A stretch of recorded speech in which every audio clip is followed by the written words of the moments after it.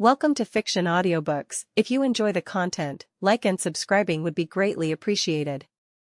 If you have any recommendations for novels, comment below. Please join my Patreon at https://www.patreon.com/fictionaudiobook. Rundell. Time passed, and I still hadn't moved from my seat, trying to figure out what to do. The light of the sun had already been replaced by magic lanterns, and the night sky was clearly visible through the windows and door. The waitresses had managed to clear tables several times each, and some customers were being replaced by others. Anma was still sitting at the same table as me, looking at me and waiting for something. As I guess he wants to know what I will decide to do after realizing the current situation. I don't blame him though, as it's completely understandable. As I looked inside myself, I discovered something when the spirit asked for my attention. The divinity in me was like a small puddle into which flowed tiny streams, corresponding in number to the number of believers, as I realized. In idea, being a god could include the most familiar things, power, respect, and the like. You mentally and practically separate yourself from the masses, feeling yourself to be a more superior being unlike the others. You are better than them, stronger than them, freer than them. However, that last point is fundamentally flawed. God is constrained by the chains placed upon his very existence. Whether he wants to or not, he loses his freedom to do as he pleases. As an example, the god of death cannot stop watching over souls, the god of justice cannot abandon justice, and the god of light cannot turn away from light. All not because someone wanted it that way, but because their domain is their essence. The deprivation of choice. And that's the part that pushes me away. I don't want to lose what I value most. Of course, it's safe to say that no one is truly free. Everyone has their own set of constraints that hold them back. It could be a need for something, worries and anxieties, anything that makes you think long and focused. They can also be voluntary, by choice, so to speak, which is not bad or even good. And usually no one notices the limitations of their freedom, unless something from the outside tries to reduce the boundaries of the latter. As in the case of me, let's say. Divinity will bind me to this world, to the people who believe in me, because I simply cannot cast them off. My conscience will not allow it. A human conscience. And since that is so, I nodded briefly to myself. I don't need it. Not at all. I have those I want to return to, and who are waiting for me. Power, money, and status have no value to me, as I already have all of that. Tools for freedom, so to speak. The only way out in this situation is to erase the memory of all those who believe in me. That way the divinity would stop accumulating and slowly dissipate. It would be possible to erase it from inside with third magic, to close my soul from such influence, but I am afraid to provoke something wrong again. The need for me will stop, which means I can walk free. And the age of fairies? It doesn't make sense. At least not at this point in this world. Mana concentration, non-human races, and the influence of magic is too high. The world simply can't survive such an abrupt transition. It must mature on its own. Suddenly I felt someone punching into my closed field, and I didn't realize where or who. The only closed field in this world is. I quickly pulled out of my pocket Tia, surrounded by a barrier, who was ramming her fists and made a very pouty and hurt face when she saw me. It looked like just a little more and she was going to cry. I'm sorry, Tia. I forgot all about you, I said in an apologetic tone, to which she crossed her arms over her chest, stopped hitting the field, and turned away. I'm really sorry. What can I do to make it up to you? She snorted. You learned that from Morgan. I raised an eyebrow, then smiled and kissed her on her tiny forehead, so sweet. Tia twirled her head in protest, but still let me kiss her, which only made her more adorable. When we get back, I promise to spend time with just you, okay? Anything you want. I said and started stroking her affectionately. Turning towards me, she asked. Sure, I promise. Tia smiled cheerfully and leaned on my arm and rested her head on it. The surrounding people didn't interrupt our idyll, as something like this isn't new here. Even in a rather crowded environment, Tia and I were comfortable in our own world. She and I found these moments really precious, and we genuinely enjoyed it. While enjoying our time and looking at a smiling Tia, a thought occurred to me at one point. Out of nowhere, an outside god that is stronger than the locals. Tia is a goddess, right? Absolutely invincible at that, unless very specific conditions are met. She fits the description perfectly, and much better than I am besides. But why didn't the spirit notice her presence? Or rather, the divine part of her. Was it able to sense my power to some degree, even if I am hiding it and she is not? Perhaps he took it of another spirit and didn't see fit to pay attention to it. Or is it invisible to his sensors? I don't know. But it's worth finding out sometime. And since I'd already left Tia and me idle, I turned my attention to Anma, who I'd forgotten about. His face was practically carved with tension and worry. Apparently, he seriously thought that I would side with his evil half. You don't have to worry. It's too much trouble for someone like me, I began in a measured tone that made his face soften a little. I can tell you didn't expect this when you accepted Zelrich's offer, did you? You're right. I didn't think it would be like this. Well, I did. That bloodsucker doesn't do anything without some kind of double bottom. I just didn't know which one in this case. True, his motives are still unclear. Now, he will be looking for you, not me. Anma sighed sadly and slowly stood up from the table. He will try to change your mind and sway you to his side. Please don't give in to his entreaties. This world must still live as it does now. The gods will leave, but later, when their time is up. Just like yours. And with far less sacrifice. Goodbye, God. I only nodded briefly in response and watched him walk away. It's nice to know that our views on the end of the age of gods are the same. But Anma isn't being very considerate. I never said anything about completely rejecting the idea of a spirit. Some gods need to retire sooner than others. And they're not the only ones, either. Walking around town, I've heard a lot of good things about the same apostles. Not everyone's as funny as Rory Mercury. There are far more disgusting ones. I've heard the lamentation and grief of people who lost homes and family simply because God wanted it that way. And so if I accidentally deal with a couple of them, the age of gods won't end before it's supposed to. I think. I looked at Tia lying on my arm and gently took her in the palm of my hand. She slowly opened her eyes and looked at me questioningly after feeling the movements of my hands. I suggest we go for a walk. I think we should try some local street food, don't you think? She nodded enthusiastically, and drool flowed from her tiny mouth. Wonderful. Then, let's get going. I said, and after putting it in my breast pocket, I headed towards the exit. The next moment, however, the door to the tavern was practically kicked open, and a familiar figure stood in the passageway. All activity in the tavern ceased in an instant. The employees and visitors stared at the newcomer, making it seem as if time itself had stopped. The figure took a quick look around and, finding me with her eyes, gave me the deadliest stare she could muster. Seeing her, I tilted my head to the side and smiled good-naturedly. Are you lost, girl? And why are you looking at me like I've insulted you and your whole family? Now the people around me were staring at me. They were wondering if I was an idiot. Some of them shook their heads, some of them looked at me with regret, but the figure itself, I found you, you bastard. Prepare to die, she shouted, leaping towards me and bringing a huge black halberd to strike. Of course, her attack was blocked by the magic circle that flashed in front of me, and I only grinned. Well. You can't be so vindictive, Honorable Rory Mercury. I spanked you in front of your companions.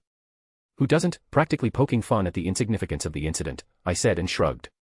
Rory blushed deeply and began to press the shield with more vigor, getting dumbfounded looks from the others. Besides, it's nobody's fault you look like a little girl, right? A sepulchral silence ensued. No one spoke or moved. Me and Tia, peering out of my pocket, watched the Apostle of Emroy with amusement while the latter trembled. From anger, of course, which was clear from her next words and actions. You're a bloody corpse. I smiled amusedly as I watched the angry lowly apostle through the magic circle. Rory was naturally drumming on it, trying to get at me and chop me into pieces, and her face promised me a slow and painful death. Well, it's nice to relax every now and then, isn't it? Tired face. Rundell. Here, I'll give it back. Don't lose it next time. I declared to the group of Atami in front of me. In response, I was met with silence and stunned looks. Not only the group members, but also the passing people who wanted to rest after a day's work. At this time, when the sun had already set behind the horizon, and magical lanterns and torches were illuminating the surroundings, there seemed to be even more people than during the day. And every one of them was looking at our small group, trying to take in what was happening. That's. Itami muttered, staring at me incredulously.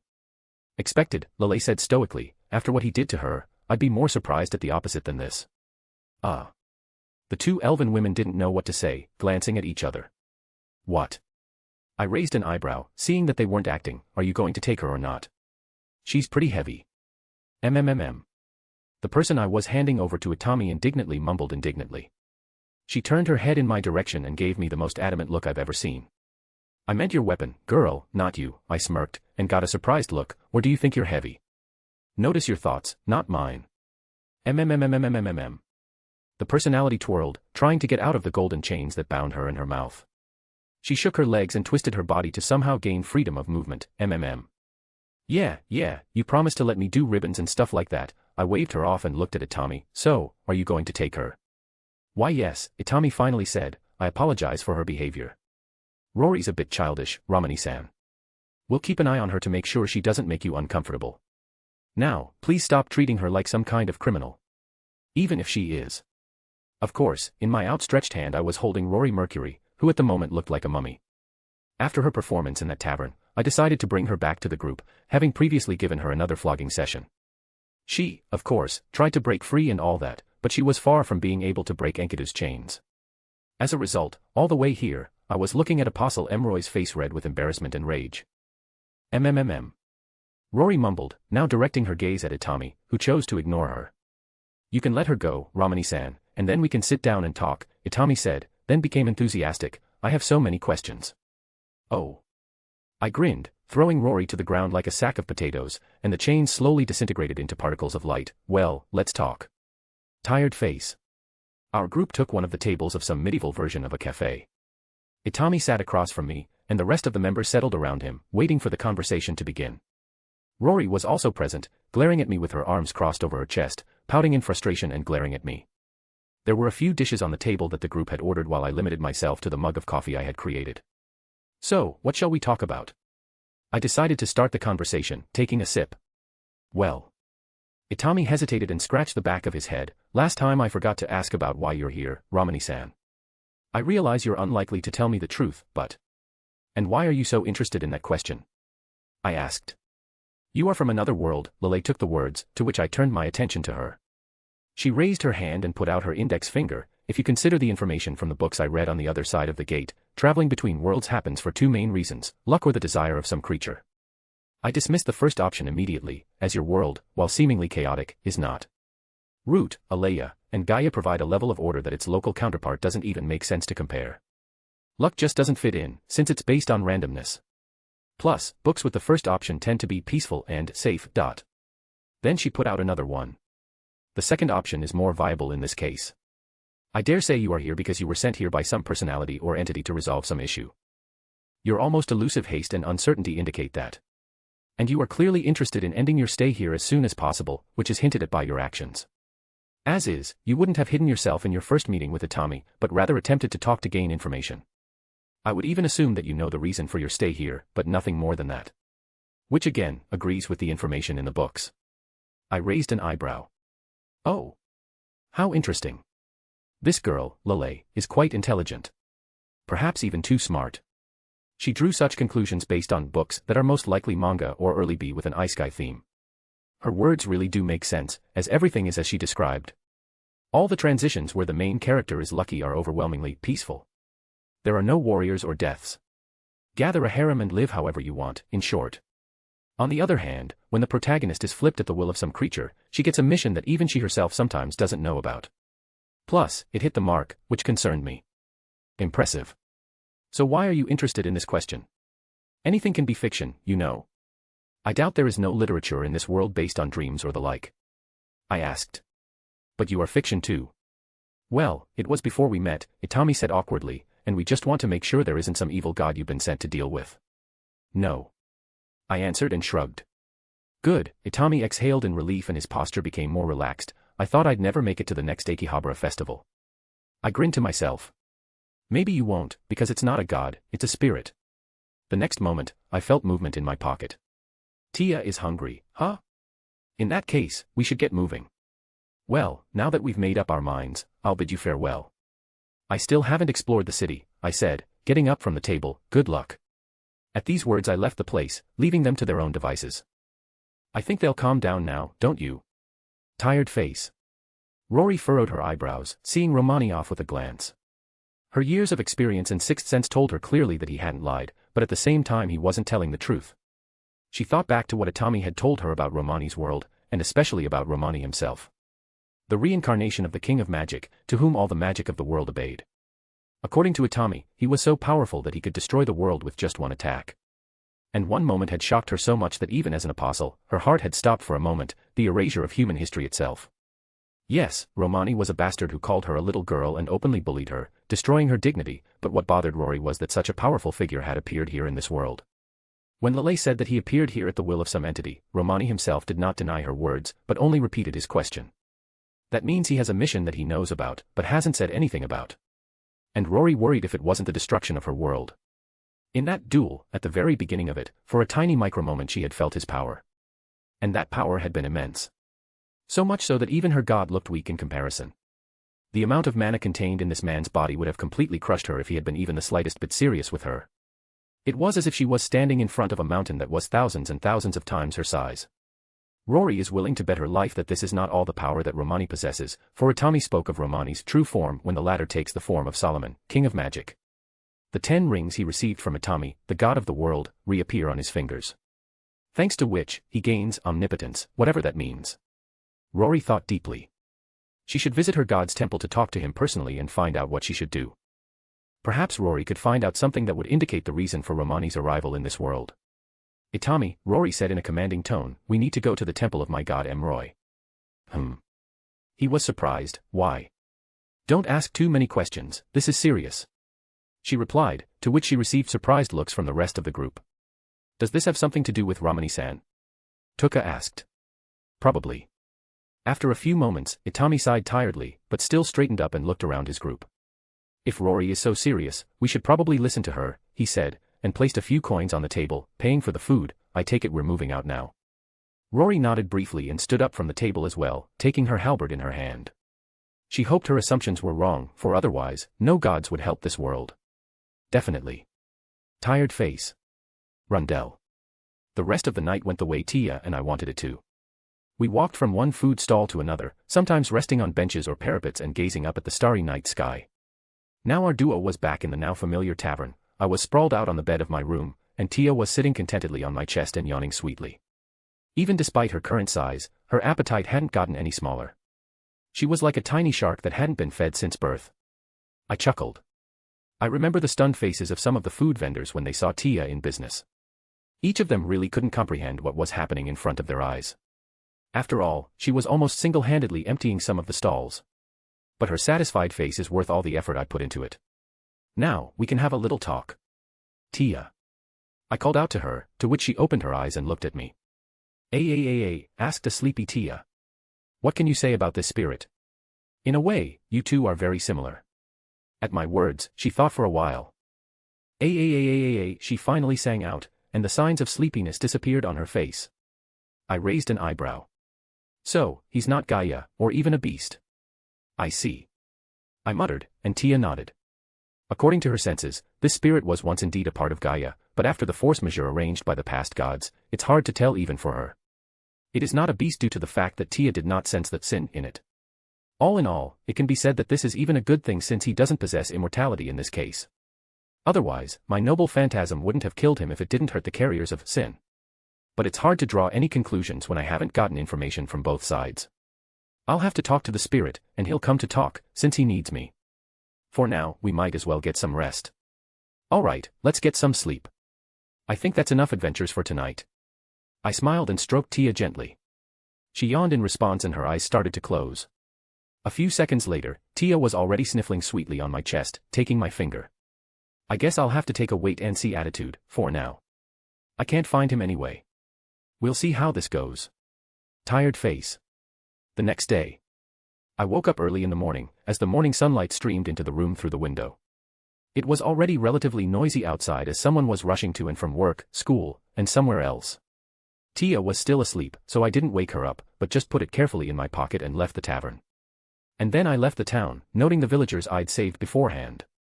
I wanted to cover my tracks before I left.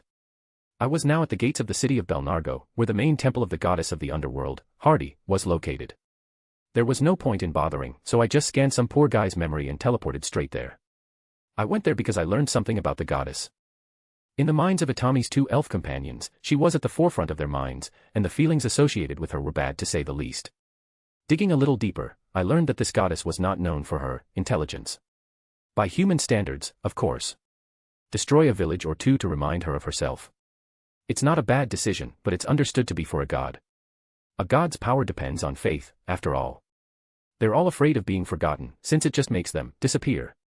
Except I glanced around at the vast number of people entering and leaving the city as I stood at its gates. Any way you look at it, you can't say it has a shortage of believers. Plus, I'm sure she has her own apostles, along the lines of Rory, who only contribute to the growth of faith in her. There are bad gods and there are good gods. Of course, judgment stands on the perception of mortals who are inferior to the gods themselves. An example of a good god is Amu-chan. She symbolizes the sun, which is essentially the giver of life. Heat, energy, plant growth, animal life cycles. All of these can be associated with her aspect. Plus, she is portrayed as strong, beautiful, wise, sophisticated, and understanding. A role model, in short. Another example, particularly of a whacked-out asshole, would be Zeus. He just fucks anything that moves, not limited to humans. Despotic, paranoid, and unfaithful. In people's eyes, he almost seems like the most disgusting thing ever. Except that those who live in this part of the world are well aware of the downside. Power. He is its symbol and a guarantor that the believers of other pantheons will not oppress him. It can be called analogous to nuclear deterrence. There's no point in starting a war if there's no one left, or if there is, but only a few. And those without power are quickly absorbed or subjugated by the stronger ones. So, all gods are essentially the same, because there is only one attribute that plays a role. Basic law of nature, But a nice talk with Hardy, I still wanted to have. Perhaps with force. After all, if I could do something, why not? Anyway, while such musings were running through my mind, I had managed to reach the main Hardy temple. And it was massive. It had a Greek or Roman charm to it, as the building definitely had similar architecture to those nations. Wait. I was stopped at the entrance by what I realized was a Hardy priestess dressed, like a Gothic Lolita, a white dress with stockings, a corset, and lace. It looked rather incongruous given the time frame of this world and culture. Rory, however, is dressed the same way, plus or minus, the temple is closed to visitors. Come back later when it's allowed. Oh. I apologize, I said with an apologetic smile, but I really need to talk to your goddess. I promise I won't cause any trouble. Your request is denied. Go away, she said flatly. Since I wanted to talk, at least for now, I decided to use only words. Quickly approaching her, I leaned close to her ear and made my voice as seductive as possible. Solomon was considered handsome after all, right? We could try to play on that. Please, beautiful lady, I whispered, do what I ask. It's very important. There was a quick response to that. The priestess looked young, and most likely she still hadn't fully given herself to her goddess. Her ears and face reddened, and a slight shiver ran through her body. Her breathing became a little hotter, and the priestess herself averted her eyes. Well. She stammered, if your case is so important. And just as the priestess was about to let me in, we were interrupted. What's going on here? Came a loud female voice from outside. We were approached by a dragon girl. Yeah, you could say that. She had horns sticking out of her head, her pupils were vertical, her fingers had claws, and her feet were full reptilian paws. In her hand she held a large-sized scythe, and she was dressed in a more open white Gothic Lolita dress than a priestess. Basically, she could be called the epitome of a monster girl fetish. Mistress Giselle. The priestess was startled, and her eyes flickered. What are you doing here? Weren't you supposed to leave? Not yet, she grinned. Are you new? I've seen everything. Don't you know that the orders of the goddess are absolute? The priestess had no time to be fully frightened and explain herself, but in the next moment the dragon girl's fist slammed into the first one's face, sending her flying a couple of meters away. Her cheek turned red and a trickle of blood slowly came out of her mouth. Seeing this, I raised an eyebrow. Interestingly, the priestess didn't even squeak when she was hit, the other witnesses ignored what was happening, and the dragon girl herself grinned wryly. Not bad. Next time it will be my scythe, understand? She asked the priestess, to which the latter nodded briefly. After that, the dragon girl turned her attention to me. Are you still here, mortal? Leave while you're still in one piece. Or do you want to receive your portion of divine punishment as well?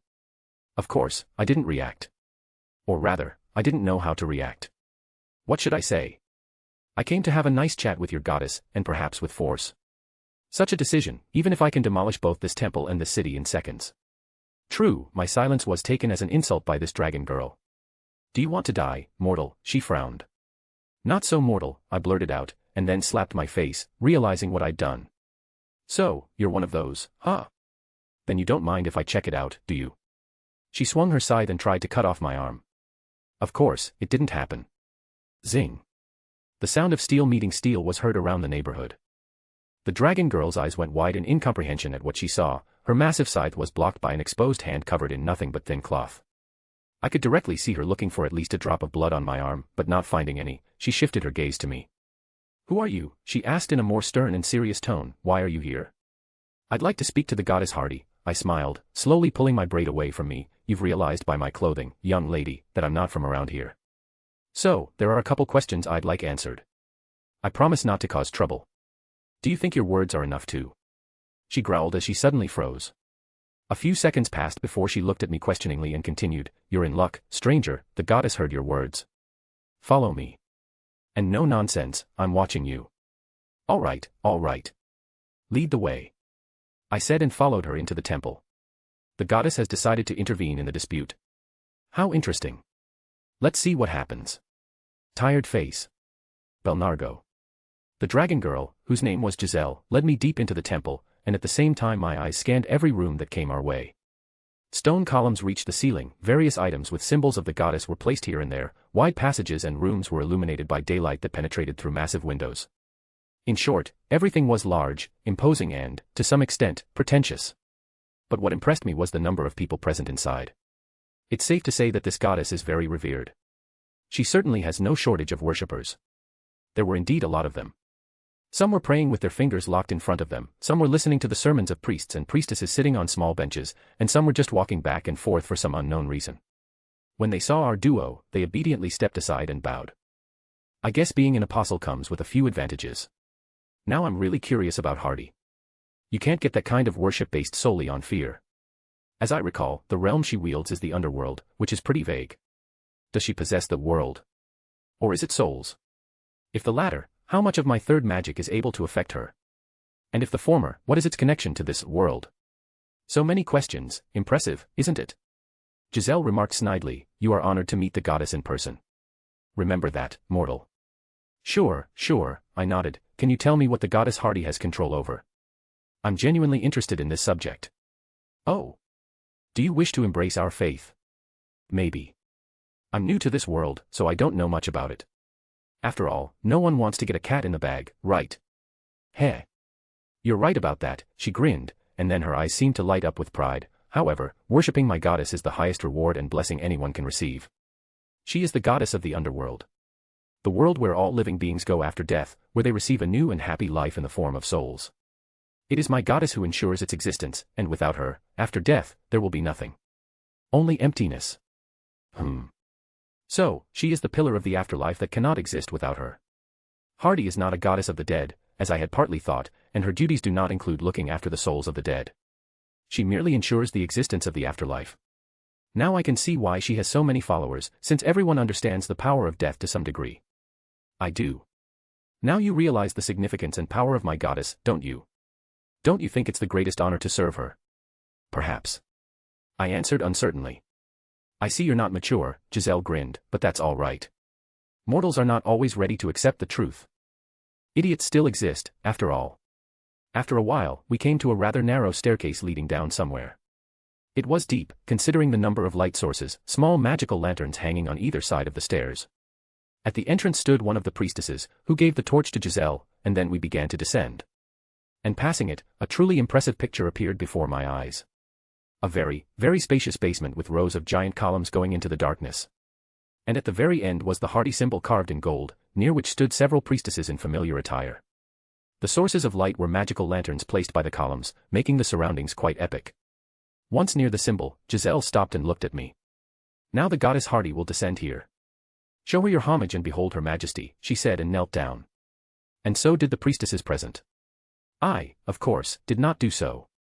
The next moment a column of bright white light appeared, which in an instant expanded and took over the entire surrounding space. White particles of light, like feathers, sprinkled from the ceiling, hiding all the interior decoration of the room and leaving only a white landscape.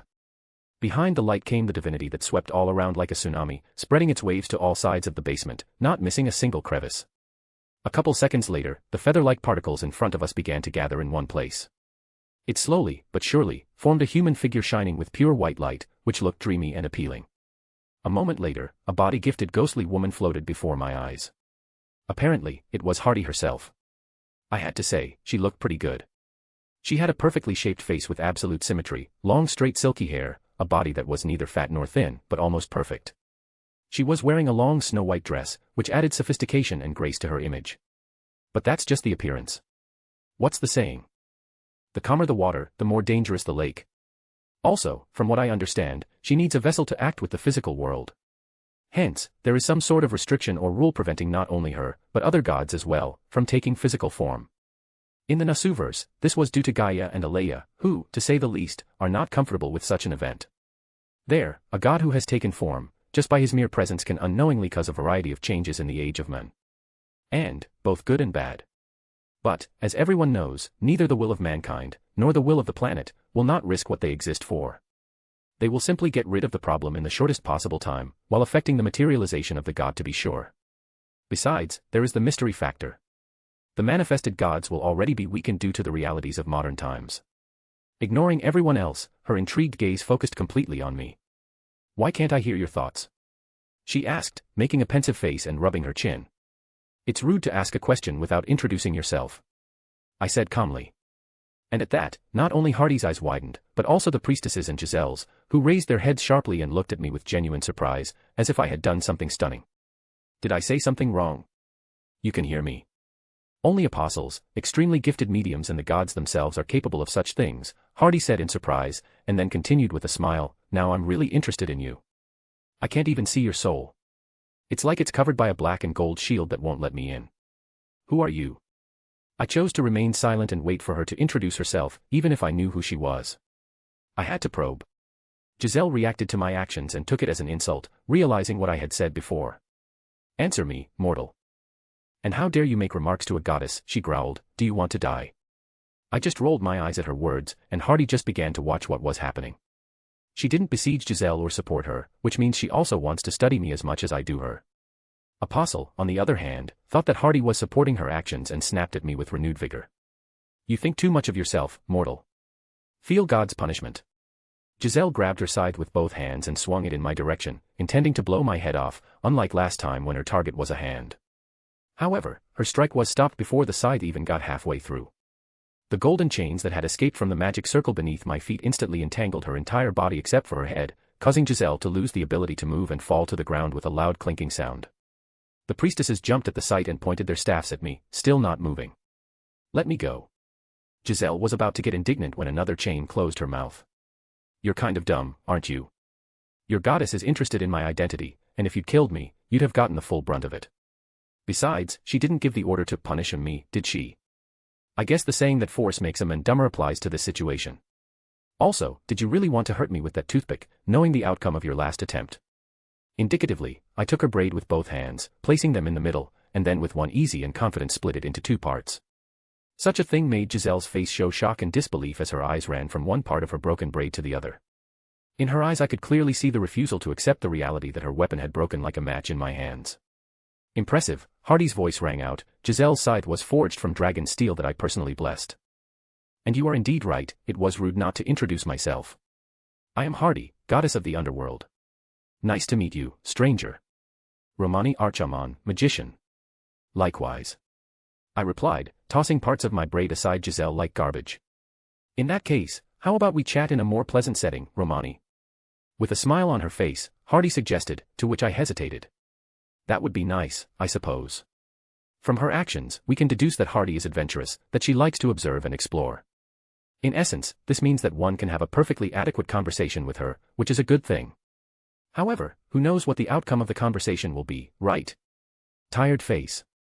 Belnargo. On one of the streets of the city, sitting on a bench near a lonely fountain, Hardy and I were feeding the local equivalent of pigeons, while Giselle and a few other priestesses stood aside and watched silently. A small flock of birds had already gathered in front of us, pecking breadcrumbs from the ground in the goddess's hands while there wasn't a soul in the neighborhood besides our group. All because Giselle and the priestesses had made the decision to clear the surrounding area of people, thus blocking the entrance to the area. And they were so persistent in their zeal that there was no one not just around, but within a whole kilometer radius. The weather was, frankly, perfect for walking or sitting outdoors. The light of the afternoon sun did not scorch my skin or blind my eyes, but warmed me pleasantly. The wind that was blowing through the city, located in a rocky area, was blowing, but not freezing. And the murmuring of the water in the fountain and the voices of the birds seemed to soothe. While the goddess was busy with the birds, I did nothing and didn't know where to start. Hardy, how shall I put it, represented what I expected. At least at first glance. carefree and bored. You could tell that from her actions around me. Otherwise, she wouldn't have intervened, much less shown up in person. I had essentially become her new toy, which awakened her intrigue.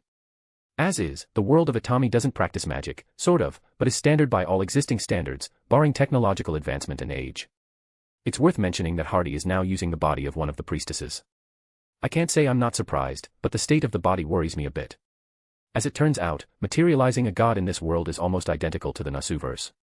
A god can do it, but he needs a vessel, a medium, that can withstand the divine power without falling apart. After all, it's like nuclear energy, which corrodes everything if there's no suitable container or shielding. And as I understand it, the perfect medium for Hardy either hasn't been found yet or doesn't exist. Kind of like Rin or Sakura for Ishtar and Parvati, respectively.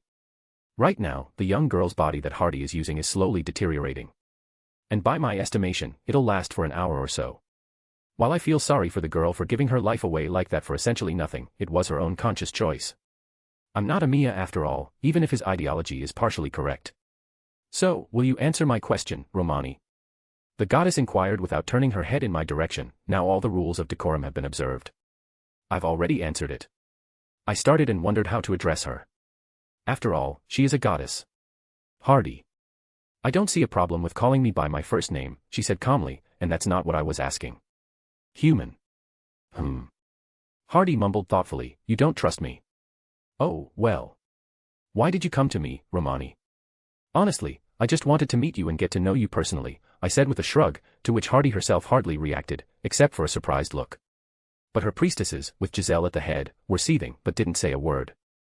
I've heard a lot of things about you, and opinions have ranged from genuine praise to undisguised contempt. You're pretty cocky to say that to my face, Romani. Hardy giggled, and then she took a break from feeding the birds to sit down on the bench, and then looked at me, nothing much.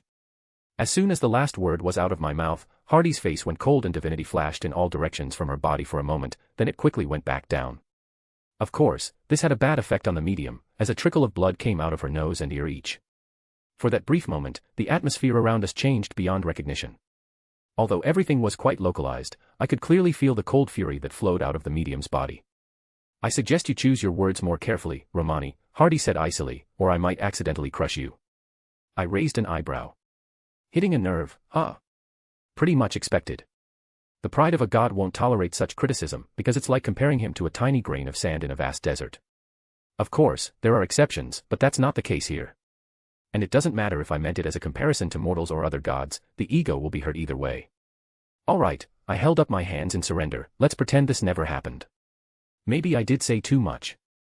Hardy stared at my face for a few seconds, and then her cold expression faded as quickly as it had appeared, giving way to a slight smile. That's good, she said cheerfully, then called her priestesses over. They quickly ran over to Hardy and wiped away the trickles of blood with a cloth, then, seeing the gesture with their heads, returned back to their seats. Their actions were gentle and careful though, nothing unexpected given the situation. Is there any other reason you're here? What do you think of the gate? Oh. They're marvelous. I don't get it. They make this world more interesting. More beautiful. And it's a perfect match for what I want, Hardy said with a satisfied look on her face. Because of the gate, the races have moved on. More emotion, more action, more death. They force the world to change and adapt. It's filled with color again. Isn't that exciting, Romani? You mean you were able to dispel the boredom? I asked, to which I received a nod, so all the events you organized were also meant for that purpose. Events? What do you mean? Sicking a couple of dragons, for example. Is that what you mean? Yes, that's right. I'm sorry for the loss of loved ones, but they're all happy in another world. A world I rule. I rubbed my temples as I heard her answer. Yeah, that's nothing new. God was just bored. It's the inevitable fate of any world where the age of gods is still going on. They simply have nothing to occupy themselves with. Their life expectancy is enormous, and the time in their hands is even more enormous. And they really have nothing to do, even if I don't particularly like it. Especially Hardy, who is only in charge of the world of the dead. Ereshkigal of the Nasuverse, though she has the same holdings, but she has almost no free time. Well, not until the next era. She was in charge of the souls of the dead, guiding them and caring for them, which makes it impossible to say anything bad about her. In fact, that's why she's one of the best goddesses. Hardy, on the other hand, is entirely mediocre. At one point, I had a pretty funny idea. If she wants to see something interesting and beautiful, why not show it to her? We'll see what happens. Tired face. Hardy found the men in front of her interesting and amusing, except for some of the things he said. He was an enigma that he could absolutely deal with her apostle in a calm manner, while parroting a weapon she had personally blessed. She could sense magic in him that people from beyond the gate didn't have, and most importantly, his soul. Her divine gaze simply couldn't penetrate the shield that protected her. It was completely impenetrable, even if Hardy made more effort than she should have. Also, Romani could hear her in her divine form. And, as she had told him earlier, only those who were closely related to the gods were capable of that. But he said he wasn't a god, he was a human. Hardy, even with her power, couldn't recognize whether he was telling a lie or the truth, but her sixth sense told her that Romani wasn't lying. A man, but not a man. A god, but not a god. Hardy was indeed interested in Romani, and she intended to get an answer. By any means necessary. One moment, however, Romani's figure flashed with a glow of pure golden light, and the next, it was no longer Romani sitting in front of her, but someone more imposing. His clothes had changed, making him look like other gods Hardy knew. Or even more luxurious. You know, Hardy, I've given it some thought and decided to show you something interesting and beautiful. I think you'll like it, said the changed Romani, then stood up from the bench and looked at her. The time of coronation has come. He chanted, spreading his arms out to his sides in an embracing gesture.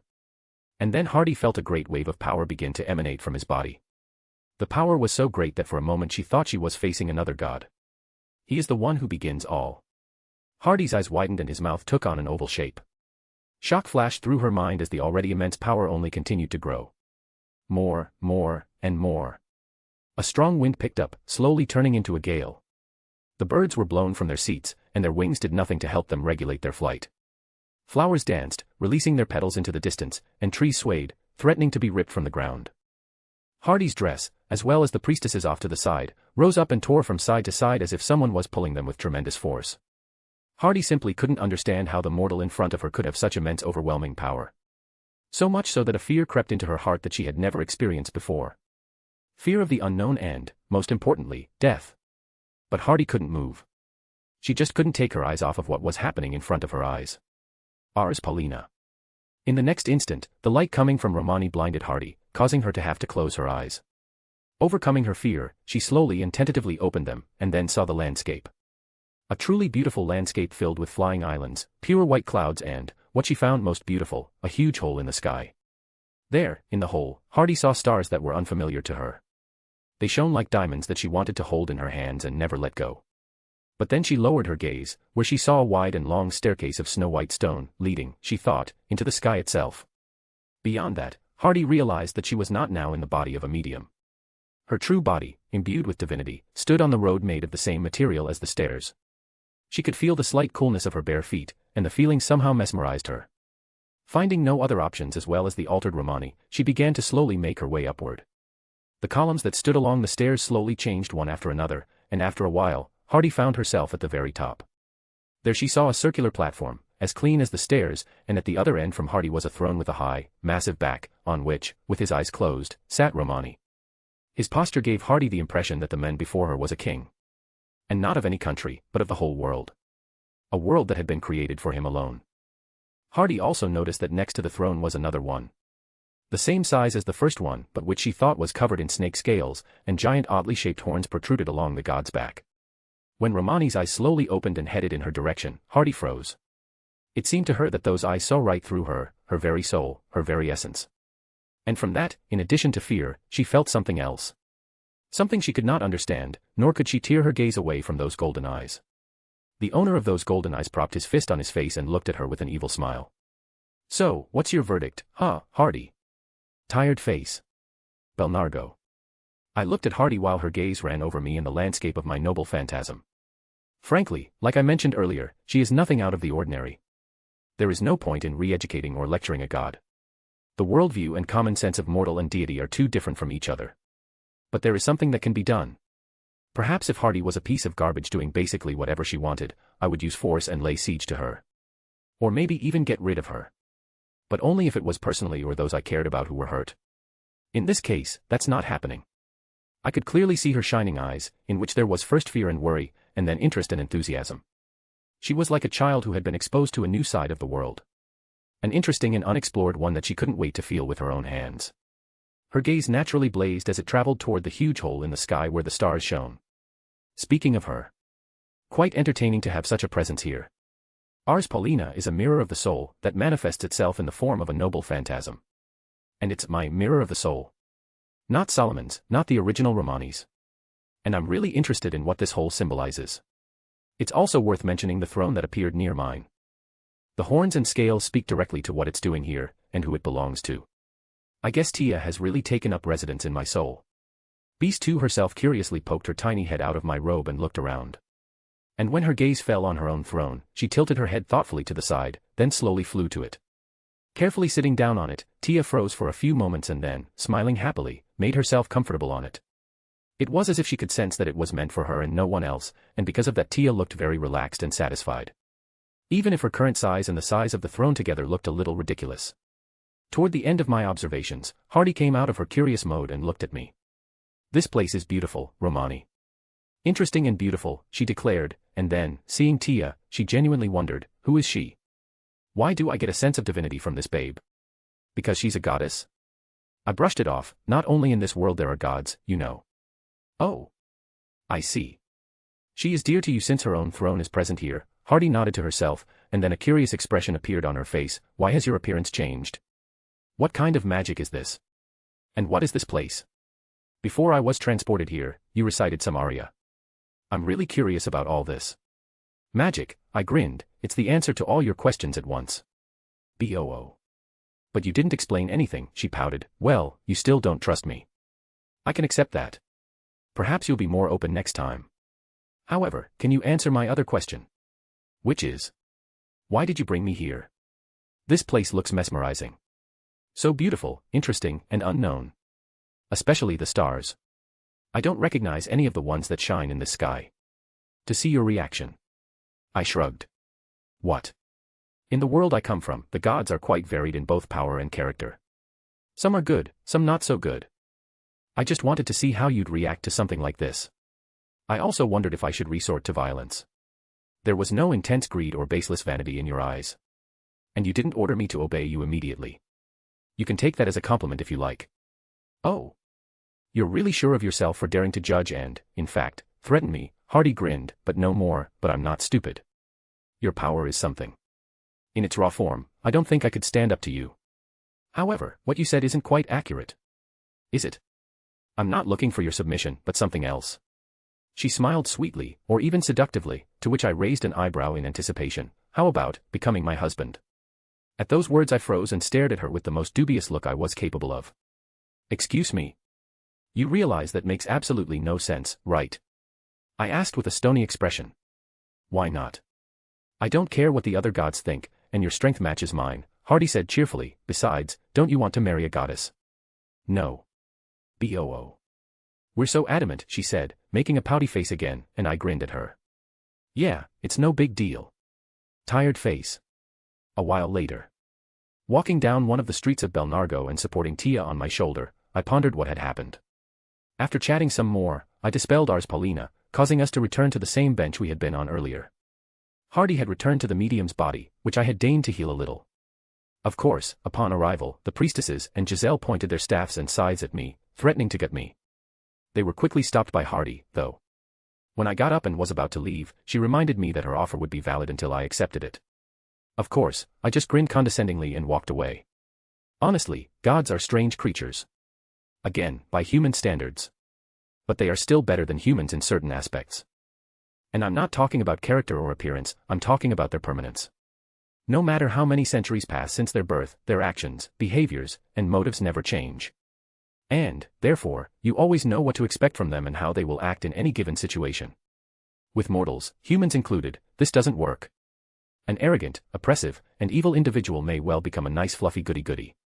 And, of course, it also works the other way around. A kind brave little man may well become a head-butted homicidal maniac if certain events occur. Events that test his views and force him to adapt. To remake himself so that he can survive or achieve certain goals. A person can change regardless of anything that says otherwise. It just takes the appropriate trigger. A good example would be love, as romantic and ironic as it sounds. And not just for the couple you plan to spend the rest of your life with. A new hobby, a pet, or some object to adore. Keeping them and spending time with these things brings a sense of fulfillment and happiness that is hard to give up.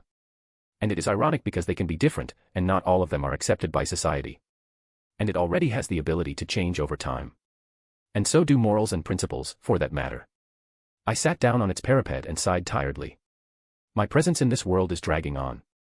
I don't know how time moves here compared to my home world, but hopefully nothing out of line will happen. When did I start considering DxD my homeworld? I suppose it's a natural outcome, as the memory of life only begins there. What's that tired sigh, otherworldly? A voice suddenly sounded beside me. Turning my head, I saw a tiny bird that, after circling a bit, settled on my free shoulder. You again. I raised an eyebrow. What do you want this time? To get an answer, he replied in a calm tone, you have recognized the divine side of yourself, and even met another deity. Now you see the whole picture, and I want to hear your opinion about it. How diplomatic. He's not using force to get me on his side. After all, he's after me, not the other way around, isn't he? Besides, it's odd that he hasn't been paying attention to Tia. Well, this world is beautiful, there's no arguing with that. The gods do tend to influence the fates of both people and the world. And not always in a positive way. And, frankly, what happens here, in this world? I began measuredly, and the spirit listened to me very carefully. I don't care. I'm a stickler for neutrality, and I won't act unless I or my loved ones are hurt. But you helped my brother's village, didn't you? Which means you care. Don't lie to me, otherworlder, he said in a neutral tone. Oh. I didn't do it because it was the right thing to do, I did it because I felt like it. There's a difference. I said calmly, to which the spirit in the bird's body did not react. I understand, he said monotonously after a few seconds, in that case, we have nothing to talk about.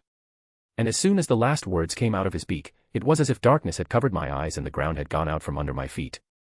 Only a few seconds later, when my eyes still saw nothing but darkness and there was nothing under my feet, I created a small ball of light that should have illuminated my surroundings.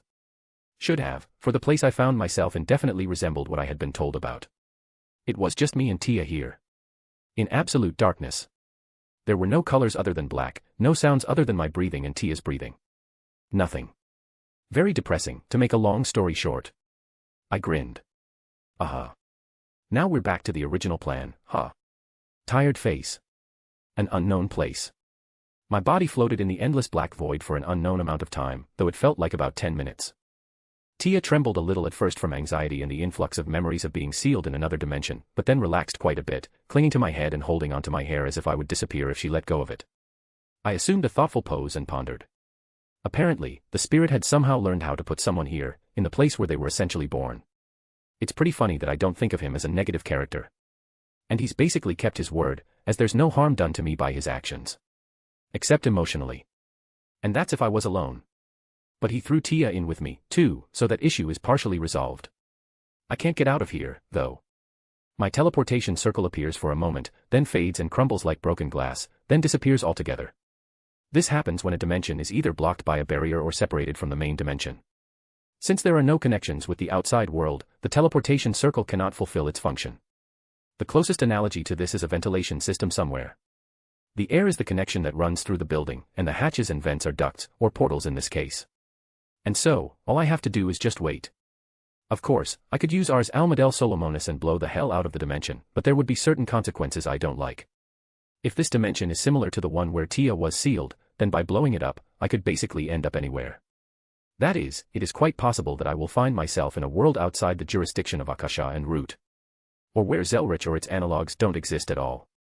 That is, I would be completely isolated from my world. Not a very good prospect, to say the least.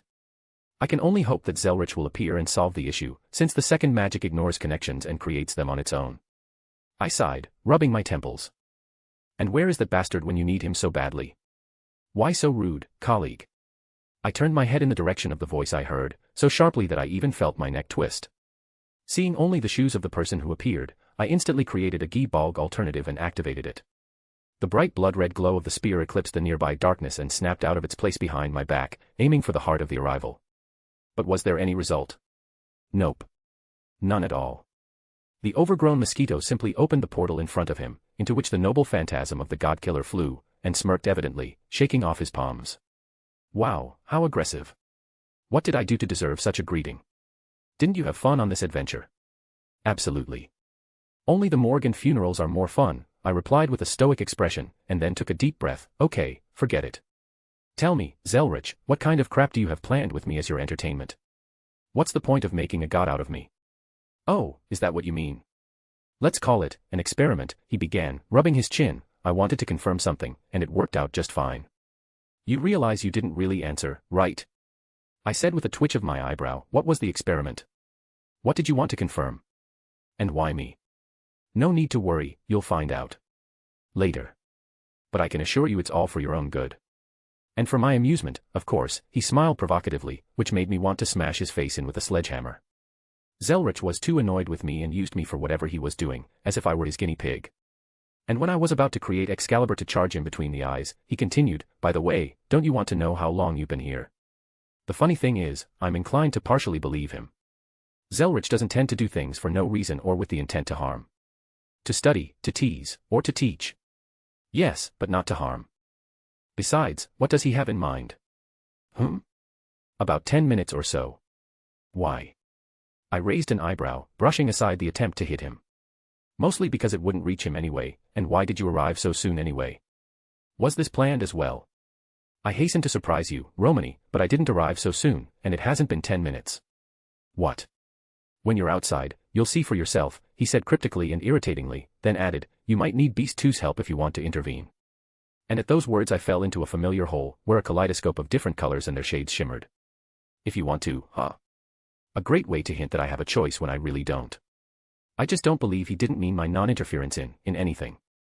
And he said my sense of timing was wrong. That may be true, but how much? Zelrich didn't elaborate. What's waiting for me outside? Tired face. I was thrown out near the capital, about a couple of kilometers away, which was lit up by the setting sun, where I had landed, having just arrived in this world. And if it looked like a capital city that time, now, well, run. Run for your lives. Hurry, we're almost there. Gods, help us. Please. Along the road I found myself at, hundreds and hundreds of people were running towards the capital. They were carrying nothing but children or small sacks that didn't look too heavy. Their faces were red from exertion and sweat was running down their temples and cheeks. Their shoes and the bottoms of their clothes were stained with dust and dirt, and their backs were wet enough to squeeze a bucket of liquid out of each of them. But most importantly, genuine panic and fear settled in their eyes. Some of them rode on horses or wagons, crushing and trampling everything in their path. They didn't care about anything, just as long as they reached the gates of the capital. As I looked toward the city, I could see thousands of soldiers lining the walls. But even from my position, I could clearly feel the same fear dancing in their eyes. The tension in the atmosphere both here and there was so pressing on the consciousness that some of those running simply lost consciousness and fell, accepting the fate of being crushed by the panicking crowd. At the very end, rising into the air and hiding myself from view, I looked where the soldiers were looking and where the people were running from. And the picture that met my gaze looked not so much intimidating as overwhelming.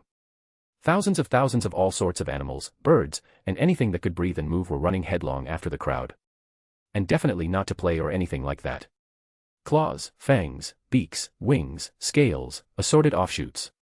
All of them were covered in fresh, still dripping blood, and scraps of torn flesh and broken bones swayed in the wind and splattered all the same blood around. All of this created a disgusting stench that just getting it into your nose made your mouth taste of iron. This huge horde, which reeked of death and blood, carried only forward, killing everything in its path. Those who were not fast enough, and those who were not healthy enough, were torn alive, gagged and gnawed on, still conscious and feeling every bit of pain. They screamed and begged for a quick death, but to no avail.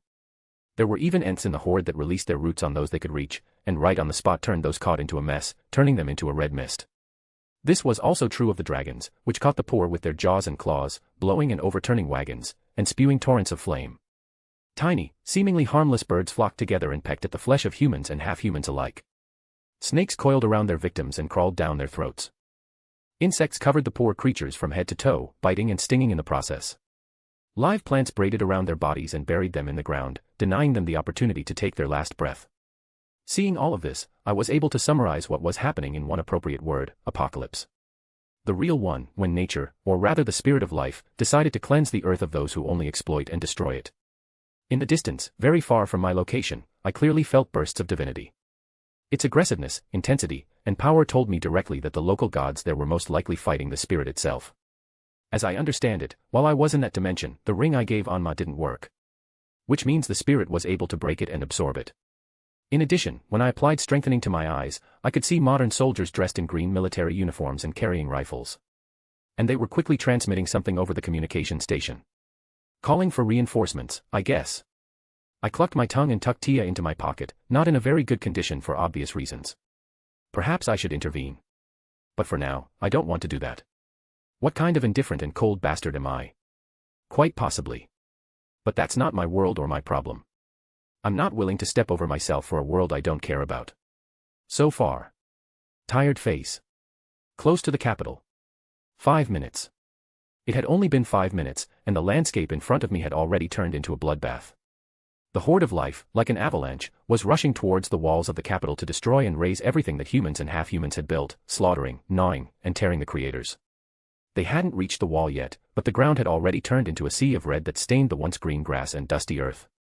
Arrows, spears, bullets, grenades. All of these pierced wings, tore fur, tore off limbs, turned every member of the horde they could reach into a bloody mess. There was no effect, however. Still alive, with eyes glowing red, body parts torn off, and bleeding wounds, the fauna of this world did not slow down. It didn't care about the pain. It didn't care about the lack of limbs. The ominous roar did not cease for a moment. They were like an army of zombies trying to get to their prey no matter what. The dead were quickly trampled by the rest, the wounded crawled forward purposefully, dragging their wounded bodies. And, of course, the thousands of pairs of ominously glowing eyes and the light of the setting sun did nothing to brighten the picture. On the walls of the capital, everyone was present, it seemed to me. Absolutely everyone. Soldiers of the Empire, soldiers from another world, children, old men, prostitutes, slaves. Everyone who could hold a weapon, or at least throw rocks at the heads of the horde, helped as best they could. Their faces were wet with sweat, and their arms and bodies shook with fear and exertion. But most importantly, their eyes. In them danced the certainty that they would die. Die once and for all. Die without seeing the faces of those they held dear. They didn't run away because they knew there was nowhere to run. Even though they were afraid, they realized that there were only two outcomes of the siege: they would survive or die. On their trembling feet, children, women, and old men carried ammunition to the walls so that the fire would not stop for a moment. Everyone in the capital forgot their differences, working as one and helping each other. I even saw military men from behind the gate handing battle rifles into the hands of warriors, wired a very brief briefing.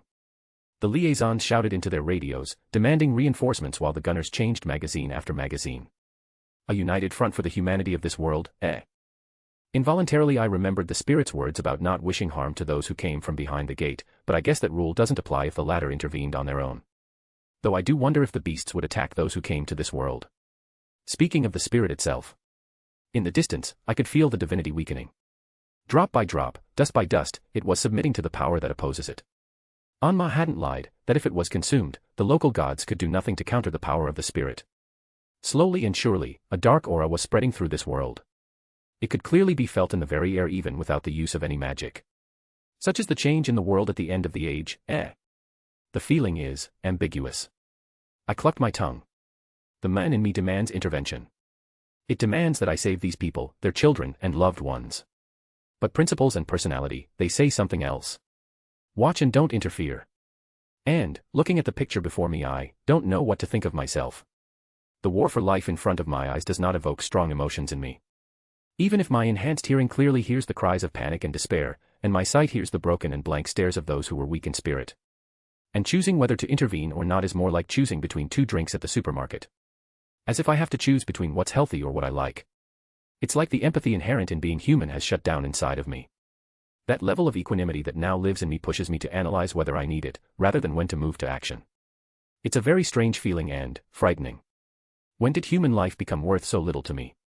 I just watch and do nothing, even though my magic could protect these people, heal them, bring back family and friends. Give them hope for tomorrow. Whether they'll see the dawn. Whether they will embrace the ones they love as they look upon it. I looked at my palms. The rings hidden by magic and gloves. Power corrupts, eh? If I didn't have Solomon's power, what would I do? I suppose I would have helped, since this horde will get to me and my loved ones. But now, in this case, I realize with my core, my soul, and my heart that I am above them. Those who are now, pouring sweat and blood, trying to save their lives. An irritated clucking sounded from my throat. I've become like the gods, haven't I? The ones I thought were immature children and sources of trouble, with few exceptions. It's so disgusting, a. Suddenly all of a sudden, I heard Tia's voice and felt a touch on my face, after which I looked up. Concerned, saddened and upset Tia was stroking my cheek softly and affectionately, looking directly into my eyes. I don't know, Tia, I smiled weakly and uncertainly, bringing my palms together in front of me where she slowly lowered herself down. It's complicated and incomprehensible to me. The debate inside has split me into two equal parts, and I just don't know what to do. I just don't know. Tia sang soothingly, and then placed her tiny hands on my face and her head on my nose. I felt the warmth of her little body, and a wave of calm and harmony immediately traveled through my body. It was a very pleasant feeling. She continued after a few moments. I know it's hard for you to watch this. I can imagine what you're going through, but what am I supposed to do? It's like I'm standing on a thin rope over an impenetrable abyss. It's hard to explain, but I just can't decide to choose. Please forgive me. At her words, I rounded my eyes in surprise. And a few seconds later, my smile became gentle and soft. Whatever choice you make, I'll always support you, huh? My gaze traveled over her tiny and delicate body as she gave me a smile full of confidence and hope. Even though she was in pain, hurt from the deaths that are down right now, she believes in me and will support any choice I make. Tia, as the goddess of life, feels pain with every life lost. It doesn't matter whose life it is, human or beast. And she is willing to endure it for as long as it takes, just to make me feel better. She's willing to endure it all just because she loves me. Me and no one else. My gaze drifted away from Tia and traveled to the walls of the capital, and then to where the battle between gods and spirits was taking place. Since the one who truly loves me is in pain because of me, then why not fix it if I can? Tia, I called out to her with a sincere smile, and Tia looked at me confused. How would you feel about taking on the horde while I deal with the spirit? She thought for a moment before nodding confidently. And it looked extremely cute that I didn't even hold back and kissed her on her tiny head. In that case. And in the next moment, a summoning magic circle, the same one used to summon servants, shone in front of me. A bright blue light illuminated everything in our vicinity, something that normally didn't happen in a normal summoning. At least not with this level of brightness. It was so strong that for a moment I thought the light outshone the sun itself. Out of the corner of my eye, I saw that the horde of fauna didn't pay any attention to it, unlike the defenders of the capital. They froze in shock, eyes and mouths wide open, stopping what they were doing. I guess to them it was like the light of hope itself, since blue is the antipode of scarlet. After a few seconds, the light faded and in front of me stood a full-fledged Tia in her true body. She slowly opened her eyes and looked at me after examining herself. Do whatever you need to do, I said, to which she looked a little worried as she realized what I meant. Don't worry. I'll take your pain. She nervously sang out, not daring to look me in the eyes. I'll be fine. No matter how strong it gets, I can handle it. I'm a true magician, Tia, I grinned, then continued in a teasing tone, or don't you believe me? She instantly turned her head, and then I swam over to her and gave her a deep kiss, which Tia, of course, responded to. I put all the love I was capable of into it, and when I broke the kiss, I smiled confidently. Go on. We have something to do, don't we? There was confidence and faith in me in her eyes now, which gave them to me as well. And as I watched her head toward the capital, I focused on the place where the gods were battling the local equivalent of Safar. Well, maybe I won't have to restrain my noble phantasm this time, Tired face. An unknown place. The teleportation circle transported me to some place. Or rather, it really was, once upon a time. Giant holes, at least several dozen meters in diameter, gaped in the hard stone of the Rocky Mountains. Trees, bushes, and the ground itself were ablaze with an ominous scarlet and black flame, the heat of which could be felt even where I stood. Huge craters and cut marks marred the ground, and anything near them died almost instantly. Dark clouds completely hid the sky, plunging everything around it into darkness, scarlet lightning bolts running every now and then creating a mesmerizing yet terrifying sight. And in the middle of it all, on four clawed paws that were bigger than some skyscraper, stood a black beast. Terrifying, grotesque, and partly majestic. Its entire body seemed to have been molded from the parts of all sorts of animals. Scales that glistened with red light every time a bolt of lightning ran across the sky. A lion's head, with several rows of fangs of different shapes and sizes in its mouth. The muscular and strong body of a bull, whose skin shone with cracks. The hooves were covered in fur, and the lizard's long tail, at the end of which a giant blade was present, danced from side to side. The most prominent parts of the body were the wings and eyes. Wings were formed by an inordinate number of thin, eyeless and scaleless black snakes with toothy mouths that came straight out of the beast's back. They danced and intertwined with each other, giving the impression of a living blanket, as if capable of outshining the sun itself. And if the beast opened its wings fully, anyone would really believe that such a thing could happen. The eyes, on the other hand, There were 3 of them, arranged in the same manner as in the magic circle of the sectarians who had attacked Anma's village. The black scara contrasted strongly, yet matched the scarlet vertical pupils. Around the beast's body went a dark glow, causing anything that came close enough to die. True, this only applied to mortals, and there were none here. Only the beast and the gods. The latter had physical bodies, though they definitely felt somewhat inferior. They shot beams of pure energy and divinity at the beast, jumping at it with weapons in hand, but there were no results. The beast's scale simply absorbed all the attacks. But if there were any wounds, they were quickly healed, and after a second, there was no trace of them. There were about 10 gods in the camp, but I only recognized Hardy, who was holding a staff. And she looked tense, albeit purposeful. Strangely, the beast itself didn't attack. It simply absorbed the attacks, waited and watched the futile attempts of the gods to defeat it. There was only coldness and patience in his eyes, which, given the information about him, is rather absurd. I was sure that he would immediately try to tear them apart since he had discounted humans to the critters of this world. On top of all this, there was a barrier placed around it, forbidding one from leaving it from the inside. I sensed it when I was already here. I guess it's some kind of plan. Observing, otherworldly. I, still cloaked in magic, slowly turned my head to the side where the voice was coming from. There was a rather tiny black snake hovering there, looking at me indifferently. You're pretty calm, I see, I grinned. Aren't you afraid I'll attack you? That would be pointless. Your eyes clearly see the futile attempts of these pests, and I don't think you can do better. Monotonously said the snake, snapping its jaws. Well, who knows, who knows. But I'm still interested in why you don't attack. As I see it, you have no trouble swatting them in one blow. Why would you do that? I'm just curious. I brushed it off, at which the snake began to look a little thoughtful. I'm waiting. After a few seconds it said. For what? For the ground to clear. I raised an eyebrow. It was clear he was referring to the genocide of the humanoid races, but what did that have to do with his waiting? Sure, gods lose their power with the death of the faithful, but does that play a role at this point? I still don't see the point of your inaction, I said and rubbed my temples. Even I can see that their true forms are in front of your main body. What's the problem with just getting rid of them? You are still immature, otherworldly. Your divinity has not yet manifested properly to understand the nature of my actions. Yeah, thanks for the explanation. Well, as long as nothing is essentially happening, I'll wait too. I wonder how Tia is doing. Tired face. Pina wasn't feeling well. Her once clean and neat clothes had turned into an ugly mess.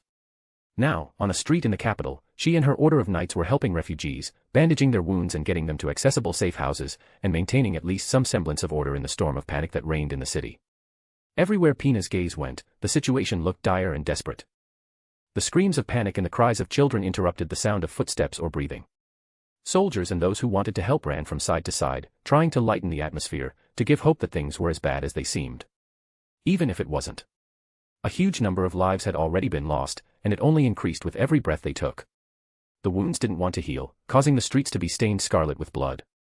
The poison that some species of critters possessed was slowly killing the victim, causing them to scream and beg for death. Pina wasn't a little helpless girl who only knew about flowers and love. She had seen death and honestly thought she was used to it, but it turned out to be far from that. What was going on around her was weighing on her both mentally and physically. The faces of dozens of people dying and suffering tore at her as Pina realized there was nothing she could do. And the nauseating smell of blood permeating her nostrils practically forced her to empty her stomach. Pina cut another piece of cloth from her cloak and applied it to the wound of the poor man lying before her, unable to move but only moaning in pain, then looked toward the palace. For once, Zorzel was actually being helpful. His idiocy that caused nothing but trouble was almost the only reason that there were still defenders present on the walls. His fierce and confident calls to fight back were boosting morale. He told them that they were but foolish beasts, that they were no equal to men, that it was men who had subdued the beast, not the other way around, that the gods had blessed men, not the beast.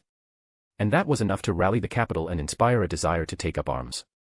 But Pina was well aware that it was not enough. According to reports, every humanoid race, every city, every village, every temple was under similar attack. It was as if nature itself had ordered the beasts to rid themselves of humanity. Settlements would definitely fall from the onslaught and then head for the next one. This means that no matter how long the capital city holds out, the flow of death will never end. The forces would leave the bodies of the defenders, to the very moment when the fingers simply could not clench and hold a sword, much less allow a blow to be made. The forces of Japan that were present in the capital had long since joined the battle. Their weapons only subsided when ammunition needed to be replenished. And the barrel of the rifle was getting so hot that it could seemingly melt right before their eyes. According to one of Suritami's colleagues, reinforcements would arrive, but they would need time to get here. A little later, he added that the air was far from safe, too. Birds were huddled in massive flocks, interfering with the flying swords and chariots, with dragons and wyverns helping them. Steel elephants were met by whole armies of various animals that were bearing right down on the elephants, slowing them down greatly and trying to pierce the metal with their claws, fangs and hooves. We have no hope, eh? Princess. Bozas.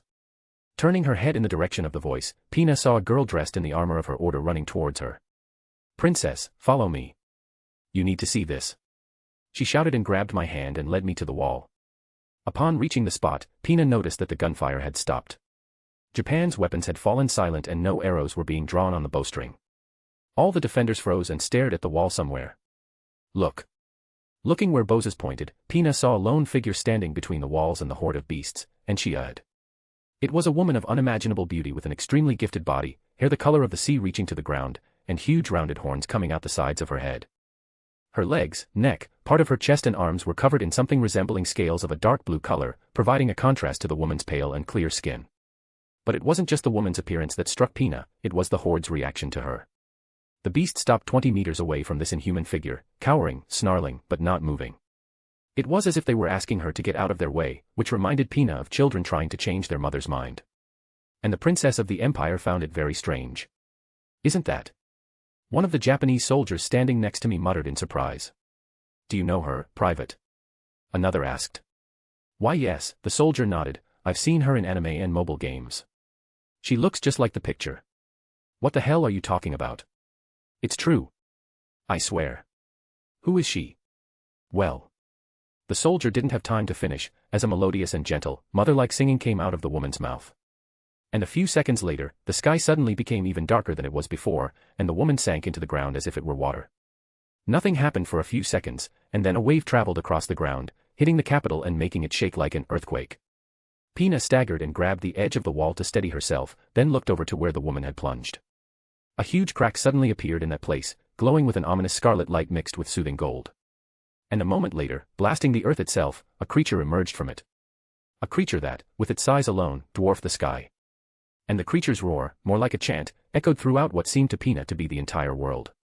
The princess's mind could not comprehend what was happening in front of her. She didn't even notice that she had fallen, unable to stand on her own feet and her hands shaking madly from the shock and absurdity of the situation. Only one single thought ran through Pina's mind over and over again, like the pounding of her still-living heart. May the gods save us. Tired face. An unknown place. I frowned, feeling a decent amount of discomfort, and turned toward the capital. Even with the titanic amount of mana I had, I could clearly feel it draining away. It was as if a skyscraper-sized hole had formed in the giant dam, and the mana was the water in it. If I didn't possess true magic, I'd have plus or minus an hour before I'd have to use Solomon's body if I didn't want to fall unconscious from overexhaustion. On the other hand, besides me, Tia, who had taken the form of the beast, had another source of strength. The local Gaia. Tia is a goddess belonging to the Mother Earth type. Those like her have the status of creators of the earth or source that created creation. In fact, such gods, like Tia herself, are the personification of the cycle of life in nature. All life, in one way or another, begins in the earth. And anyone who has been born in absolutely any way on planet Earth is unable to deny the authority of the likes of Tia. Every plant, insect, fish, beast, bird, and so on is born in it and makes a cycle among themselves. One devours the other, thus maintaining a kind of balance of life. Humans do not fit into this concept as they are the top of the food chain on Earth, becoming pests. The population of humanity as a species is not constrained by anything other than natural lifespan, and thus the balance is disturbed. This is actually why, apart from Gaia, there is only Aleia, the unconscious will of mankind, not birds, animals, plants, and so on. Based on all this, it's no wonder that the local Gaia was giving Tia strength. But that wasn't what bothered me. As soon as she changed form, certain urges immediately appeared in my mind. To kill. They felt about the same as when someone higher up orders you to do something. You don't want to do it, but you're required by regulation to obey and do as ordered. Kind of like a job, but a little more complicated. Also, in this case, I was called upon to kill not just people, but anything my hands could reach. And that was no longer the influence of this world, but of Tia's very essence as a beast of Gaia. However, to consider these urges simply as killing is not to be considered. With a little thought, it could be considered a sort of forced reset to the original point when only earth, water, and sky existed. To allow life to retrace its evolutionary path, so to speak. Back on topic, the urges were quite tolerable, at least here. I think if it had happened in the Nasuverse, the level would have been quite different. And my words that I would take Tia's pain upon myself applied to that very point. The bond that had formed between us allowed me to redirect some of those urges onto myself, to give her more freedom than I would have had in any other case. Let her do what she wanted to do. Out of the corner of my eye, I noticed the snake beside me looking in the same direction. Did something interest you? I asked, to which she didn't respond. If you noticed my companion, don't worry. She'll do what she wants and leave. And me with her, of course. I sensed a faint presence of a spirit like me near you. Is it her? After a little silence, the snake asked worriedly, why is she so, like me? As if she is my sister. And why is she against the children? Against me? I don't understand. I raised an eyebrow. Children. That sounds about as much as Tia would say. She is you in a way. From another world, but still. So, it's to be expected, I shrugged, and since I've answered your question, deign to answer mine. The snake said nothing at my words, but still turned toward me. I can understand your hatred for gods, but for people. Don't you think it's a bit excessive? They are just as much to blame as the pests. Oh. They deprive children of food. They deprive children of a home. They just destroy without giving anything back. And sooner or later, they will do to the children what the gods did to me. This must be corrected. Heh. While that sounds pretty noble, you do realize that's not how it works a bit, right? What do you mean? The way you put it is reminiscent of a father saying he doesn't want to let his children go free. Sure, it's a good thing to keep them out of danger and all that, but you're forgetting one very ironic fact. And what's that? Humans are your children, too.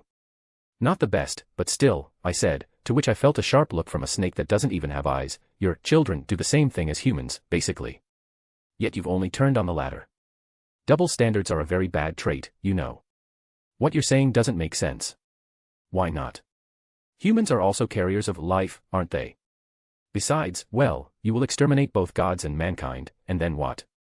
I grinned, and when the snake was about to object, interrupted her. Don't answer, I'll give you a hint. The cycle will repeat. Another species will take the place of mankind. It will conclude that it is superior to the others and will begin to consume. Just like humanity before it. And, of course, new gods will be born. The very ones you hate and despise so fervently. Then what will you do? Commit genocide again. And don't get me wrong, I'm not trying to talk you out of it, I'm just trying to understand your thinking. After all, I've told you before that I don't give a damn about this world or its people. I'll decide when the time is right. And if you don't care, why are you still here? Why are you and your companion in my way? The answer is in the question. Tia. She's dear to me. It pains her to see you die, so she wants to stop it. And I support her in her endeavors, I said and snapped my fingers.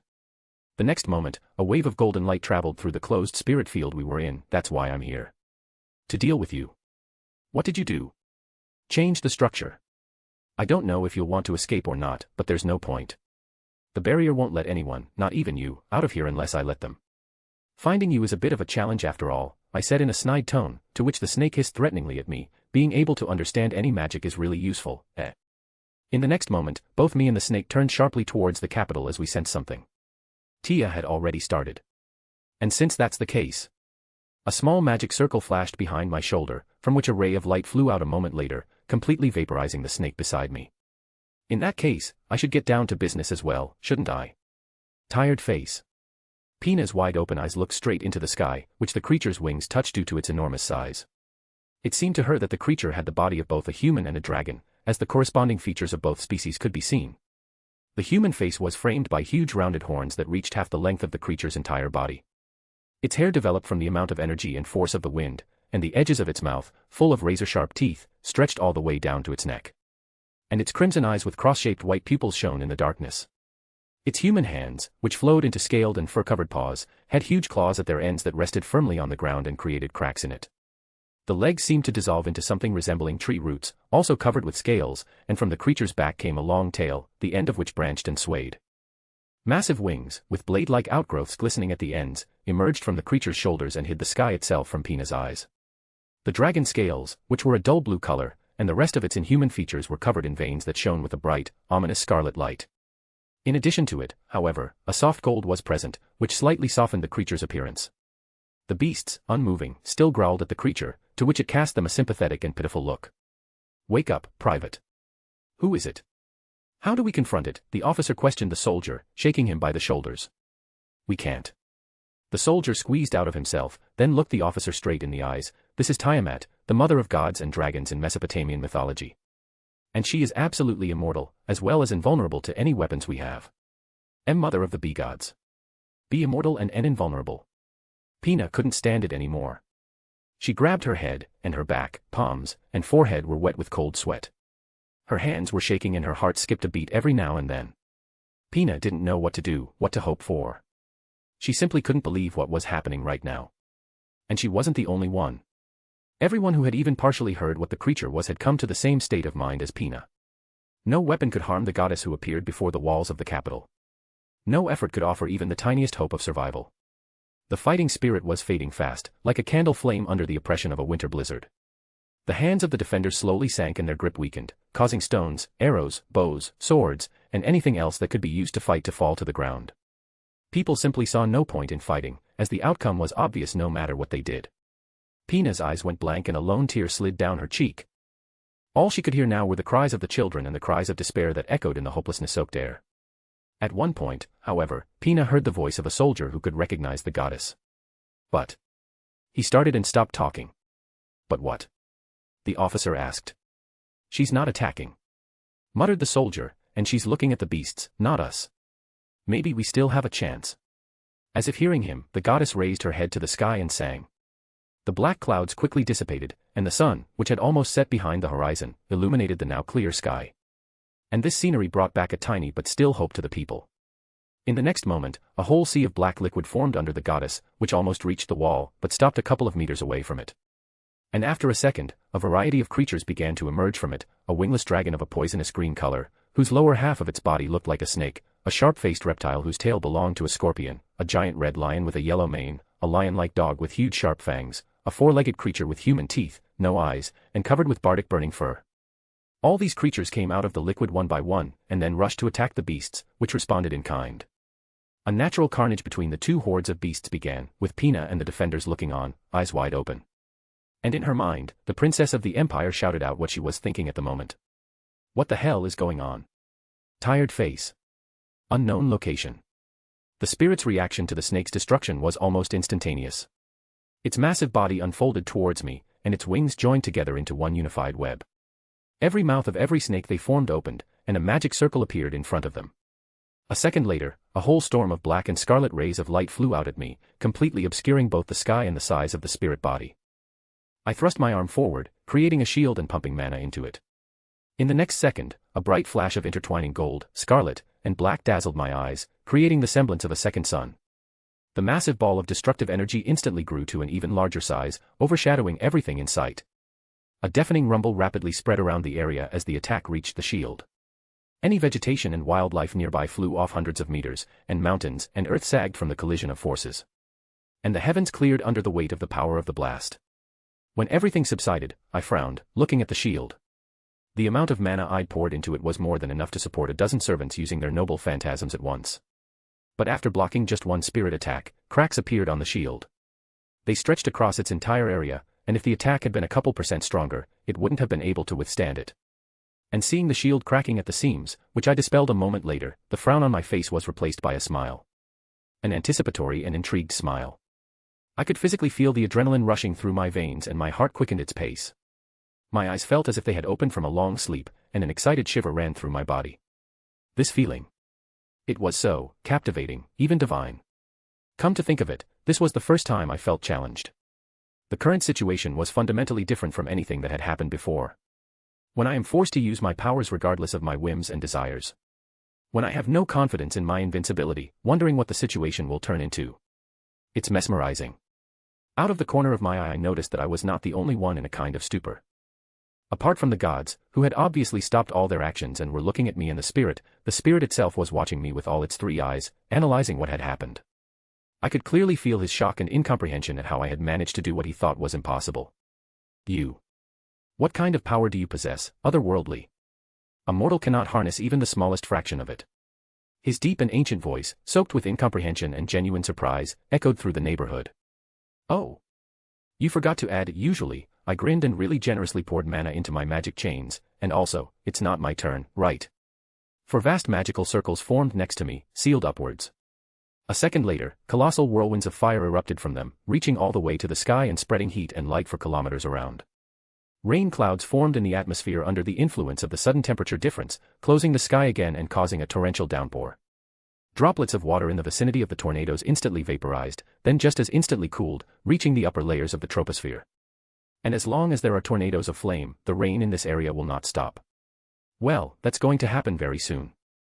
As the raindrops bounced like bullets off my personal enclosed field, each tornado slowly shrank, gathering all the fire into a single point. A few moments later, 4 swords composed of pure flames were hovering around me. All the power of destruction without a single joule of energy lost was now concentrated into relatively small vessels. And each of these sword-shaped vessels had the power of an entire atomic bomb that was dropped on Japan in the 20th century. I looked at the spirit caustically and raised my hand. In response to my action, one of the swords changed position, pointing its blade towards the huge body. "I hope you have enough sunscreen," I said defiantly and lowered my hand. The sword sped away with great speed, breaking the sound barrier and leaving a trail behind it like a comet's tail.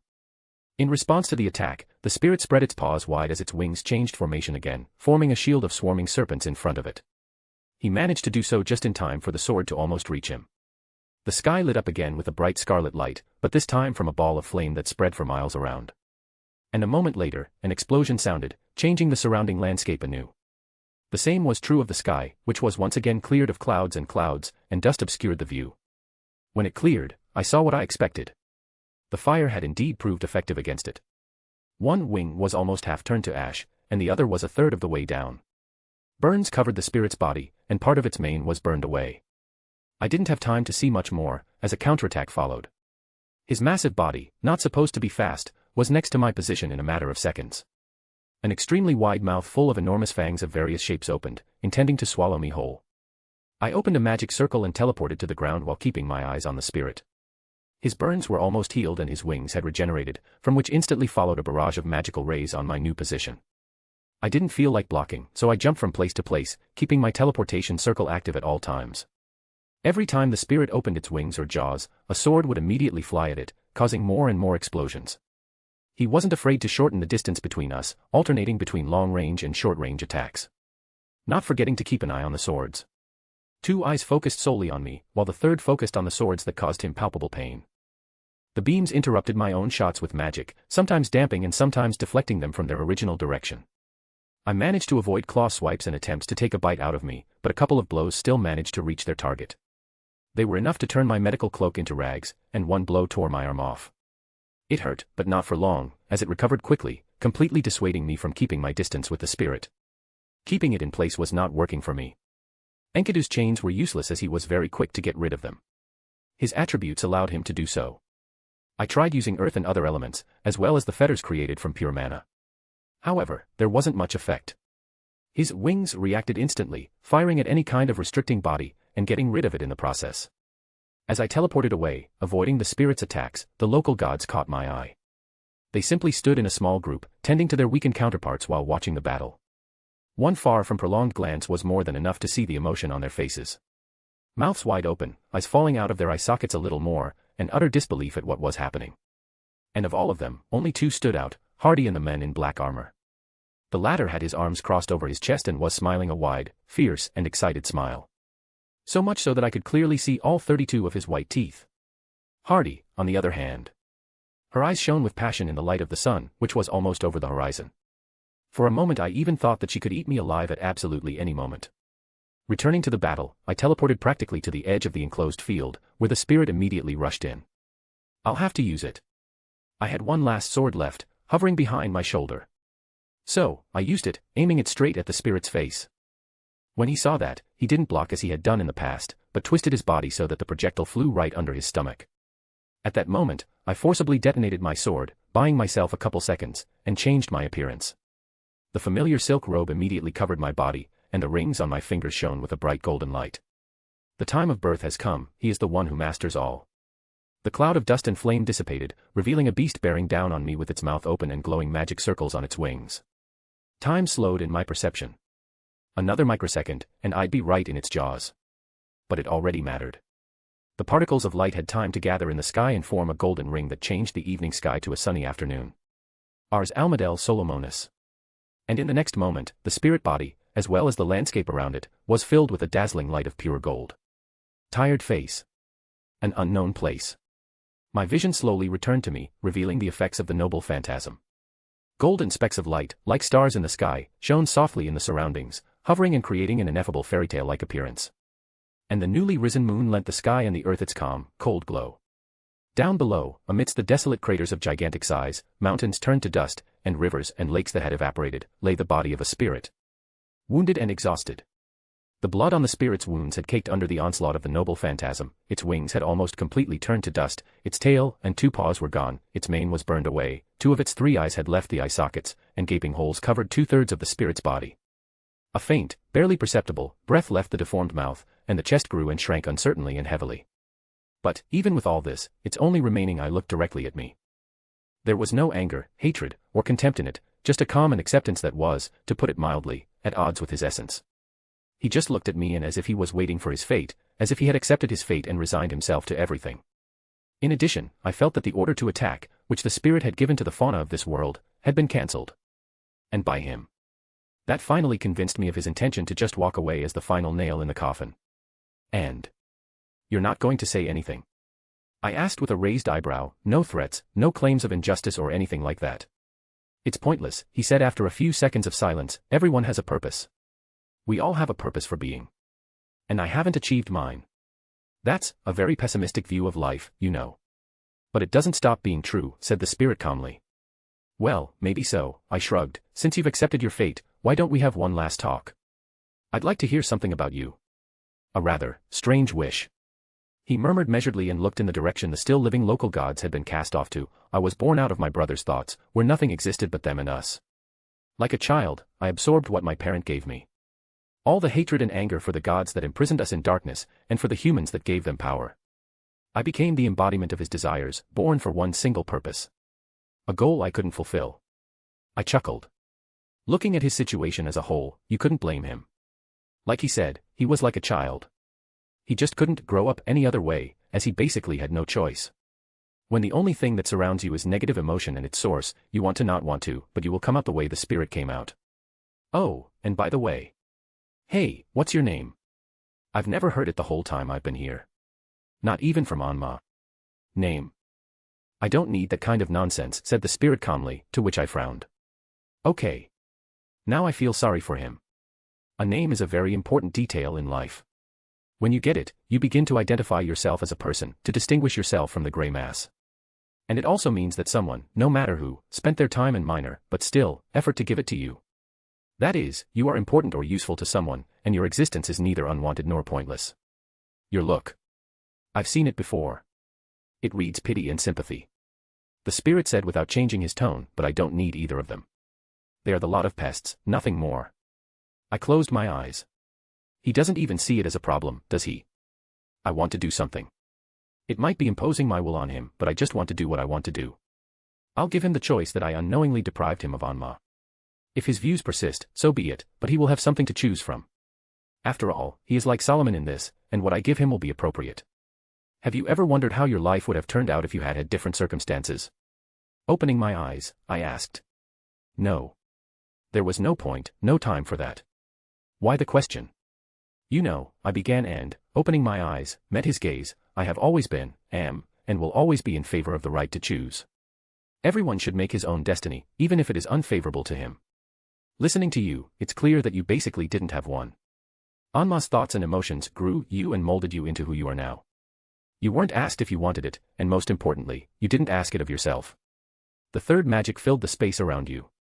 Kilometers of land scorched by noble phantasm glowed with a soft, soothing light, covered in a kind of fairy blanket woven of ether and gold. Tiny white flowers with a hint of gold began to sprout slowly and carefully, shining in the light of the moon, sun and magic. Meter by meter, the land of death turned into an endless white and gold field that stretched all the way to the horizon. A light and cool breeze appeared and pumped up the flowers, breathing life into it and creating a truly beautiful landscape. The flower petals picked up by the breeze, twirling and dancing, flew towards the giant wounded spirit's body and formed a shining cover around it, then gently sat on top of it, covering its wounds. What are you doing? The spirit asked incomprehensibly, looking at the white and gold mantle of petals covering him. You are immature, I replied, quoting him, and his body began to glow. When you open your eyes next time, everything will change. I will leave some of your powers with you, and some of them will be sealed away. And if you choose to follow the same path, so be it. But now you'll have a choice. A real one. Nothing will change. The pests will meet their death. I looked into his slowly closing eye, as if he was about to go into a long hibernation. And I would be genuinely happy about it. Not because this world will be spattered with blood, I don't care about that, but because you chose this for yourself. Why would you do that? Why give me another chance? He asked in a more distracted tone, and I could tell with certainty that he was almost asleep. You're a lot like my predecessor.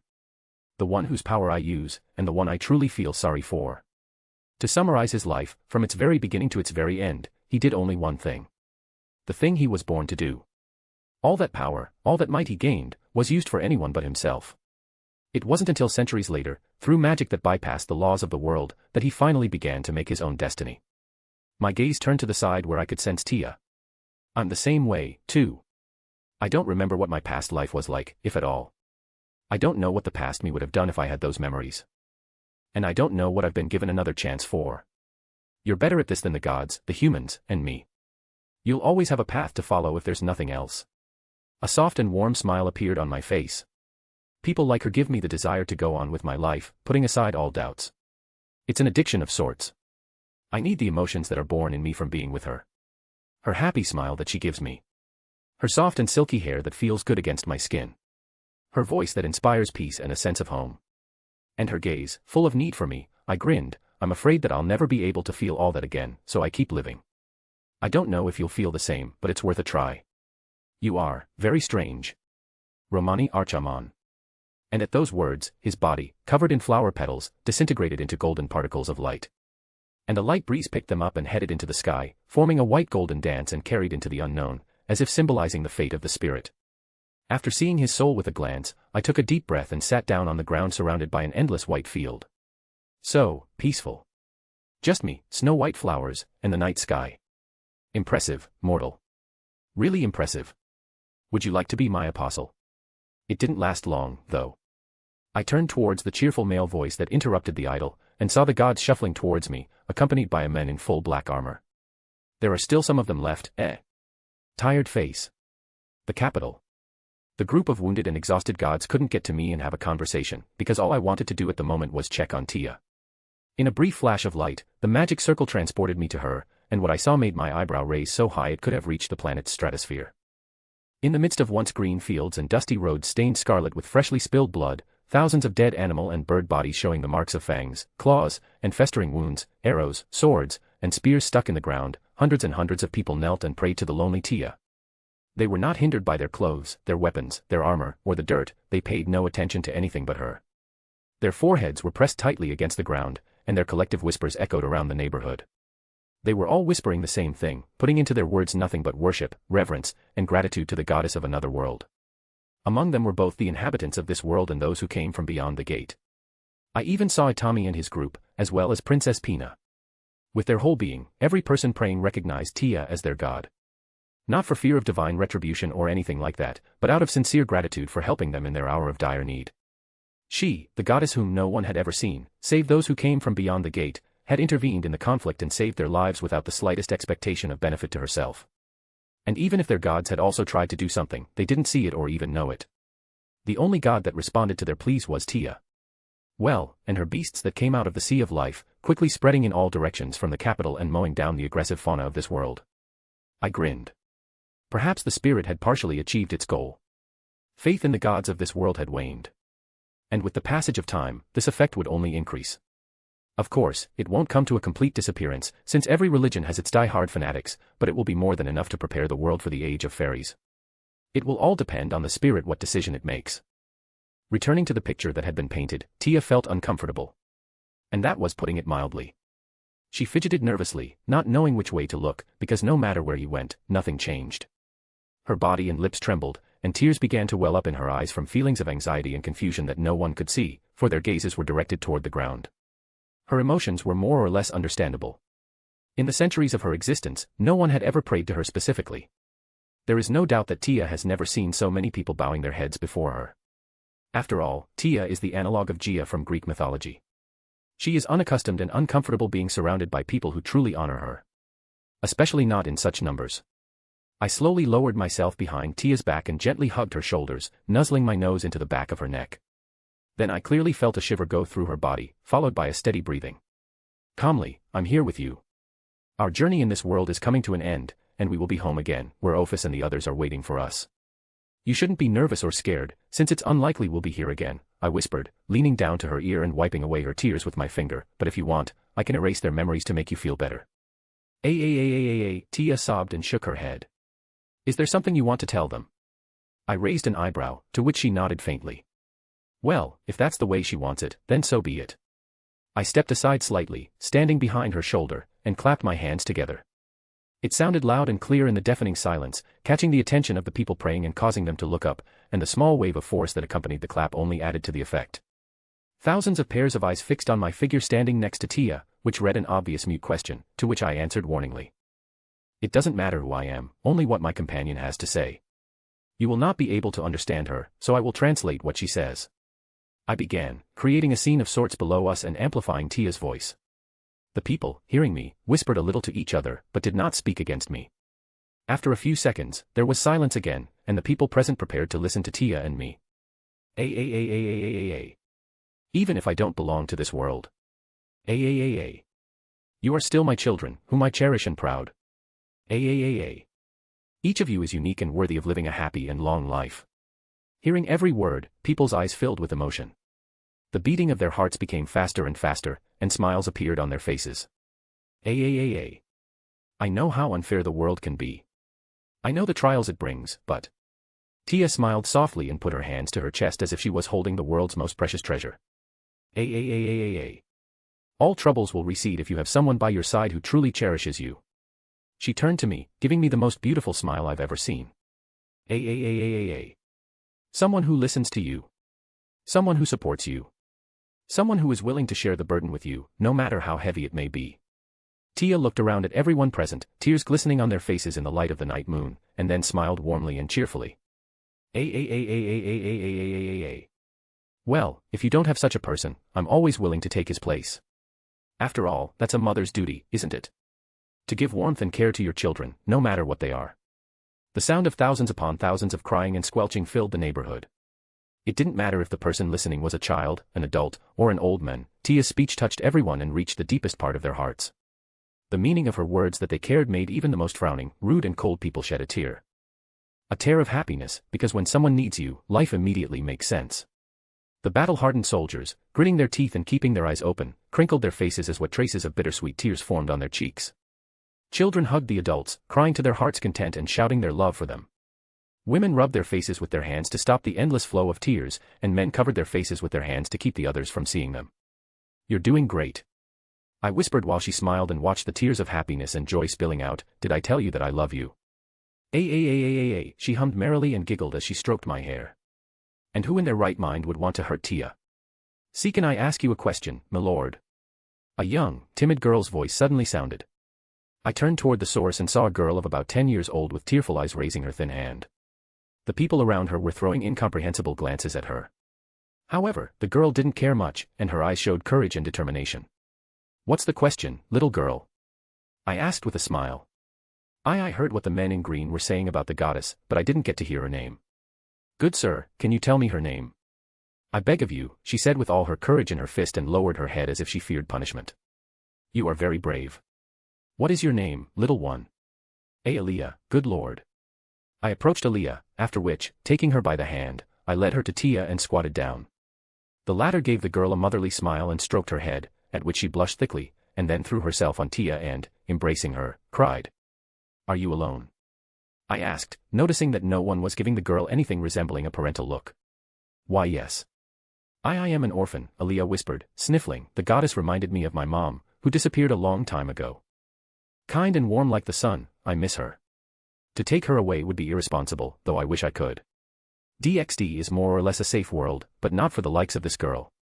It would be very difficult for an ordinary person. So that's how. I muttered, frowning my eyebrows. Aaliyah. Yes, good my lord.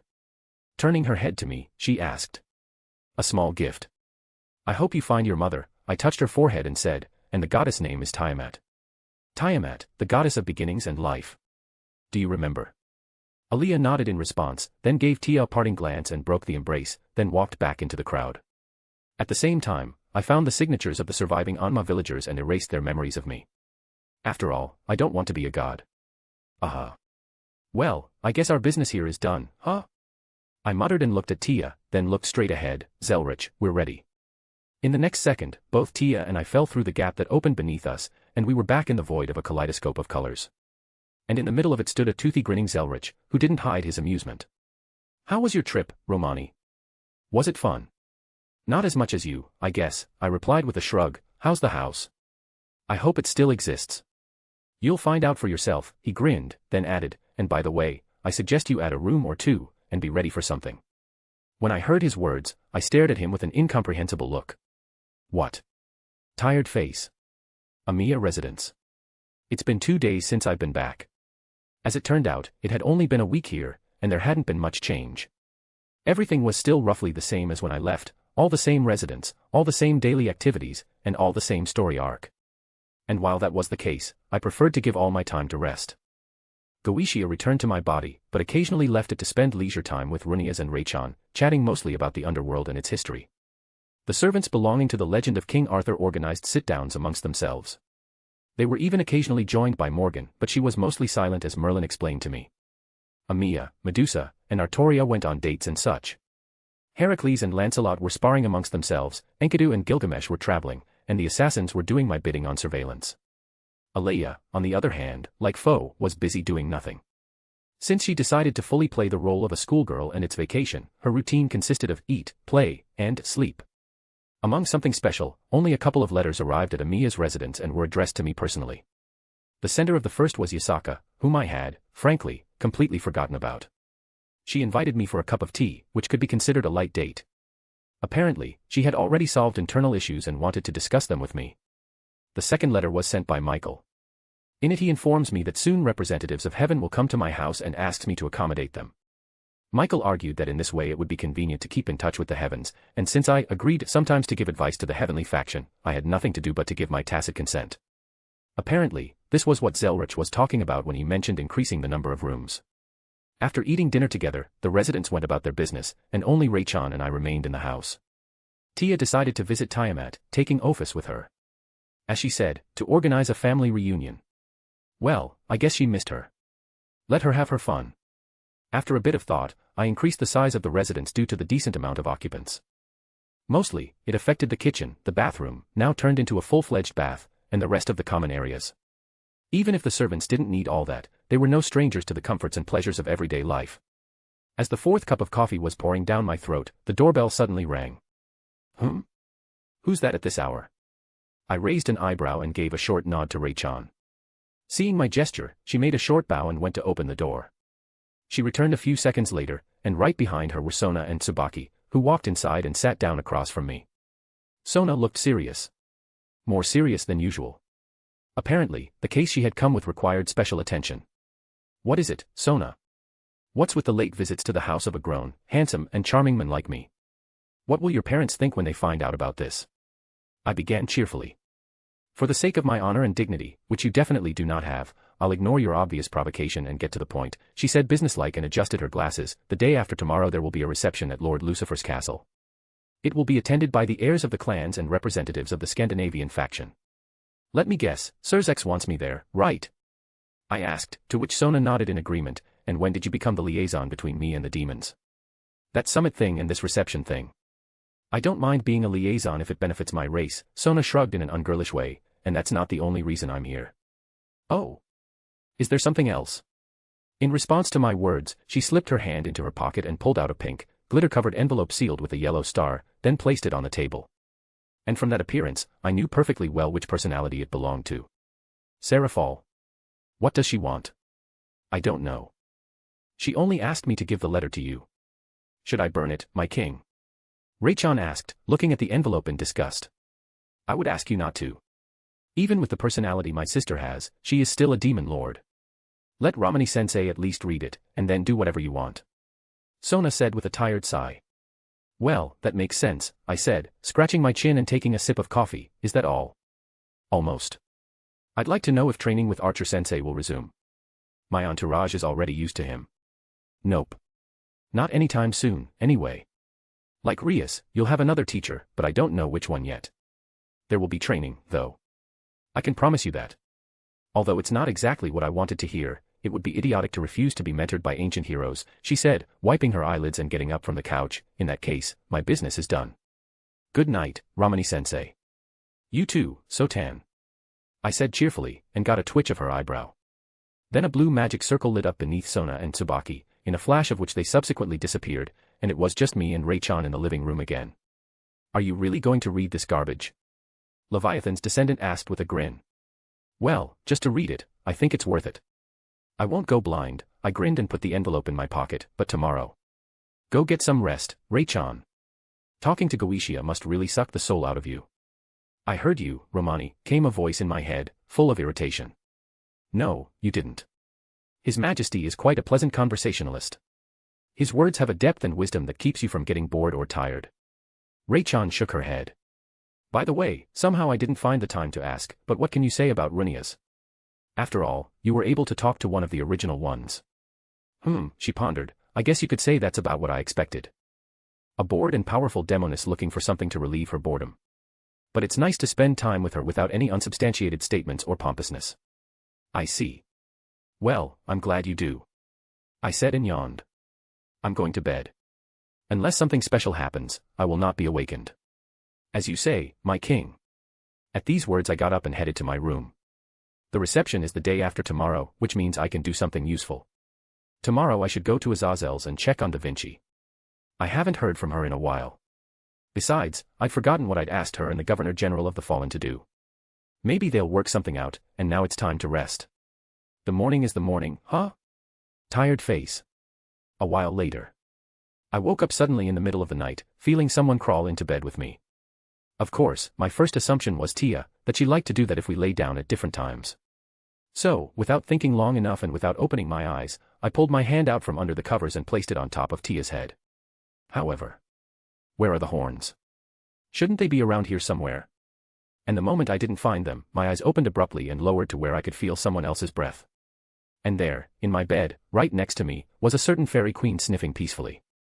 What the fuck? Why is Morgan here? Doesn't she have her own room? I could have expected this from anyone, even Rias or Aika, but not her. This situation is as unrealistic and insane as it could possibly be. A far more realistic event would be Azazel suddenly starting to act completely like Michael. And while I was racking my brain, I suddenly felt another presence in my room. And directing my gaze in his direction, I saw Merlin standing quietly next to my bed, looking at Morgan. I wanted to be indignant when Castor put his index finger to his mouth in a gesture of silence. But it wasn't that stopped me, it was his rather serious face, compared to the one he usually shows. Morgan frowned a little, but seemed to be still asleep. I don't even want to think about what would happen to me if she woke up. You never know what will come into Berserker's head. And again, what the hell are you doing in my room, Tired face. Amiya's residence. A minute passed, 2, 3, but the scene didn't change. I was still sitting there, staring at Merlin while he stared at the sleeping Morgan. I had to say, the look on Castor's face right now was very unfamiliar to me. It was as if his usual cheerful, irritable, and lazy nature didn't exist, and now before me stood someone truly mysterious and wise, giving me the impression that he knew all the secrets of the world. And while this was partly true, his character and behavior simply did not fit the usual characteristics of wise and mysterious. On top of everything else, the slight enigmatic smile on his face felt odd. I don't know how to describe it more accurately, but I'd call it paternal. Something like that. How many people do you think, Master, have seen Morgan Le Fay sleeping and still survived, if you don't count her cronies? Merlin whispered suddenly. If you want to put on a mysterious atmosphere, then just cut to the chase. What does your question have to do with Morgan sneaking into my bed? She's been sad during your absence. She's not used to hiding her true identity and intentions, but it's almost impossible to hide from my clairvoyance. He leaned toward Morgan and gently ruffled her bangs, creating an enclosed field that kept sounds from reaching her ears. Did you miss her? Her? No, it was possible, but only if she lacked a punching bag in the form of me. After all, I hadn't seen anyone else she'd done the same thing with as she'd done with me.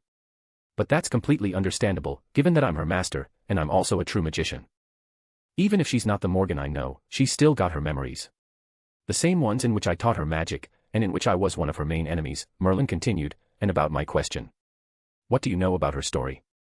This version of Morgan, as I recall, was created by the planet as a fairy to save Britannia and create Excalibur, after Safar had done her deeds. Morgan made several attempts to save the island, meaning both fairies and humans, but was repeatedly betrayed, causing her to have to start all over again while changing her alias. At one point, she decided to take over Britain and thus save it, albeit in her own way. In response to Morgan's AWOL actions, the planet created a new fairy, Artoria, to fulfill the mission first. And what do you think of all this? Merlin asked with interest in his eyes. I have nothing against this lost belt, even considering its peculiarities, where test tube-grown humans are used as cattle and fairies rule, in fact, a world consisting of one single island and an endless ocean. It's natural selection after all, I said calmly and looked at Morgan's beautiful face, and what Morgan has done is only respectable, at least from my point of view. She has cast aside the fate imposed on her by the world and chosen her own. I wish Solomon had done the same, but I don't think it would have made a difference.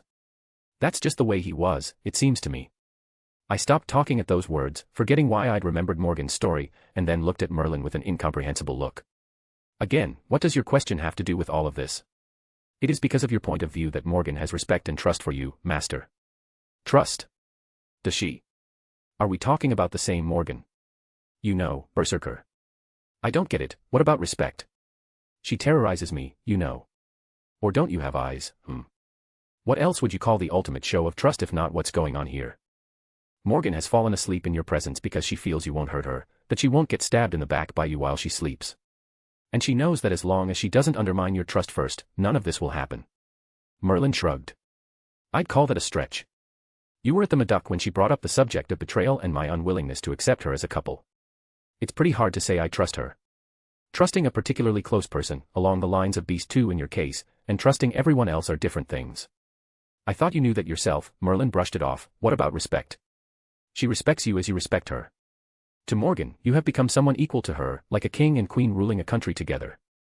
You accept her for who she is and consider her a complete person apart from her power, fairy nature, and status as queen. So, it's just enough to accept her as a person. That seems a little shallow, I said skeptically. Some people don't need much to be happy. This is also where your character comes into play. You don't want to use her or change her in any way, but you're not afraid to tell her what you think, and you show your true self, without deception or understatement. You're much happier talking to someone straightforward than their opposite, aren't you? He paused and smiled. Of course, your strength and status as a master also played a role, but it's more of a nice bonus. If you were an average mage, her attitude toward you would hardly change. Besides, she realizes that whatever she does, you won't hate her or despise her, you'll just accept her decision. Well, there's some truth to that, I grinned. And you're surprisingly talkative, don't you think? Every now and then, even I want to talk a little, he said and smiled enigmatically. Before I go, I'd like you to hear what I have to say. Take care of her. You don't strike me as the caring father or teacher type. Well, I'm kind of beholden to her, or rather her version of Castor. And in the time she's spent here with us, with you, she's become smiling, hiding her smile under a snide smirk. She feels comfortable around you, and that really makes me happy. I shrugged, to which he smiled and looked back at Morgan before vanishing into thin air in a small cloud of pink petals. And as soon as Merlin disappeared, a closed field formed around the room, the property of which was the impossibility of getting inside. Apparently, he wanted to give us time, I don't know.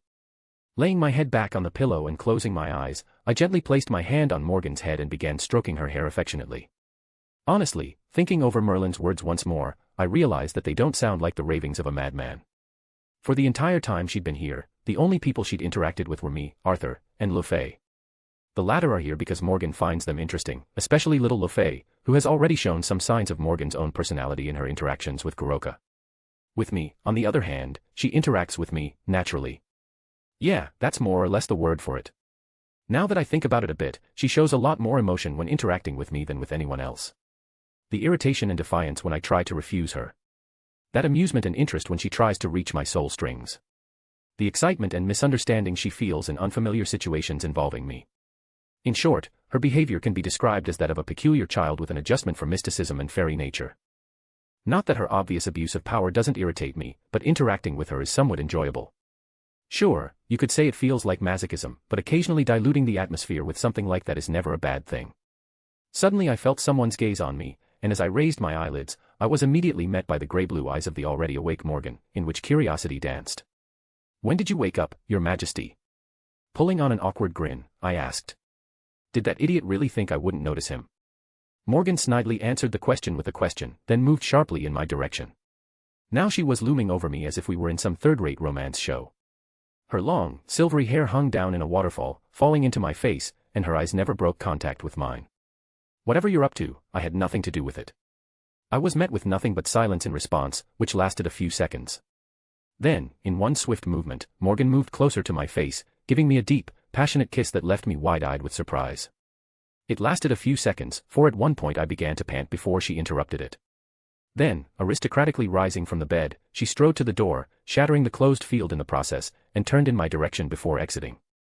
Consider him payment for his silence. I don't want my dearest sister to know about this moment of weakness, Morgan said with a businesslike tone and a sinister smirk. Now I have a parasite to punish. Sweet dreams, my husband. I'll see you in the morning. She walked out, leaving only me in the room, and I stared at the closed door for a few minutes, unable to comprehend what had just happened. It was only Merlin's shrill and painful scream that woke the whole house that brought me out of my stupor. I had a hunch that I was being used somewhere, again, and hopefully the hunch would be the end of it. But was it just me, or when I first opened my eyes and saw Morgan no longer pretending to be asleep, she was, smiling happily? I shook my head and went back to bed. Oh, come on, that can't be right, right? Tired face. Amia's residence. The next morning, all the residents of the residence gathered around the dining table as usual to receive their share of breakfast from Amia's mother. The only exceptions were Gil and Enkidu, who were still minding their own business and had not returned home. Everything was about the same as it always was, with a couple exceptions.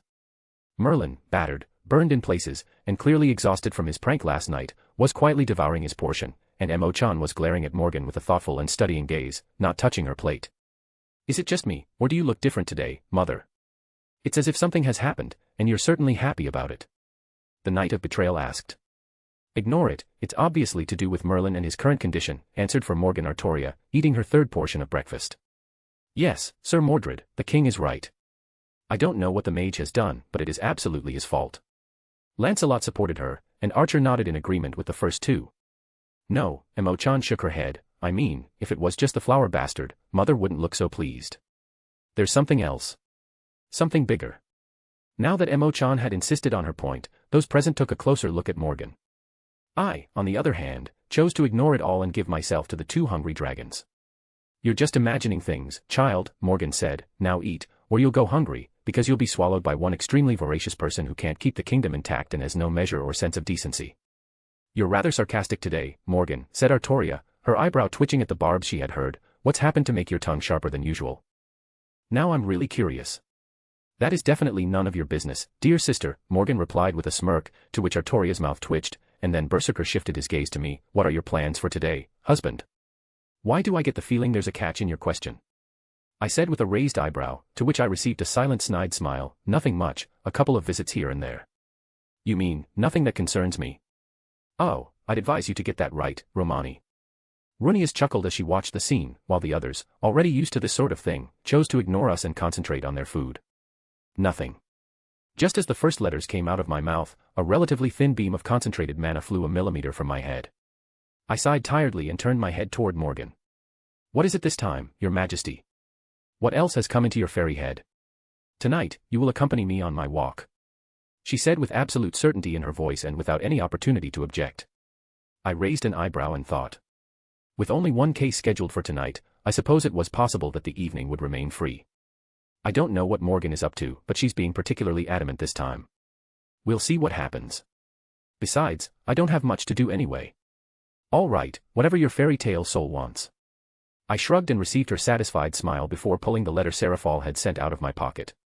Unfolding it and starting to read the contents, I was met with nothing special, a greeting, a couple of the usual "how are you" type questions with an adjustment for Seraphal's temperament, a few lines about Sonia and how great she was, and a round of reverse teleportation that would take me to her office. But here at the very end, I stared at one particular line of text as it was suspicious. It was definitely Seraphal's style, and could be written off as teasing or a joke, but somehow it didn't seem that way to me. It was as if she was joking exactly as much as she was serious. Is there a problem, my king? Should I burn this garbage? Raychan asked, walking over to me and peering at the letter over my shoulder. After a couple seconds, her face creased in disgust. How disgusting. I wonder if it was her idea or Serchik's. What is it, Ray-chan? Rias appeared behind my other shoulder, which also read the letter, and then giggled. Well, it's really interesting, isn't it, Romani? How about adding me to your harem as well, Rotan, eh? Hearing that line, the servants looked up and stared at me. Some raised an eyebrow in surprise, others frowned, and a couple didn't care. But all of them, like myself, came to the same conclusion, that this particular line didn't look like a joke. Who does she think she is? A disgruntled Ray-chan commented. Her intentions are obvious. Goetia put in a few words. What's her plan? Archer added, crossing his arms over his chest. What are the demons up to? Artoria joined in, squinting her eyes. Should I go watch them? Grandpa asked. And what will you do, husband? Morgan cooed.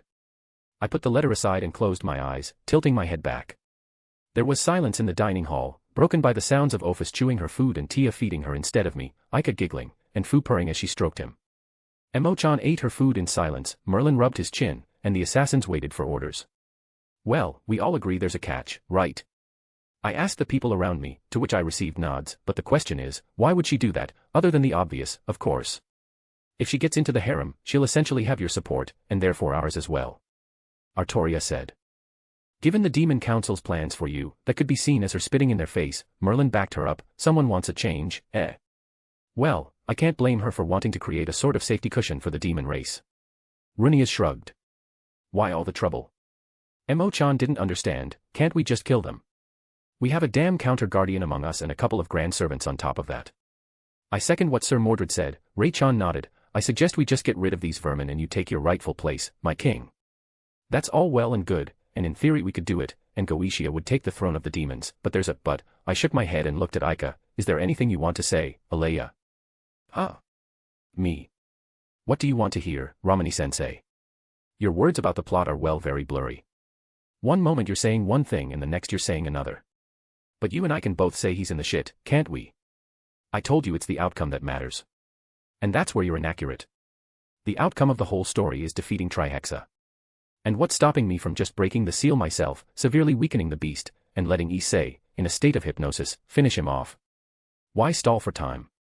The answer was silence, which suited no one. Whether Alea didn't want to or couldn't answer, I don't know, but there's not much we can do about it either. She's conceptually immortal, and I don't think even Grandpa and I's combined noble phantasm would somehow get her to talk. I sighed tiredly and rubbed my temples. Okay, that'll be decided after I talk to Serafal. I'm going to Aazel. If anything happens, contact me, I said and stood up from the table and looked at Ika. I don't know what the circumstances are behind everything that's going on in this world, but I'd like to hear at least bits and pieces of what really matters. Acting blindly is not something anyone wants to do, and especially not me. I'll keep that in mind. Alea nodded. I nodded briefly and activated the teleportation circle. Let's see how a couple of geniuses are doing. Tired face. Azazel's house. Once at his house, I went straight to the basement where his lab was located. Once there, I saw a tank filled with a clear liquid, and inside it was a woman's body, strikingly similar to Gabriel's face and build. Scattered throughout the lab were notes, food packages from the delivery, some clothing, and a bunch of other miscellaneous trash. Divinity-chan and Aazel were sleeping on one of the particularly cluttered tables, and the sword and book I had given them were a bit off to the side. I silently walked over to the tank and put my hand to the glass. How interesting. I doubt they created the body for any other reason than the blueprint I gave. But why a person and not some object or weapon?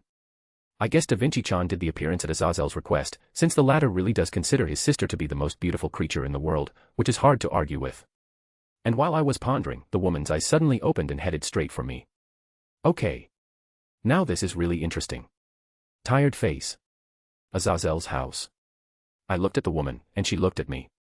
After thinking about it for a bit, for the life of me, I can't say what noble phantasm has to do with this.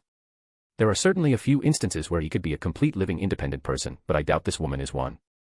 Also, I don't feel a connection between her and the world, so it's safe to say she's not a product of my query. Plus, it's immediately apparent that Azazel perceptibly relaxed as soon as I returned Nightingale to the throne of heroes. Given the mess in the lab, which is a common occurrence for someone like these two, it's been cleaned up for quite some time. Better that than seeing an incapacitated Azazel chained to a bed with a bunch of tubes in his body, though. I shook my head and headed over to the table where the two geniuses were sleeping, then swung wide and slapped the back of Azazel's head so that the sound of his head hitting the table echoed throughout the lab, waking both him and Divinity-chan. What the hell? The fallen one shouted loudly and unhappily, and when he jumped up from his seat and saw me, he made an annoyed expression on his face. Did you have to wake me up like that? Hell, I think I even got a concussion. Oh, don't act like a couple of bottles won't fix it, I waved him off, watching him rub the spot where he'd been hit. You want to tell me what you've got a living clone of Gabriel doing in your lab? Well, we tried to create a noble phantasm like you asked, Master, but nothing worked. All we got were mystic codes and trinkets, but nothing really worthwhile, even with the samples and my experience. Divinity-chan explained. Why do you need a homunculus? Since we couldn't do it the direct way, we decided to take a detour. And since noble phantasm is directly tied to the legend, why not create it ourselves? Although, nothing like the throne of heroes exists in this world, it's worth a try. Azazel added. That makes sense. There's no noble phantasm without a heroic spirit, and if you create one already, you'll get something out of it. I see. I see. Why are you here, Master? Do you need my help? Divinity-chan asked after making coffee in the coffee machine. I just wanted to check in. I haven't heard from you in a while, I shrugged, so, what's the bottom line? Any progress? No, not yet, Azazel shook his head. I wanted to give the body as much power as possible, which Divinity-chan helped me do, but usually the homunculus didn't live very long. I even had to do some of my own work to remedy the situation. So, this isn't your first attempt? Of course, it is. It's hard to do what Azazel wants, Divinity-chan shook her head. Unfortunately, we don't know the secrets of the Einsburn homunculi, so it's just trial and error. But I have to say, I'm willing to accept the challenge. It's pretty funny how the Einsburns outperform any local faction in creating quality homunculi. And it's not just durability, it's also functionality.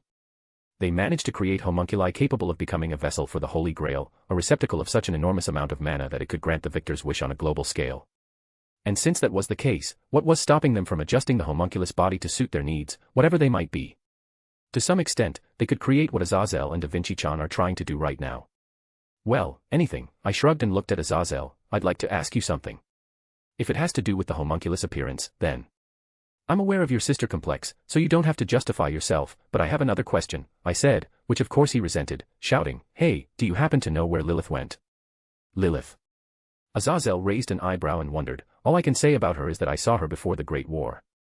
After that she seemed to dissolve and we found no trace of her magic or her body. Why would you want her? There were a couple questions about her, nothing more. I waved her off and gave one last look to the woman in the tank, who was still looking at me. Anyway, I'll leave you to it. They nodded me goodbye and I headed back home. We'll see what they end up with in the end. Maybe it'll be the first artificial heroic spirit. Tired face. Amiya residence. When I got home, I immediately noticed 3 demonic auras in the living room, and when I went there, I saw Rias, Aquino, and Issei sitting quietly on the couch, apparently waiting for me. Archer was cooking something in the kitchen, Artoria and Medusa were at the dining table, watching the guests out of the corner of their eyes, and Ray-chan was providing tea.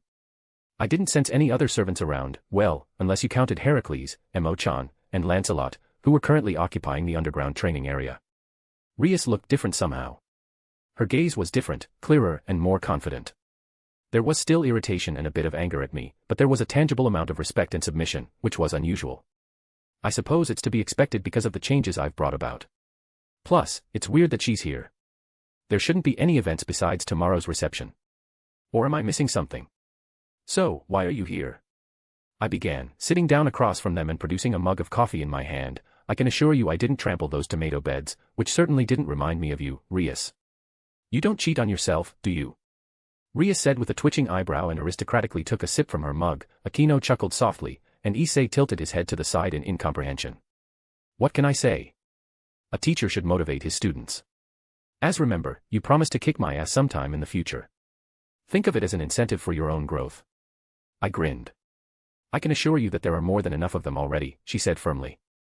Are you ready to hear the reason for our visit, or do we need to hear a couple more of your horrible jokes before we do? Then to business, I shrugged. What's the reason for visiting my humble abode? Kaneko is acting strange. She locks herself in her room and won't let anyone in. Not even me, Rias began, making a sad face. I'm worried, and that's why I came to ask for your help. Kaneko. Now I was starting to remember something. It seems she was supposed to have an early mating period, but it's still unclear to me why. In canon the trigger was Issei, who she saw as her partner, but shouldn't there be a change? Why me in particular? I remember there's someone at our school who can advise you. Abe-san is next in line if things don't work out with you. Rias calmly assured me, to which I nodded approvingly. Who is it? Issei asked, uncomprehending. Kyome Abe's first year, a descendant of Abe no Saimai. She might know what's going on with Kaneko-chan too. Akino explained, but he still didn't understand much. Well, do you know what's going on with Kaneko? Rias asked hopefully, looking into my eyes. In theory, I began, at which the three in front of me lit up. It could be heat, since yokai have some animal traits, but I could be wrong. You should still look into Abe-san, well, or the yokai faction. Only they can give you reliable information. Traits? Kaneko-chan.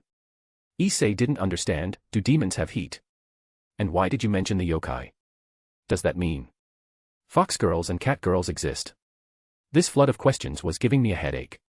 Rubbing my temples and trying to soothe the pain, I gave Rias a monotonous, disparaging, and doubt-filled look, to which she faltered and, making an awkward face, slumped against the back of the couch. After a minute of her trying to pretend she had nothing to do with it, the servants shaking their heads, Akino putting on an awkward smile, and Issei shaking his head from side to side, I decided to open my mouth. You. Yes, I did. She interrupted me with a red pouty face, I just forgot and that's it. Now please be quiet, no need to point fingers at my miscalculation. Well, as you wish, I grinned, is that all you showed up for? Do you already know about tomorrow's reception? Rias asked, calming down a bit, to which I nodded briefly. Thanks for your help. Aha, I waved them off as they disappeared into the light of the teleportation circle, then stood up and headed upstairs. I'm going to get some sleep. You won't unless something super unexpected happens. Aren't you afraid of sleeping through your date with Berserker? Archer asked snidely, she might as well take your head off. Both of them.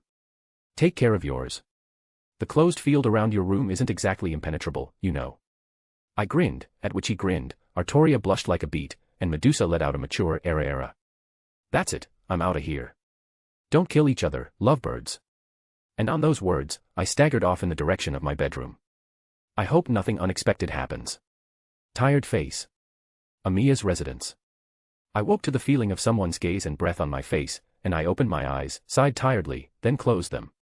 Why this tired sigh, husband? Snidely asked the person to whom both the breath and the look belonged. You don't like what I'm doing. It's just that this situation bears a striking resemblance to the one tonight, and I don't know what I should expect from you now, your majesty. Now, just like that night, Morgan loomed over me, resting her hands on the bed.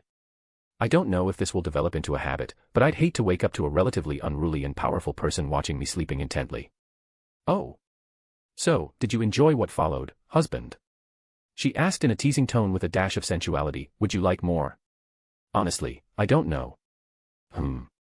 You're not lying. And I find that very strange. Morgan rumbled thoughtfully and sat down on my stomach, straightening her back.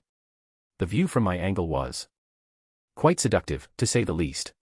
Her particular dress, which exposed a lot of skin, stirred the imagination. At the same time, it did not make its owner too vulgar or immoral, but rather gave her a kind of charm and sensuality. It contrasted well with Morgan's pale skin, her silver hair, and her clear grey-blue eyes. If it had been me, I doubt he would have been able to contain himself. And yes, of course she noticed my gaze, to which she smiled contentedly and arrogantly.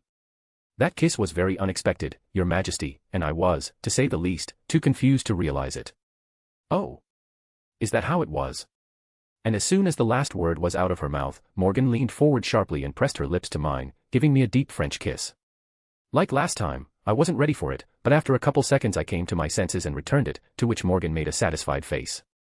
The difference between her kiss and the one Tia and I had felt very good. It felt aggressive and superior, and the closest comparison I can think of is war, where there are only two choices, submission or annihilation. I can't say I outright dislike it, but Tia would be preferable. With the latter I feel a closeness and sincerity, which in this case, although present, is not enough. She broke the kiss after a while, forming a thin, transparent thread between our mouths that stretched from her tongue to mine, and, of course, she smiled wickedly. Well, did you like it, husband? Quite, not bad, I mumbled thoughtfully, to which she made a smug face, but if you add sincerity, it will be better. You're very brave to say something like that to me, Morgan smirked, then got up from the bed and took my hand in hers. Let's go. Our walk awaits. Tired face. An unknown place. As it turned out, I'd been asleep for quite a while, judging by the shining stars and the full moon casting its light all around. Morgan led us to a small lake surrounded by a dense green forest. Birds were singing, white puffy clouds floated slowly across the sky, and the air smelled of flowers and fresh dew. For some reason, however, there were no fish or other aquatic creatures in the lake. The water itself was strangely crystal clear, and I couldn't see the bottom. However, this was relatively understandable, as the aura that permeated the place was natural. That was the word that fully described what I was feeling at the moment. Nature, no, it was as if the planet was breathing fully here, in this very place. I would even call it sacred to her. And for me? A slight discomfort, I suppose. The closest thing I can compare its level to is if I was less than welcome as a guest, but not so much that I was instantly chased away. Unwelcome guest, in short. Husband, if you would be so kind. I heard Morgan's voice and turned to see her holding a small basket with something in it. It wasn't clear to me exactly what she wanted, but a picnic in the most common sense was a possible assumption, given the basket in her hand. Well, let's see if my assumption is correct. With a wave of her hand, a small plaid of a soft shade of blue appeared before us, along with a glass and bottle of wine, Morgan's preference. It came as no surprise that her taste is matched only by wine whose grapes are grown exclusively in the British Isles. However, this also applies to the winemaking technology and care of raw materials. And the price for one bottle, of course, is corresponding. In any case, my assumptions were confirmed, as Morgan nodded briefly and sat down exquisitely on the plaid, placing the basket slightly in front of her. She then patted the one beside her, urging me to sit down, which I did. I am sure that if someone were to look at us from the side, they would be absolutely sure that we were either newlyweds or almost so. Our shoulders were almost touching each other, and the untouched human landscape was in full view before us. We watched in complete silence for a while, until Morgan opened the basket and pulled out a burger, the same one I'd ordered at McDuck that one time. And, of course, she ignored my raised eyebrow at the odd food choice. I guess you're hungry, she held it out to me and said, here. You were quite happy with this burger that time, so I decided to get these. I accepted it silently and began to chew, glancing furtively at Morgan, who was watching me. This whole situation was too weird. The whole thing, the whole place, the whole thing. Morgan took the initiative and chose the place, which I honestly didn't expect. Nor that she was attentive enough to even remember what the burger was last time. The only thing I could think of was to just go with the flow and act on automatic, which was what I was doing now. Morgan, on the other hand, was just staring at me and, I thought, waiting for something. But for the life of me, I couldn't figure out why. A while passed, and half the burger in my hand was already eaten. At one point, Morgan reached over to me, holding a napkin, and began gently wiping the edge of my mouth without breaking eye contact. And it was at that exact moment that I froze. Morgan Le Fay herself is wiping sauce off my face. What? I'm awake, right? She mumbled thoughtfully as I was overcome with doubt. I'm feeling very strange. Like I'm taking care of a baby. I can't say I don't like it, but it doesn't stop being weird. I wonder. What about your fairy nights? Coming out of my stupor, I asked, didn't you take care of them in a similar way? No. They usually did everything themselves, sometimes coming to me to talk or visit. Morgan shook her head and, pulling back, poured some wine into her glass. They were careful not to let me see them in a bad way. Kind of sad, I'd say. In families, it's usually the norm to show all facets of yourself, no matter how silly or ridiculous it looks. I suppose it is for humans, she said calmly and took a sip, and I finished the rest. Do you think, husband, if we'd met earlier, when I was still trying to do what the planet wanted, I would have succeeded? Would I be the person I am now? I raised an eyebrow. A very odd question considering her personality and history. She's driven and straightforward like Gil, and wouldn't have given much thought to the past. It was a trait more suited to Artoria Castor than her. Does it matter? I asked, to which I received a surprised look from Morgan. What's happened is happened. There's no point in wondering what if, you just move on. But if you're so interested in my answer, I think it would have worked out the same way. Just would have had a happier ending, I think. Wouldn't it? You know very well my position. I'm always in favor of choice, no matter what the consequences, I grinned. Honestly, if I were you, I'd.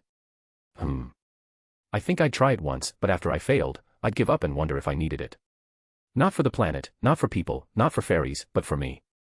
There's a reason they say, to be selfish is to be happy, right, Your Majesty? Even if it's a human saying, I can't say I don't like it, she said and smiled. It wasn't a grin or a smirk, but a smile.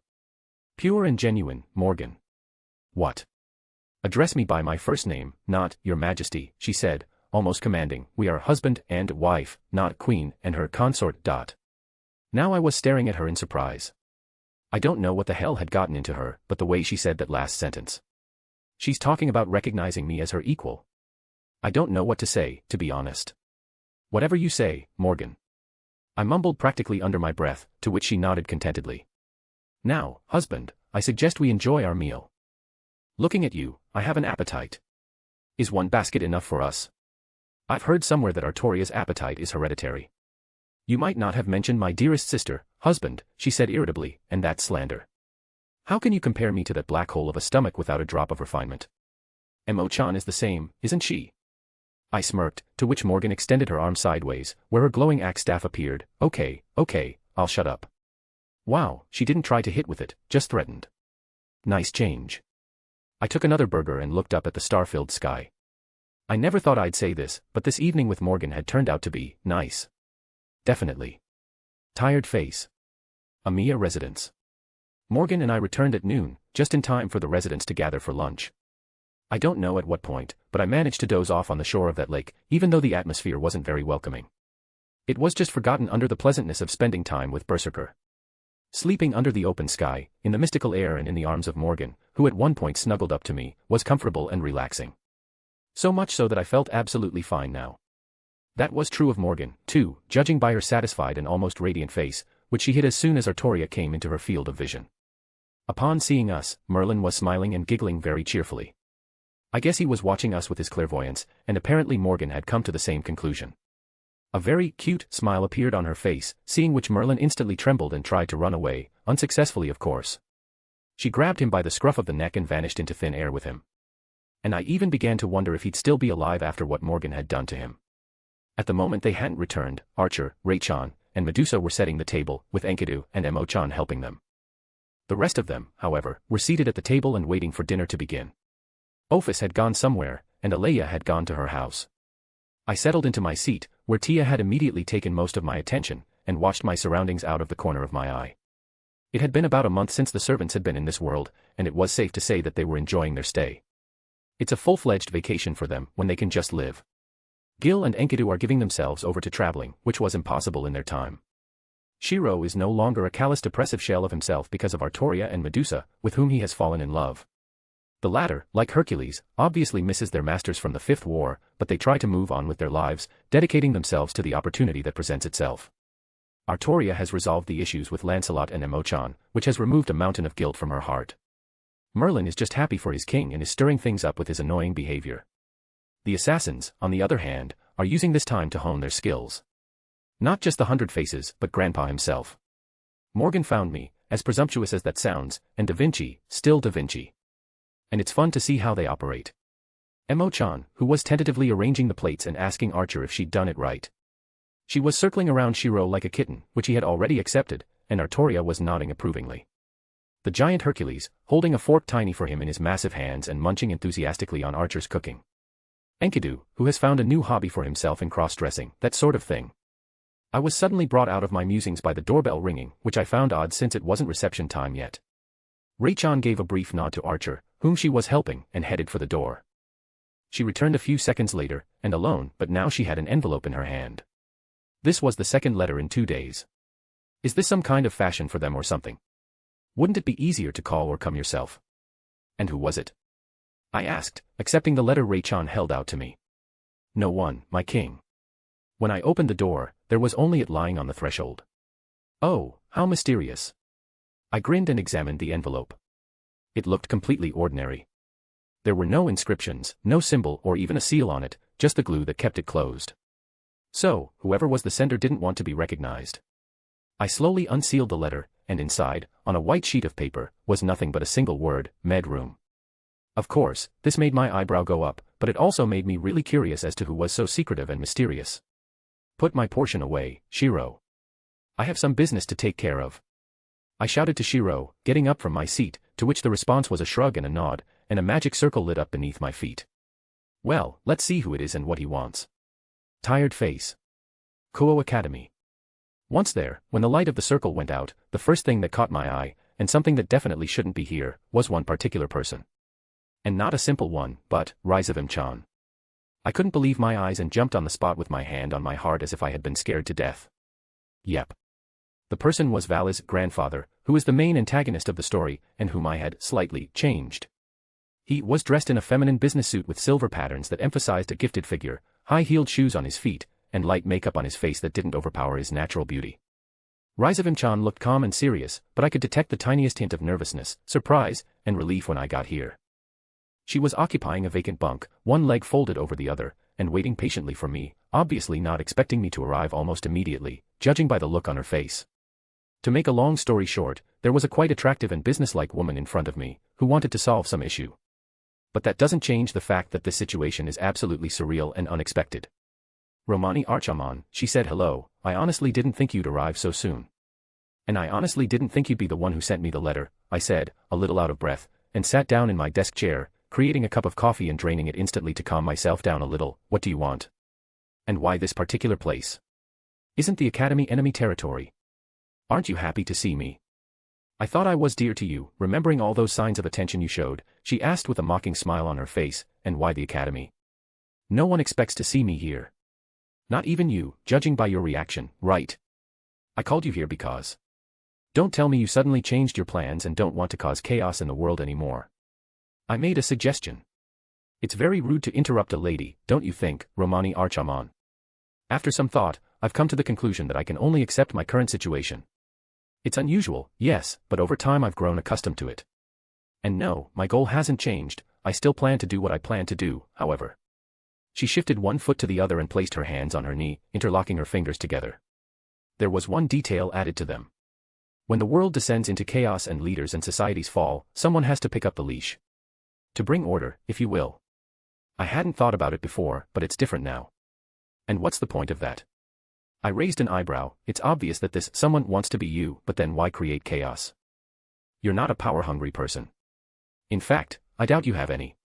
To plunge it back into chaos, she said as confidently as if her words were the most obvious thing there could be. As a woman, I've realized that it's more exciting to watch the world burn, not alone, as I'd thought before, but with someone worthy. Someone who is either equal to or better than me. With someone who makes everything around them so much more attractive and interesting.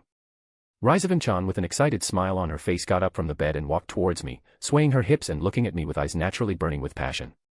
Just imagine, you and I, standing on top of this world. Every soul submits to us, indulges us, envies us, only to burn at our will, unable to change anything and seeing only our satisfied smiles at the end of their existence.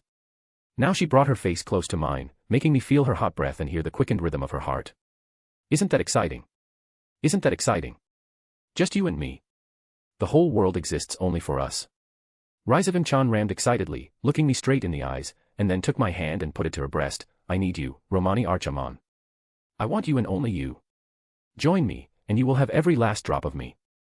Listening to her, not to be called other than delirium, I just hovered. My mind was trivially unable to process what was just happening. Her every word was filled with such solidity that it threw away any possibility that she was playing or lying. Through my hand, I could clearly feel her heart beating insanely fast. How desire-filled blood flowed through her pressure-expanded veins, and how her breath burned. How the hell did one fucking sex change have such an effect? How the fuck? Where everything went into the sea of shit and wanted to stay there. You're insane, I said monotonously, you're absolutely insane. Everyone is insane, Romani Archiman. I am insane. You're insane. This world is insane. I just have the courage to admit it, she stated, returning to her calm state, and took a couple steps back. Now you don't want to accept my offer, that's obvious, and so I'll leave. But I will try again. Again and again and again. Until I die or reach my goal. What's stopping me from dealing with you right now? You won't. Something is stopping you, because if you could, you would have done it back in the castle. Rizavimchan grinned, and a magic circle formed under her feet, and by the way, I am truly grateful to you. It was your gift that revealed the truth to me. You have reborn me into something greater than I was before. Thank you, Romani Archiman. At those words, I froze. I froze at the realization that I was the one responsible for everything that was happening right now. And while my body was in a daze from the horror of the situation, Rizavimchan leaned in sharply to my face and slipped her tongue into my mouth. The rough, inept, and terribly passionate kiss lasted no more than 2 seconds as then it stopped and the culprit disappeared from the office. I, still frozen like a statue made of ice, had absolutely no idea what to do or what to think. I can fucking go back in time. Just for one tiny micro moment. I really need this. Really, tired face. Amiya residence. Everything that happened after meeting Rizavimchan happened on complete autopilot. I didn't notice how I got home, how I ate my portion of the lunch Amiya had prepared, and how I found myself on the couch waiting for my appointment time. That segment of the day had simply fallen out of my memory while my thoughts hovered somewhere in another galaxy. Rise of Imchan, even before I turned her into a woman, wasn't exactly intelligent as it was, but now her insanity had become an absolute. At first glance, one might say that she has fallen in love with me, however, that is not the case. What she feels for me is far from love, a no-no, but a terrifyingly pure obsession. Her priority, her purpose in life, has shifted in my direction. Plunging the world into turmoil and chaos has been sidelined, and now I am what she craves with all her being. That phrase of hers made it clear how wrong her mind was. If I joined her, she would give me all of herself, which meant she needed all of me. Not some separate part like attention or approval, but all of me. So that my gaze, my desire, my goals, every cell of my body is devoted to her and only her. She absolutely sees no value in anyone but herself and me. Obviously, these are typical signs of a Yandere. And dealing with this type of woman, if they don't make you feel particularly romantic, is pretty easy.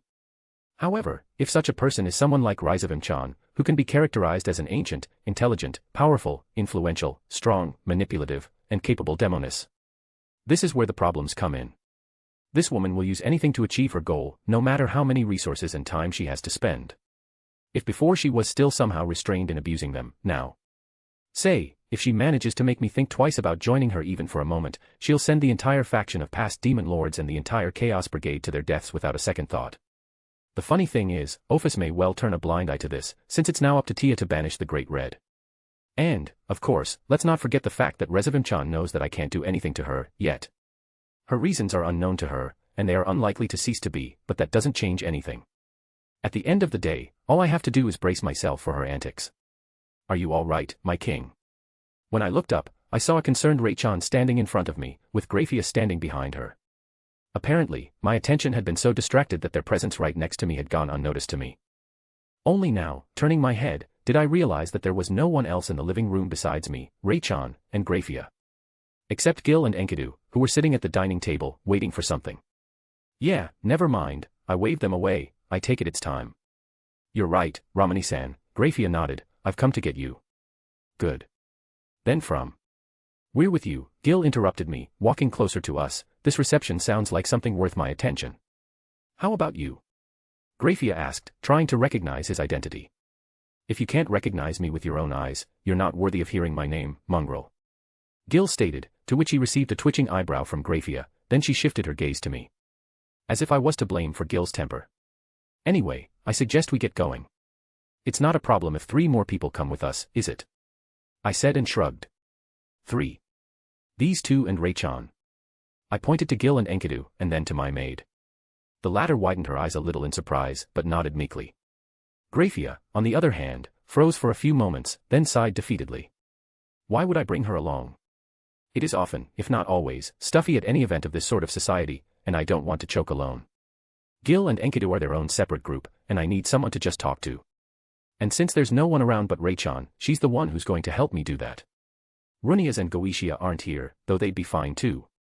However, the former won't want to show her face, and the latter, he'd just be bored. If you wish it, Romani-san. Zerzex's queen said and bowed. A silver magic circle glowed beneath us and transported us. Let's see how things turn out, and why I was summoned. Tired face. Lucifer's castle. When the lights went out, we found ourselves in a spacious room with the typical rich furniture and style of demons. Here waiting patiently for us was Zerzex, who occupied one of the chairs, dressed in formal clothes with a large cloak over his shoulders. Romani-san, he nodded when he saw us, and Graphia obediently stood behind his shoulder. I'm glad you accepted my invitation. Aha. I need to unwind a bit. I waved him off and sat down on the couch across from him. I see, Zerzex said and looked at Gil and Enkidu, and these servants. Castor just wanted to come, and Lancer is his friend. I shrugged. Anyway, when does the reception start? In an hour. The guests are just starting to arrive, so you can rest for now. I understand you have something to talk about since you picked me up so early. You're right, Romani-san. It concerns what I'm planning for the reception and what your role is in it. Aha. So, he called me here for a reason. Nothing unexpected, though. It's too unlikely that my presence is suddenly needed at an event like this for nothing. His guests are members of the Pillar families, envoys from the Demon Council, and Odin and his lone Valkyrie. Basically, it's the perfect stage to show or prove something, well, or put pressure. And I already have an idea what it's gonna be. Oh. I grinned, you want to use me? Aren't you afraid that my hand will suddenly shake? I don't know if you're brave or insane, Gremory. Rechan grinned. It will be beneficial for both me and you, he said calmly. There will be a couple of council members at the reception. The part of the council that is radicalized against you. What I'm planning will be a bit of a free-for-all for me, and for you as well. I rolled my eyes. His phrasing gave a pretty clear indication of what he was going to get. As I suspected, Zenos wants to put pressure on the council, to increase his reputation and therefore his leeway. Now he, like the rest of the demon lords, is really a dog of the council. His actions must be approved, and only then can he do something about it. Demon lords are essentially symbols of power, indicators of authority in the external politics of the race. Internal politics and affairs are handled solely by the council, with few exceptions. It's not about power, it's about influence. Infrastructure, finance, logistics, and everything that concerns governance is subordinate to the council. Zenos, for all its power, trivially cannot shut it all down. There's not enough power, time, or resources. And that's why, as I understand it, he needs me. He needs an outside factor that will directly or indirectly support him and the other lords. Someone powerful whose authority demons can't ignore on every level. Like Solomon, who was able to command an entire race with a simple word. Well, Goetia, to be exact. Your favor is clear to me, but not mine. The council may not have done anything yet, and you may not be inconvenienced, but that will not last forever. The only thing you value, Mr. Romani, is stability. And it will be disrupted as soon as the council decides to get a little bolder. I suggest we eliminate that possibility from the demon race. You can just screw us and focus on other things. Oh. Beautifully spoken, Siskan, I grinned, listening to the not-so-hidden manipulation. Gil did the same, Rechan made a face, Grafia kept her composure, and Enkidu just smiled, and yet you didn't deny that you planned to use me. My magic left my body, filling the entire castle and making it shake. Cracks appeared in the walls, plaster sprinkled, furniture shook, and windows flew open. A protective dome appeared around Zenos, covering him and Grafia, but the demon lord's face remained calm and smiled politely. That is indeed true, but you can't help but see the benefit to yourself, right, reincarnation of Solomon. I grinned. Then it ended abruptly, as the magic retracted back in. But the damage to the interior remained, which Zenos paid no attention to, though, and waited for my response. Not very pleasant to be a tool, yes, but like he said, it's hard not to see the upside. Given my circumstances, where it's very undesirable to change the faction structure due to possible plot collapse, I suppose I'll have to take him up on his offer. Plus, I'll really be more comfortable not being distracted by the antics of the council, well, or the demon race. Okay, you win, I said, and got a cheerful smile from Zenos. Let's see what happens. Don't worry, it's going to work out great. But I want a favor in return. One more besides the one your sister promised me. At those words, he stopped smiling and grimaced. After a few seconds of thought, weighing the pros and cons, Zenos nodded briefly. Good. I'll owe 2 favors then. I think it's worth it. Fine. I summarized and took a sip of the coffee I had just created. An interesting start to the evening. And I hope it doesn't escalate into something more unpleasant. I really hope so, tired face. Lucifer's castle. After waiting for a while, when most of the guests had arrived, I made my way to the banquet hall that Grafia had explained to me. Gil and Enkidu followed me, looking around at the interior of the building. Zenos never explained exactly what he was planning, but I have some educated guesses. If I'm right, he wants to show my power, or rather, the pointlessness of opposing me and showing aggression towards me. I don't know how it's going to play out, but it's going to be a simple demonstration. After spending 2 minutes on the way, we found ourselves at a double high door guarded by 2 demon guards. When they saw me, they jumped up and stood at attention with serious and slightly nervous expressions on their faces. Lord Solo. Lord Archiman, they greeted me in unison, but I preferred to ignore the way they were going to address me first. Besides, Rechan was completely ignored. Lord Lucifer had warned us of your arrival. Should we announce you? No need to, I waved it off. As far as I'm concerned, it's too pompous and old-fashioned. And relax, I'm not as aggressive as you've probably been told. As you wish. Enjoy your stay, my lord. They looked at each other more calmly and opened the doors. I covered myself and Rechan with a closed field so that I wouldn't be seen. I wanted to walk around a bit and find some familiar faces. Gil and Enkidu entered the ghostly form, apparently just to observe or whatever was born in Castor's mind. The hall was very spacious and richly decorated. The high ceilings were covered with various patterns of gold, and a single massive crystal chandelier adorned with gemstones illuminated the surroundings with an unnaturally strong but not blinding light. The walls had an understated but solemn look, decorated with golden ornaments. Along one wall were massive windows with luxurious curtains and a couple of exits leading to a balcony bounded by a curb. Among the large number of demons dressed in lavish gowns and costumes, I quickly found what I was looking for. It was a small group of particularly distinguished persons, including Rias and Sona and their queens. In addition to them were Serorg Baal, Sikvera Agars, and Zephyr Glaciolabalas, if memory serves me correctly. The protagonist of some Chinese short story who, lacking a generally superior power, developed another and shut up the offenders, an alternate version of Sona with a huge mecha fetish and a member of the masses respectively. Serorg is a very tall guy with short black hair and purple eyes, as well as having a pumped-up body. Calm noble. Sikvera, a medium-height girl with greenish-blonde long hair with a visible hairpin in it and pink eyes. Serious and sharp of tongue. Zephyr, a guy with blue protruding hair, green eyes, and elf ears. A bully and cannon fodder. Moreover, the clothes fit that description perfectly. Serorg was dressed in what looked like a Chinese outfit meant for training or fighting. Sikvera wore something between Koa's school uniform and nobleman's garb. The latter's attire was a noble costume adjusted for the eccentricity of demons in half-tiger coloring. "So, is he coming, Rias?" Sikvera's businesslike voice rang out, and I decided to listen to their conversation. He. Miss Tomato didn't understand at first, and after a couple of seconds she creased her face a little. I can only say that he is aware of the event and invited. So, it's safe to say he's coming after all, isn't it? I can't wait to see him in person and have a few words with him. For Satan's sake. Rias sighed and shook her head. I have to say, I don't understand your enthusiasm. He's the reincarnation of Solomon, Serorg said, crossing his arms over his chest. I'm sure he's a worthy adversary and can offer some advice. I want to learn his power and try to fight him. That's nothing new, Sikvera grinned. All you have on your mind is muscle, eh? I understand, Serorg, Sona interjected. I'd like to try my luck against him too. Sona. Rias was surprised. What? Sona shrugged. He's right about that. Who better than him to make you use everything you've learned? Feel the progress, if you want. That's true, but I'm sure I can beat him. Zephyr stated arrogantly, to which he received raised eyebrows from Sikvera, Sona, and Rias, and Serorg smiled cheerfully. I hate to dash your hopes, Zephyr, but you're going to lose in the first second. Unless, of course, Romani-sensei wants you to. Sona shook her head, and Rias nodded reluctantly. Did you say something, Citri? Zephyr asked threateningly. I'm not interested in the opinions of weaklings. Perhaps, Sona said diplomatically, and then smiled snidely and smugly. Neither do I. Rias, Sikvera, and Serorg stared at her in surprise, while Zephyr growled and clenched his fists. Are we sure it's Sona? Sikvera squinted her eyes. His madness has caught up with you after all, eh? Rias shook her head. Interesting. A smiling Serorg declared. How about we go out and sort it out, eh, Citri?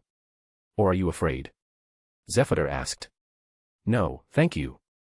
I have enough sense not to make a nuisance of myself at Lord Lucifer's reception. And you, Glaciolabalas? Sona challenged, looking at him with superiority. TCH. Zephyr clucked and turned and disappeared into the crowd of guests. Their conversation didn't end there, but I decided to move on. Listening to them, only Sona and Serorg could be distinguished. The former has become more straightforward and confident, something she lacked in canon. Now she's become someone who would be perfect for the lead role, instead of Rias, say. Even if Tomato went for a fix, there's not much to her besides looks. At least in my opinion. Earlier, she had aroused feelings of resentment and mild dislike, but now, Rias has sort of gone neutral, that is, average and ordinary. Status as an heiress. A retinue. Character. Appearance. Too sweet and typical for my taste. And I'm not even talking about her goals yet. Perhaps some will say this is a very biased point of view, and maybe that's the way it is, but it's silly to deny Sona's attractiveness against Rias. Serorg stands out for her steely will and character.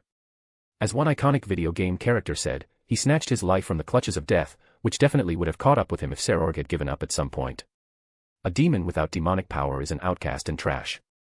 No one would waste resources and time on such an individual, as any other options are simply preferable. But now here he is, one of the strongest demons of this generation, if not the strongest. What do you think of them, Ray-chan? I asked casually, moving between the guests. Zekrom is a fool, she said confidently. Even if his magic reserves aren't impressive, that doesn't negate the boy's strength. He would be a good clan head, as his leadership skills are also sufficient. The others on the other hand, they're average. Except that Citri and Agar seem like suitable heirs to me. You know that because of the Chaos Brigade, of course. Lady Lucifer had a tendency to gather information and sort through it, noting important details and subtleties. A dossier had been compiled on every member of the Pillars and other important individuals in order to come up with an acceptable plan. After all, you know she's smart, my king. Well, I can't argue with that. I wonder if she's prepared something for tonight, with me here. It might turn out to be something unpleasant, ah. Upon reaching the edge of the hall, I found a group of Phoenixes consisting of Riser, his queen, and Ravel. They were just standing there watching the others, glasses in hand. And since they had nothing better to do, they're the ones I'll join. I would have chosen Odin and his Valkyrie, but the Phoenixes are preferable. Do you mind if I stand with you? I asked as I stopped beside them and dispelled the closed field, causing them to jump slightly in surprise and alarm. But when they saw me, they breathed a sigh of relief. Riser smiled politely, Eubeluna, his queen, bowed, and Ravel looked nervous as she adjusted her dress and hair. Of course not, Romani-san. You are always welcome in our family. Without showy pompousness or arrogance, Riser said. It must be because we were relatively far away from the others. Why yes, my brother's right, Ravel added excitedly. How was the reception? Pretty stuffy. That's why I brought Recon with me. I answered and pointed at her. Lady Leviathan. Ravel and Riser greeted her, to which she nodded briefly. Anyway, does anyone know what kind of program is planned for the reception? Well, except for Odin's greeting, of course. I asked, picking up a couple of appetizers from the table. I can't say, but there will be something for sure, Riser shook his head. After the council meeting yesterday, my father mentioned that Lord Lucifer had specially invited several of its members here. And since you're here, it's definitely related to you. Ravel nodded. Are you going to be all right? You bet. I smiled and stroked her head, at which she blushed and lowered her gaze, while Riser and Eubeluna smiled softly. This tiny lady is cute. She felt like a little sister that was nice to be pampered. Something similar to Ophis, but a little different. Did she have romantic feelings for me? I don't doubt it, but not in love yet. I guess. Still, it's pretty hard to ignore her cuteness, no matter how hard I try. Well, as long as Serzex isn't here yet, I can relax. Gil and Enkidu haven't come out of their ghostly form yet. Apparently, Castor hasn't found something fun to do yet. I created a cup of coffee and mopped up the snacks with it, running my eyes over the guests. However, that doesn't change the feeling that something unpleasant is about to happen. Also, someone's been watching me. From the moment I stepped through the doors of the hall. I wonder who it is. Tired face. Lucifer's castle. Chatting with Phoenix's company came out refreshing and relaxing. Ravel asked about everyday life, my tastes in things and interests, and Riser paid attention to my attitude toward demons. Of course, the latter was bringing it up for a reason. He wanted to know what my plans for the race were, and if it threatened them in any way, which he admitted at the outset without trying to be dark. To my reply that I had, in fact, no plans, he only nodded briefly and went back to small talk, which included Recon, which I found entertaining. Riser didn't treat her as an enemy or traitor, but as a coworker or distant acquaintance. He showed her his respect and paid her a couple compliments on the importance of her blood and power, which Recon accepted with a calm and slightly surprised face. A brief conversation ensued between the two, mostly concerning me, but if I were to summarize it, it could be said that they found common ground with me as a liaison. Of course, my presence was noticed, and some members of the demonic nobility came over to introduce themselves and greet me. In those moments, I felt a stuffiness that simply could not be called pleasant. When others appeared near us, Riser's face instantly changed, regaining his arrogant, pompous, and vain expression. Recon parroted the doll with an impenetrable mask, Eubeluna parroted her king with a slight note of politeness, and Ravel remained herself, but with a face of humility and slight displeasure at her naughty older brother. There were plenty of people willing to give me their time. When one left, another came, and so on in a circle. Among them were the same two members of the council, judging by their manner of speech and old-fashioned appearance, who threatened me and suggested that I obey them. I preferred to let their words pass my ears, as Serzex must have connected them to his antics in some way, and I just had to wait. I wasn't stressed by their threats, as what was the point if they couldn't physically do anything to me? As arrogant as it sounds, why would a mountain pay attention to the ants at her foot?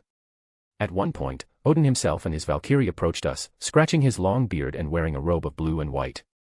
The Valkyrie, who seemed to be named Rosweiss, wore a pale blue austere costume and had long loose silver hair and eyes the color of sea waves. The Phoenixes, realizing that this conversation wasn't for their ears, moved aside so as not to disturb us, leaving only me, Recon, Odin, and Rosweiss. The old man said thoughtfully, there are similarities between you and your predecessor. He didn't like such events either, and preferred to be in his temple surrounded by his wives. Oh. I raised an eyebrow and grinned, so you knew him personally, old man. You should have seen the women he was surrounded by. Odin laughed, each one more beautiful than the other, and all of them trying to get his attention. Would you like to take Rose in? That virgin keeps nagging and nagging me when I try to relax because she doesn't have a boyfriend, or at least a candidate. Lord Odin. Rosweiss shrieked indignantly and loudly, stop embarrassing me in front of important people. And it's not my fault I'm still a virgin. You throw so much work at me that there's simply no time left to find a boyfriend. Of course, her scream caught the attention of those around her, and under the stares of the guests, the Valkyrie's face quickly filled with shame and embarrassment, whereupon she fell to her knees and cried. Yes, so much so that fountains naturally began to pour from her eyes. Your ward is crying, old man. I pointed at her while Odin paid no attention. It's nothing new. It always happens when she's reminded of her absent relationship. You'll get used to it. He waved it away. You know, offering your bodyguard to an unknown person is pretty irresponsible, don't you think? I asked with a shrug. Why unknown? Given what I've heard and what I'm seeing now, you'd take care of her if she came into your care. And what's not to like about her? Young, strong, smart, and promising. The perfect candidate if you overlook some of her traits. Oh. I grinned, and you definitely don't want to placate me with that, do you? In case your subordinates step on my toes, let's say. That too, Odin shrugged. Solomon's power was immense. He didn't fight anyone simply because he wasn't interested. The entire biblical faction was essentially under his command. And if you take into account his own power, it's almost the most powerful mythology. It's funny you didn't deny what I said about the subordinates. So, you really think it's going to happen? I'm old, but I'm not blind or stupid. Odin scratched his beard. One of my sons has been acting very rebellious lately. And it would be a good idea to back up just in case. Besides, you've got nothing but advantages in front of you. Friendship with me and a skilled Valkyrie at your side. I'll consider your offer. I rolled my eyes. That's good enough for me, Romani. Odin laughed, and then reached for the appetizer. By the way, I heard about the current drag bearer you've taken under your tutelage. What do you think of him? He's like you.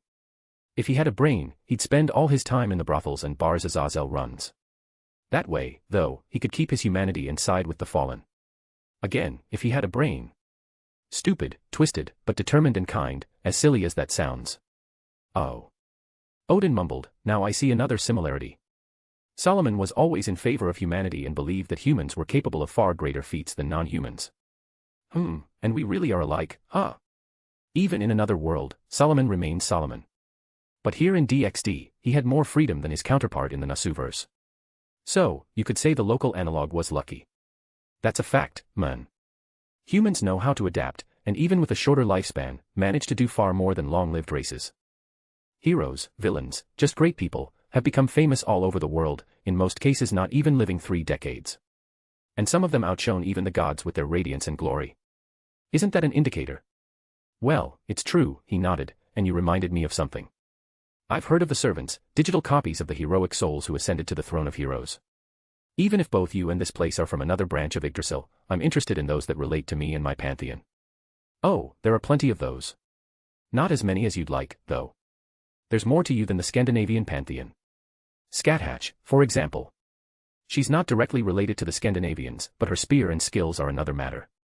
Gibalg is a copy of Gungnir's spear, Odin's personal weapon, and the ancient runes she wields were first mastered by him. That witch. Odin grimaced.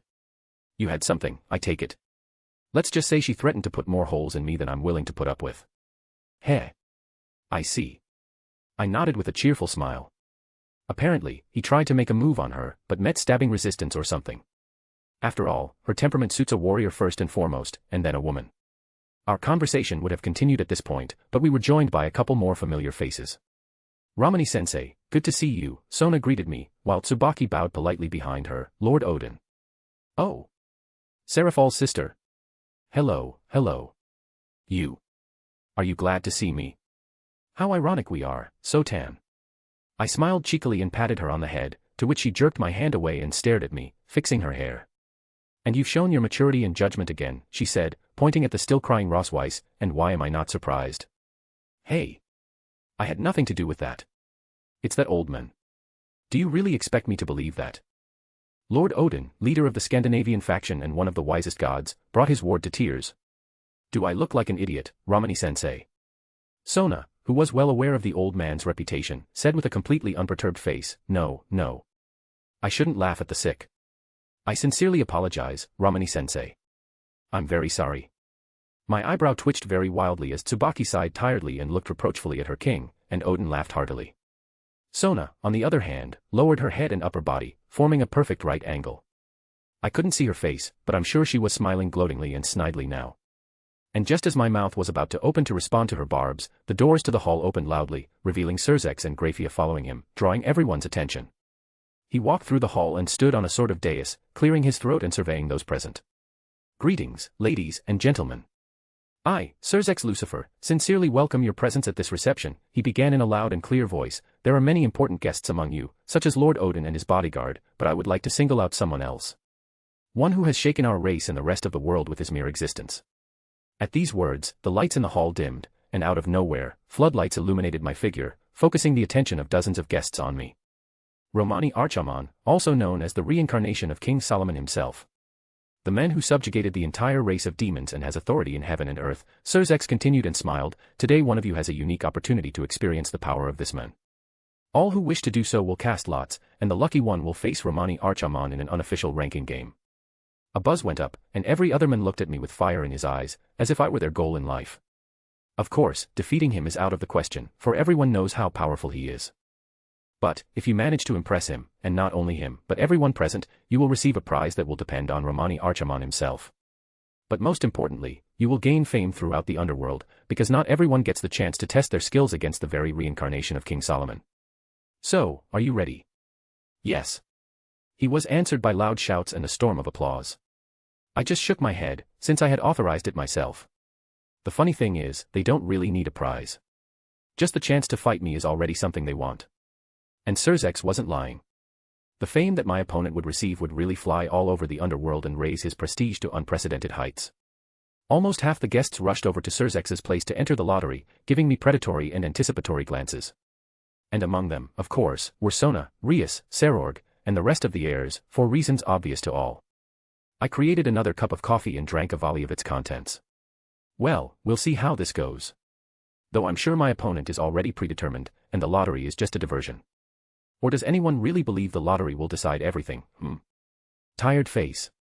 Lucifer's castle.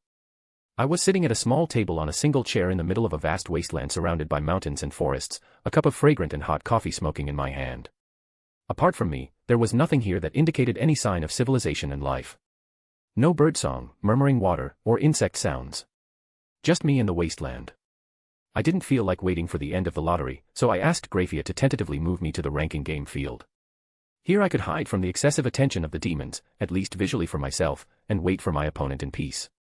I don't know who it would be, but the most plausible option would be Serorg. After all, he is the strongest of the younger generation. After a while, I felt bursts of mana in the distance, and there were far fewer than there should be. And considering who they belong to. And Zerzek doesn't mess around, huh? The unofficial ranking game is about to begin, and I, Grafia Lucifuge, Queen of Zerzek Lucifer, will take the place of its referee. There is no time limit, the game will end as soon as Lord Archiman gives the sign. According to the outcome of the draw, his opponent is Serorg Bale, who... Then she suddenly fell silent, and there was silence on the air. After a moment of silence, Grafia returned, but there was a slight concern and incomprehension in her voice. There had been a technical glitch. Instead of Serorg Bale and his entourage, all the heirs present at the reception have entered the field. They are Serorg Bale himself, Rias Gremory, Sona Citri, Riser Fenix, Zephyr Glacialabalas, Diodora Astaroth, and Sikvera Agars. The game will be postponed pending clarification. Oh. So, this is his plan. I see. No need, I said loud enough for my voice to be heard all over the field. If the heirs are okay with it, we can continue. Are you sure? Grafia asked diplomatically, then what about the reward? It will depend on their efforts, as agreed with Zerzek. There is no change in that. In that case, we continue. Lord Archiman's opponents will be the aforementioned heirs I mentioned above. Grafia stated humbly and paused. The game begins. Tired face. For 15 minutes nothing happened. Absolute silence hung around me, like the calm before the storm. I was still sitting in the same chair, at the same table, with the same mug of coffee. Yet. In an instant, 3 magic circles lit up in 3 different directions, from which golden flames, a stream of water, and a black and scarlet spear of destruction burst out, and then rushed towards me. The 3 attacks of destructive power formed a perfect triangle, and when they reached the enclosed field that had been erected in an instant, there was a deafening explosion, raising a huge cloud of dust and steam. My view was blocked, but I could feel 2 other auras rapidly closing the distance, and another hovering directly above me about 10 meters above the ground. A fraction of a second, and two holes formed in the veil, revealing Serorg and Zephyr, with their fists extended in my direction. To block them, I created two magical circles in front of them, or rather, I tried to create them, as the small area that included only my body was covered by a pale orange barrier. Inside it, the creation of magic circles slowed down so much that even the naked eye could see the impossibility of blocking an attack with them. With a snap of my fingers, the barrier shattered and crumbled into a cloud of shards, and another circle lit up beneath me. And when the blows almost reached my face, golden chains erupted from it, picking up the two airs and throwing them away. Serorg landed on his feet before he had even traveled 10 meters, and Zephyr crashed into the ground, leaving a small crater. I swung my hand, dispelling the remnants of the veil, and straightened up as the table, chair, and cup vanished into thin air. Then my gaze drifted to the front, where a group of heirs were gathered, slightly disgruntled but still enthusiastic about kicking my ass. Not bad, I began, clapping my hands together and nodding at them. In 15 minutes you've managed to come up with a passable strategy, even despite your relationships. You can stop holding back, though. Throw everything you've got at me, don't be shy. The last words were addressed to everyone, but especially to Rias and Serorg, who definitely understood it. The heirs looked into each other's eyes, and then, with a short nod, began the actual battle. Rias immediately rose into the sky, releasing his 6 fiery wings, surprising everyone else. A sea of golden flames formed around him, which he threw at me, sweeping away everything in his path. A direct strong attack to prevent me from counterattacking. Serorg, seeing this, laughed and, clenching his fist, struck the ground beneath him. The force he gathered in his hand crushed the ground and made everything within a kilometer radius shake and collapse. He was trying to knock the ground out from under my feet to make me move. They weren't the only ones. Sona created a massive water serpent 100 meters long and sent it in an arc to cut off my escape routes. Dozens of black and scarlet spears formed above Rias's head, apparently copying Gibalg, which constantly changed their trajectory so I couldn't know where they were aiming. Sikvera and Zephyr's attacks were an order of magnitude weaker, but they clearly didn't want to fall behind the others. The former put her hands on the ground, causing 2 magical circles to light up. One, the larger one, hit the airs and sped up their attacks, while the other, which I fell into, created the sensation of slow motion. Zephyr put his hand to his chest, where a palm-sized magic circle of pale red appeared, after which his body was covered with some glow of the same color, and he rushed to attack right behind Rias's wave of flames. The funny thing was that Diodora wasn't doing anything at all, just smiling. But his smile was somehow tense, and it wouldn't be wrong to say that he was afraid of something. Applying strengthening to my body, I jumped up while my gaze quickly analyzed Sikvera's barrier, allowing me to change its properties. Now the smaller one was speeding up and the larger one was slowing down. My hand extended towards the sky, where a giant magic circle lit up, covering the entire area of the ranking game field, where the gazes of the heirs swept over. Their attacks changed direction, and Serorg and Zephyr, who were covered in Sikvera's accelerating barriers, jumped up behind me. The wave of fire began to stretch, taking the shape of a giant phoenix, and the water serpent gained wings, resembling an actual leviathan. In addition to the large circle, hundreds more small ones formed around me, from which golden chains burst out, targeting the rearguard consisting of Sona, Rias, and Sikvera. Rias. Sona shouted, to which her body was covered in a black and scarlet aura. Her spears rushed out of the sky and began chipping away chain after chain as the power of destruction began to gather around Rias. 1/3 continued to create spears, while the remaining 2/3 formed a shield similar to Ro Ajax, behind which the entire rearguard immediately shifted. The chains crashed into the shield and naturally drilled through its covering, but I noticed how slowly they were being destroyed by Baal's hereditary power. When 2 layers were broken through, Sona, Rias, and Sikvera put their hands on Rias's back, transferring their power to her, but reducing the power of the attacks. Balance breaker. King Regulus Royal Hide. Serorg shouted and became covered in golden armor as he saw the reduced power of his allies' attacks. Zephyr, on the other hand, put all his strength into his released wings and put his hand on Serorg, covering him with the same aura that covered himself. As it turned out, the function of this aura was entertaining, as my chains simply passed through the 2 heirs flying swiftly towards me. When the Serorg who surged forward got close enough, I erected 10 protective magic circles in front of him in order to have time to finish what I had planned. However, this protagonist of Chinese novels punctured him one by one as if he were a knife and they were butter. They simply could not withstand his strength, to which I raised an eyebrow impressively. After all, the last person who was capable of doing that was a spirit. And the attacks of Sona, Rias, and Sikvera surrounded me on all sides, as if some beast trying to swallow the sky whole. However, the time had come, they lacked speed. My magic circle covering the entire area shone with a bright golden light and illuminated the entire area, leaving not a single dark spot. A moment later, a massive blade of pure light emerged from it and pointed at the heirs, shaking menacingly like a hungry wolf on a leash, eager to catch up with its prey. And when the distance between me and Serorg was no more than 30 meters, the blade burst out with the speed of light and went straight at the heir of Baal, whose smile grew even wider and a joyous laugh came from his mouth. He stopped and stood, bringing his fist behind his side, and then, as it glowed and filled with all the power he had, he made a single strike. Fist and blade collided, forming a blinding explosion that filled his ears and made him cover his eyes. The ball of force and light created from the collision cleared the artificial sky of clouds and destroyed the ground. The light of the sun disappeared under its onslaught, and the sound of the explosion overpowered everything else. It was only by the edge of my vision that I saw something truly amazing. An attack that might well have killed some gods had stopped. For a tiny, insignificant, barely noticeable microsecond, but it stopped when it met Serorg's fist.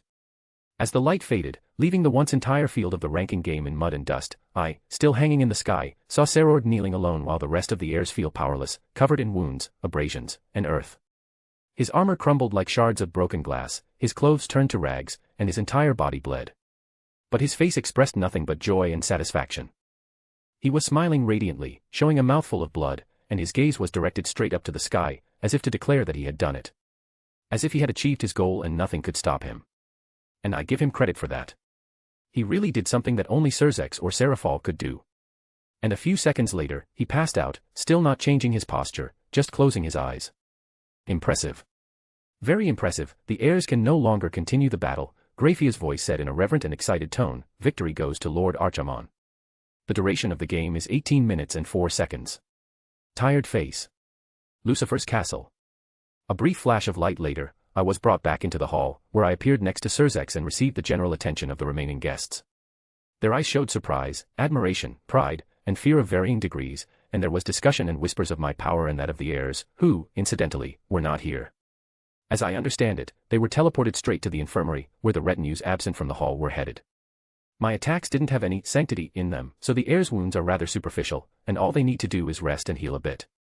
The blade of light I hit with at the end, while it did damage, it was set up to burn away strength, both mana and stamina, rather than pure destruction or killing. Also worth mentioning is the absence of the 2 council members who were throwing threats. I don't know when exactly they left, but I imagine they were eager to tell their colleagues what they'd seen and devise a way to deal with me. Though there is a chance that the radicalized part of them will put aside their pride and stop plotting, I find that hard to believe. Romani Archiman.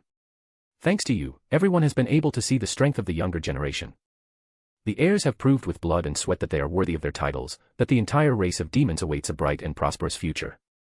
I, Serzex Lucifer, as one of the demon lords proudly declare that I am not afraid to leave my post and trust this generation in the hour of need, began Serzex, with a triumphant smile on his face. Ladies and gentlemen, let us give the benefactor the applause he deserves. The next second the hall was filled with applause, and Serzex looked at me and nodded in satisfaction. Then he led me a little to the side where we could talk for a while. The deed was done. Thank you for your help, he began. I didn't expect them to be so capable.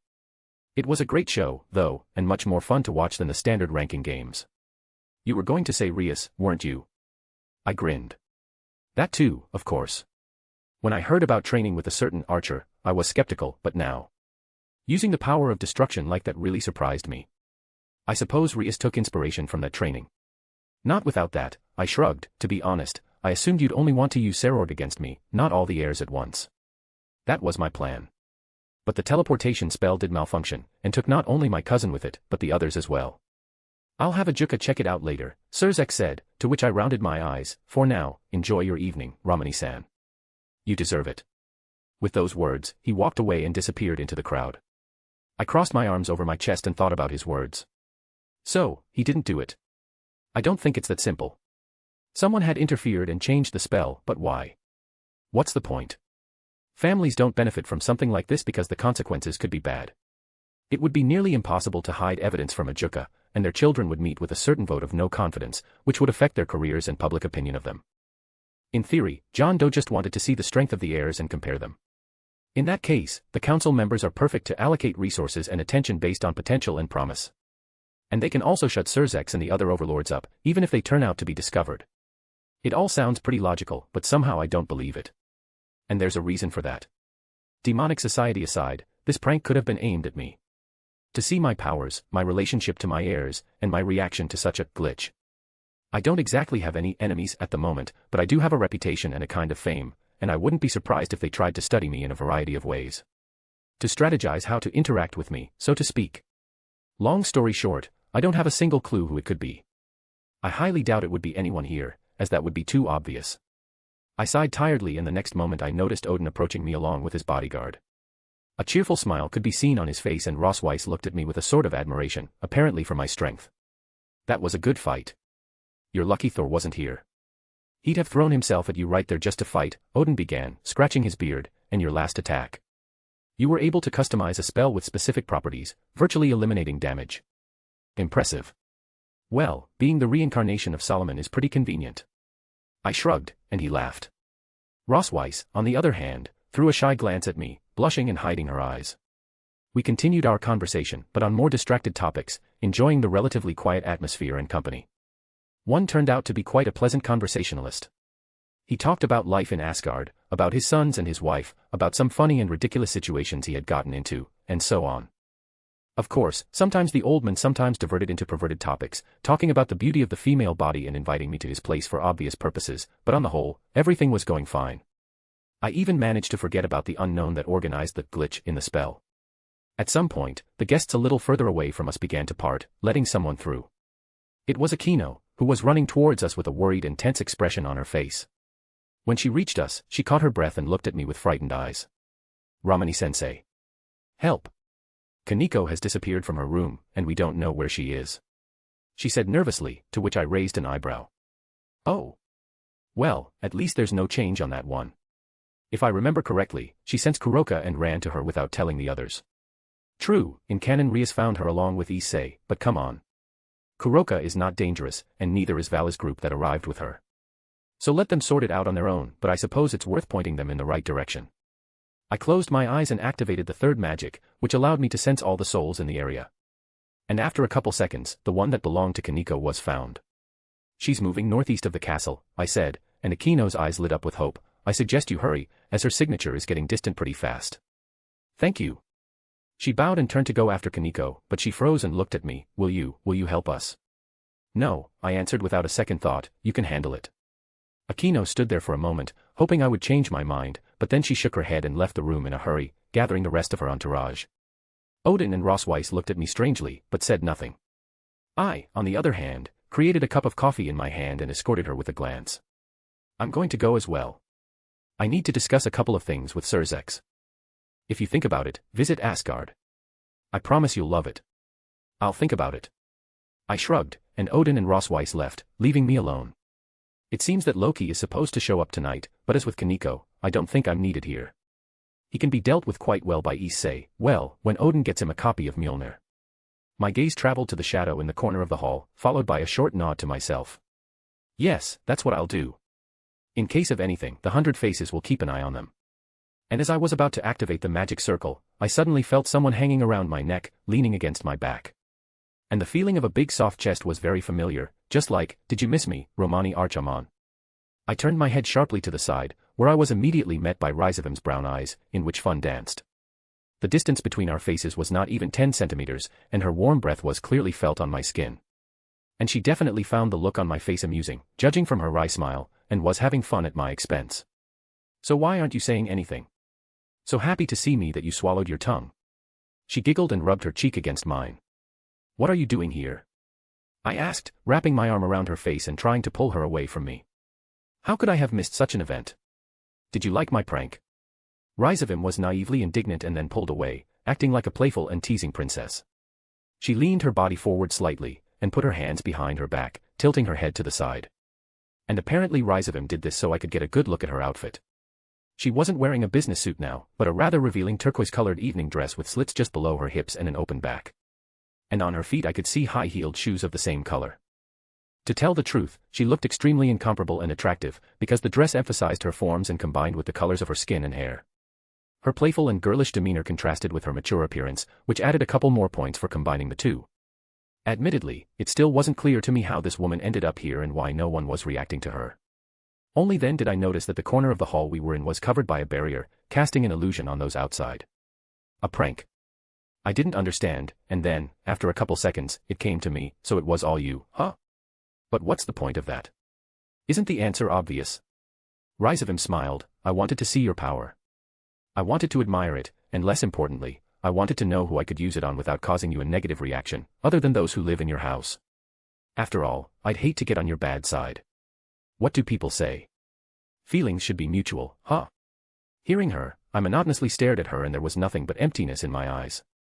No surprise. Absolutely. She previously thought people were unworthy and now she's quoting them. What else is she going to get into her head before I can deal with her? However, my assumptions were partially correct. So, what now? Are you going to be here long? Because I'm planning on coming home right now. How ungentlemanly of you, Romani Archiman, she clucked her tongue, and you won't even give a lovely lady like me a dance. No. Your insensitivity makes me sad, she said, wiping away a fake tear, and then smiled as if she hadn't heard anything, but come on, next time. I'll see you. Before you go, can you answer one question? I asked when I saw she was about to leave. Whatever you want. Why didn't Diodora do anything during the game? I doubt he was afraid to show his power. Oh, that upstart. I ordered him, of course. As if someone like him had the right to even swing at you. And if he hadn't, no one would have found his corpse, she laughed, ostensibly joking, but obviously there was no joke in her words. If that's all, I'm leaving. One last thing. Rizavim then abruptly appeared beside me and kissed my cheek.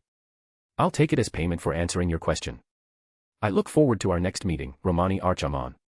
Smiling contentedly, she turned on her heels and disappeared in a flash of magic circle. And, as soon as Rizavim was gone, I sensed a divinity in the distance that reeked of deceit and guile.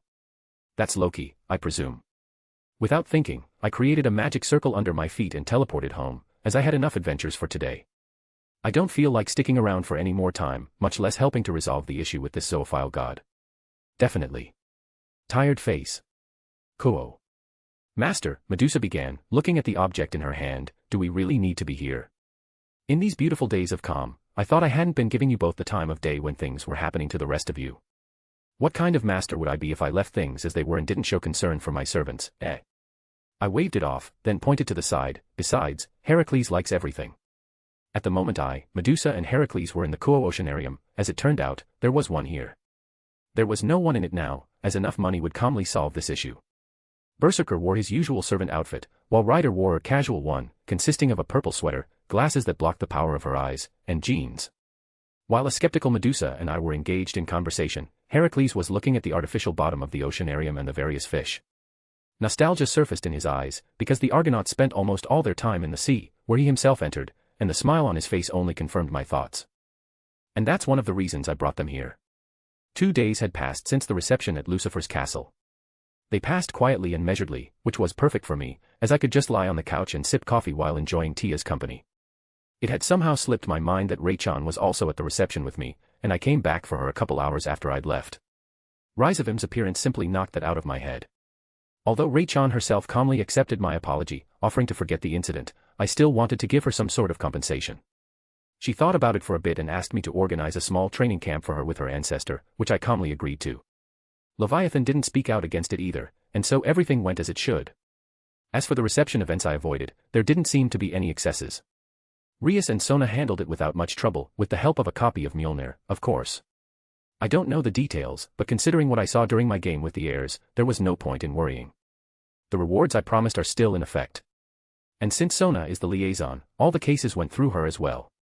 At this point, almost everyone except Serorg, Rias, and Sona herself had gotten them. Silvera asked for knowledge about mechs, and got a couple ideas from anime I watched. Zephyr wanted to know about possible enhancements to his aura, to which he got advice to watch some human works, i.e. the same anime and manga. Riser, on the other hand, just wanted me to go on a date with Ravel when she was ready, and now I just had to wait for an invitation letter from her. Diodora, on the other hand, hasn't gotten any, of course. I have a couple guesses as to what the remaining 3 will want, especially Serorg. But until they say so themselves, I'll just wait and see what comes of it. For now, we can get back to what's happening now. And this has nothing to do with you being bored, I suppose. Do I look like that kind of person? I asked, pointing a finger at myself and making an incredulous face. Had anyone ever told you otherwise? She asked, tilting her head to the side as if she really thought that, and I just shrugged, and why this place? I understand your reasoning about Berserker, but about me. Yes, I'm well aware that the sight of the oceanarium makes you uncomfortable. And no, you didn't do anything wrong. Then why? She asked incomprehensively, to which I sighed and turned my head to the glass, behind which I could see the artificial seabed. To talk. I see the way you act. And even though your eyes are closed by the seal of Gorgon, my eyes are not closed by anything. You're uptight, your social circle is mostly limited to just Archer, Enkidu, Heracles, and Artoria, and most importantly, which is the reason for all of this, you're afraid you'll displease me. Even when you were in a drunken frenzy over Alea's machinations, fear danced in your eyes. It wasn't the sea that caused it, it was me, wasn't it? That I'd put you back on the throne, or worse, throw you out to the Greeks here in this world, wasn't it? If you were to misbehave in any way, let's say. What's the point of that? Medusa asked monotonously. I'll follow any order you give me, master. That's exactly the point, I objected instantly, and she rounded her eyes. My orders are not absolute. I'm not a tyrant and I'm willing to listen to other points of view. You, Archer, Artoria, Merlin, Heracles, and even Aleia, who's always dark, are my family, I guess. I care about you, and I'm willing to put my back out for you, even if it costs me magic in my life. And seeing a family member fearing another family member is discomforting to say the least, don't you think? She chose to remain silent, but I could clearly see the memories of the shapeless isle flashing in her eyes. I'm not lecturing you, no, and we can pretend this conversation never happened, since you know my principles. I'm just asking you to trust me to be more than just servant and master, I said calmly, looking her in the eye. Even if there is a situation where our interests and worldviews diverge, I will accept it. After all, it's your life, your view, your choice. Without the slightest desire to retaliate or shit on you in any way. I'll support you. And not just me, but everyone else. I sighed and made my way over to Heracles, who was still nostalgically looking out over the waters. Please consider my words, and as I said earlier, I will accept whatever choice you make, whatever it may be. I will think about it. After a few moments, she said.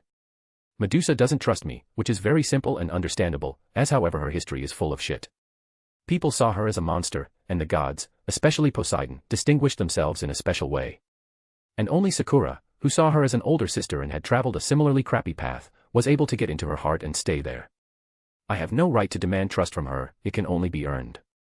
And I hope I can do that. Heracles growled softly as I approached. Thank you, I said, and maybe you'd be right. I should have picked a different place. Why? So, she could remember her life on the island and her sisters. Yes, it's cruel, but the response will be stronger that way.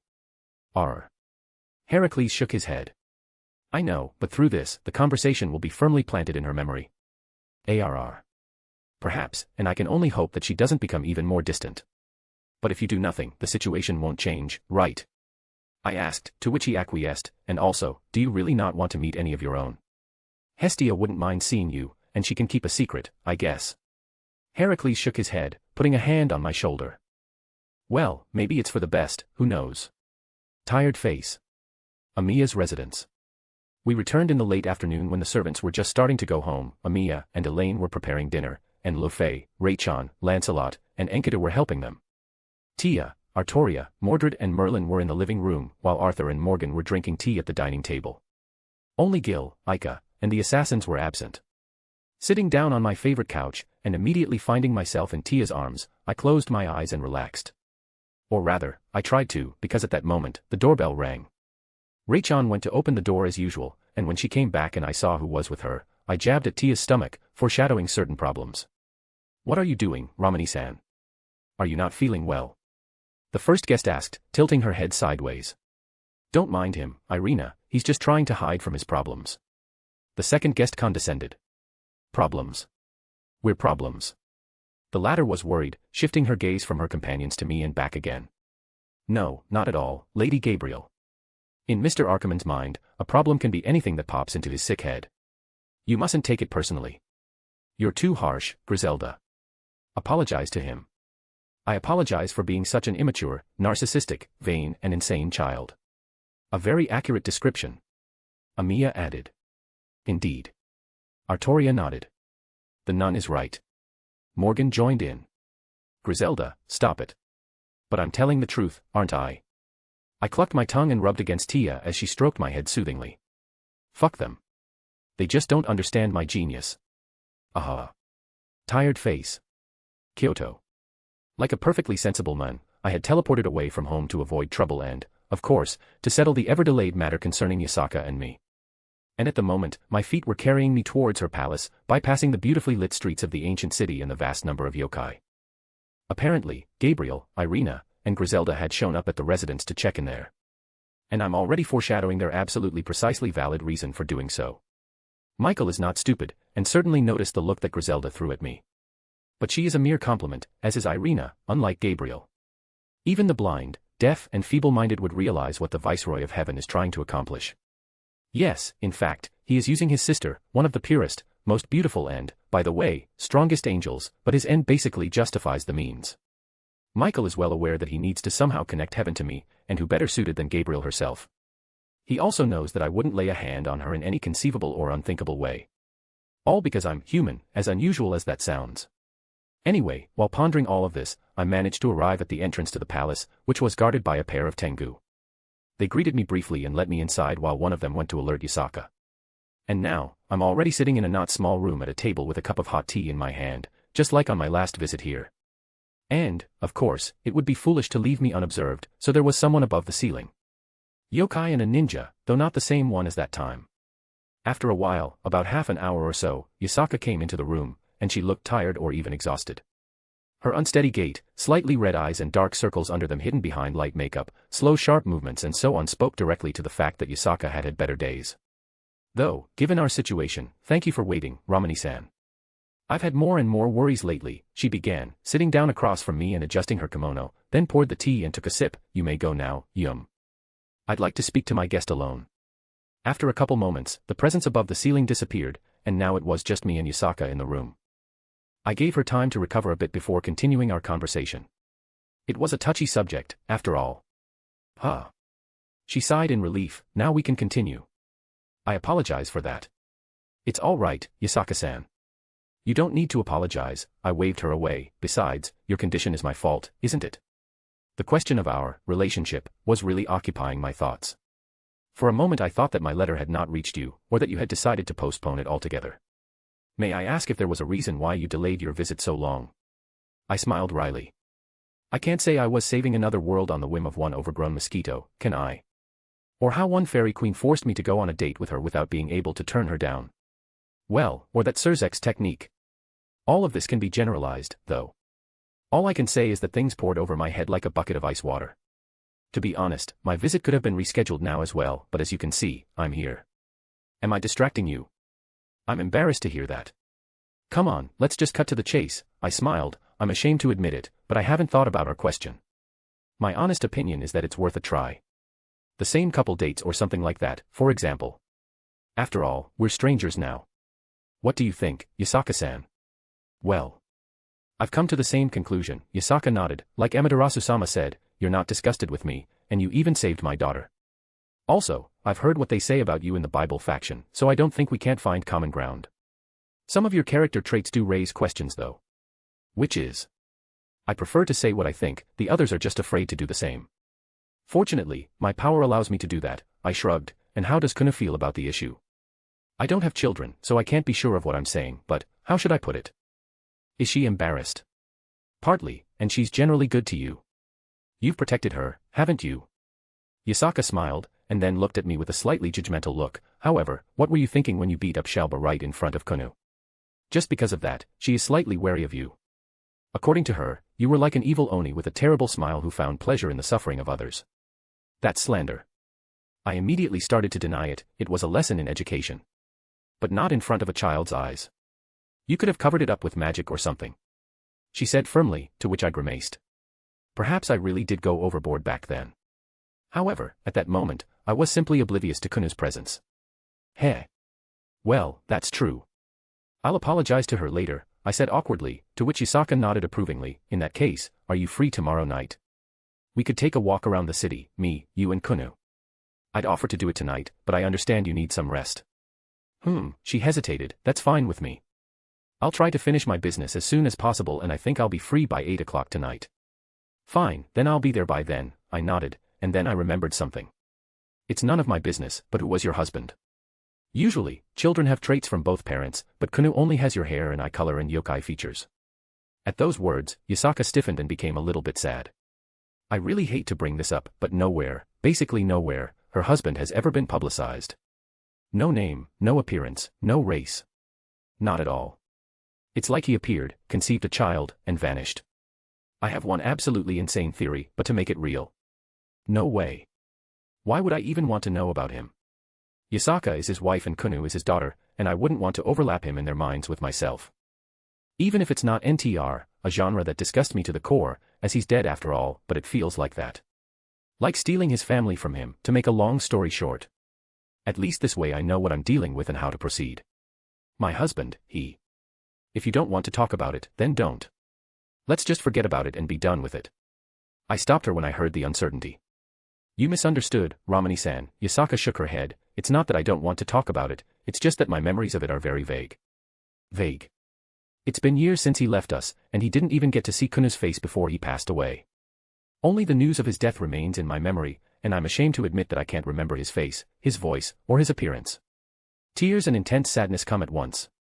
She said bitterly, lowering her face, I'm a terrible wife, I'm unable to even remember my husband's features. I raised an eyebrow. What? Mystical beings have phenomenal memories, and if Yasaka can't even remember a face. Oh no, that can't be right, right? My face creased with realization. I mean, Yasaka and Kunu were only needed for the sake of filling out the heroine archetypes. No prescribed backstory, but just to give to Issei. Just some random guy conceiving a daughter to a nine-tailed fox, with no name, face, or anything. That's bullshit. And it's total bullshit. Now you need to solve a situation that you created yourself. No, you're just unlucky, I said measuredly, and I can tell you that you're not a terrible wife. You may not remember your husband, but you make up for it by taking care of your daughter. Kunu is surrounded by love and care, and just the right amount. She is independent, skillful, and polite, and your subordinates are truly loyal to her, as well as to you. You are a wonderful woman, just know that. Thank you, Romani-san. Yasaka practically whispered, wiping away her tears with her hand, to which I nodded silently and took a sip of the tea that had already cooled. Anyone else would have thought to hug her, to give her a sense of warmth and care, but not me. As I'd said before, we were strangers at this point. By doing so, I would essentially be taking advantage of a moment of weakness and causing false affection. This is different from the same Morgana when we were already relatively close and she already had feelings for me. My opinion is that the feelings should be mutual. What's the point of building a relationship on false hopes and promises? There isn't. Sooner or later there will come a moment when everything will fall apart. It's just that one will be unhappy from the beginning and the other a little later. I put the cup down on the table and let out a silly sigh, looking at the untied Yasaka. Well, the beginning had been made. All that's left is to move forward, Tired face. Amiya residence. The next day. The rays of the morning sun nestled into the room, thus waking me up. My sleep was a bit restless due to the situation with Yasaka and Kuno, but overall I could say that I managed to get a good night's sleep. I slowly opened my eyes and stroked the head of a still sleeping Tia, using me as a cuddle pillow. Her response was a cute giggle and purr, just like a cat's, which brought a cheerful smile to my face. Dragons are definitely not early birds, In fact, their resemblance to cats is striking. They both like to eat and sleep, and their reactions to affection are about the same. It's just that one can accidentally kill you, and the other, only if you try. Getting out of bed without waking Tia, I made my way to the dining room, where the sounds of cooking were coming from, and created a mug with my morning dose of caffeine in my hand. It was basically impossible to do without it lately, as the days were too eventful. When my carcass reached its destination, I saw something so shocking that my eyes looked like saucers, my body stiffened like a tree burrowed into the ground, and the mug almost fell out of my hand, spilling all of its contents. In the dining hall, the newly awakened residents of the residence were slowly gathering. Artoria, the newcomers from the church, Gilgamesh, Enkidu, Medusa, and Rias were already seated at the table. The assassins were obviously in the shadows, and Ika and Ophis still hadn't returned. But it wasn't them that triggered my reaction, it was what was happening in the kitchen. Archer sighed longingly, looking in front of him. Toast isn't going to fry any faster if you keep staring like that, berserker. In the expanded kitchen, Amiya, Morgan, Elaine, Ray-chan, and Lu Fei were at the stove, busily preparing food. While the last three were simply standing aside or busily preparing ingredients, the first two. Morgan, who was wearing Amiya's apron with "Bone of my sword" written on it, was staring intently at a skillet standing on the fire, on which two toasts were toasting. On Archer, however, hung another bright pink-colored apron also with an inscription, but a different one, the noisy sheaths of an incompetent king. Amiya looked at the stove with sadness in his eyes and looked as if his very soul had been taken from him. I could directly see a black cloud hovering over his head, spilling drops of longing and resentment. His fingers were clenched into fists, and his teeth made an audible grinding sound that spread throughout the kitchen. Morgan, on the other hand, was fine with it. She ignored everything outside the frying pan, focused solely on it. It was as if her very life depended on what was in the pan, given her unblinking eyes. But in that case, I could miss a moment and it would burn completely, becoming inedible, right? I can't understand the reason for your disgruntled expression, Queen Shiro. You're taking up space at the stove, and because of that, I can't continue making breakfast. That doesn't sound like my problem, Morgan said, and you don't have to hide the real reasons for your displeasure, Queen Shiro. Though, they are not entirely clear to me, since all I did was take your apron and take over the kitchen. Then she paused and looked at him with a face so innocent that if I'd had anything in my mouth on principle, I would have definitely choked. Archer, on the other hand, actually did, apparently with saliva. Oh. Or does it bother you that you've lost control of the kitchen, your own territory? That you are now obliged to submit and wait patiently for me to finish? Morgan shook her head and made a fake sad face. How petty, just like your king, eh? Hearing this, Archer sighed tiredly and rubbed his face with his palm. The servants present did not hide their amusement, and the next moment there was a rather loud bang on the table. It was Artoria, of course. Enough. How dare you spoil such a sacred rite as eating? This is crossing even your moral boundaries, Morgan. Saber was outraged, and the churchman, hearing the name Berserker, stared stunned at the latter. M. Morgan. Morgan Le Fay. Irina was distraught. Now I see why he addressed her as, Your Majesty. Griselda shook her head, and Gabriel, flapping her eyelashes, began to examine the Berserker. Apparently, the latter could still hide her identity from the Archangel, just like me. I have none, dear sister, because I'm always right, Morgan smiled, and you wouldn't go back to the throne without eating just once, would you? Or would you? You're getting off the subject. Servants don't need food or sleep, said the Queen of the Fairies, to which Artoria clucked loudly. I feel sorry for my husband, for I don't understand why he still maintains a contract with you if all you know how to do is eat and sleep. It's a mystery of the universe to which there is no answer, not even in corn. I feel sorry for him too, Artoria grinned. He's the one who's going to have to taste the poison you're trying to make and call food. I don't suppose even 2 true magics will do him any good. Of course, such a jab could not go unanswered by Morgan. She stepped away from the stove, to which Archer sighed in relief, as did the rest of the kitchen, but more covertly, and stood across from Artoria. I don't know if my own eyes are playing tricks on me, but I can give you my word that I saw a bolt of lightning equal in power to a rank A spell form between their gazes, and 2 cowering silhouettes, a lion and a fairy, appear behind them. How about we sort this out like old times, dear sister? Morgan asked with a challenge in her voice and extended her hand, where her axe staff instantly appeared. With pleasure, sister. Time to give you a lesson in manners. Artoria replied, in a flash of light changing her attire to battle dress, and in her hand appeared Excalibur, not hidden by the wind. And with a tense silence, the 2 made their way to the training area in the basement under the gazes of everyone present. Come, Enkidu. This is definitely entertainment worthy of a king. Gilgamesh declared and headed after the Pendragon sisters. Medusa joined them as well, apparently to back them up or something. I'm coming with you. Rias exclaimed cheerfully and followed the others, leaving only the churchman in the hall.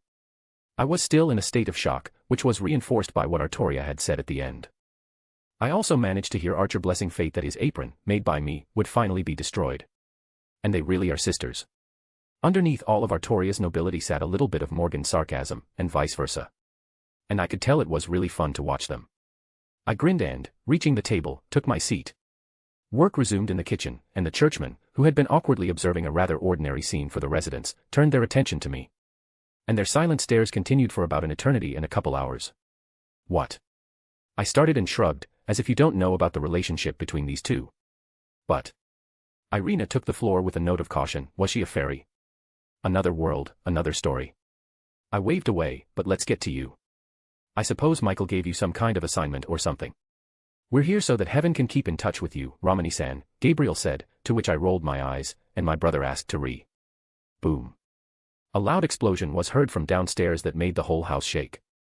Furniture rocked from side to side, dishes almost hit the floor, and the wooden frame made a thudding sound. At this, the churchmen stirred and even reached for their weapons, but I clucked my tongue and looked away. Grandpa, can I ask you to keep an eye on them? I'd hate to see the ruins of my beautiful home again. I said into the void, and the next second the shadow in the corner moved as if to answer my request. What about Michael? He missed. Gabriel had just begun to speak when the doorbell rang, interrupting her attempt again. Of course, she pouted at that. Heh. Something's restless today, and it's only morning. As usual, Ray-chan went to open the door, and she came back with only 2 people, or rather demons. There was no problem with one of them since it was Sona, but the other one, oh. Sarah-chan, long time no see. How are you doing? Hey. What are you doing in Rotan's house, Angel? Heaven wants war, doesn't it? So, they sent you to seduce Rotan to get him to side with you, didn't they? Sister. Stop it. You're the demon lord, after all. You can't say such things. But, Sotan, why else would she be here? That's enough. I'll cast you out. I didn't listen any further, I just closed my eyes and ears to at least try to block out whatever was outside. Great, just great. Great start to the day. What's next? Would Cthulhu attack Kyoto in the evening? Or maybe a freaking meteorite will fall and we'll end up like dinosaurs. What else do I have to look forward to? Tired face. A Mia residence. Breakfast was quite ordinary. For the residents of this particular place, of course. Sona and Serafal, whom I'd invited to the table myself, had joined him, since I couldn't stand the buzz in the living room. Because of this, the argument between the demon lord and the archangel subsided as quickly as it had appeared. Apparently, even despite her identity, no matter how fake it was, Serafal adhered to the rules of dining etiquette. She still let out her usual comments, but without any threats, use of force, or anything of the sort. All in all, it could be said that Serafal was behaving quite normally, and Sona was fine, which wasn't the case with someone else. Throughout breakfast, Artoria and Morgan gave each other furtive, threatening glances, which changed to displeased glances every time grandfather glanced up to interrupt them. The servants who came to the table, though they noticed it, did not make much sense since everyone was aware of their relationship. One couple could be mentioned, however. Archer blessed the gods that the apron had turned to dust, but his joy was quickly replaced by annoyance as I created another one just like it. And Merlin shifted his gaze between the two sisters and giggled, not really trying to hide his amusement. Gil, however, enjoyed the show so much that he invited everyone to go shopping at his own expense. His offer was ignored at first, and Enkidu laughed out loud at this, but then Rias took over and began to pull the others along. She baited Artoria with free food, who of course wanted to eat her discontent, and Archer, Emo-chan, Foe and Lancelot were already under the influence of the latter. Even Irina, who had excused herself from Griselda. Medusa thought for a bit and joined them, taking Heracles and, surprisingly to me, Luffy, her brother and their maid. As it turned out, Ryder was quite well socialized with the little Pendragon witch. Luffy was interested in Medusa's life, her hobbies and all that sort of thing, judging by her mood during breakfast and the latter's lack of surprise. Of course, sometimes topics not entirely pleasant to Ryder were touched upon, but still, she didn't push the little witch away, though she didn't let her near certain boundaries. Now Medusa had taken the initiative herself, though, which was nice to see, I'd say. Maybe this attempt will let her know it's time to open up. At least for now, while I'm her master and her surroundings care about her. Even Morgan, though for slightly different reasons. In the end, it was just me, Gabriel, Griselda, Raychan, Sona and Serafal, Tia, and Morgan around the coffee table. Merlin preferred to run away, as his giggling had obviously been noticed by the Pendragon sisters, and would have definitely gotten him in the face. The assassins are still here, or so it seems to me, since it's pretty hard to spot them unless you look for them intentionally. So, I began, stroking Tia's head in my lap, what's the case? I doubt that something mundane would bring the demon lord himself to my humble abode. And you don't mind if we hear her out first, do you, Ms. Archangel? No, it's fine. Let Sarah-chan go first, Gabriel nodded calmly, and then looked at her, we're friends, aren't we? We're not friends. Serafal immediately began to emerge, we're enemies. We're the real deal. If you don't stop, sister, I'll just leave and not talk to you for a month. Sona said in a measured tone, taking a sip of her tea. And no. Serafal stuttered and looked at her sister, where she was met with a firm and menacing look, oh okay. But only if you said so, Sotan. Seeing that, I rolled my eyes, Morgan grinned, Gabriel smiled softly, Raychan wrinkled her nose, and Sona's eyebrow twitched. But the latter still managed to bring back the thread of conversation. Ahem, she cleared her throat and patted Serafal's clothes to tidy herself up, though it looked ridiculous for her outfit, and then made a serious face. And this really surprised me, as if she were in a business suit, I would have perceived her as a lawyer or something similar, and this expression on her face could be called rare. Such a drastic change surprised not only me but also the others. Especially Sona, you won Sotan in chess, right, Rotan? Sister. Sona interjected. Heh. Well, not really me, but you could say that. Citri is part Goetia, and he's part me. I still don't understand why she's so serious, though. Let's say, I replied, to which Serafal nodded briefly, anticipating, your next question, no, I'm not going to marry her. Neither I nor she agrees with that. So, you shouldn't worry about it. I don't think it's as simple as you think, husband, Morgan remarked, look at her. There's obviously more to it than that. She's right.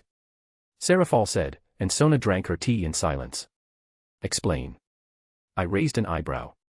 I see, Recon answered me instead of Serafal, to which I looked at her questioningly. In all fictional and non-fictional stories about demons, there's one detail that matches reality.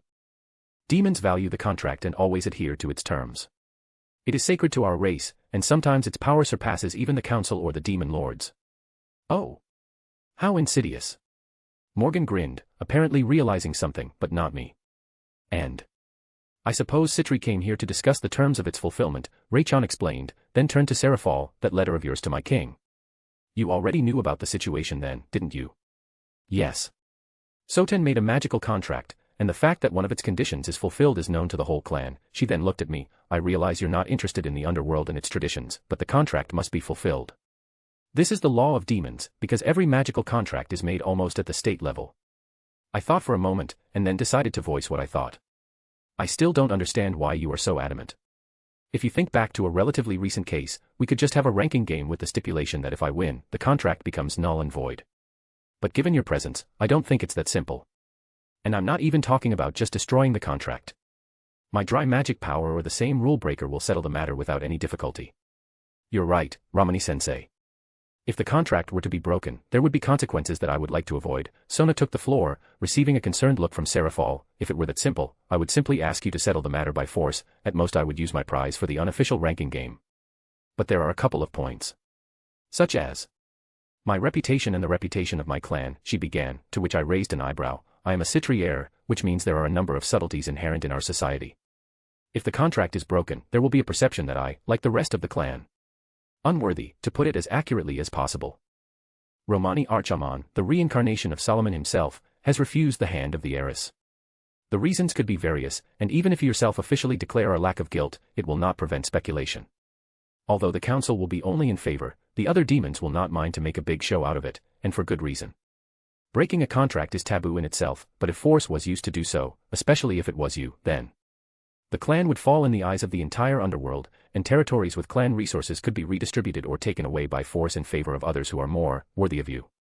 Not when I'm still the demon lord. Serafal added, to which Sona nodded. That's right. Even the dumbest demons realize that fighting you is the height of idiocy, which means you need to be placated. Everyone also knows that you are completely neutral to the demon race as such. Lady Leviathan is a traitor, if you will, and therefore she cannot be counted on as a guarantee. The public simply won't forgive my clan for passing up such an opportunity. It was easier with Riatan, as the matter involved two demon clans, and the consequences, though tangible, were not too harmful to both of them.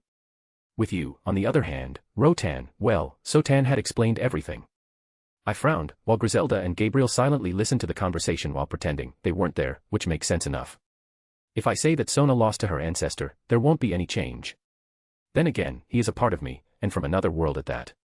I doubt such details will change the demons' minds. Maybe I should let Goetia in on them after all. No, he'll do something like that just to get on my nerves.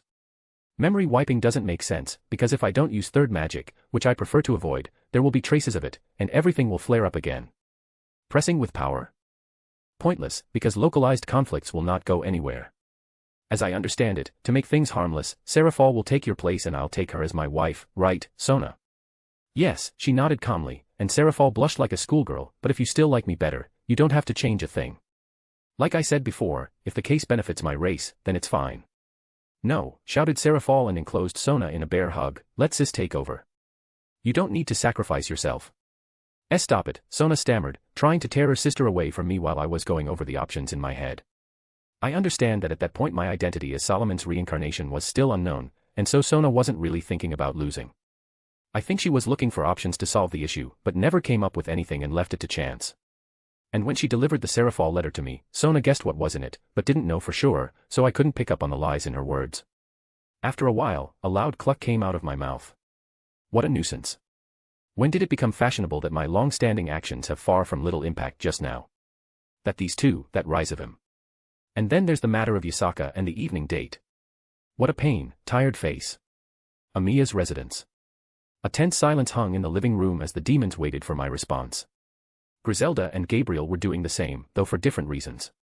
Rechan would accept whatever decision I made, Morgan looked interested, and Tia didn't care as long as I was with her.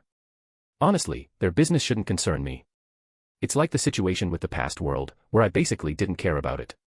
Here, however, my priorities are myself, my servants, and Aazel, on whom our existence depends. Not even the deaths of millions of creatures could motivate me to action.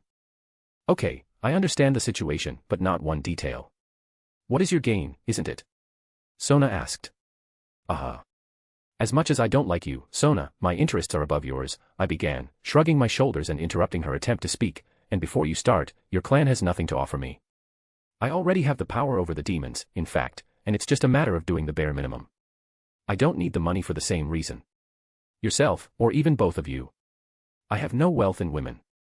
Seraphal pouted and gave me a resentful look, and Sona thought deeply. And so did the first one. I could hear the gears in their heads as they searched for an acceptable offer. And I have to say, I don't think they're going to find one.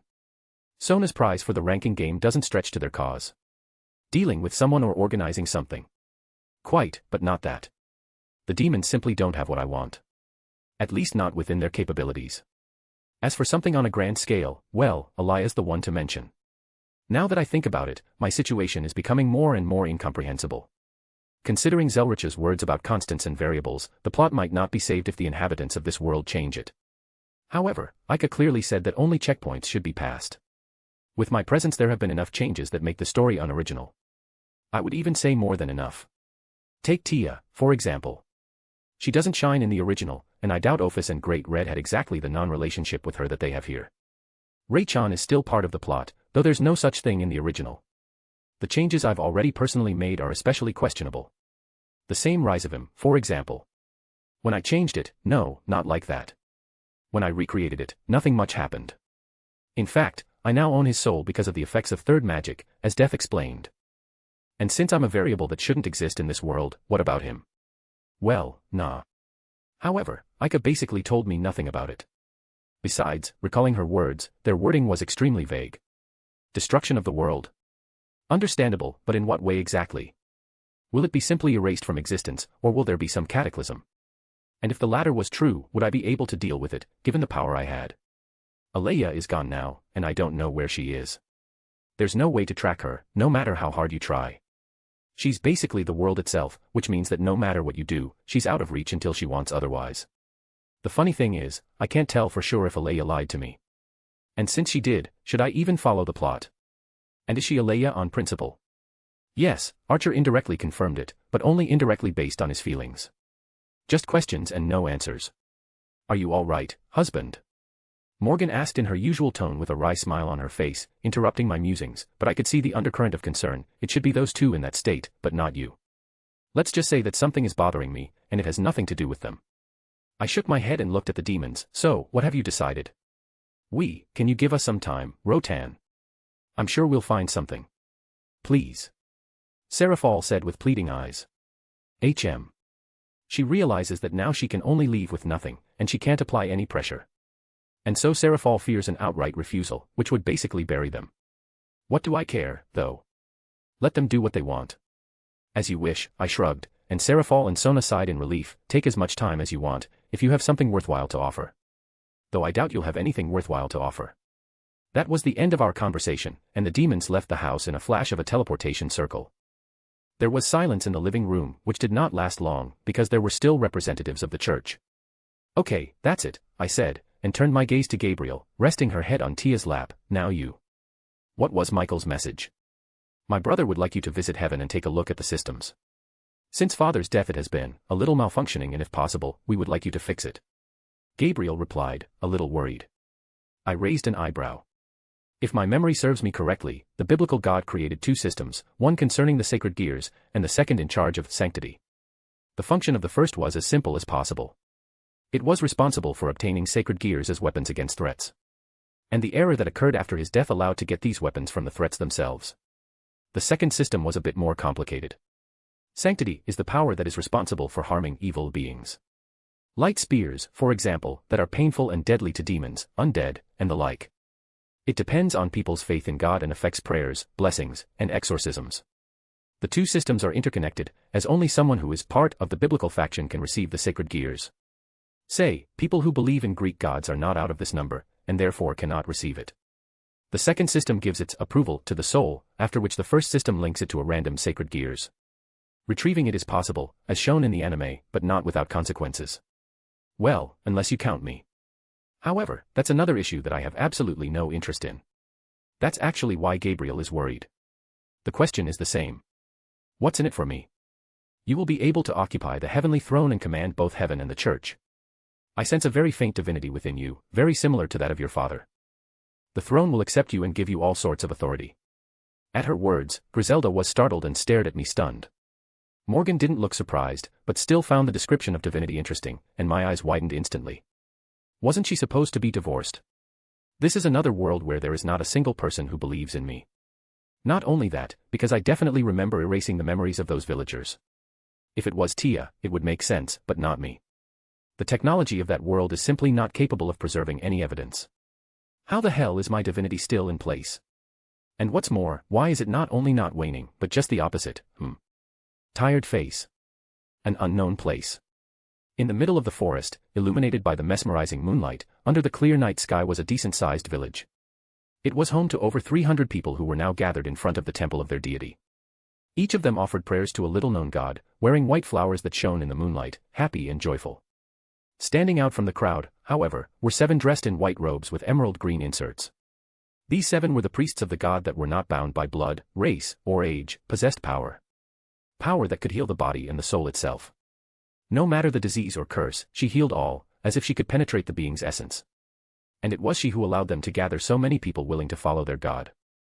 At one point, one of them stepped forward and removed his hood, revealing a woman whose eyes were filled with memories and gratitude. Today we celebrate the arrival of our god in this world. He may have already left this place, but not our hearts, she thundered. We do not know his name, but we know his goodness. When others demanded worship, he did what was right without expecting anything in return. Selflessness, sincerity, and kindness. This is what he showed to strangers he didn't know. This is the way we inherit from our God. The true faithful way that gives us happiness and makes this world a better place. Let us now honor him, for he alone is worthy of it. Then all the villagers folded their hands in front of them and closed their eyes. Their faith was slowly gaining strength, for everyone had found their happiness here, where these 7 men had initiated them into the truth and given them the home they had lost on the day of the beast. Suddenly the wind rose. The earth itself shone with golden light, and white flowers soared into the sky, swirling and intertwining with each other to form a graceful dance. The inhabitants, sensing this, opened their eyes and began to watch the beautiful picture before them with mesmerized eyes, smiling happily and holding hands. One old woman touched her forehead nostalgically, looking up at the sky and remembering the face of the one who had given her the power to defeat the apostles themselves. In her free hand she held a staff, the end of which was 2 different-sized bronze-colored rings connected to each other, and in one of them another. She smiled softly and looked at her children and grandchildren standing beside her. Thank you. Tired face. Amiya residence. Wait, did I hear correctly that you're willing to give me basically everything? I asked, when the thoughts of divinity were out of my head, and what is the throne of heaven, in principle? Yes, the decision was unanimous among all the great seraphim. Gabriel nodded, and the throne. Well, we don't know much about it ourselves, other than what I've already said. Unless my brother knows something about it, and you'll have to ask him yourself. I stared at her suspiciously. Unanimously? I wonder. As I recall, the great seraphim are Michael, Gabriel, Raphael, and Uriel, who make up the highest council of heaven. And they all agree to give me everything. To a man from another world, even if he is the pseudo-slave of Solomon. Sounds pretty suspicious no matter which way you look at it. And then there's the throne of heaven. What's that? How exactly does it work? And most importantly, what are the consequences if I occupy it? There's no mention of it anywhere, so all I have to do is meet with Michael to get some answers. The suggestion itself is not unreasonable. Sacred gear may seem like a great fortune, as it gives supernatural powers and, in fact, elevates its bearer among other people, but it is not so. Having received it, a person becomes a target, and from a member of the crowd he turns into an asset. A military asset. Sacred gear, a weapon that gives the ability to resist the enemies of humanity. And Longins allow you to defeat and kill the gods themselves. As a result, there are only 2 ways to develop the life of the carrier: submission or struggle. A peaceful life, as such, becomes inaccessible, no matter how much effort he puts into it. Of course, as I said at the summit then, not everyone desires a peaceful and ordinary life, but what about others who are not so fortunate? The same Issei, for example. He's a completely ordinary teenager, with ordinary dreams and ordinary demands on life. I mean, if he didn't have Drake, he would have grown up, found a job, a beautiful wife, had kids, and that's it. His life's purpose is fully achieved. Except the circumstances are very different. The powers that be, for whom he is nothing more than a tool, forced him to join the supernatural world by giving him a sacred gear, one of the strongest Longinus. He wasn't even asked if he wanted it in his current life. And I doubt he was fully explained the consequences that would arise. His parents are ordinary people. Die in an accidental explosion. Easy. Get held hostage by demon enemies. Likewise. Yes, they're protected, but will it help? I don't think so. Any servant, absolutely anyone, can break into their home and take or kill them. And there are plenty of creatures with their powers in this world. To summarize, I have to visit heaven and take a look at the systems. This is what my principles demand, and what I myself want. If I can correct them and change the pattern of issuing sacred gear, the world will be a much better place, I think. However, again, how will Elia react? If I did that, the consequences wouldn't just be huge, but much, much bigger. I sighed tiredly and rubbed my temples. I'll have to deal with this on the spot, after thinking it through. I just couldn't ignore the opportunity heaven had given me. Okay, I get it, I said and looked at Griselda. Heaven is very clear about me, but what does the church think? I doubt that the Vatican will accept it calmly and without further ado. There have been changes in the structure of the church, Griselda said uncertainly. I beg your pardon. After your words, Lord Michael began to restructure it. He brought in free angels to inspect every branch and keep watch. There was a massive purge of unworthy elements in accordance with his commandments. As it turned out, there were plenty of such individuals. Okay, that's a big change. It did not affect those who by bad luck had fallen under bad influences and had a chance to reform.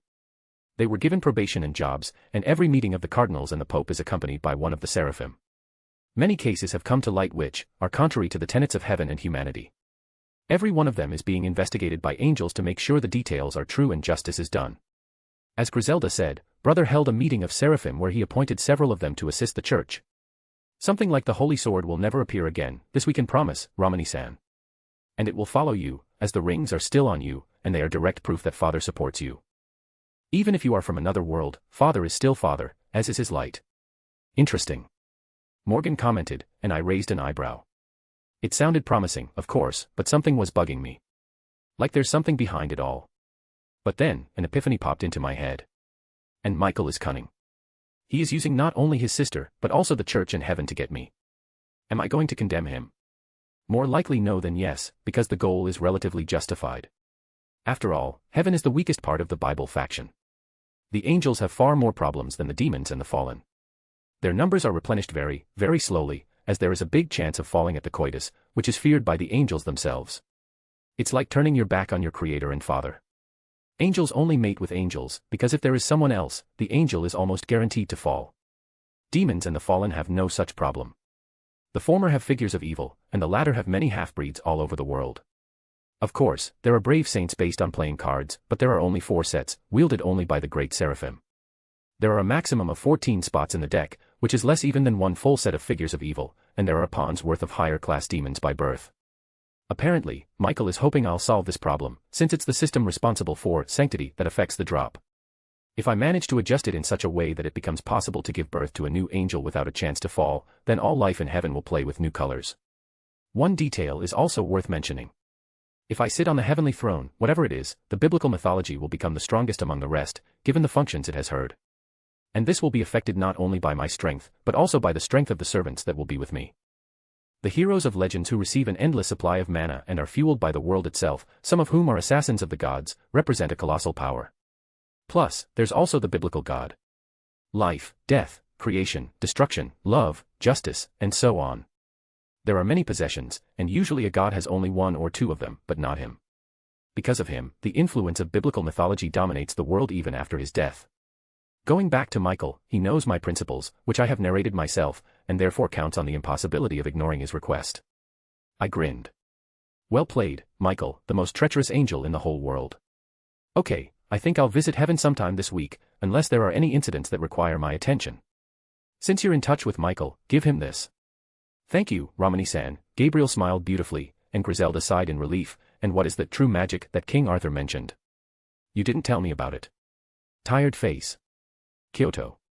Honestly, I was expecting you by tonight, but no way now, Romani-san. Is something wrong? Yasaka asked, sitting in her office with a pile of various papers and ink. No, not at all, Yasaka-san. I just didn't want to be late, and suddenly, you'd be free earlier than planned. You're a busy woman, and taking up your time just seems impolite to me. I said calmly, sitting across from her and sipping my hot coffee. For some reason I feel like you've been using me as an escape route. Can you tell me if I'm right, or is it just my idle guess? She asked cheerfully, to which I made a very hurt look on my face. As soon as we talked about our situation and expressed ourselves, some semblance of friendship formed between us. She began to act more open and carefree, toning down the diplomatic tone. A pleasant change, I suppose. I won't answer that question. How childish, Yasaka chuckled, but come on. I'm a little busy right now and can't spare your time. Shall I assign someone to accompany you? Take a walk around the city, see the sights. No need, I'll find something to do. I shook my head. Where's Kunu? She's in class, Yasaka answered, and then widened her eyes as if she had a thought. By the way, she'll be taking a break in a couple hours. You can keep her company. She'll show you around the city, and you'll get to know each other better. How would you feel about that? Sure, sounds good. It's a good idea. Besides, most of my visits have been to food stands and such. Maybe I'll broaden my horizons and see what Kunu has to say about our situation. I don't have much to do anyway, and hopefully nothing much will happen. Someone's attack, for example. Tired face. Kyoto. 2 hours had passed quickly, and now Kunu and I were walking around the city. We didn't say a word to each other, just walked side by side. Kunu looked pensive, but she didn't move away from me, keeping the same walking pace as me. I guess that's a good sign. On the other hand, such an atmosphere was uncomfortable. The silence that hung between us was diluted by the sounds of the city around us. It was lunchtime now, and the number of yokai and people out on break was enough to fill the streets and establishments by about a third. At one point, Kunu stopped. Her gaze was fixed on the window of a small candy shop selling traditional Japanese sweets. Kunu's face expressed uncertainty as her eyes ran between me and the display case. Apparently, she was afraid to ask me to buy her a treat, even though she really wanted one, but I didn't see a problem with that. Hello, I began, walking up to the vendor. Can I have a portion of dango and mochi, please? Sure. Just a moment. I then took a seat on a small bench near the display case while Kunu looked at me in surprise and followed me a bit hesitantly. Thank you. You're welcome, I said calmly, and I'd like to apologize to you. I should have been more restrained that time. It's okay. You saved me. Kunu waved her hands, realizing what I meant. Well, I did overreact that time, though. I shrugged as we were brought our portions, one plate with 2 mochi and the other with 2 dango.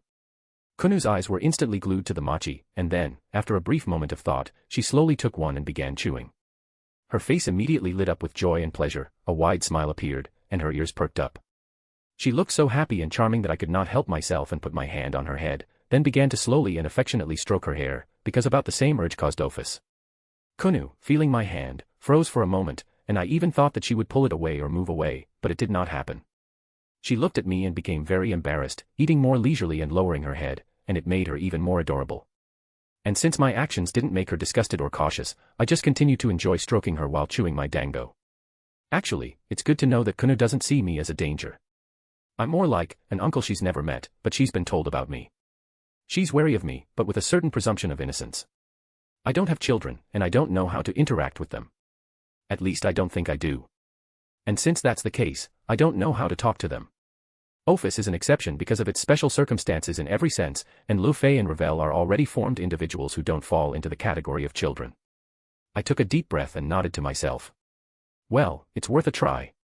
Kunu-chan, I began, causing her to pay attention to me, though not fully, as she was focused on the mochi. How do you feel about the situation between you and Yasaka-san and me? I realize that Ama-chan's word is law, and she wouldn't harm you in any way, but still. You're basically being forced to accept me. Well. Kunu hesitated as she finished her candy and rested her hands on her knees, looking down. Amaterasu-sama has always been kind to us. Sometimes she visits us to play with me, even though she's just as busy as mom. She's fun to spend time with, and she genuinely cares about us. No surprise there. Given her personality, it's easy for her to find common ground with the kids. A bit arrogant, but playful and free-spirited. Amaterasu-sama came by again the other day to check on me and talk about you. She continued, to which I raised an eyebrow. And what did she say? She was just asking what I thought about it, just like you are right now. She was wondering how I see you and if I think you're dangerous. I wonder. If Kunu's words are true, then Ama-chan didn't do anything to somehow get her to favor me. No stories about my exploits, character traits, or anything like that. Just asking how the child feels about me. And to be honest, it's respectful. No manipulation or attempts to bend her to your desired outcome. Everything is as honest and fair as possible. And what is your opinion? I asked, to which Kunu lowered her head even lower, as if trying to hide it right inside herself. You can say everything as it is. Even if I'm still a demon to you, I won't take offense or anything. I just genuinely want your opinion. Well, you're kind. Kunu replied in a near whisper, curling up in embarrassment. Kind. Tilting her head to the side, I didn't understand. I wouldn't call myself that, I'm sorry. But you are, I can feel it. Kunu shook her head and looked at me. You're genuinely worried about whether I hate you. You even apologized without being afraid to admit your guilt. And you don't lie, either to me or to Mom. There's no point in lying.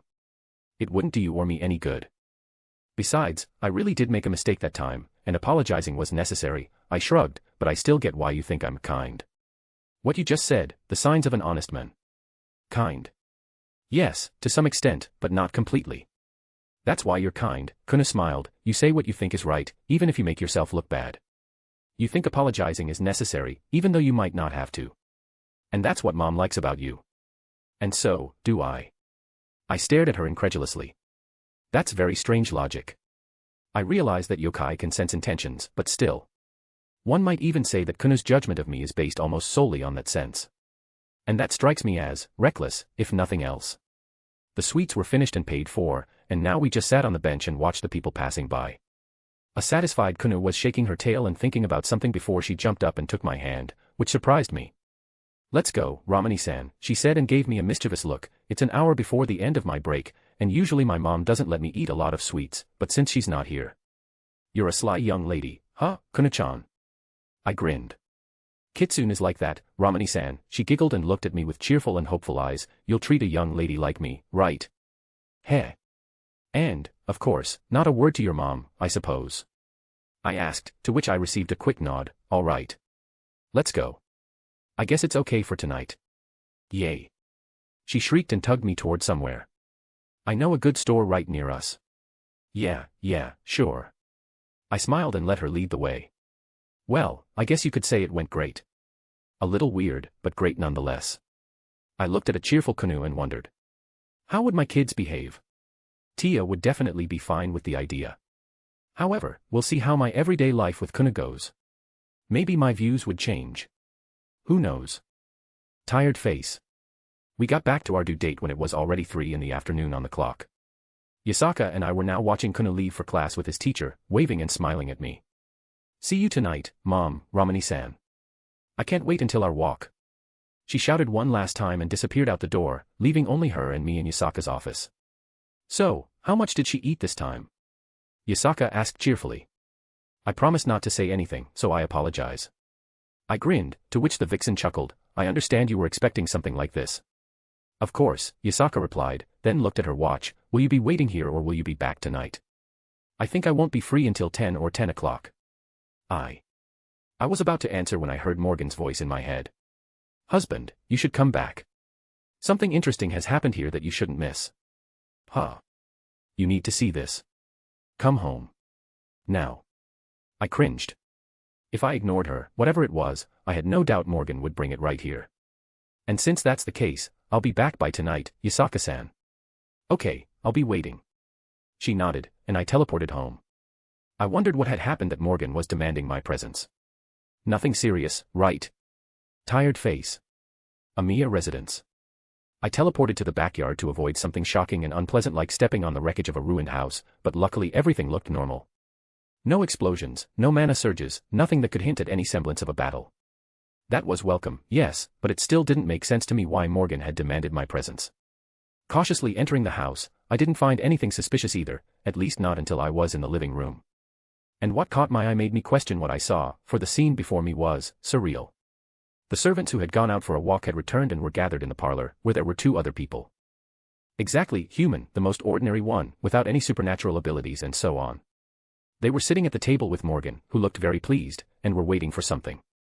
Romani-san, noticing me, one of them stood up and walked over to me and greeted me. Yukimura-san. Good afternoon. May I ask what's going on here? If my memory serves me correctly, I haven't broken the law.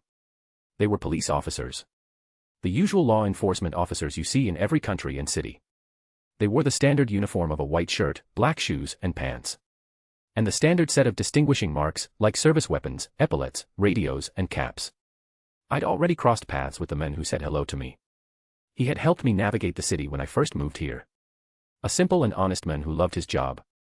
Of course, he nodded. You see, your relatives, as your wife, Morgan-san, explained to me, were making a lot of noise and disturbing the public order in the mall. My partner and I were sent to deal with it. My eyebrow twitched, and my eyes went to the servants pretending nothing had happened. Not all of them, of course, but for the most part that's how it was. Emo-chan didn't look the least bit guilty. Luffy, Lancelot, and Irina lowered their heads as if they were afraid to look me in the eye. Medusa, Enkidu, and Rias were definitely having fun, given their poorly concealed smiles and chuckles. Archer and Elaine were shaking their heads. Heracles was still Heracles, and so was Foe. Gil didn't care at all what he'd done or how, and Artoria was drinking tea with a calm expression. Arthur, on the other hand, was imitating Saber and doing the same thing. Morgan, who was sitting at the table with Tia, looked very pleased for obvious reasons related to Artoria. Gabriel and Griselda weren't here, which wasn't entirely unusual. I guess they went to check on Aazel or something. Ray-chan wasn't here either, though. But back to the topic at hand. I clucked my tongue. It's fine to go for a walk, but to go that far. I mean, they even complained to the authorities. But no, what else could I expect from that group? The world itself would be destroyed by an accidentally squashed cockroach, rather than the servants behaving like normal people. Oh. And we asked for documents, but they couldn't provide them. So, I started asking questions about where their home was, and who they knew who was in this town. And that's how you got to me, huh? I asked, to which he nodded. You're very kind, Yukimura-san. Normally, you'd be taken to the police station, wouldn't you? Right, but people have different circumstances, so I decided to give them a chance, he smiled. Anyway, the leader of the group, that blonde guy with the red eyes, answered questions rather rudely and strangely. Like how his home is the world itself, and stuff like that. Fortunately, Artoria-san took the floor. She calmly explained what was going on, and here we are. Gil gave a proud look as if it wasn't his fault that he wasn't understood. Artoria, on the other hand, continued doing what she was doing. Let's say, I rubbed my temples and slipped my hand into my pocket, pulling out the passports I'd just created with my charges data to create at least some semblance of normality. Yukimura was helping me, so I don't want to affect his memory or perception. Here. Check it out, please. My extremely carefree relatives have a habit of losing their documents wherever they go, so I keep them most of the time. Please forgive them. It's okay, he replied calmly and started looking through the passports, and when he was done, he handed them back to me. Thank you, Romani-san. I'll try to keep it quiet this time, but the next one will be a fine or community service. Please bring this up to your relatives. Oh. I will, don't worry, Yukimura-san, I said with a sinister smile, to which he nodded briefly. And can I ask you a question? Sure. What are you interested in? Who's been doing particularly well? So that I know who to give a double dose of report to. Let me see. Yukimura scratched his chin, completely oblivious to my message. The schoolgirl was flirting with married men. The man with the purple hair was being too pushy with random women. The establishment had to close due to lack of food, causing its reputation to suffer. The sheer amount of jewelry created a disturbance due to people trying to pick it up. Walking around the store in revealing outfits. That seemed to be it. After the second sentence, I froze like a dumbfounded man trying to realize the magnitude of what had happened. My eyes didn't blink, my mouth didn't close, and my eyebrows twitched uncontrollably as if they'd been electrocuted. At the same time, Rias grinned, Lancelot lowered his head even lower, Artoria didn't react, Gil's proud look became even more intense, and Medusa let out a typical, seductive foo-foo. What the hell did they do? Can't they be more normal, at least amongst normal people, Since everything has been resolved, we'll be going now, Romani-san. Have a good day. Yukimura said goodbye, to which I didn't react. And when he left, Morgan's voice was immediately heard, imbued with mockery. How undignified, dear sister. Because of you, the ordinary citizens won't get the food they were counting on. Perhaps they had planned to go there a month in advance, or perhaps they were saving up money to satisfy themselves for once in their lives, thus brightening their gray existence. That's disgusting. She practically sang, to which Artoria twitched and stared irritably at Morgan. You're not the one to talk about it. Or should I tell Master how much you really eat, hiding under the illusion of grace and femininity? I'm the reason the place is closed for a day, not a week like you, dear sister. Artoria replied, and Morgan repeated her previous actions. I knew it was a bad idea, grated Archer's whiskey, as if trying to make extra holes in his head. But it was fun, wasn't it, Ryder? Enkidu chuckled, to which Medusa nodded. You shouldn't feel bad, Lance Kuin, someone will respond to your advances. Chin up, Knight of the Lake. Runias patted Lancelot on the shoulder. He gave the Demonis a hopeful look in return and nodded uncertainly. Brother, why didn't we try to persuade them to behave more modestly? Lu Fei whispered to her brother. It's pointless, Lu Fei. They would have done what they wanted to do themselves anyway. Besides, Her Majesty was also involved, which meant we just had to go with the flow. Gilgamesh-san, were you really worth throwing gold and gems around like that? Irina asked modestly and insecurely. What kind of question is that, you mutt? It's the king's duty to show off his wealth and status so that the peasants will strive to achieve the same. But... growled Heracles, trying to say something to Irina. I'm sorry, but I don't understand you. With an awkward smile, she said. He said you should just get over it. Medusa translated Heracles' words and smiled mischievously, and you picked up a few pieces too, didn't you? Well. I wanted to give my parents a present, and the church doesn't pay much. And while they were discussing their adventures, at some point I got stuck. Shut up. I shouted, and there was absolute silence in the house, comparable to the cemetery. I can endure a lot, and I do not care where you are and what you do, but... Damn cops came to my house. Do you have any idea what this is all about? Don't get so excited, Romani. We didn't kill anyone, we just relaxed a bit, that's all. Runias dismissed it, and the others nodded in agreement. Ah. So that's it, huh? I started in a whisper, and the world's cutest smile appeared on my face. Well, then, traditionally, I can relax a little too, can't I? Somehow, I don't like your smile. Runias said, and Archer slapped his face, realizing what I was doing. The rest of the servants, who remembered at least a little bit how their vacation in Okinawa had ended, were alarmed. Everything will be all right now, don't worry. It'll be all right. Aha. Tired face. Kuo. I was in the office of a skyscraper in the city, belonging to a typical large Japanese company. It's what all anime refer to when they mention the most common office plankton along with a bunch of computers, partitions between workstations, printer sounds and a classic look. When the routine of the protagonist or heroine circles around the gray everyday life consisting of home, work and so on in a circle. At the nasty sound of the alarm clock, they wake up at 5 in the morning, wash up, and, without even having breakfast, run to the office to stare at the computer, print something or look for errors in some document. The office belonged to the head of the company, who was also here besides me. And while I was looking at the screen of my smartphone, he was smiling contentedly and nodding his head. You know, Romani-san, when you presented your proposal, I thought you were crazy, he began in a positive and a little obliging tone, but when the funds you promised dropped into the company's account as well as my personal card, you turned from crazy to savior. I'm not complaining, far from it, but was it really worth the money? What was he talking about? His company was going to go bankrupt in about a couple months, however, now it's not. Thanks to the 10-figure sum, which of course was earned solely by honest labor and had no problems with the tax office, all his problems were solved, but with a tiny condition on my part. Also, among other things, I became the largest shareholder of his company. Don't doubt it, Sakuradzawa-san, everything is exactly as it should be, I said calmly, and thank you for your cooperation, because it was necessary for your employee to clarify the circumstances surrounding my proposal. There were no problems. Not at all. You could say that these circumstances even managed to defuse the situation and raise spirits, thus stimulating the level of work. The man shook his head, and even if your wards suffer damage, they will be covered by your generous contribution. However, some of them are extremely effective and can fill in the gaps of others. I'm glad to hear that, I nodded. In that case, I'd better be going. Of course, Romani-san. By the way, I've organized a corporate party next week in honor of the crisis, so if you can, please come. An official invitation will be mailed directly to your home. I'll think about it. I answered and left the office.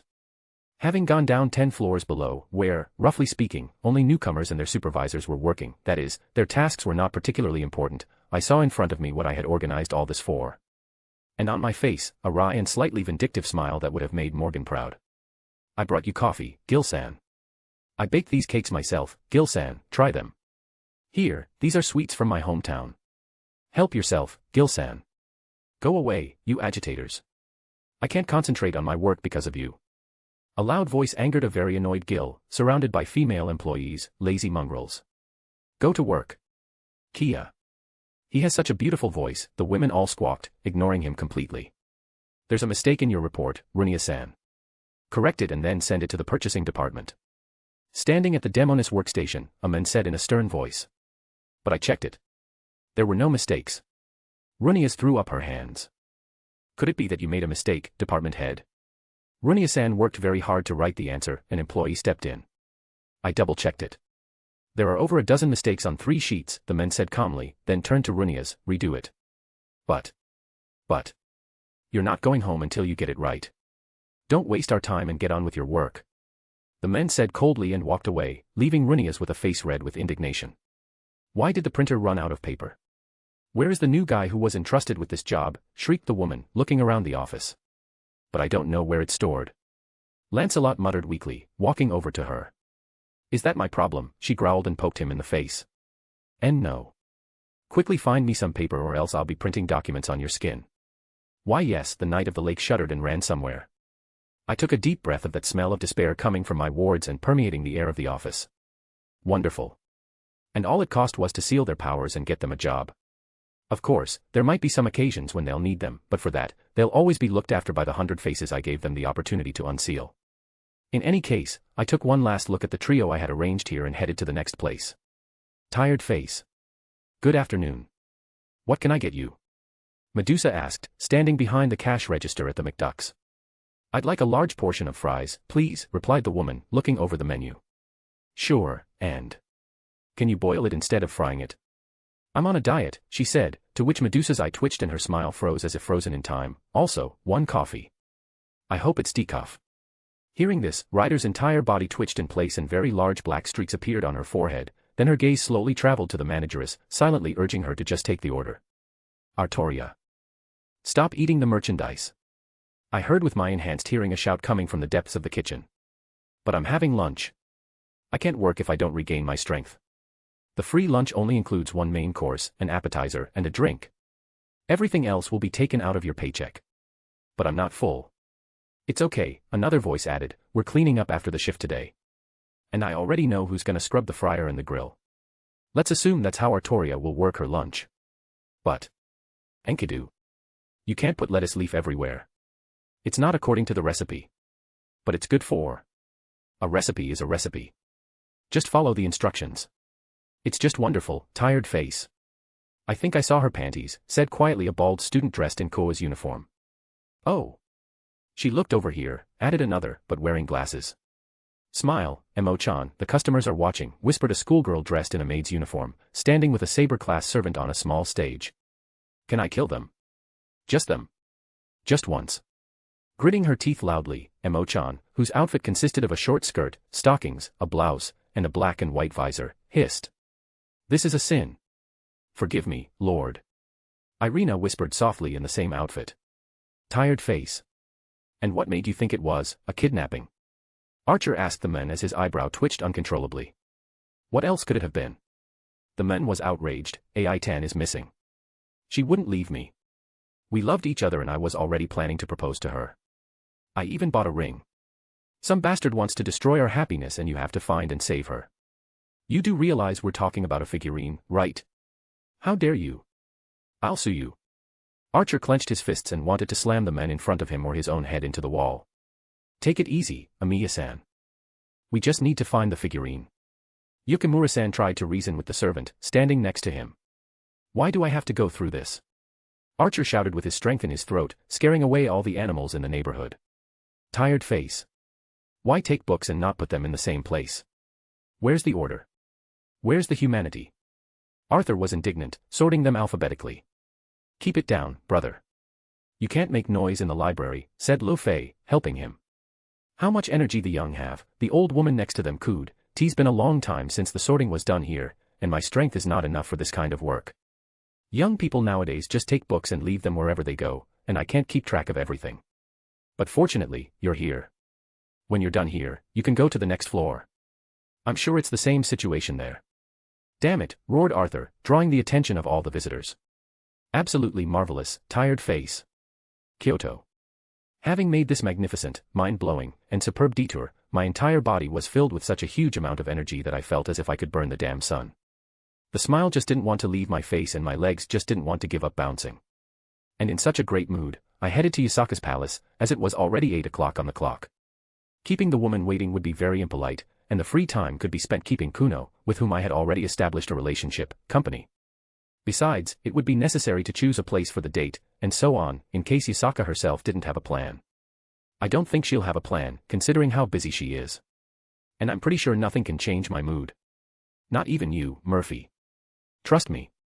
Tired face. Kyoto.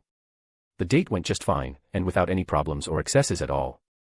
I was in a good mood, even if a meteorite had fallen on my head. And now me, Yasaka and Kuna were heading back to the palace.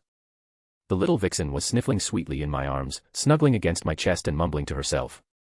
Her mother walked beside me, resting her head on my shoulder and wrapping her arms around mine as we walked at a measured pace through a sort of public park with cobblestone paths, picnic lawns, and piles of vegetation. Kuna was as active this evening as she had been during the day, always pulling me by the hand to one place or another. She was having fun wholeheartedly, not shying away from being active and mischievous, which made Yasaka and I smile. It was safe to say that Kuna now genuinely considered me part of the family. Not like a father, of course, but someone very close to him. Yasaka also remained satisfied. She tried to act reserved, but under the onslaught of Kuna's enthusiasm, she still gave in and showed her foxy nature. Soft banter, teasing and flirtatiousness were on full display, which I'm sure made the foxy girl have a great time, relaxed and able to take her mind off her work.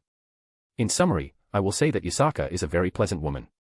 Even if Amachan hadn't arranged the whole thing, I think I would have found a good friend in the vixen. That is, I'd enjoy her company and her reactions to how I'd complain about this or that. In short, I'm quite happy with my current circumstances. Thank you for the evening, Romani-san. It's probably the best evening I've had in years. And for Kuna too, I think, Yasaka said in a voice that didn't accidentally wake her daughter, and you're in a very good mood tonight. Did something happen? An educational moment with the residents of my house. He lifted my spirits a lot, I smiled. Do you think I could do something similar with Amachan?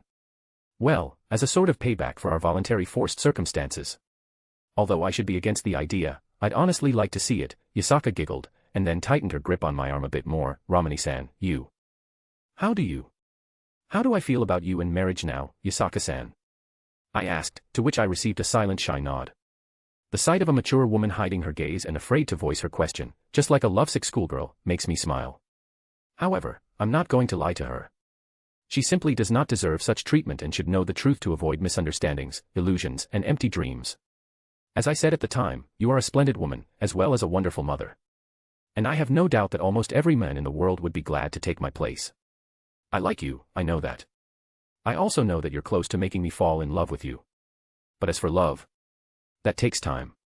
I paused, not sensing an outward change in Yasaka. Don't get me wrong, I'm excited about our relationship, its beginning and future development, but I can't promise guaranteed love. Caring for you and Kuna? Quite, but not love. I took a deep breath and looked at Kuna sniffling in my arms. Are you ready for that? The answer is up to you. I just want that whatever happens in the future, you will not regret your choice, and you will understand me and my words. Yasaka's response to my words was silence and deep thought that was visible on her face. I was sincere in what I said. The only woman at this moment that I can safely admit that I love is Tia. Only her and no one else. If I think of all the women who are interested in me besides Tia and Yasaka, I can make a small list of Aquino, Griselda, Morgan, Ravel, Lufay, Rizavim, and Serafal. Aquino is ambiguous, as her closeness gives me mixed feelings. Griselda is still far away, just to be simple friends. Morgan is more of a close friend, though something may work out in time. For Ravel and Lufay, I'm more of a youthful love rather than something more. Rizavim is a Yandere, and that says it all, and Serafal's interest is driven by politics rather than feelings. To summarize, receiving my love doesn't depend on power, influence, looks, or anything equally material. Tia gives me the feeling of dependence.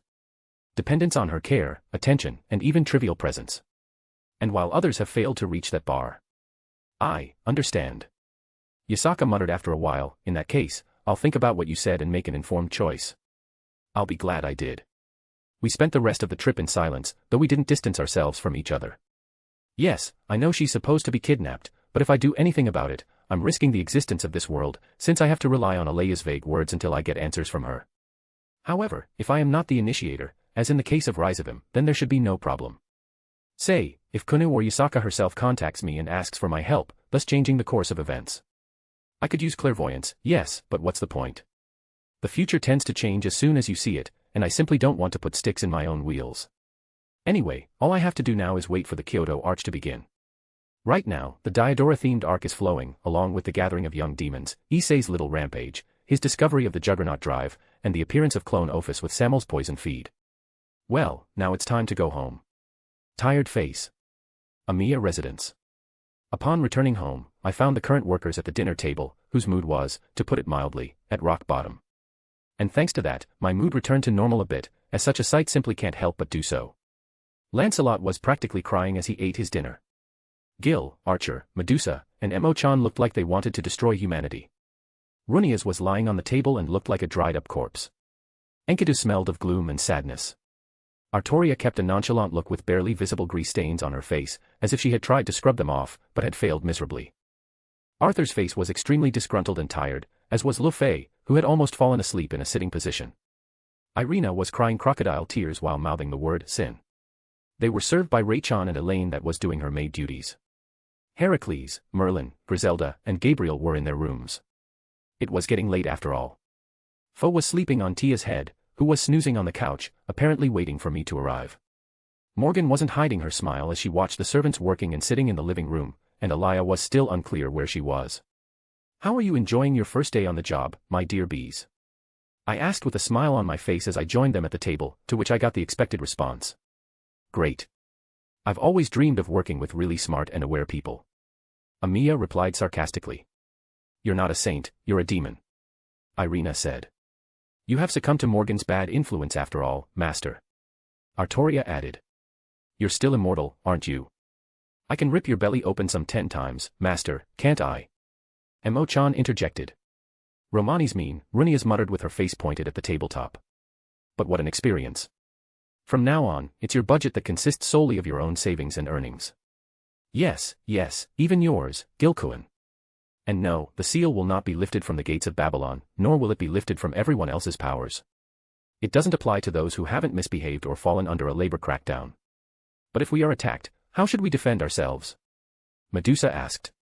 "You are always watched by the 100 Faces, like grandfather himself, who will be able to break the seal instantly. And you know very well that no one can pass by the great servant without being seen. Your places of work are located in the same neighborhood and in relative proximity to each other. So, there's no problem. Also, if something like this happens, I will return you from the throne and fulfill one request within my capabilities. Is that okay with you?" After hearing me, they hesitated.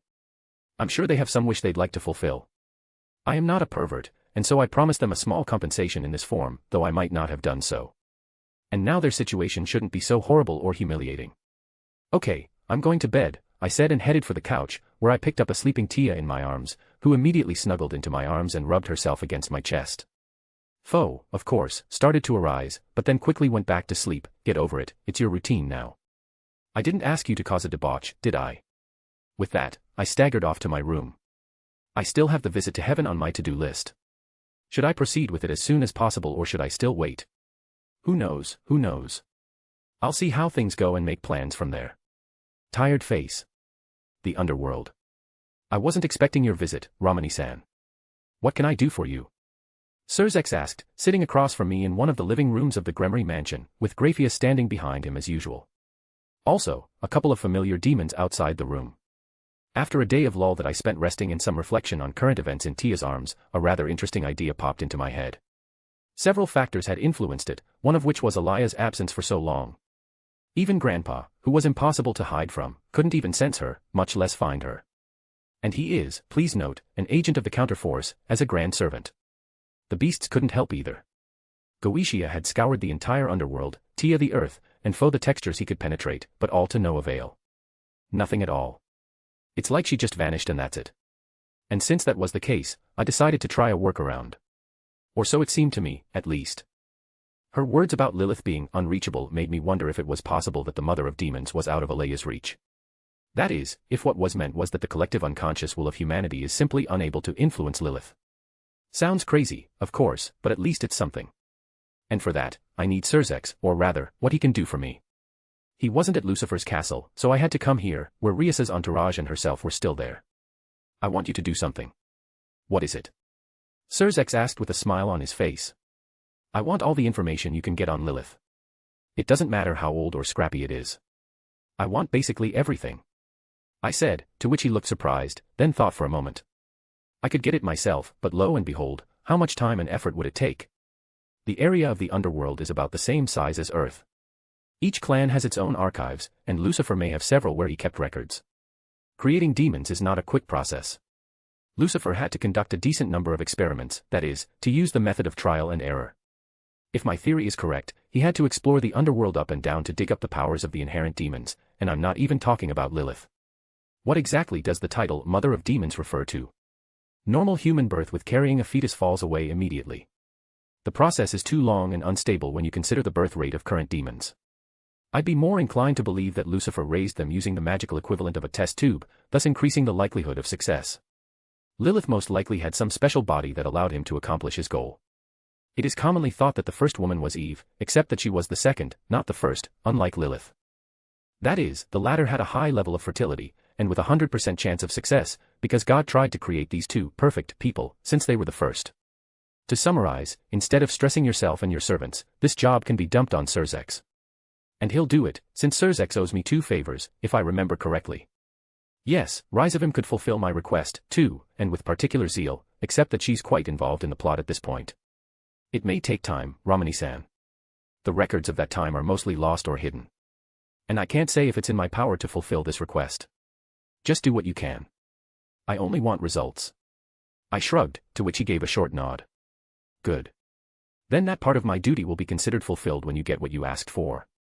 However, may I ask what is the importance of this case? I understand that you are very interested in the outcome. Zerzek asked a little suspiciously. Something important to me. You don't need to know more than that, I said, and then grinned. Now that that's over with, how did the Diodora case go? Fun, I guess. Did you know? He asked seriously after a couple seconds, to which I just smiled. In that case. Why didn't I say anything? Have you forgotten that I am neutral to the demon race? But His Majesty. Graphia was about to start as I interrupted her. His purpose is to preserve the underworld. So, as long as there's no threat of its destruction, he won't interfere. Diodora's a psychopath obsessed with nuns. He's just a lowlife who acts like a perfectly normal demon. By the way, what exactly happened? Zerzek frowned upon hearing my words, but still told what I asked. It went about the same as in canon. The ranking game took Rias's entourage to a false dimension, where they were attacked by Diodora and a faction of the old demon lords, while outside there were other battles involving Cruz Rias and some other statistic that wanted revenge for Shalba and took his place. And everyone was dealt with by Aazel, Serorg, and Zerzek himself. All of this was followed by Asia's disappearance into the space between dimensions, causing Issei to enter the Juggernaut drive under the influence of emotion, threatening to kill even his friends. And, as in canon, Rias was able to calm him down. The difference was that the battles were faster due to the more capable Rias and her retinue. And now only Rizavim, Euclid, and their subordinate demons remained in the faction of the old demon lords. That is, even despite the deviations of some elements, this canonical event has been preserved almost perfectly. I understand, I nodded and straightened up. Let me know as soon as you're done. I know it could take weeks, but I'd like to get the results as soon as possible. Okay. I'll do what I can. Zerzek realizes that he must comply with my request, and not just because of duty. After all, his power over demons hasn't gone anywhere. His family is his priority, though, and I'm sure Zerzek is aware of the reasoning behind my relative assistance to Rias. I mean, if he doesn't do what I want him to do, it's not like I have to kidnap and brainwash Issei, leaving everyone else out in the cold. Of course, that doesn't include Alea, who he doesn't know about. Odd, then. I was just about to teleport back home when the 2 demons eavesdropping on us entered the living room. Not so fast, Sensei, the newly arrived Rias said. I heard everything. Why didn't you say anything if you knew everything? Your words that a teacher cares for his students are lies. However, what Zerzek understands, his dear little sister doesn't. She's still too naive, even with her personal growth. And I understand Aquino hasn't told her anything about what happened in the gazebo of Gremory's garden. Eavesdropping is not good, Tomato-san, I grinned, and you heard everything yourself. But. Tomato-san. You're making the same mistake you made before again. No one is obligated to make your life easier even if they can. By choice. Flag on flag, as they say, but not otherwise. And I didn't lie. I care about you, but more specifically, I only care about keeping you on your toes, I said calmly, and turned to Zerzek, who looked a little embarrassed. Teach her to read between the lines, finally, and to recognize inaccurate words or actions. You're a pro at that. Zerzek smiled awkwardly, and Rias just didn't know what she should say at the moment. Aquino, who was with her, just shook her head and looked at me, even though she was supposed to be paying attention to Rias. However, After a moment, the tomato-san did something that would have been unthinkable for the past version of herself, but quite expected from the current one. You can spare some time for me, can't you, brother? I want to kick Sensei's ass for thinking I'm stupid and naive. Of course. Whenever and wherever. Zerzex's enthusiasm practically squeaked out, and Rias nodded, Graphia's eyebrow twitched, I grinned, and Akino shook her head. Thank you, Rias smiled at Zerzex, causing him to grin and practically sprawl across the table, then turned to me, can I borrow some of your time, Sensei? Huh? Why? Akino wants to talk to you. And I would really appreciate it if you would at least listen to her. Rias stated calmly, to which Akino blushed and hid her eyes from Zerzex and Graphia. I raised an eyebrow and then shrugged. Another attempt. Commendable persistence. It might not be Akino's fault that my reaction to her proximity is rather questionable, but isn't it time to give up and just move on, Tired face. The underworld. Akino and I were in a small room in the same Gremory mansion. We were the only ones here, since Rias, after taking us here, left almost immediately, I understand, back to Zerzex. There was a cheerful silence between us. While Akino looked like she was gathering her thoughts and building up her will, I just sat back and sipped my hot coffee. I was somewhat okay with the setting, I mean, the relative peace and quiet, but I'm sure that wasn't the case for Akino. Frankly, I don't understand her zeal for me. I mean, she has a crush on me, that much is obvious, but not love. Well, or so I think. Love is too complex a feeling to come about because of just one incident and a few words. I mean, all I did to earn her love was to open my eyes to her family situation and allow myself to be hugged, and that out of surprise, and not return the hug to her. Such single-mindedness simply did not fit with all the events surrounding her.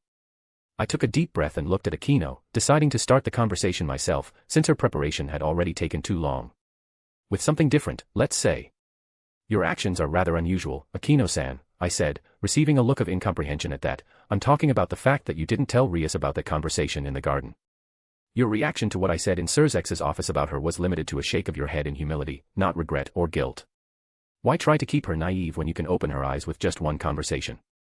I'm afraid she might break. After a moment of silence, Akino replied with a touch of sadness in her voice. What's more? After that prank of yours, Rias started to change. You can't see it, but she's become very strict now. Not to us, her own entourage, but to herself. Sometimes she doesn't sleep or eat for days to improve herself. Rias truly believes that this way she can take care of us and protect us. Instead of getting better altogether by spreading the load evenly, she sacrifices herself for us. Excuse me. I wasn't really surprised.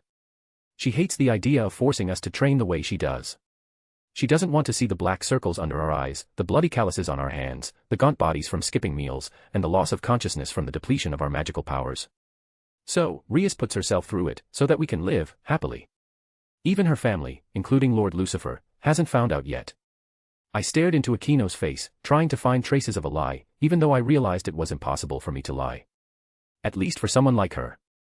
Now that Akino had told it, Rias did indeed have circles under her eyes that were hidden under her makeup, and she looked thinner than usual. I didn't pay much attention to it since I thought it was just lack of sleep or something. However, if it's exactly as Akino said, then that's a pretty stupid decision, said the demon Baal in my head.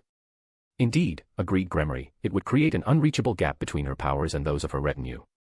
And that means less teamwork, less trust and confidence in each other, as well as in themselves. Agars added. And in the end, the descendant of Gremory and Baal will consider the members of his retinue too weak to give their best. Phoenix added. Hence, to avoid endangering them with enemies and her own strength, she will fight alone. Belial joined in.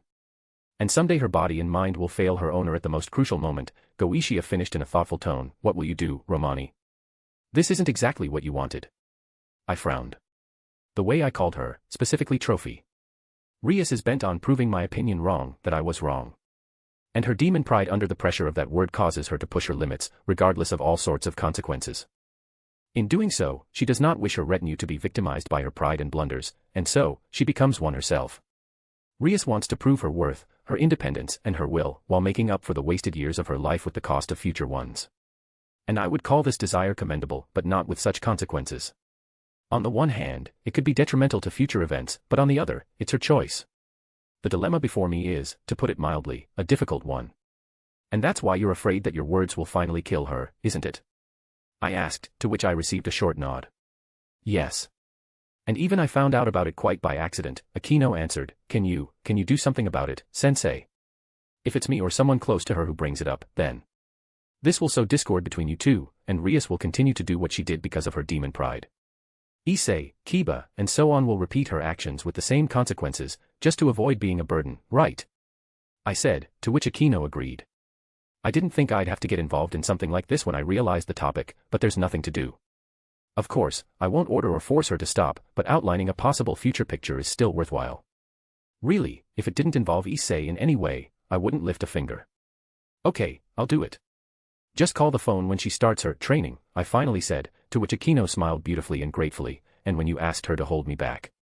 That was the reason, I guess. It was the main one, she answered honestly. I see, I nodded. In that case, will you answer my other question as honestly? Sure. If I bolted on this request of yours, how would you feel about it? I asked, to which she looked at me in surprise. You've said many times that you want me to see you as a woman. A love interest that I would be interested in. However, would that have continued if my reaction had been, shall we say, negative to you? No, she replied almost immediately, to which I raised an eyebrow. You are not prone to lying to yourself or others, and your words match your thoughts. That time you explicitly said that you were helping us because your goals aligned with ours. That is, your words imply no promise of help and building false hopes on it if it ceases to be so. And that's been the case from the very beginning of our interaction, when I fell in love with you. Even so. To you, we're just casual acquaintances. And people from the outside will definitely call you an insensitive narcissistic bastard, that you don't have a heart in your chest. However, that's not true. Everyone who has even glimpsed the interaction between you and those people in your home clearly understands one fact. Aquino stopped and smiled. Everyone in this house is a family. A real one, where everyone in it cares for each other, however different they may be, and is not afraid to show or hide a part of themselves that they consider shameful. Well, I suppose that's true. Take Archer and Gil, for instance. One and the other find each other annoying and unpleasant. However, when the occasion calls for it, they'll have each other's backs and act cohesively as a team. The same goes for Artoria and Morgan. Their history of confrontation is anchored in the root itself, but now, though they bicker like ordinary relatives, they will work together in a moment of need in a way that no modern trained group could. And you want to be a part of it, huh? I grinned, realizing where she was going with this. Yes. I want to be in your arms when I need comforting. I want to hear your raw but honest commentary when I make a mistake. I want the chemistry that you have with your family. You have a father, and a living one at that, don't you? He'd be happy to give you both at the lift of a finger. Why are you looking for all this from me? A father is one thing, but a lover is another, sensei. He won't even listen to the one I'm arguing with, he'll just take my side. You'll only do the latter, but you'll also speak up where I'm wrong, if that's how it works out. And I want to be with you. Believe me at last, loudly shouting the last phrase, she said and waited for my reaction. I took a deep breath and freed my hand from the cup of coffee. I believe you, I really do. Then. But your closeness for some reason unknown to me brings discomfort or even rejection, something on a subconscious level, I would say. It's not your fault, obviously, however under the current circumstances even trying to build a relationship with you is rather unpleasant, pardon the wording. I hope you understand my point of view. I said, to which Aquino didn't look offended. Under the current circumstances, right? And if someday things become clear and something can be done about it, will you accept me? She asked hopefully. Yes, I replied calmly, at the very least, I'll try. But is that really okay with you? You're going to spend hell knows how many years just to be with me. Wouldn't it be more efficient to find someone else? Demons, and the fallen, live a long time, sensei. I'm willing to wait as long as it takes. She said confidently, to which I raised an eyebrow and shrugged. Well, let her do as she pleases. As long as she doesn't regret it, after all, it'll be her own choice. Aha. Tired face. Underworld. Far away from the Gremory mansion, where there was nothing but bare wasteland with rocky low hills, lit by the light of the artificial moon, I, hidden by magic, watched with interest one interesting picture. In the middle of all this vast space right on her back lay Rias, who was breathing heavily and looking up at the sky. Her school uniform was covered in dirt and soot, and sweat had almost completely soaked the fabric in her hair. A tiny trickle of blood flowed from her bitten lip, and the palms of her hands looked like they had been burned with sulfuric acid. But most importantly, the general condition of her body resembled that of having been starved for a week or more. Her skin had taken on a pale hue, her cheeks had sunken slightly inward, and her limbs were 1/5 the thickness of normal.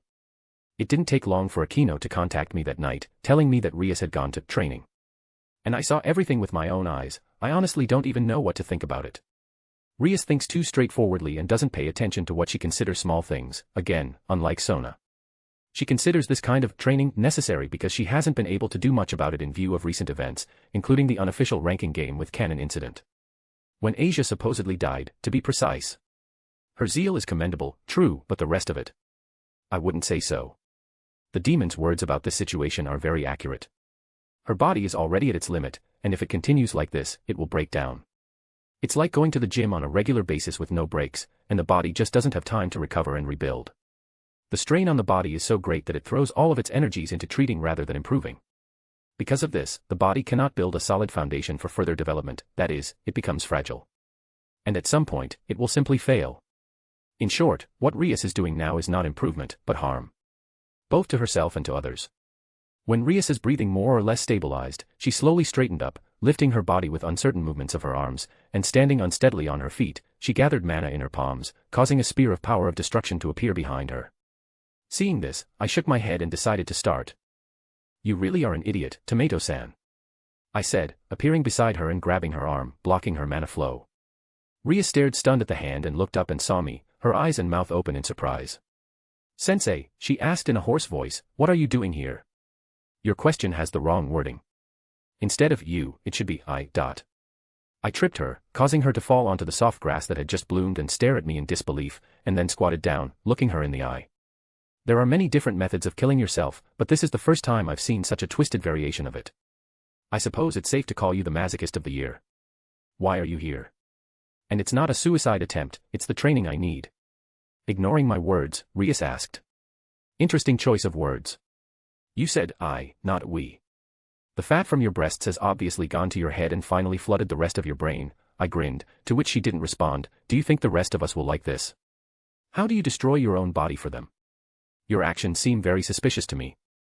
You are a selfish man who doesn't pay attention to those you don't care about. What's changed? What do you care what I do? She said coldly. Why so rude? I tilted my head sideways. I remember I gave you guidance from time to time and you even thanked me for it.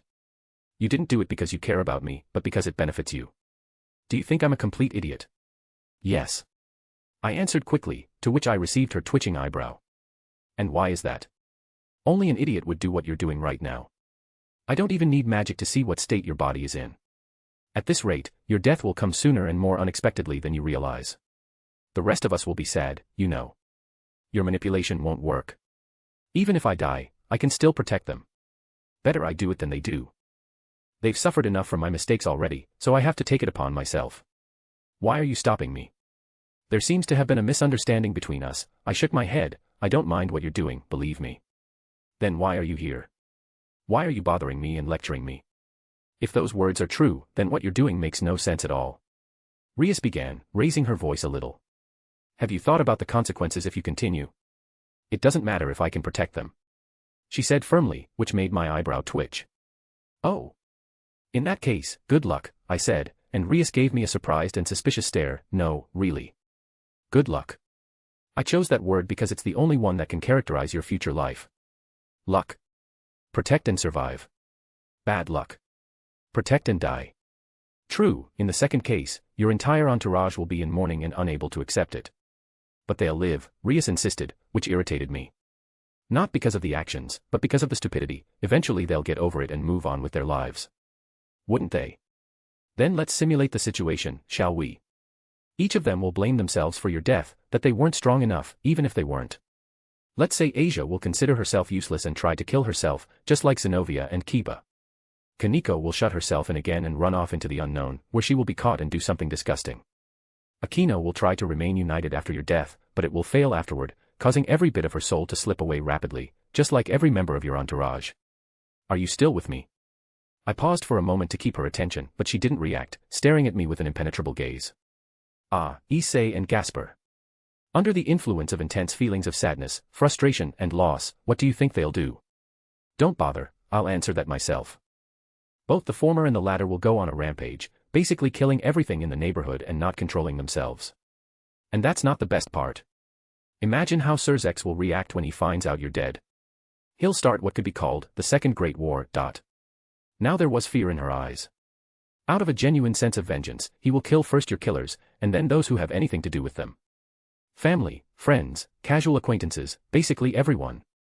And then they, who he actually attacked, will start attacking his family, friends, and casual acquaintances. So, even if some of the people you care about survive to that point, they'll be an Earth-sized target. I went on to recount an assumed scenario, but a very real one.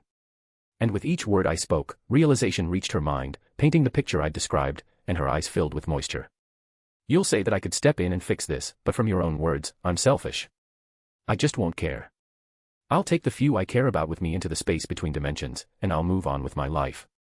No one will dare to go there and invoke the wrath of the Great Red, Ophis, and me included, because they will be instantly destroyed. And, going back to the beginning of this huge rant, good luck. Because your death will not only affect you, but the entire world due to your origin and its circumstances. As for me, such a development I can survive, though there will remain some rather unpleasant consequences.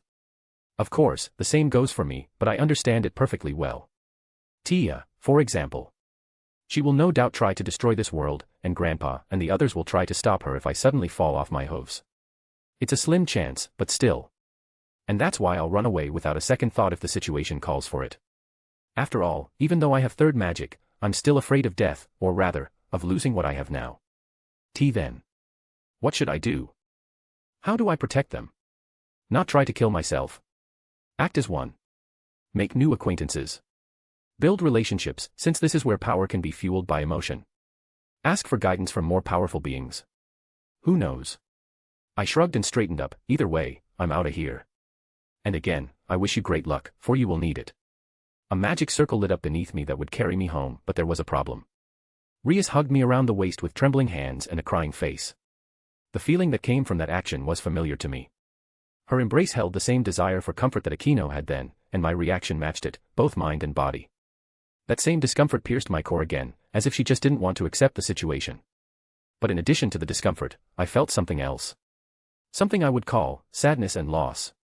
And in response to Rias' actions, I simply teleported home, leaving her alone, as I had before I came to this wasteland. Right now, I need Tia. And she's the only one who can extinguish this nauseating feeling I'd rather not have. Definitely, tired face. Kuo Academy. I woke up at noon, and because the house was very quiet due to the servants working, I went to the academy. After all, I hadn't been fired yet. And now I was sitting in the medical room, drinking coffee and occasionally helping the incoming students. It was summer vacation, and even considering this fact, the academy was not empty.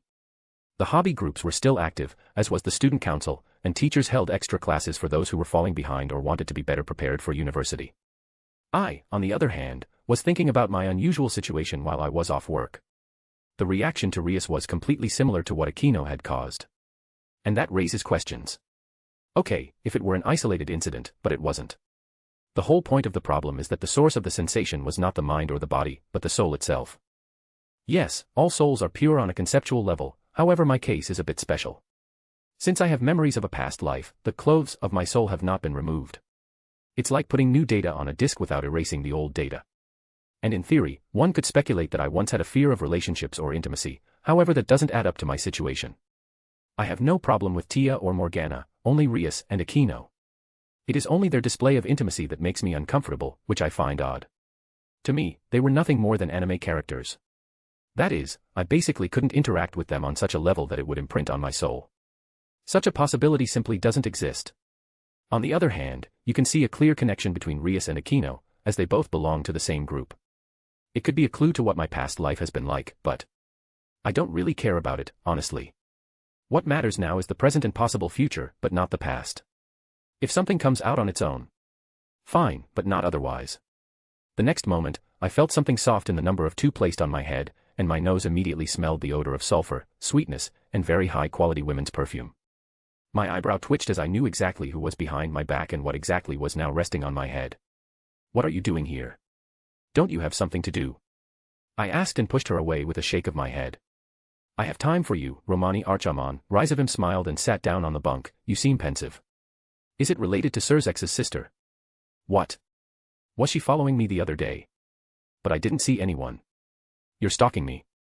Can't you be a little more civilized? Oh. So, I'm right. She ignored me. What's bothering you? The embrace of a mere girl. If you want, I can eliminate her for you. I promise that no one will think of your involvement on principle. My eyebrow twitched. Yeah. What else would you expect from the current rise of him? I'm sure if I asked her to blow up the capital of the underworld, she'd do it in a heartbeat. That doesn't elevate you in my eyes, I said, to which she made a pouty, girlish face. Why did you come? I don't think you would risk taking my time for nothing and making me feel bad about myself. You're right about that, Rizavim nodded. The Chaos Brigade is planning to use a certain vixen to open a rift in space between dimensions. And since you're so close to her, I thought I should warn you. That's an interesting choice of words, I grinned. There are several factions in the brigade, all acting in isolation and with their own agendas, aren't there? I doubt they're all interested in what comes out of this Yasaka situation. Hee, spot on, she giggled, the hero faction. Chow Chow has already redeployed to Kyoto and is now preparing for action. And the last time I saw him, he managed to amuse me. What do you mean? At one of the meetings, I very subtly hinted that if anyone even tried to swing in your direction or use you, they would instantly become my enemies, with only death awaiting them. Not everyone understood the message, but Chow Chow was not among that number, so he tried to act stealthily. His assurance that I know nothing amused me greatly. You mean the brigade knows about my situation with Yasaka? I raised an eyebrow. Of course, they do. We have enough bargaining chips to keep that kind of information close at hand, she said, to which I grinned. Where was I? Oh, yes. Aside from that, I also found the implications of his long-ago encounter with you amusing. The aftermath of the meeting. I remember I only took the sacred gear away from Hercules and had a few words of endearment about his actions, but nothing else. I mean, what could have happened to make Rizavim find it amusing? Whatever happened during your meeting, Chow Chow turned to Hades for help. He cut off his hands and replaced them with others imbued with the energy of Tartarus. Because of this, True Longinus' aura became very interesting, and that's not all. The boy doesn't even realize that he's now Hades' puppet to be used as he pleases, Rizavim explained and chuckled. Isn't that funny? He talks loudly about the power of humanity, yet he uses the powers of the gods. Heh. So, this reaction was because True Longinus didn't want to harm me. I guess that's how Chow Chow wants to bypass this rule to kill me for sure. Honestly, it's really funny. Not the best example, but still, if we take Gil, he, a true believer in humanity, rebelled against the gods, disregarding their goals and their imposed purpose. What Chow Chow is doing makes him look like a resentful child unwilling to accept the rules of the game he himself is playing. Well, I couldn't agree more, I shrugged, to which Rizavim smiled cheerfully. Is that all you had to say? Yes, that's it, she nodded and looked at me expectantly. So, do I deserve something as a reward? After all, you're taking care of a fox. No, you didn't. I assumed Chow Chow would pull something like this, so it's not really new, I said, and Rizavim's face filled with sadness. And you don't care about me taking care of Yasaka? Given your behavior, I find it very strange. Well, come on, she grinned, she will meet her end even if I have no part in it. After all, a chicken will never fly higher than an eagle. With that, she waved goodbye and disappeared in a flash of the magic circle. I shrugged and looked out the window. Rizavim is arrogant, yes, but she is also free, something the vast majority of creatures cannot achieve. She is not constrained by the bounds of law or morality, only her own desire. Now she is very human, as strange as that may sound. Everyone dreams of such freedom, but not everyone gets it. And she's a very interesting person, don't you think? A familiar voice sounded in the office, and when I heard it, I couldn't help but let out a long, tired sigh. What do you want, Zelrich? I asked, not looking away from the window. If it's another trip to another world, I'm against it. My duty to you is closed. At this time, I just prefer to rest and finish my business, along the lines of visiting heaven. Going to the other world comes with conditions, because it would require me to find a very powerful mana source for the servants, since Ophis is busy right now, and resolve the issue with Tia. In addition, in a very short period of time in the past world, I have become a god. And even after taking countermeasures, I have no idea why I continue to be one now. I'm perfectly fine with being human, and surprises like this are something I'd really like to avoid. In short, too many variables, for no reason at all in visiting another world. I had a duty behind me that time, but that's not the case now. Oh. Can't I just check up on my colleague? He said with a dose of amusement. You. No, I rubbed my temples and looked at him. Why are you here? We're even, you're right about that, but what if visiting another world would benefit you? In that case, would you agree? At those words I froze and looked at him doubtfully. Tired face. Orario. Hey, look, who's that? A girl dressed in light armor, with a spear in her hand, asked. The new familia. The one with the horns is the goddess and the man is the captain, answered the man, but with a sword. They are so beautiful. Are you sure they are not all gods? I'm sure, now let's go. You're the one who wanted new armor. Yes, I did. I sighed tiredly and rubbed my temples, walking toward the Tower of Babel while Tia caressed my shoulder, as did Morgan. And the afternoon sun shone brightly in the sky without a single cloud. It had been like this for 3 days now, ever since we'd arrived here. This world wasn't much different from the last, with a couple of exceptions. The same swords, gods, and other such fantastical tinsel. The city we were in was called Orario, City of Labyrinths, and the Tower of Babel was a very tall tower located in its center. This is where the gods interact more with mortals. As it was explained to me, at one point they descended from their world here to the lower world because they got bored. They can't use their powers, what is called here arcanum, lest they harm mortals, and if this rule is broken, the gods will simply return back to the upper world. Intriguingly, they can give mortals a fauna, a blessing that increases powers and abilities. Familia, however, is essentially a group under the command of that particular god who gave that very fauna. What is the purpose of all this? Obviously to fight monsters. And where are the monsters? In the dungeon, a complex of labyrinths located beneath the Tower of Babel. And that's where the fun begins. Imagine a typical RPG video game with adventurers, a proper guild, loot from monsters and then selling it. And that's exactly what is at the core here. You go to the dungeon, kill monsters, collect crystals or whatever, take them out, sell them to someone, get a valis, the local currency, and live off it. And then you do it all over again. That's the basis of this world. In short, it's about as dumb as it can get. There's even a freaking level and status tie-in. I mean, the damn video game mechanics are woven into the not video game world. It's like throwing a certain blue-eyed blonde ninja into a world of talking magical ponies. Can we do that? Yeah. What's the point? I just wanted to, and no one asked for your opinion. It's completely unbearable. I'm done talking. Although no, I'm constantly being watched by someone from the top floors of the Tower of Babel, and it strongly resembled the look Risavim was sending me. Oh. You look annoyed, husband. Still can't get over the ridiculousness of this world. Somehow the protagonist situation didn't bother you. Morgan said snidely. It made sense, because up to a certain point the world just stood still and did nothing. I'd even say that the world itself inscribed Ise to make itself move. That would explain Alea's presence in this particular form, I replied. Besides, doesn't it piss you off? Doesn't stupidity annoy everyone in general, no matter what race they are? We're here, away from the distractions of our relationship. And I'm perfectly fine with that, aren't you, Beast too? Morgan asked, to which I rolled my eyes and Tia nodded her head. This time Zelrich had said that the Beast's presence wouldn't affect the world in any way, nor would it force it to start dealing with a possible threat. So, it was no problem to just take her along without wasting energy on preparation. Morgan had tagged along simply because she wanted to, and it was impossible to refuse her voluntary request, of course. The mana issue for the servants was solved thanks to Goetia. Since we are essentially one being with two different souls, he doesn't need mana to sustain himself. His own mana is more than enough to be able to sustain the servants.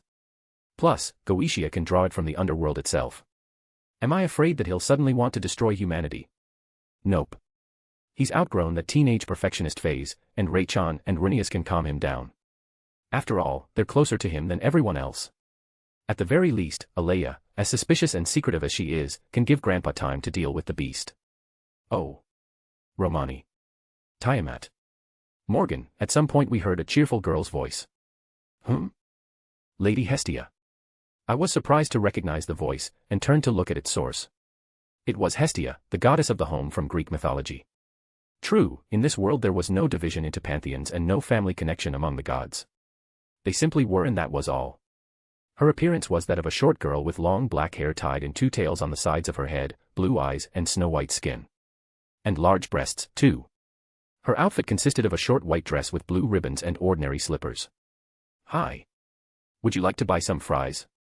I cooked them myself, and I can promise for the flavor, she said as we approached the counter she was standing at. Give us 4 servings. Tia and Morgan won't mind, I said, to which she nodded cheerfully and began to pick up the order. How are you doing? Not as well as I'd like, she grimaced instantly, to which I sent her a questioning look. Can you believe my bell went down to the 4th floor? I understand that he wants to help me, but why risk his life? Bell Crenel. Typical boy with enormous ambition. He's also weak. He's level 1, and the relatively safe descent into the dungeon is limited to the 3rd floor. Anything below that is just an unnecessary risk. Tia sang out worriedly. That's right, I told him the same thing and scolded him since he's the only member of my familia. Hestia nodded. How I envy you, Tiamat. You've only recently come down, and you already have 2 members. Oh, yes. I sealed my divinity to hell, for I didn't want to attract attention. Familia was created in Tia's name, which didn't raise much of a question. To those around her, she was a recently born and then descended goddess and nothing more. Tia sang in a comforting tone, to which Hestia anime-style jumped over the counter and hugged her. You're so good. Not like that flat-bottomed Loki. Hestia rubbed her belly against Tia's, and Beast too stroked her head affectionately. By the way, what are you a goddess of? I somehow forgot to ask that. Life and beginnings, Lady Hestia. Oh. That's so beautiful, she smiled, and then went back behind the counter and quickly handed us our portions. Here. Eat your fill. That'll be 400 valis. Here, handing over the money I had just created, I said, have a good trade, Lady Hestia. Thank you. We said our goodbyes and walked a little farther and took a bench so that Morgan and Tia could eat in peace. I, on the other hand, couldn't help myself and created a cup of coffee, as my body couldn't live without the smell of coffee beans and their bitter taste. So, Morgan began, crunching the potatoes that looked like regular chips while Tia devoured her portions. What are we going to do? Honestly, I have no idea. Zelrich hasn't said anything about it at all, I shrugged, looking at the passing adventurers. So far, the plan is the same. I'll go down to the dungeon and see what's up, and you can do what you want. Just please don't create conflict just because you feel like it. I'm not making any promises, she grinned. Okay, suit yourself. I shook my head and stood up from the bench. If anything happens, just let me know. That's it, I'm off. This would be my first time going down into the dungeon. Remembering the brochure I picked up from the Adventurers Guild, the last floor explored was somewhere around the 59th floor. And up to that floor, I'm basically safe. Although, I don't think any floor in principle would be able to inconvenience me like the spirit in the previous world. He was a world disaster, a phenomenon of nature itself, and the closest analog to him in this world would be the one-eyed black dragon. He is the target of one of the 3 great quests that escaped from the dungeon, and is now harassing some settlement. Anyway, I should go down and at least get a sense of what the dungeon is all about. As is, there are a few questions that I find the answers to interesting, I suppose. I mean, why does the dungeon create monsters? Why do the gods supposedly motivate mortals to go down? The Tower of Babel keeps monsters from leaving the dungeon, but does it have another purpose? One that is hidden from the ears and eyes of the public, because it all sounds a bit too simple, doesn't it? Tired face. Orario. I walked slowly towards the exit of the dungeon and pondered what I had learned during my descent to the 5th floor. There was no point in going deeper, as that was more than enough to get the information I needed. After all, I definitely didn't want to leave Morgan alone for too long. Also, my outing had been delayed until the next morning because I'd explored the dungeon walls and deviated from the direct route. If I try to summarize the information, there are a few main points. Monsters appear directly from the dungeon walls and attack anyone who comes from outside. After their death, they disintegrate into dust and then return back to the walls, sometimes leaving behind small crystals or some materials that can be sold. And it seemed to make sense, I mean, a complete match to the mechanics of the video game, but there was one tiny detail that concerned me. They had a mind. Primitive, and without a formed soul, but still. The closest analog to dungeon would be Tia. And this is not an idle assumption, as the monsters act exactly as Tia's summoned creatures do when using the Sea of Life. They obey their mother's commands unquestioningly, having only just been born, which is exactly what monsters do. Dungeons are alive and have consciousness. This is a fact, as I could clearly feel the movement of life energy within its walls. And if that's the case, then what prevents it from not dividing into floors, and not sorting the monsters in ascending order, but to place the most dangerous creatures right at the entrance? That would be logical, assuming that the purpose of all monsters is to kill those who invade the dungeon. I frowned. There were too many questions popping up, and that worried me, since the foundation of this world seemed to be strictly connected to Tia. I'd hate to become the White Titan to the inhabitants here, but if they turn on Tia... Well, I've never considered myself a humanitarian. Mr. Archiman. A female voice called out to me as soon as I stepped through the threshold of the guild as I left the dungeon. Ms. Tull. Coming out of my reverie, I asked and approached the equivalent of the front desk, do you have a question? It was Ina Tull, an employee of the guild. A rather attractive girl with shoulder-length brown hair, pointed ears, and emerald eyes. Her outfit, or rather her work uniform, surprisingly did resemble that worn by the office plankton. It consisted of flat-soled shoes, long pants, gloves, and a vest of the same color, as well as a white long-sleeved shirt and thin oval glasses. I realize I'm minding my own business, but why didn't you listen to me?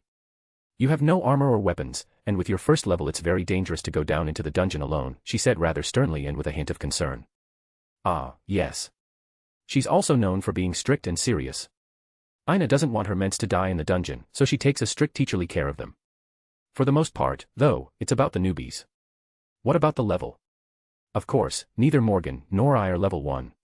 In fact, we don't have one at all. No one in our group belongs to this world, which means they are not subject to its rules, well, not all of them. Tia can create a familia, but not give Falna. Essentially, Falna is a sort of identification mark for the gods and a veil of divinity around the soul of a mortal. The body, on the other hand, adapts and therefore gives a boost to strength and ability. In our case, however, a bit of magic and Tia's divinity was enough, and here everyone counts just the way we want them to. I can stand up for myself, Miss Tull, I shrugged, to which I received a squinting look. I'm also not stupid. You seem more stern than usual. Is something wrong? Yes. Ina sighed. One of my charges decided to go down to the 5th floor, where he met a minotaur. But luckily, he was rescued and was level 1, just like you. Oh. Impressive zeal. To the last breath, so to speak. Don't pretend this doesn't concern you. It doesn't, Miss Tull. I'm strong, I said and rolled my eyes, at which Ina's eyebrow twitched in annoyance. Anyway, your words are heard. Have a good day. You too. She said, purely out of politeness, and I headed for the mansion I'd bought for our familia. Ina reminded me a bit of Sona, and so it was quite fun to annoy her. Even the looks more or less matched. Morgan's temperament tickled her nerves just as much, and the only one she considered normal was Tia, as funny as that sounds. With those thoughts in mind, I made my way to the mansion, created by me of course. It was located inside the city and had the appearance of the Amiya residence, and fairly close to it was the shopping district. The land was expensive, except that it loses all meaning when you have the ability to create money from nothing. I chose this place because none of us could cook, and Morgan's gastronomic creations looked like charcoal. So, for the most part, we took our meals home. I was also too lazy to create food that tasted pretty empty, besides, but that's not the main factor. Aha. Now I wanted to just plop down on the couch and end up in Tia's lap. However, calm down, Beta. We're here to talk, not fight, said the boy with the blonde hair and blue eyes. But you yourself heard how that first level mocked us, didn't you? That's an insult to our familia and to the goddess, Finn, said the half-human with wolfish features, gray hair, and amber eyes. That's right, the half-human girl with swarthy skin, short black hair, and brown eyes said. Another girl standing next to her with similar looks but longer hair nodded in agreement. And both of them wore rather revealing outfits. See, even these two are supporting me, said the one named Bet, and turned to the 3 remaining members of the group, who refrained from commenting and found the whole thing pointless. What about you? Let's just talk and go to the dungeon. The fight will not be good for the familia and our goddess. A short man with brown eyes, long brown hair and a beard said calmly. And the 2 girls, one with light orange hair, blue eyes and pointed ears, the other with golden eyes and the same color long hair, nodded at that. Oops. A doggy waiting for a command. How funny. Morgan, standing in front of the house, remarked snidely, to which the half-human named Bet grinned and the others frowned. Heh. And why on earth would I even think to expect anything different? Morgan's actions must have a reason, though. She never does anything without a plan and a purpose. A crowd of onlookers had already gathered around. What's going on here? As I made my way over to Morgan, I asked the group. You're the captain of the familia to which this woman belongs, right? A boy, apparently the leader, asked, to which I nodded briefly. My name is Finn Dame, and I am the captain of the Loki familia. Miss for no reason at all started provoking a member of our familia when we were just passing by, and we'd like to resolve things peacefully. And also, to be honest, ruining our reputation by bullying newcomers. I raised an eyebrow. How cautious he is. Finn can't know how strong Morgan is either, and on paper she's level 1. However, he still acts cautiously and suspiciously, as if his sixth sense told him so. Loki familia is quite powerful considering the rumors surrounding it. There are many at least 4th levels present in it. Hence, she can be arrogant and disregard the opinion of someone like us. True, only on paper. Romani Archiman, captain of the Tiamat familia, I introduced myself, and then turned to Morgan. What are you up to this time? You simply can't have actions without a purpose. Oh. Aren't you supposed to protect me, husband? She asked in her customary tone, to which those present were greatly surprised. In a case where it's obviously your fault. Rubbing my temples, I said. Why could a bitch like her get such a handsome man, resented the girl in the group, the one with the dark skin and short hair. It's very simple, Morgan said in a mocking tone, and then hung around my neck, and I'm truly sorry that a child like you can't understand it. When the last word was out of her mouth, the girl made an angry face and clenched her fists tightly, and then stormed off with her fist outstretched, aiming for Morgan. Of course, I habitually let the magic circle block the blow since I was in the line of attack. This event caused everyone present to open their eyes in a daze and stare at me. I even felt like a fly might have flown into their open mouths. At first, I didn't understand the reason for this, but after a second, an epiphany came to me. I instantly lowered my gaze, where I was greeted by Morgan's satisfied grin and her eyes glowing with amusement. My fingers traveled with bullet speed to my temples and began rubbing them as if trying to drill holes in them. I thought I said she doesn't do anything without a plan, didn't I? Tired face. Orario. So, this is the new goddess and her familia. Yes. And rumor has it that these two with her are only level 1, but they manage to provoke Loki familia and even stand up to them. But there's at least a level 4. How did they manage to do that if they're only level 1? No one knows, and there are many gods watching them right now, trying to solve this mystery. Listening to all this, my eyebrow twitched in annoyance and a sense of déjà vu as I spoon-fed Tia and a satisfied Morgan stood nearby sipping her wine. We were now at the banquet of the gods, organized by Ganesa, one of Orario's wealthiest gods. Tia had gotten an invitation and she didn't want to turn down a bunch of delicious food. I went because I didn't want to leave her alone, and Morgan just followed me.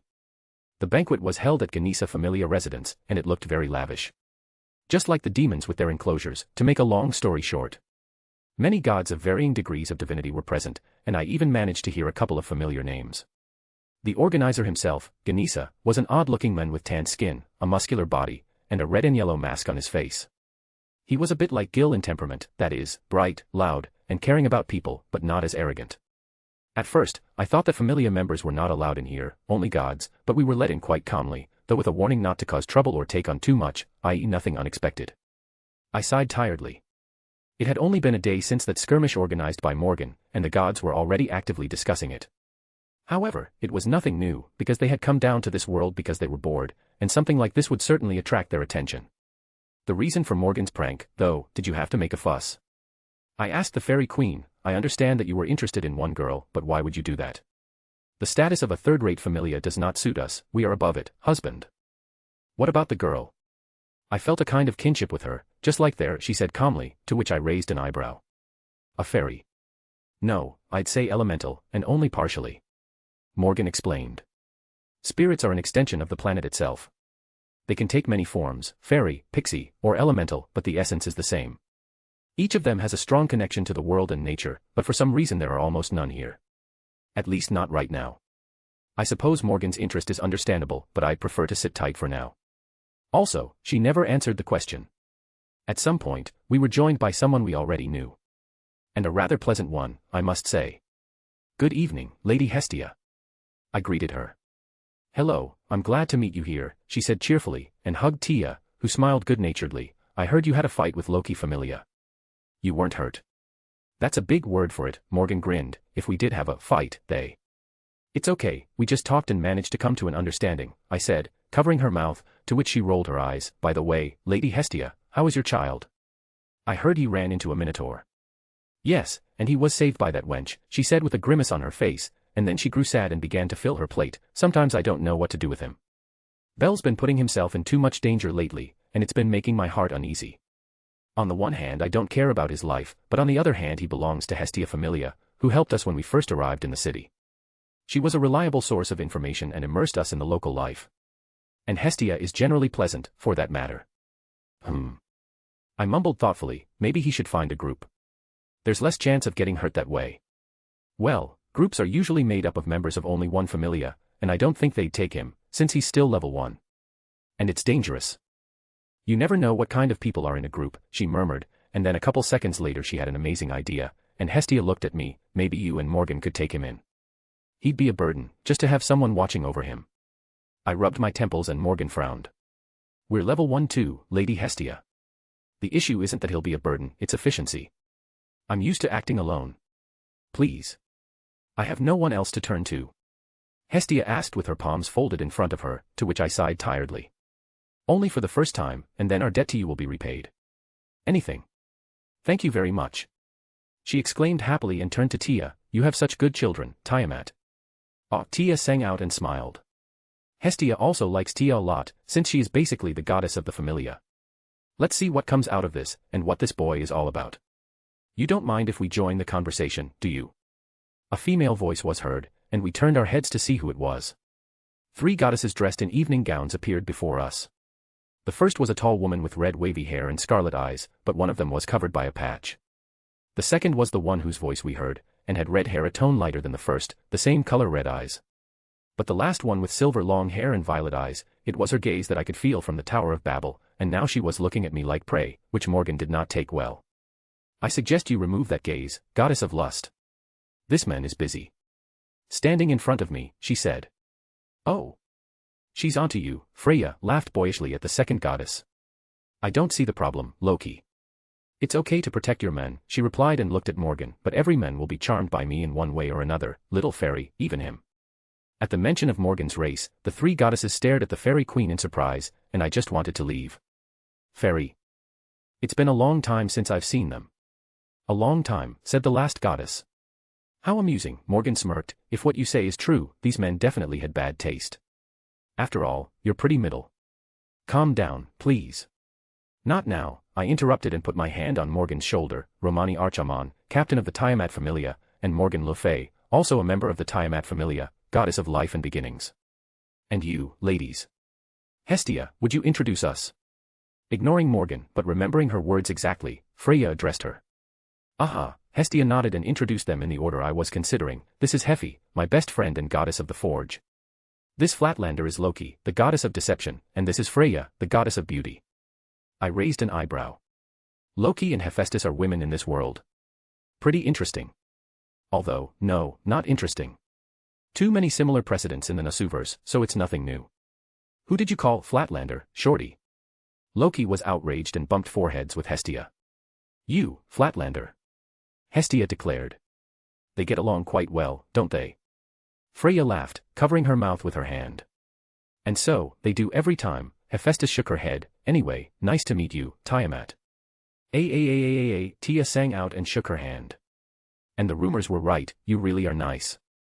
Loki said, and after stopping fighting with Hestia, she walked closer to Tia. Hey. She's my friend, not yours. Hestia possessively hugged Beast too and showed her tongue to Loki. Tiamat doesn't seem to mind, Loki smiled mockingly, pointing at a pleased Tia, and then turned to me. Romani, right? I heard from my children about your antics. Since I doubt Tiamat is in the loop, can you tell me why Morgan decided to bring it to their attention? Oh, she's got the hunch, too, huh? Well, pity her. I apologize, Lady Loki, but this is an internal familia matter. I said calmly, not giving her a chance to continue her interrogation. Well, I tried. Loki shrugged her shoulders. What an interesting relationship you have with Tiamat, Romani. Freya suddenly spoke up. It's as if she doesn't run the familia, but you do. I would even call you two a couple. As soon as the last word was out of her mouth, the goddesses looked at me and Tia to see the reaction, but my expression didn't change in any way. As far as I know, there's no problem with that, I said calmly, to which Hestia blushed, Hephaestus grinned, Loki laughed, Morgan smirked, and Tia hugged me affectionately at my side. Freya, on the other hand, showed no visible reaction, or is there still a reaction? No, it's a common thing, Freya replied good-naturedly, but I could sense a certain envy coming from her. I see I've made a bad first impression, and I hope I can dispel it in the future. For now, if you'll excuse me. And with that, she left the group, accompanied by our stares. Of all the reactions to this, Morgan's was the most satisfied, I'd say. I should probably get going, too. I should get back to work. I'll see you later, said Hephaestus and headed for the exit. Wait for me, Hefi. Hestia shouted, and then quickly said goodbye to us and followed her. I only came here for the runt, Loki shrugged, so I'll see you soon. And so, after a short time, we were alone again. Tia went back to her food, Morgan to her wine, and I began to think about what had happened tonight. I suppose it turned out pretty well, a couple of new acquaintances and all that. However, I can only hope that Morgan doesn't decide to deal with Freya. The Queen of the Fairies is not known for her restraint and is unlikely to resort to force, but provoking her with a couple of caustic comments. She might as well. Well, we'll just have to wait and see, as they say. Aha. Tired face. Orario. Around noon we went out into town in full force to eat and walk around a bit, which was a new routine for us. The sun hung high in the sky without a single cloud, and the streets were noisier than usual. As I managed to overhear, it was because of some event called Monstrophilia, organized by the Ganesa Familia and taking place at the moment in the Colosseum, which in architecture and purpose matched its Roman counterpart. True, instead of gladiators, captured dungeon monsters and adventurers performed during the event. 2 days had passed since the banquet, and they had been relatively quiet, except for the increased attention to our familia. Especially Morgan, who was not behaving with much restraint, which was her style. During this time, I managed to go down to the dungeon once with the child, that is, familia member, Hestia, and I can say that he's rather ordinary. Though, no. Naive, inexperienced, kind, and with huge ambitions. Signs of either a protagonist or cannon fodder, I'd say. At some point, screams of terror and panic of a large number of people were heard from the direction of the Colosseum. At this I raised an eyebrow, Morgan became interested and Tia began to worry, and we each turned our heads to where the sound was coming from. Should we look? I asked, and my companions nodded in agreement. Having chosen a relatively passable route, we practically reached the Colosseum itself, where adventurers were dealing with monsters that could be found at most on the 7th floor of the dungeon, amidst the market stalls and piles of people. I was able to recognize a couple of the people present, which were Loki, Isa Wallenstein, the girl that Morgan was interested in, and the guild administrators, including Ina. By the time our group arrived, the last monster had been defeated, and I decided to approach Ina to find out the details. Morgan and Tia, on the other hand, followed me. Good afternoon, I presume, MS. Tull. I said as I approached her. This is no time for jokes, Mr. Archiman, Ina replied sternly, the monsters have escaped from the Colosseum, and any help is needed now.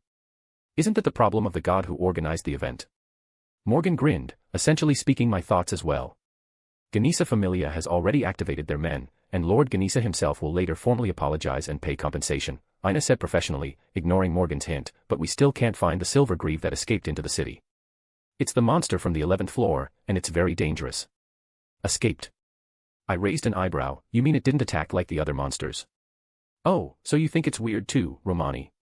Loki, who came up along with Ace, joined in. Monsters attack any surface dweller as soon as they see it, and this behavior is questionable to say the least. I replied thoughtfully. Tia whispered worriedly. A few injured, but no casualties, Loki said, to which she received a short nod from Tia, I'll go get my familia up, maybe some of the monsters are still running around. You, on the other hand, are advised to go somewhere safe. Although, considering what I've heard from Finn, you guys are weird too. And with that, she left, and Ace went after her. I looked at the members of my group. What are we going to do? I asked, I don't think we'll be able to eat properly now. Let's go see that monster, Morgan said, and Tia seconded her, at least we'll see something interesting from the last few days. Suit yourself, I shrugged and scanned the city and found the monster, bingo. He's pretty close. We moved away from the Colosseum and entered a deserted alleyway, then a magic circle lit up beneath us, which carried us straight to the spot. It dropped our group off on the roof of one of the buildings, and as soon as we arrived we immediately heard the rumbling and sounds of a battle that was going on below. It was going on between Bell and what was called Silver Greave, a huge monster monkey with silver fur, with broken shackles and long chains hanging from its arms. A dozen meters away from them, Hestia was watching everything, holding her fists and looking at Bell with a troubled expression. The monster swung the chains around, destroying the street and trying to hit the boy while Bell dodged and tried to get closer to his opponent. In his hand, instead of the usual short sword he wielded in the dungeon, was an elongated dagger of black metal, and it reeked of small divinity. The battle was coming out exactly as it should be when a first level fought a monster stronger than himself alone. That is to say, a single hit from the monster could very well end the boy's life. However, the monster was behaving strangely. It didn't rush into close combat using its strength and size, but for some reason it was confined to chains. And Hestia, who was quite close, for some reason did not interest him in any way. That is, all his attention was focused solely on the boy. How interesting, Morgan said, while Tia worried about Bell and Hestia. Indeed, I nodded, there's not a single adventurer around, even given the sounds of battle, and the boy is moving much faster than he was just yesterday. Oh. You mean he's gotten stronger in just a day? Do you think he has some special skill or magic? I wondered. In this world, skills and magic have their own peculiarities. A skill is an innate gift that can be discovered when you get fauna, and it doesn't depend on level, always reinforcing its owner. And no one knows what determines its occurrence, though skills are definitely valued. Magic, on the other hand, can be both acquired and innate, plus it has DxD type restrictions, where slots for magic are present, and learning a new one will require the development of basic characteristics such as strength, dexterity, etc. On top of that, you need to recite an aria to activate it. This is different from magic based on imagination like in DxD, or research like in the Nasuverse. Magic is just there and that's it. Bell doesn't have magic, otherwise he would have used it in dungeon, but the skill does. And, as I understand it, it increases the rate of growth of characteristics, from which we can conclude that the boy is the main character, for there are too many royals in the bushes. And while I was thinking in my head, Tia suddenly jumped down from the roof and covered the monster, spreading her arms and standing in front of Bell. What? He shouted, not knowing what to do. Tiamat. Hestia exclaimed in exasperation, "Get away. It's dangerous." Tia didn't move, defending the monster, who ignored Tia and was about to lunge at Belle, who was standing behind her. And even if there was no way he could hurt her on principle, Tia would be hurt, which meant I needed to intervene. In the blink of an eye, I was at Tia's side, and a magic circle lit up beneath the monster, from which golden chains erupted, twisting it and turning it into the likeness of a mummy. Morgan, on the other hand, remained on the roof, as if waiting for something. "Mr. Archiman." Belle was surprised to see me. "Romani." Hestia added in the same tone, looking at the chained monster. "What? How?" I said nothing and gave a short nod to Tia, to which she smiled gratefully and touched the monster's forehead slowly and affectionately. And then the unexpected happened. The red light in the monster's eyes slowly went out with every movement of Tia's hand, and when it disappeared completely, I felt a full-fledged soul start to form inside it in a strange way. It was very unexpected and definitely drew the attention of the disembodied inhabitants of the surrounding buildings, but I let Tia finish. "What is she doing?" Hestia asked in an uneasy tone. "It's not like we're not allowed to use the arcanum." In the distance, I felt Morgan's mana flare up for some reason I didn't know, but I didn't pay too much attention to it. As is, what was happening now was far more important and mesmerizing. After a few seconds, the soul was fully formed, and now the monster began to fondle itself against Tia's hand under the gazes of those present frozen in disbelief. It looked like a large child that was genuinely delighted at its mother's attention. And it looked cute rather than dangerous. I closed my eyes and took a deep breath, because I realized where this single event would lead. In this world, monsters are thought of as surface enemies, just a source of income and a stepping stone to gaining power. They are the basis and raison d'etre of the city, the Tower of Babel, and the dungeon. And what Tia did, "You okay, little one?" I heard Loki's voice in the distance. "Why is it so quiet in here?" What was going on? I clucked my tongue and produced a cup of coffee, draining it in a gulp. "I guess there's going to be a lot of talking." "A lot," tired face. Orario. In the evening of the same day, our entire familia was summoned to him by Arenus, the god, the head of the guild, and, in fact, the ruler of Orario. And now we were in the prayer room located beneath the guild, which is his abode. And besides the full cast of our familia, there was also a monster with us that was sleeping in Tia's arms, and its size was no bigger than a house cat. The place was a rather dark room with a pile of columns and a high throne, where Arenus himself sat. He looked to be about 60, had grey hair and blue eyes, and his attire was a white robe and a black hooded cloak. As the silence hung between us, broken by the monster's quiet snoring, I processed the past events at a rapid pace. Of course, we had taken the monster with us, reducing its size. And that had gotten a lot of attention. In just a couple of hours, the news traveled all over the city, and almost every person I met was actively discussing it. The gods were especially interested in it, as arcanum was forbidden to use, but somehow Tia managed to completely subdue the monster. Among other things, when an extremely satisfied Morgan returned home, I asked what made her use magic. The answer to my question was silence and a caustic smirk, but without any explanation. "Your familia has made today a very special day," Arena's deep voice interrupted my musings. "Do you have anything to say?" "We'd like to hear a clarification," I said calmly. "In that case, let's begin. Morgan Le Fay harmed the goddess Freya, spilling her divine blood and leaving several wounds," he explained, to which Morgan responded with a satisfied smile, Tia with a judgmental look, and me with a raised eyebrow. "So that was the reason for the manifestation of your powers, huh? Care to share the details?" I asked her. "I'm sure you noticed that the monster was enchanted," she said, to which I nodded briefly. "It was the handiwork of a goddess, and of course I punished her." "Attacking a god, much less injuring one, is a crime," Arenus said sternly. "The punishment is banishment from Orario forever. And you will ignore the fact that the actions of this goddess may have cost the lives of mortals, ruler of Orario." "How hypocritical," Morgan grinned, to which Arenus showed no visible reaction.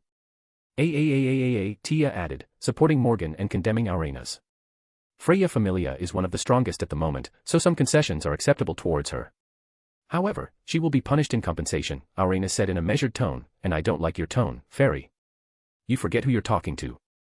The last phrase was spoken without arrogance, which I found a good sign. It means that he has no problem with criticism, but is mindful of his authority and place. I suppose you can have a conversation with him with some respect. Plus, having read a couple of books on the history of this world, I managed to learn a few things. "For all that, my companions are right, Lord Arenus," I said. "The gods are forbidden to use the arcanum, for if they do, they will be forcibly sent back to heaven. Shouldn't monster charms be punished in the same way? Like I said, Freya Familia is one of the strongest. I can send Freya back, but then there will be a gap in the city's strength that you are unlikely to be able to fill." "Given what I've heard, that's not certain," Arenus replied, to which I shrugged. Tia frowned, and Morgan grinned. Well, we have nothing to back up those words. After all, we're not going to be here long. Also, that old man seems a little suspicious. Arenus has indirectly confirmed that it is he who returns the gods to heaven, and not some Alea-like mechanism of the world. That is, when an arcanum rule is broken, he and the rest of the gods are the ones who give the verdict, and there may be more like Freya. It's interesting that you mention the punishment but nothing about its execution, Lord Arenus, I said, shoving my hands in my pockets. Indeed, he nodded, and the reason for that is now sleeping in Tiamat's hands. Tia asked, not realizing what Arenus was getting at. The original purpose of monstrophilia was not to entertain the audience, but to show the possibility of taming monsters, and further coexisting with them on the surface. Interesting, but I still don't see the point. Monsters will still remain monsters in people's minds, I said. Monsters follow their instincts, trying to kill any surface dweller. However, there are exceptions to this rule. They are also monsters born from the underground, but they have intelligence, can speak human language, can coexist with mortals, and wish to go to the surface. We call such monsters Zenos, Arenus explained, to which I raised an eyebrow. Okay, now that makes sense. If we plan on introducing intelligent monsters into society, we'll first need to expand the way we see the world. Create the assumption in people's heads that monsters can be interacted with in ways other than violence. That is, so that they are not instantly thrown at them. It's a very long and laborious process, but the result is possible. If we summarize your words and message, we can assume that you sympathize with these Zenos and even help them, Lord Arenus, I summed up, and, as I understand it, you're essentially offering a quid pro quo, aren't you? That's right, Romani Archiman. I'll forget about the attack on Freya and support you to the best of my ability, and in return you'll take care of the Zenos. Given what happened, people won't have any more questions for you than they already have. Tia was about to agree as Morgan stopped her abruptly. Oh, you want to turn the whole city against us and wreak havoc using our familia, she grinned, we are always ready to fight back, God, and I'm sure the outcome for you will be extremely unexpected. And what kind of care are we talking about? I added, if I understand correctly, you want us to house the Zenos, and that would definitely turn out the way Morgan described.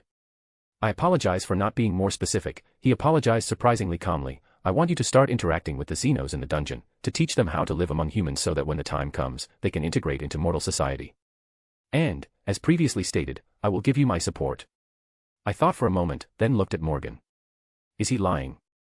I asked her mentally, using the link between master and servant. No, but he's not telling the whole truth, her voice echoed in my head, he definitely has an ulterior motive, and the wording he uses indicates it. However, you've already figured it out. Tia also mentally asked. I don't mind taking care of Zenos, Tia, really, but we're obviously being tried to be used here. And I need to figure out why. I could certainly subdue everyone by force, as one use of noble phantasm would suffice, but that's definitely not something that would please Tia. And even if I bring this world to its knees and order it to live peacefully, sooner or later conflicts will erupt, and they will definitely erupt as soon as we leave. So, a long-term solution will be required, not something else. What Arenus is proposing sounds good, yes, but what does he want to accomplish with it? No one knows. Could things get much worse? Yes, it could. And for that reason, we need to get to the bottom of this. And if that's the case? In that case, we agree. Tired face. We ended up leaving the prayer room soon enough. Arenus explained the location of the Zenos village and asked us to pay a visit there soon. Well, one tiny detail indirectly hinted at Bell. He was being coy, but for now we just had to go with what he said. As a last resort, I'll still use force if the town suddenly turns on us. All the way from the guild and all the way home, we were accompanied by questioning looks from the people of Orario. It was mostly about the monster in Tia's hands, and about her. I didn't pay much attention, for Arenus had assured us that our familia would not be touched under threat of punishment, though it wasn't really necessary. When we reached Amia's residence, Hestia and Belle were waiting for us at the door, looking worried. I also sensed that we were being followed, and the pursuers' intentions were not good. I'm guessing someone in Fry Familia, given Morgan's actions. Is something wrong? I asked Hestia calmly as we got closer. Are you all right? What did Arenus say? You're not leaving the city, are you?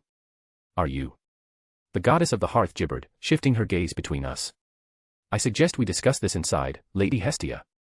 There are too many prying eyes outside, I said and invited them inside. They looked at each other, but then slowly followed us in. In fact, I could have ignored them and just politely sent them home, but Arenus had mentioned Hestia's baby for some reason. As if he was important, and I wanted to know why that was so. Maybe some clue or something will come out during the conversation that will shed some light on Arena's motives. Aha. Tired face. Dungeon. That same day, at night, as I walked floor by floor, I made my way to the Zenos village. It was on the 14th floor, and since the monsters posed no danger to me, since a couple of magic shots were enough, I was digesting what I'd heard from Bel and Hestia, whom we placed with us for the day. Arenus had hinted in passing that I should bring Bel with me. And, of course, it was unclear to me why or why not. From talking to Hestia's child, it was learned that he had come to Orario because he had been inspired by tales of heroes from a non-native grandfather. To be more specific, to gather a harem. Of course, he didn't explicitly say that, but a couple moments were enough to get that detail. I hadn't made the connection between our familia, Bel, Arenus, and the Zenos village, but Morgan had. As a fairy who saw the human essence, and as a woman who could weave intrigue, use people, and manipulate them as she wished, she came to understand the situation rather quickly. According to her, assuming that humanoid female monsters with the appropriate traits would be among the Zenos, the boy might well try to help them and then even lead them out of the dungeon because it was the right and honorable thing to do. Bel wouldn't even try to think about the consequences, but would just do it, i.e., go one step further than we do. So Arenus sees Hestia's baby as a backup plan if things don't work out with us. He realizes we're not going to dance to his tune, but Bel. Unknowingly and with childlike enthusiasm.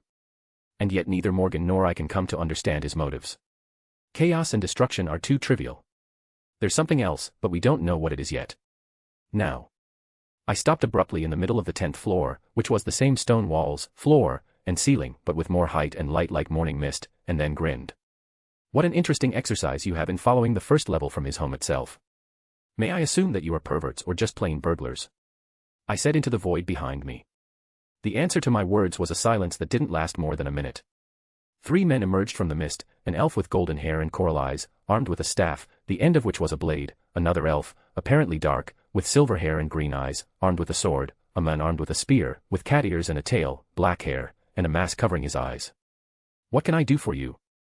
I asked the silent pursuers, sensing cold fury and vengefulness from them. We are of the familia of the goddess Freya, said the elf. Well, I can say I expected something like that. It would be strange if they left an attack on their goddess unanswered. Though, I don't see a captain among them, which is pretty famous in Orario. None of them carry 2 large swords or have the height of 2 meters, pumped-up bodies, or animal traits of a hog. I have a hunch where he is, though, and I have to say, he's worth feeling sorry for. Just a little bit. Expectedly, I shrugged, I take it. You want to collect your debts? You're oddly calm for a first-level comprehender, the half-human said, or have you already accepted your fate? No. You're just too weak to make me uncomfortable. Then we'll check it out. The half-man said mockingly and rushed toward me, pointing his spear at my stomach. And, of course, his attack was blocked by a magic circle, forcing him to break the distance. Seeing this, the 3, including the attacker, frowned. I told you so. Weak. So that's what your confidence was all about, the elf muttered, and as soon as he finished his sentence, his gaze met the gazes of his companions for a moment, and then I felt them all grow serious. In the next moment, 2 circles instantly appeared in front and behind me that blocked the spear and sword respectively. The dark elf and half-human didn't stop there. They circled around me, trying to break through the defenses, but each time they were stopped by my magic. The 3rd member of their group didn't stand idly by either, but poured a hail of lightning spears that couldn't do me any harm either. And while the surrounding ground turned into a full-fledged battlefield, I watched with interest the strength of the adventurers of this world just by standing still. I must say, they are impressive. Somewhere rank D, if you take the Nasuverse system as a basis. Yes, it's only a rank higher than the minimum rank, which is E, but that same E denotes superiority over the average human by a factor of 10. And what I see is well within the D rank, albeit the maximum. The dark elf and the half-human distinguished themselves with speed and weapon handling, and the latter with magic. At some point, the attack stopped, and all 3 came together with serious and disgruntled expressions on their faces. Is that it? Not impressed. I grinned, but they ignored my words. Hey Dean, any ideas? The half-human asked. No. His defenses seem impenetrable, and it's definitely not something the first level possesses, the elf replied, then glanced at the 3rd member of the group. What about you, Hogni? The half-human continued questioning. No. No matter how fast we move, or how many attacks he has to block at once, it's all to no avail. And he doesn't even look tired. We need to retreat, Alan, hey Dean, said the dark elf, to which the 2 reluctantly, but still agreed, and were about to leave when a huge wall of flame appeared right in front of them, blocking their escape route. Seeing this, they turned their heads sharply in my direction, showing their eyes widened with surprise. Well, where are you going? Isn't it my turn to attack? I smiled, and a large magic circle lit up beneath me, from which a couple dozen golden chains burst out and rushed towards the trio. They reacted quickly. The dark elf and the halfman prepared to block the chains, but as soon as their weapons made contact with Enkidu's copy, they were thrown back a couple of dozen meters. The elf tried to change the trajectory with his lightning spears, but the chains simply tore them apart as they continued their flight. One of the chains did reach the elf, but seeing the consequences of his companions, he dodged rather than block. This is definitely not the first level.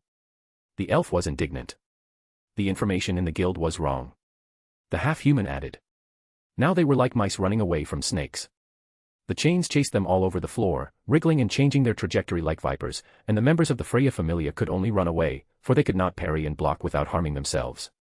Of course, the trio tried to bypass the wall of fire, but as soon as any of them moved 200 meters away from me, another one erupted, followed by another and another.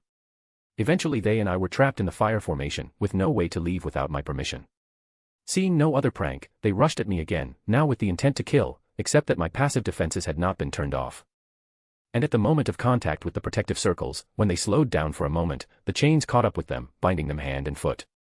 And so, I stood over the immobilized trio with a grin on my face, surrounded by huge bright flames as they tried to free themselves, throwing furious glances at me. "So, what should I do with you?" I mumbled thoughtfully, scratching my chin. "I suggest you let us go and come back quickly." The half-human grinned. "We may have failed you, but what about your woman? If you don't hurry, you'll never see her again." "Oh. So, I was right. Otter, your captain, went after Morgan." I nodded, getting a gloating grin. "You're the one who should be worried, not me. Even I wouldn't make Morgan angry." As soon as the last word was out of my mouth, the eyes of all three of them widened in surprise and incomprehension, and I shook my head. "I wonder if she'll kill him." Tired face. In a dark alley not far from Amia's residence that was lit by the bright moonlight, Morgan stood with a smirk on her face and her axe staff in her hand, staring at the bleeding otter, whom she had slammed into a half-destroyed wall.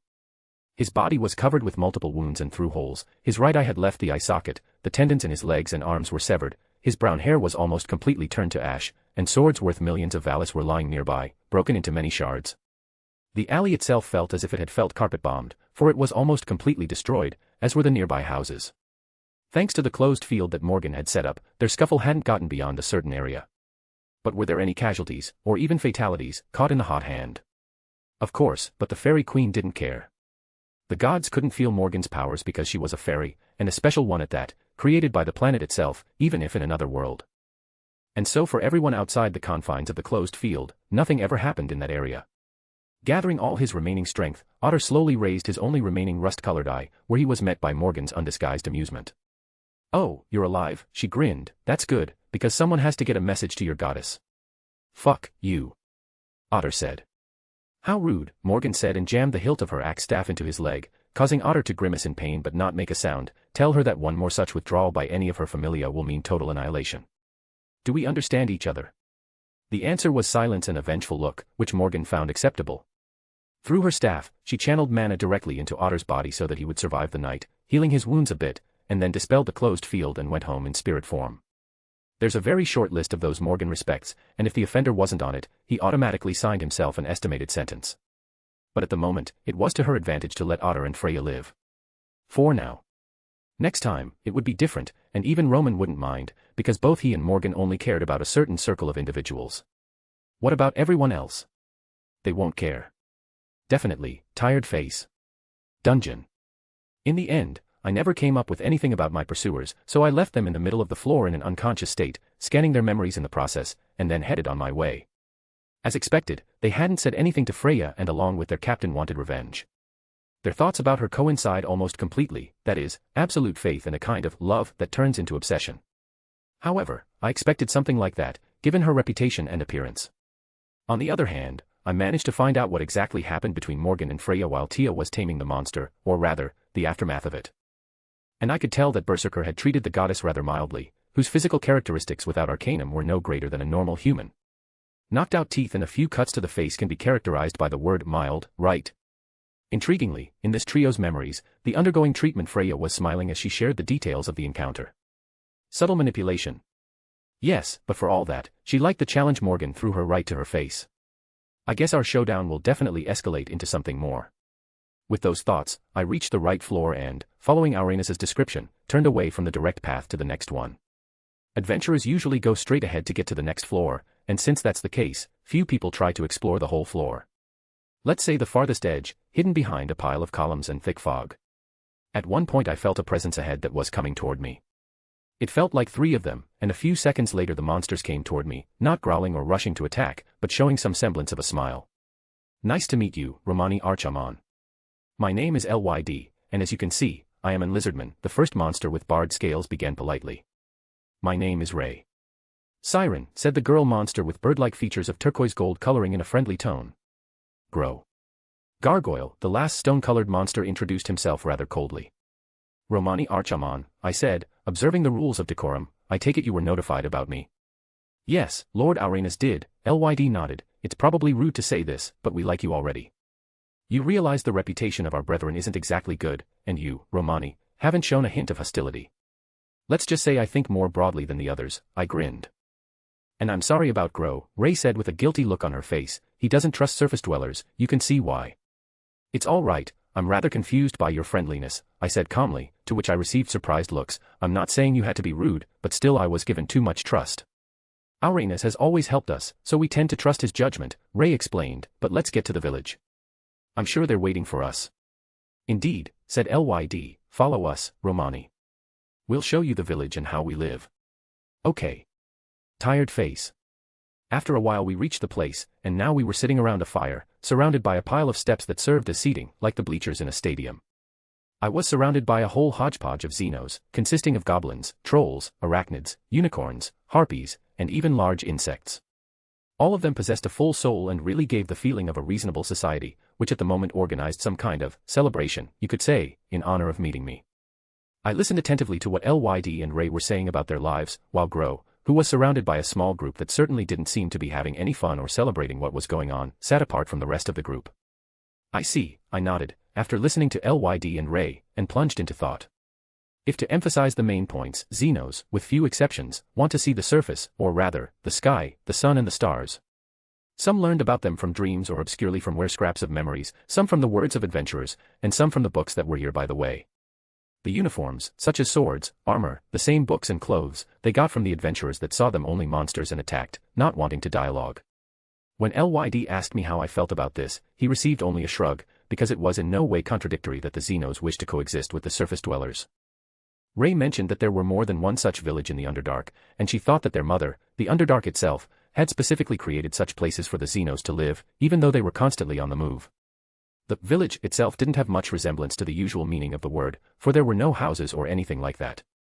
The architecture of the dungeon inside the village was definitely different from the main part of it, though, with roads, light sources, shelters, and passageways rather than bare stone walls, which was enough for a comfortable life in a primitive society. Their diet was something like the fruit that grew inside the dungeon, fresh water, and supplies sent by Arenus through the guild. The fruit, by the way, was surprisingly hearty and had the flavor of a ripe sweet apple. Oh yes, and Morgan had been right about Belle, for there were monster girls here that could be considered attractive to the human eye. He would have definitely rushed to help, but that doesn't give any clues to Arenus' motives. His assistance to the Zenos, on the other hand, was to withhold any information about them through the guild, of which he is the head. As it turns out, Zenos are kidnapped from time to time, taken to the surface in shackles and chains. And most likely the reason is either to sell them, which is quite trivial, or personal desires with experiments. Either way, it's no good. On top of that, Arenus provides them with general information about the gods, familius and whatnot, apparently to keep them up with the times. Another notable fact.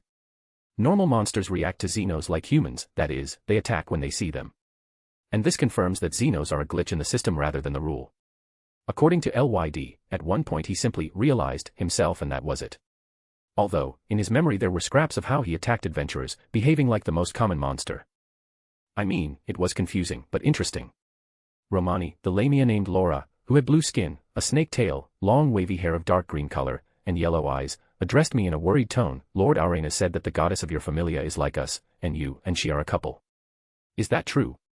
As soon as she voiced her question, everyone's attention focused on me, clearly expecting an answer. It even touched Grow, who discreetly looked up. Yes, I answered calmly, to which the lamia began to squirm with excitement and the other Zenos smiled. What's she like? How did you two meet? What are her traits? Laura rambled on, moving closer. Calm down, Laura, Ray tried to reassure her, and then glanced at me in embarrassment, but frankly, I'm interested in hearing more about her, too. I mumbled thoughtfully. I describe her as kind, gentle, and caring. We met, you might say, by chance, but as for features. Big horns, scales, and fangs. Sounds like a dragon or a draconid. Lyd suggested, to which I grinned and remained silent. It's so romantic, the Lamia sighed, as did the other female Zenos.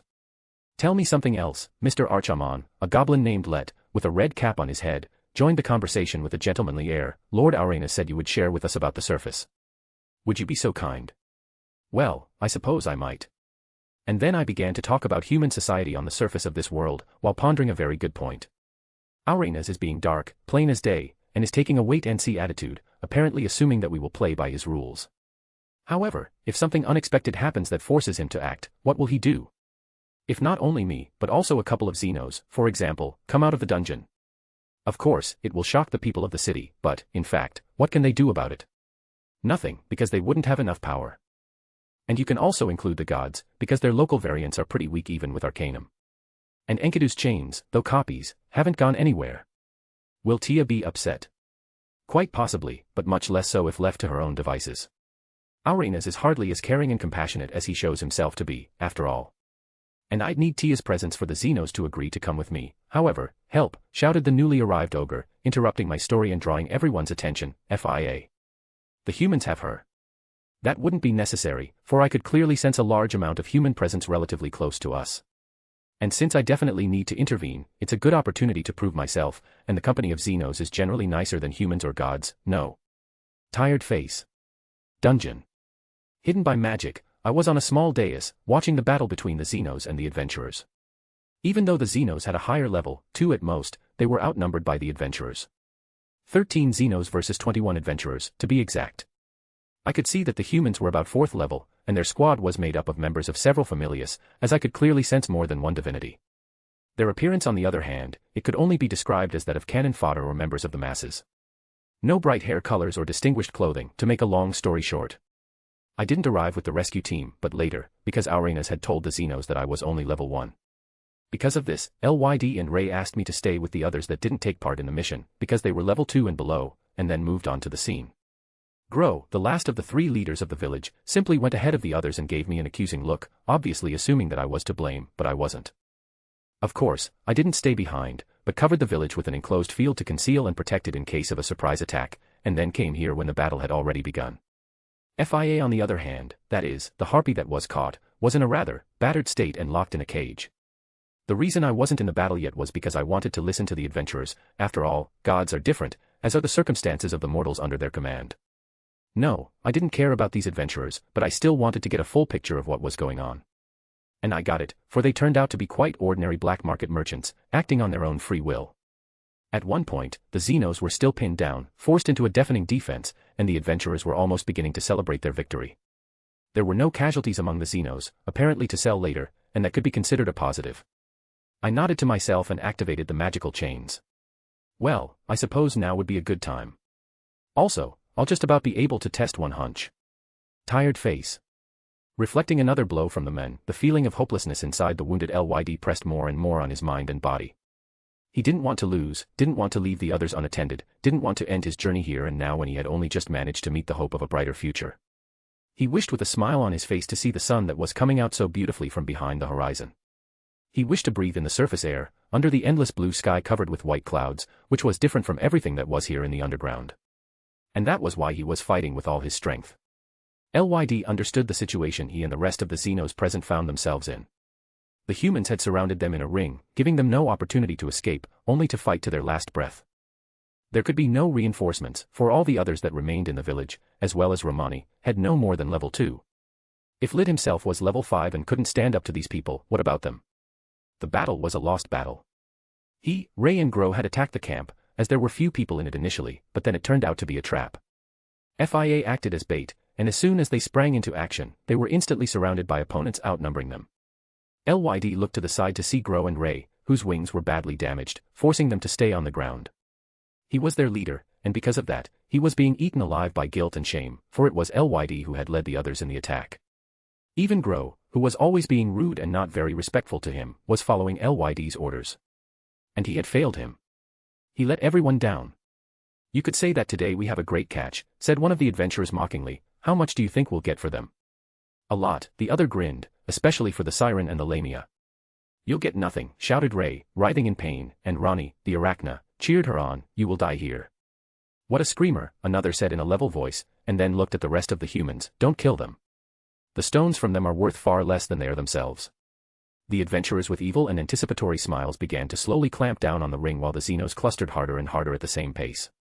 LYD, however, looked around at his fellows, seeing only wounded bodies and faces full of despair, and prepared to give his orders. He didn't know what awaited them after their capture, but he knew it would be no good. And so there was only one way out. Die and be reborn. Zenos are monsters, which means the rules are the same. When they die, they are reborn, and the amount of time it takes to find their own kind and set up a new village is no longer relevant. It's either that or a dark unknown future. LYD took a deep breath and was about to open his mouth to give an order when he suddenly felt a hand on his shoulder.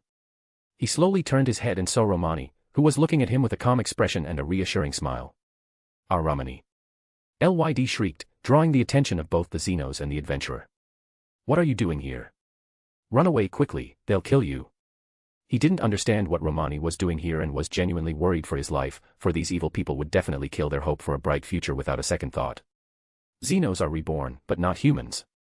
If he dies, well, it's okay. Romani waved his hand as if he didn't see anything dangerous in front of him, and then stood in front of the Zenos. I'll take care of it.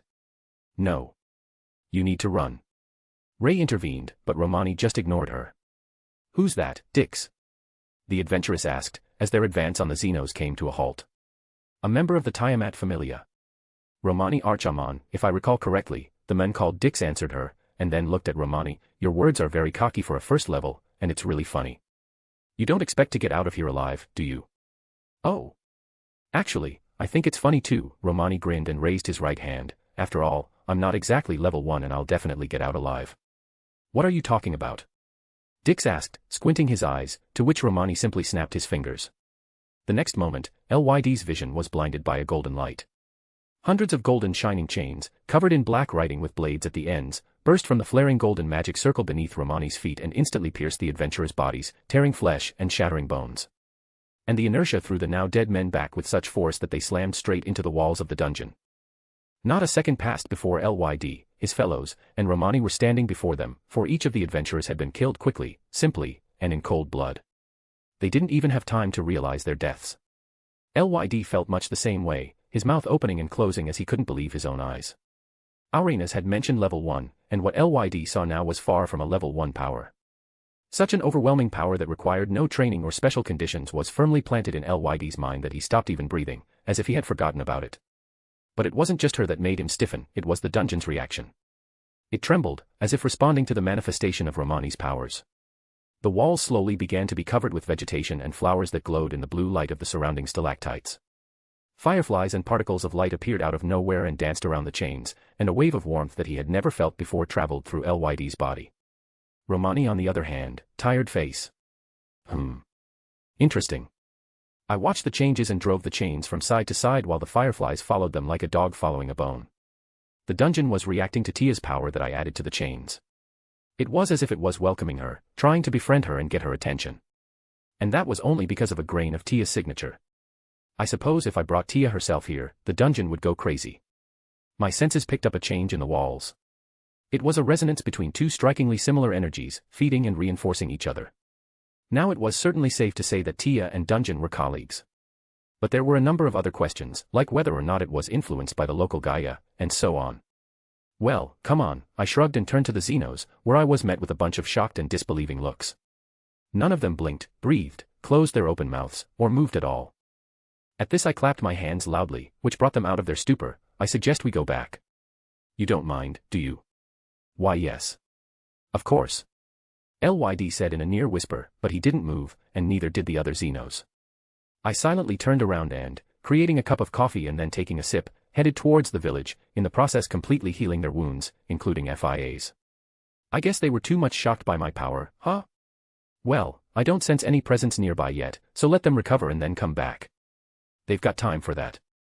Aha. Tired face. Dungeon. I sat in the same place I'd occupied during the party, drinking my fourth cup of coffee. The Zenos, who had returned by this time and had settled around me, were staring at me in absolute silence, practically unmoving. Not all of them, of course, but only the ones that had seen my power, while the rest of them looked at me and back at their brethren in incomprehension. At one moment I felt a presence approaching us, and after a couple of seconds, he appeared at the top of the stands. It was a cloaked figure with a hooded face and metal-clawed gauntlets. "Lyd," he called out to the lizardman, surveying his surroundings, "why is it so quiet in here?" "Fells." Lyd replied after a short pause as the figure came down and sat down beside me, "Well, it's hard to explain." "What about you?" I asked, looking over the figure. "Fells, nice to meet you, Romani. I work for Lord Arenus and help the Zenos here," the figure introduced himself, "but what's this about? I thought there was going to be a celebration or something here." Even Grow is strangely silent. "So, he's working for Arenus. Interesting. I doubt he's simple, as Arenus simply wouldn't waste time on some insignificant figure, unless it could be of tangible benefit. And another question, does this Fells know the ulterior motives of the god he serves?" "We were attacked," Ray said, then gave me a grateful look, "but Romani saved us." "You could have contacted me if you needed help," Fells said, "and that doesn't explain what's happening here now." "Contact?" I raised an eyebrow, glancing at Lyd. "Fells means this," the lizardman pulled out a small blue pearl from a pouch on his belt, "we can communicate with him through this thing. Fells has the same one, but in a different color. And that's how we keep in touch with Arenus." "I see," I said. "Can I have an answer, please?" Fells asked in a slightly sad tone, though his voice sounded deep and mysterious. "It's..." Lyd hesitated, and looked at me as if asking for permission, to which I shrugged. "Romani's power was unexpected to us." "Very unexpected," the Arachne added with a grin, "he created chains that tore people of level 3 and above apart in a second." "But Lord Arenus said you were level 1, right?" Fells said in surprise, looking at me. "I'm level 1. Technically," I rolled my eyes, "by the way, you give off a very strange vibe. You're not a Zenos, are you?" "You're right. I am the remains of someone who was once called a sage." Fells nodded and removed his hood, revealing a bare human skull. I gestured for him to explain, "Once the world knew me as a great magician, the creator of the Philosopher's Stone and the sole possessor of eternal life, but everything changed because of one mistake. I am now known as the Fool Sage, nothing more." I raised an eyebrow. "Well, now I can see why he possesses a human soul, even though his body is composed solely of bones. The Philosopher's Stone, as far as my memory serves me, allowed me to bypass the rule of equal exchange, but to create it required a lot of resources, human bodies to be exact. As for the local analog, I can only guess, although, most likely, there wasn't much difference. His current existence can be regarded as eternal life, so it can be skipped, but the title Wise Man Fool is more interesting. Wisdom itself indicated knowledge and following the rules of the world. A fool remained in blissful ignorance, enjoying life to the fullest, regardless of these very rules. Most likely, his current title was obtained because of the consequences of the immortality he possessed." "I see," I said after digesting the information, and then looked around at the Zenos. "Now the village may well be exposed, because the adventurers were purposefully operating on this floor and quite close to us. What do you plan to do?" "Move on, as we always have," Ray replied with a measure of humility. "There are plenty of places where people don't go and monsters don't appear. We'll just have to find it." I thought about it. I want to take a couple of Zenos with me to the surface, but what about the others? In theory, there are two options: create a relatively safe place either here or outside, since there's no way to do nothing. Although, if I recall the guild brochure, then, as far as I know, the 18th floor is pretty safe. Everyone can live there, there's water and food, I mean, and there's even a small town on the floor, right? I asked Fells, to which I received a nod. "Can you get them there?" "It'll be tricky, but yes." "What's your point?" In response, I raised my hand and created a small gold coin, which I then tossed to Lyd. With first true magic, almost anything can be created, including the existing noble phantasm. And since I possess it, why not use it? "What is it?"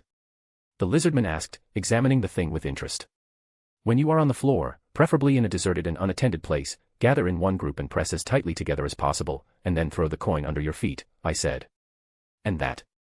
Fells asked. "Sanctuary. And it's a lot better and safer than just wandering from place to place, hoping they'll never find you." "If that's the case..." Lyd thought and looked at Ray and Grow. Siren nodded to him rather quickly, as did Grow, who snorted unhappily and took a little longer to answer. "We accept your gift, Romani." "How can we thank you?" "I have one idea." Tired face. Orario. Under the bright light of the afternoon sun, I smiled contentedly at every person I met who threw an extremely stunned look in my direction as I walked towards Amia's residence. Of course, it wasn't meant for me, but for the two individuals following me. We're being watched, Romani, Ray said worriedly. Are you sure we don't need to hide our appearance, Mr. Archiman? Let asked. Absolutely, I grinned, you know my power, don't you?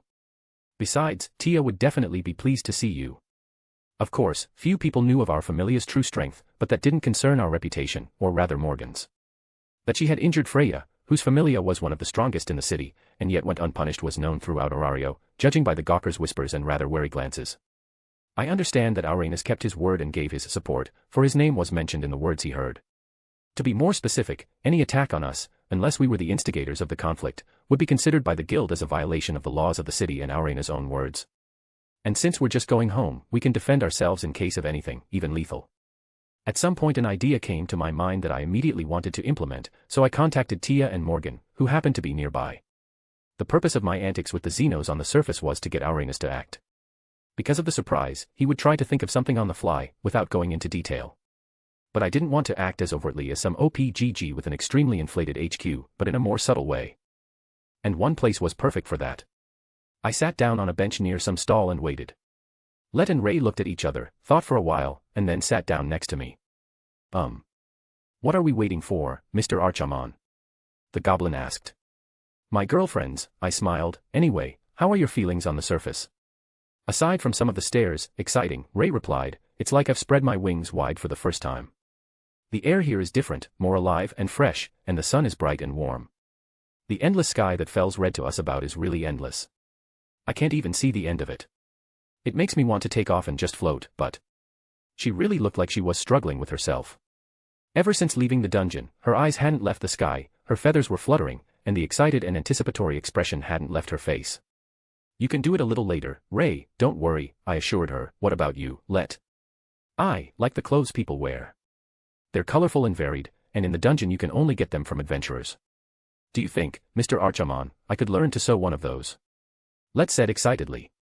I think so, if you have the right supplies. You have fingers and eyes, so I don't see a problem, I said, and then looked away. There they are. Been waiting long, husband? Morgan grinned, and Tia immediately hugged me from the front, burying her head in my chest. Ray and Let looked surprised at that, and then showed happy expressions on their faces. No, you're just in time, I smiled. This is Morgan and Tia, a member of the Familia and the goddess herself, respectively. I've already told you about the latter. Nice to meet you. My name is Ray, Siren, Ray said. Let, goblin. Nice to meet you, goddess Tiamat, Ms. Archiman, Let said hello, to which he received a well-pleased smile from Morgan. Tia, on the other hand, was still pawing at me like a cat. Oh, I like you already, the fairy queen said and looked at me. Shall we go? Tired face. Orario. After wiggling around the Tower of Babel for a bit and showing the Zenos life on the surface, we went to a rather famous pub called the Mistress of the Horn of Plenty. It was originally found by Morgan, who thought it was a good place, which, please note, is quite a feat, and so our familia became frequent visitors to the place. While I drank my coffee and Tia devoured the food with a satisfied smile, much like Morgan, but with the etiquette of a noble lady, there was uncertainty and caution on Ray and Let's faces. They too were eating the food we had ordered, though their respective feelings were still evident in their body and eye movements. The Zenos were bothered by the rather intense stares of the humans, but thanks to Tia spreading a motherly aura around her and smiling at Let and Ray, they were much relieved. The monster that Tia had tamed wasn't with us, though, and as she explained, it had volunteered to protect the house, even though it wasn't necessary due to the enclosed fields. Back to the pub, there were few visitors at this time of day, and so about 2/3 of the tables were empty. The interior had no particular sophistication, but rather a homely coziness that I suppose made the place so appealing even among the gods. The establishment was owned by a somewhat well-fed and tall woman named Mia Grand with not particularly distinguished looks, but that didn't touch on her strength. At first glance, I'd call her a level 5 or 6, indicating her background as an adventurer, and a capable one at that. There was also a very familiar and troubled divinity felt from her, and not just from her. She had several girls working for her, doing the work of the usual waitresses. And they all even wore the same uniform, consisting of a knee-length grass-colored dress, a white bonnet, and an apron. The funny thing was that by the feel of it, each of them was at least a 3rd level, as their energy signatures indicated. To summarize it all, the place was really interesting, and I suppose that was the reason Morgan had placated it. The food here was actually pretty good, though. Not as good as Archer's, but still not bad. Tia sang out, bringing a fork with a piece of meat strung on it to my mouth. Oh. You're so cute, I smiled and accepted her attempt to feed me, then glanced at the Zenos that were watching us. If you want something, feel free to ask for it. Thank you, Let said. Can I ask you a question, Romani? Ray asked, to which I nodded briefly. Why does the goddess Tiamat feel so familiar? Tia is the goddess of beginning and life, which is practically the same as him. I grinned and pointed my finger downward. Him and Tia can be called the same field of berries, but with the adjustment of divinity. Though, that would require more in-depth study. That's weird. Ray muttered. She'd never thought any god would be so close to her. So, your assumptions are confirmed, Morgan commented. Do you think it has something to do with the reason we're here? It's possible, but we'll only be able to find out on the lower floors, where the dungeon's presence is strongest. We have other things to do. I shrugged and looked around our table, where the food had been tripled. Ms. Lion, shall we repeat as usual? Okay, said an elf named Rio Lion, one of the waitresses with blue eyes and medium-length blonde hair. So, what do you think of humans? I asked, getting Ray and Let's attention. Your expectations more or less matched reality, I guess. Surely, it's okay to discuss this, here? Ray asked with a note of concern. I mean, you won't get in trouble for us. Yes, we wouldn't want to inconvenience you, said Let, to which I summoned one of Enkidu's chains and wiggled the tip of it from side to side. No chains in my establishment, came Mia's loud voice. I don't want it to turn into another Silverthorn. I apologize, Miss Grand. I rolled my eyes, causing my hostess to look annoyed, and then glared at the Zenos. You don't have to answer if you don't want to. But I'm still interested in your opinion. The humans are afraid of us. After a few seconds of doubt and silence, Ray began. Not that we expected anything different, but it's a little uncomfortable with so many eyes pointed directly at us. They're also interested in us, since we're having a peaceful conversation with you without the usual attacks or hostility. Let added, they fear you more than they fear us, Mr. Archiman. What have you done to accomplish this? A little thing not worth mentioning, I said, and I heard some loud snorts from some of the staff and a chuckle from Morgan. Ryu came over to us at this point and put more portions in front of us, which I touched, thanking the waitress. A moment later, the doors to the place opened, revealing Loki's familia, along with Loki herself. They weren't wearing any battle clothes, and apparently they had come just to eat. Mamma mia, we're here to eat. Loki shrieked, to which she received a nod from her owner, and then looked around the room, subsequently finding our group. And sending her children to a vacant table, she sat down with us, looking at the Zenos with interest. Though judging by their looks, they were worried about their goddess and didn't want to let her go alone. So, the rumors were true, and you did bring the monsters to the surface. I don't know if you're insane or if you just have nothing better to do, she said, which made Ray and Let wary, more likely the former, since only a madman would take Morgan as his wife. How rude, the fairy queen smirked, and Loki's children tensed a little, ready to act, judging by the look in their eyes and their frozen bodies. What have I done to deserve such an unfounded opinion of myself, goddess of deception? I understand you certainly don't see anything wrong with your actions, Loki smirked as well, but you wouldn't attack me just because of that, would you? I'm not a barbarian, Morgan said. I rolled my eyes at that, and Loki grinned. A nearly gutted otter would disagree with that, Loki said, and the room was momentarily quiet, focusing only on our table, and then she shifted her gaze to Tia and me. How on earth did you manage to hide your real level from the guild, since there's no way a first could crush a seventh? Tia sang out in a judgmental tone as she looked at Morgan. So, you didn't kill him. Was it really you? I added. He was useful, the fairy queen grinned, and I was defending myself, beast too. It wasn't my fault he turned out to be so weak. Weak? I wonder what strength you're hiding, Loki spoke up. Anyway, why did you bring monsters here? Are they a nuisance, Lady Loki? We're having a cultural and peaceful time, aren't we? By the way, this is Loki, the goddess of deception. I shrugged and introduced Loki to the Zenos, then pointed her gaze at them. The siren's name is Ray, and the goblin's name is Let. And as you can see, they don't attack or anything like that. Nice to meet you, Ray and Let bowed their heads.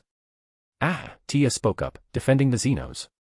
Their presence is disturbing the people of the city. Loki shook her head. I understand that you can somehow stop the aggression of monsters, and your children are very strong, but because of this, Orario could be in turmoil. One monster, and not in front of everyone. That's tolerable, but not this. What a subtle hint, I grinned, but it's all right, because Lord Arenus himself asked us to do it. Huh. Loki didn't understand. Zenos, that is, such as Ray and Let, have intelligence and even know how to speak human. They are attacked by adventurers and other monsters alike, and all they want is to live peacefully on the surface, avoiding all sorts of conflicts. Lord Arenus has taken them under his guardianship, protecting and helping them, I said, causing Loki to look genuinely surprised and Tia to hug the Zenos softly, who shrank back and lowered her gaze. I guess there's no point in explaining further, because you've already figured it out, haven't you? Now the gazes of the gawkers in the pub that were directed at the Zenos were expressions of guilt, shame, pity, and compassion. After all, the scene of Zenos and Tia hugging really made one think about humanity. So that's why Arenus made such special rules about you, Loki said with a squint of her eyes, tch. And this old man kept quiet about it. Well, you can't blame him, because not all monsters are like that, just Zenos. That doesn't change the fact that he kept it from us gods, Loki frowned, to which I shrugged. I'm sorry for looking at you like that, some adventuress said to Ray and Let, walking over to the table. I didn't realize that. It's okay, Ray smiled weakly. Yeah, it wasn't your fault, miss, Let added. After her, others who were being eaten up by conscience began to approach, and I got a snide look from Morgan and took a sip of coffee. So, the process is set in motion, and all that's left to do is wait for Arena's reaction. Let's see what he does in response to it. Aha. Tired face. Near Orario. A couple days later, our familia got out for a vacation, or rather, out of town in a small clearing to relax, get away from the hustle and bustle and mostly fulfill the promise to Ray that I had made to her. We were now settled on a plaid with a weighty and large basket of food and enjoying the nice weather while the siren circled the sky and soaked up the surface air with every feather. In that short time, what had happened in the pub had spread throughout Orario, causing talk of the existence of the Zenos to erupt like wildfire. There were debates about their humanity, their ability to leave the dungeon, and their danger to humans. The information I fed to Loki also resonated, and quite loudly. Not only the gods, but also the humans began to ask Arenus questions. His answer contained the same things he had told us, and the city split about evenly into two sides, where one wanted to let the Zenos live among the humans and the other wanted to leave things as they were. But it didn't stop there. Questions came up about not only the Zenos, but also humanity's need for gods. They are the most important and influential figures in Orario, and, of course, their voices will be heard, no matter how insignificant this or that god is, unlike ordinary people. The latter had no choice but to submit to the decision of the former. The issue here was not the danger from the monsters due to the presumed absence of the gods, and thus their fauna, but the freedom and right of choice of mankind. The thinking of God and men is different, after all.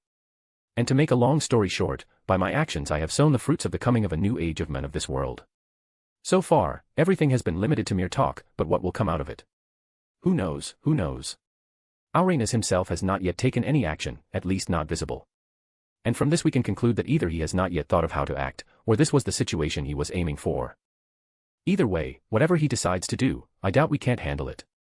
Noble phantasm to the rescue, as they say.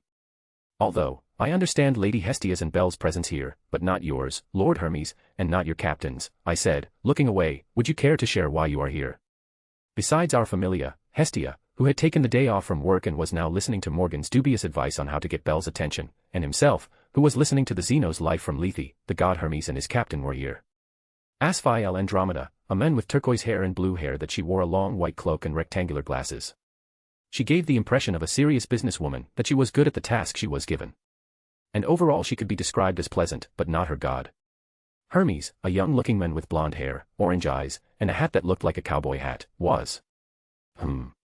I'd call him the second Diodora from DxD, at least at first glance, and that's far from a compliment. Also, from what I heard, Hermes was the most knowledgeable individual in all of Orario. It's only been a little while since we've settled in here, and you already want to chase us away, Romani. And isn't it bad to make new acquaintances? Hermes smiled slyly. You are too harsh, Lord Hermes, Asphi said. We practically forced ourselves into their company, and if that's the case, we should observe the rules of decorum and polite tone. What a noisy god indeed, Morgan commented. Our invitation was only to the goddess of hearth and the rabbit, not to random passers-by. You could have just turned us down, couldn't you? Hermes asked. We couldn't, because... Asphi began, and then fell silent, furrowing her brow and giving her god a judgmental look, but it was clear to both Morgan and me why we couldn't refuse them. In their eyes, of course. After all, Arena's rules only apply to offense. I agreed only because his extremely random meeting with us in the middle of the street and his desire to befriend us looked suspicious, since few people wanted to cross paths with us lately. Especially not in this way. Tia, who was now lying on my lap, didn't really care about any of this and was just enjoying the weather in our company. Back on topic, do you really want to just make new acquaintances? I asked. Absolutely. And this has nothing to do with Lord Arenas in the slightest, I suppose. I grinned, and he was silent for a moment. Hey. Why so serious and interrogative? We're here to rest, aren't we? Hestia intervened. That was the original purpose, goddess of the hearth, Morgan said and looked at Hermes, and I didn't like the way you looked at my body, god. Maybe you'd like to be the second goddess of beauty. Sorry about that, however I just couldn't. Hermes began, as the blade of Morgan's axe staff appeared at his neck. I rolled my eyes at that. Hestia got worried, Bell and Let stopped talking and stared wide-eyed at the fairy queen. Asfi didn't even have time to react to Morgan's actions and tensed her body in preparation for battle, and Hermes himself raised his hands in a gesture of submission.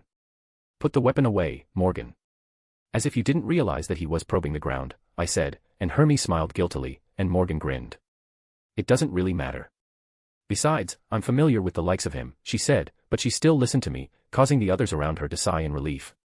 I raised an eyebrow at her words and gestured for her to continue. "More specifically, he's a lot like me in the way he chooses his methods and accomplishes his goals." "What are you talking about, Morgan?" Hestia asked. Most, and not just her, didn't understand her, judging by their looks, but not Hermes. The smile slowly slipped from his face, and his eyes became cold and serious. I grinned, for Morgan's words certainly matched my judgment of the god. "That's how it is," I grinned and looked at Hermes. "In that case, what is your purpose, Lord Hermes? You may be cooperating with Lord Arenus, but your loyalty belongs only to you and your beliefs. What is it about our humble familia that interests you? Watch your language, Mr. Archiman. I will not tolerate the insult of Lord Her." "It's all right, Asfi," Hermes said calmly, and his tone definitely surprised her, judging by the wide eyes. "If I tell you this, will you honor my request?" "It depends on what it is, and what we get in return," I answered and stroked a sniffling Tia. "You've probably heard of me around town. In fact, my familia specializes not in exploring the dungeon and fulfilling various orders, including those from the guild, but in gathering all sorts of information both in Orario and beyond. The city has many secrets, and I can confidently say that most of them have been revealed to me." "Suppose so. And that's exactly what I'm offering your familia. Information. Anything you ask of me will be given to you in the best form and with all available details," Hermes said, causing Hestia's anxiety, obviously related to Bell, Asfi's caution and tension, Bell's innocent interest, and Let's apprehension. "Now we talk like well-mannered business partners," Morgan nodded.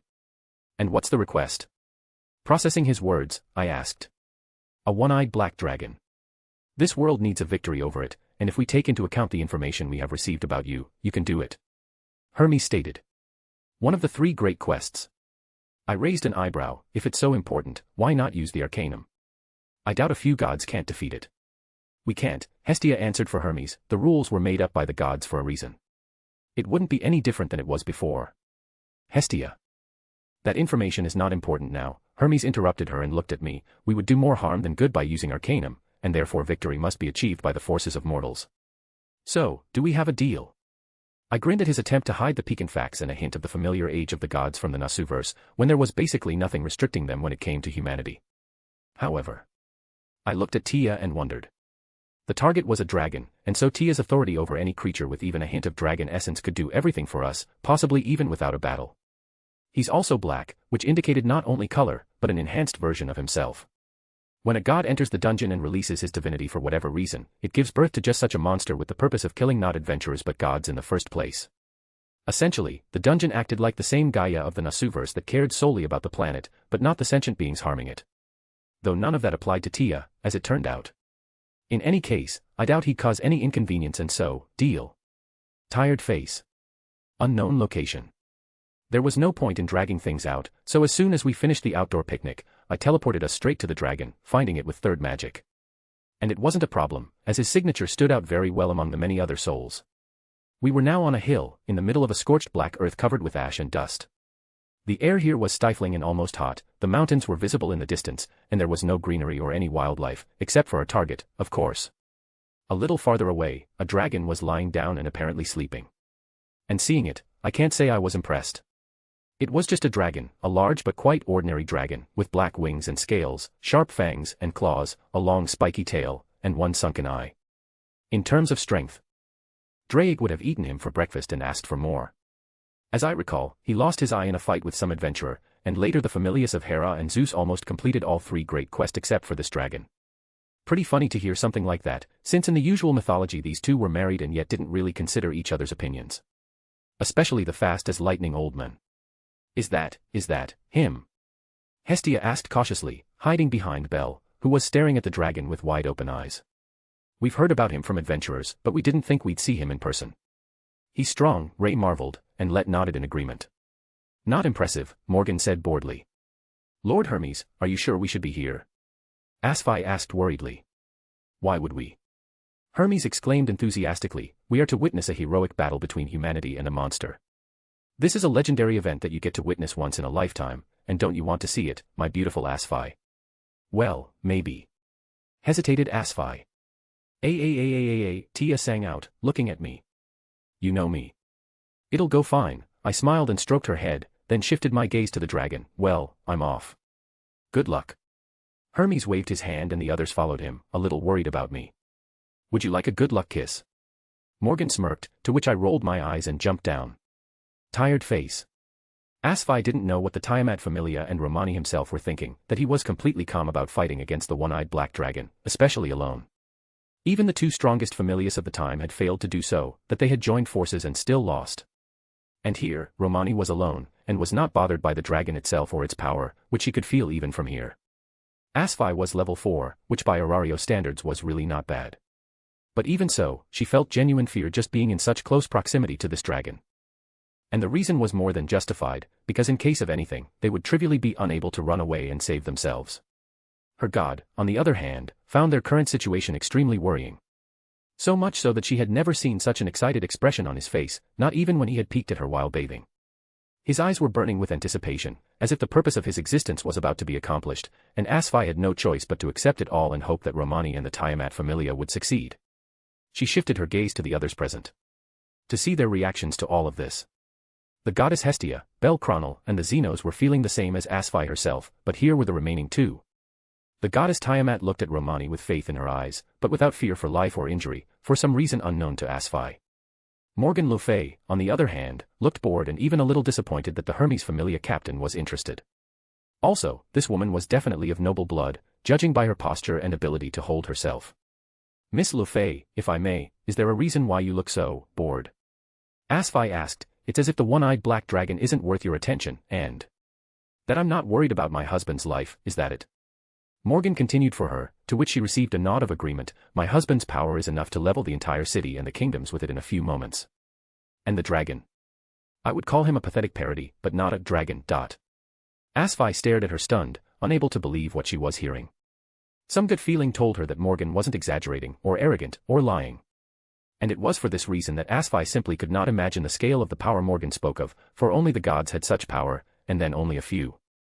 But remembering the ancient texts Asfi had read in her life, no god had ever had such immense power. Never. And Romani was human. Strong, but human.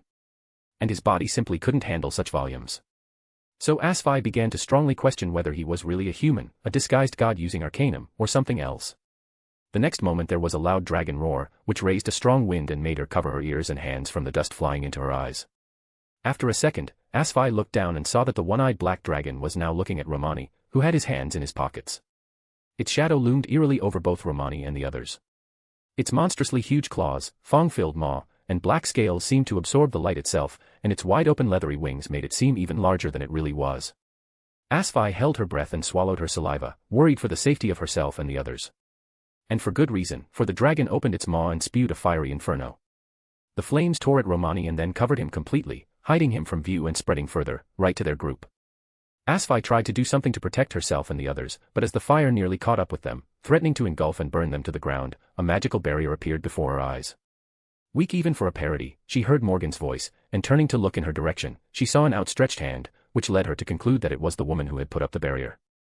The others, not just Asfi, except Morgan, the god Hermes and the goddess Tiamat, were also frightened, but when they saw the barrier, they gave the woman a grateful look, which was quickly replaced by fear for Romani's life. What's wrong with Romani? Someone can see him, exclaimed the goddess Hestia. No. We have to do something, added Siren.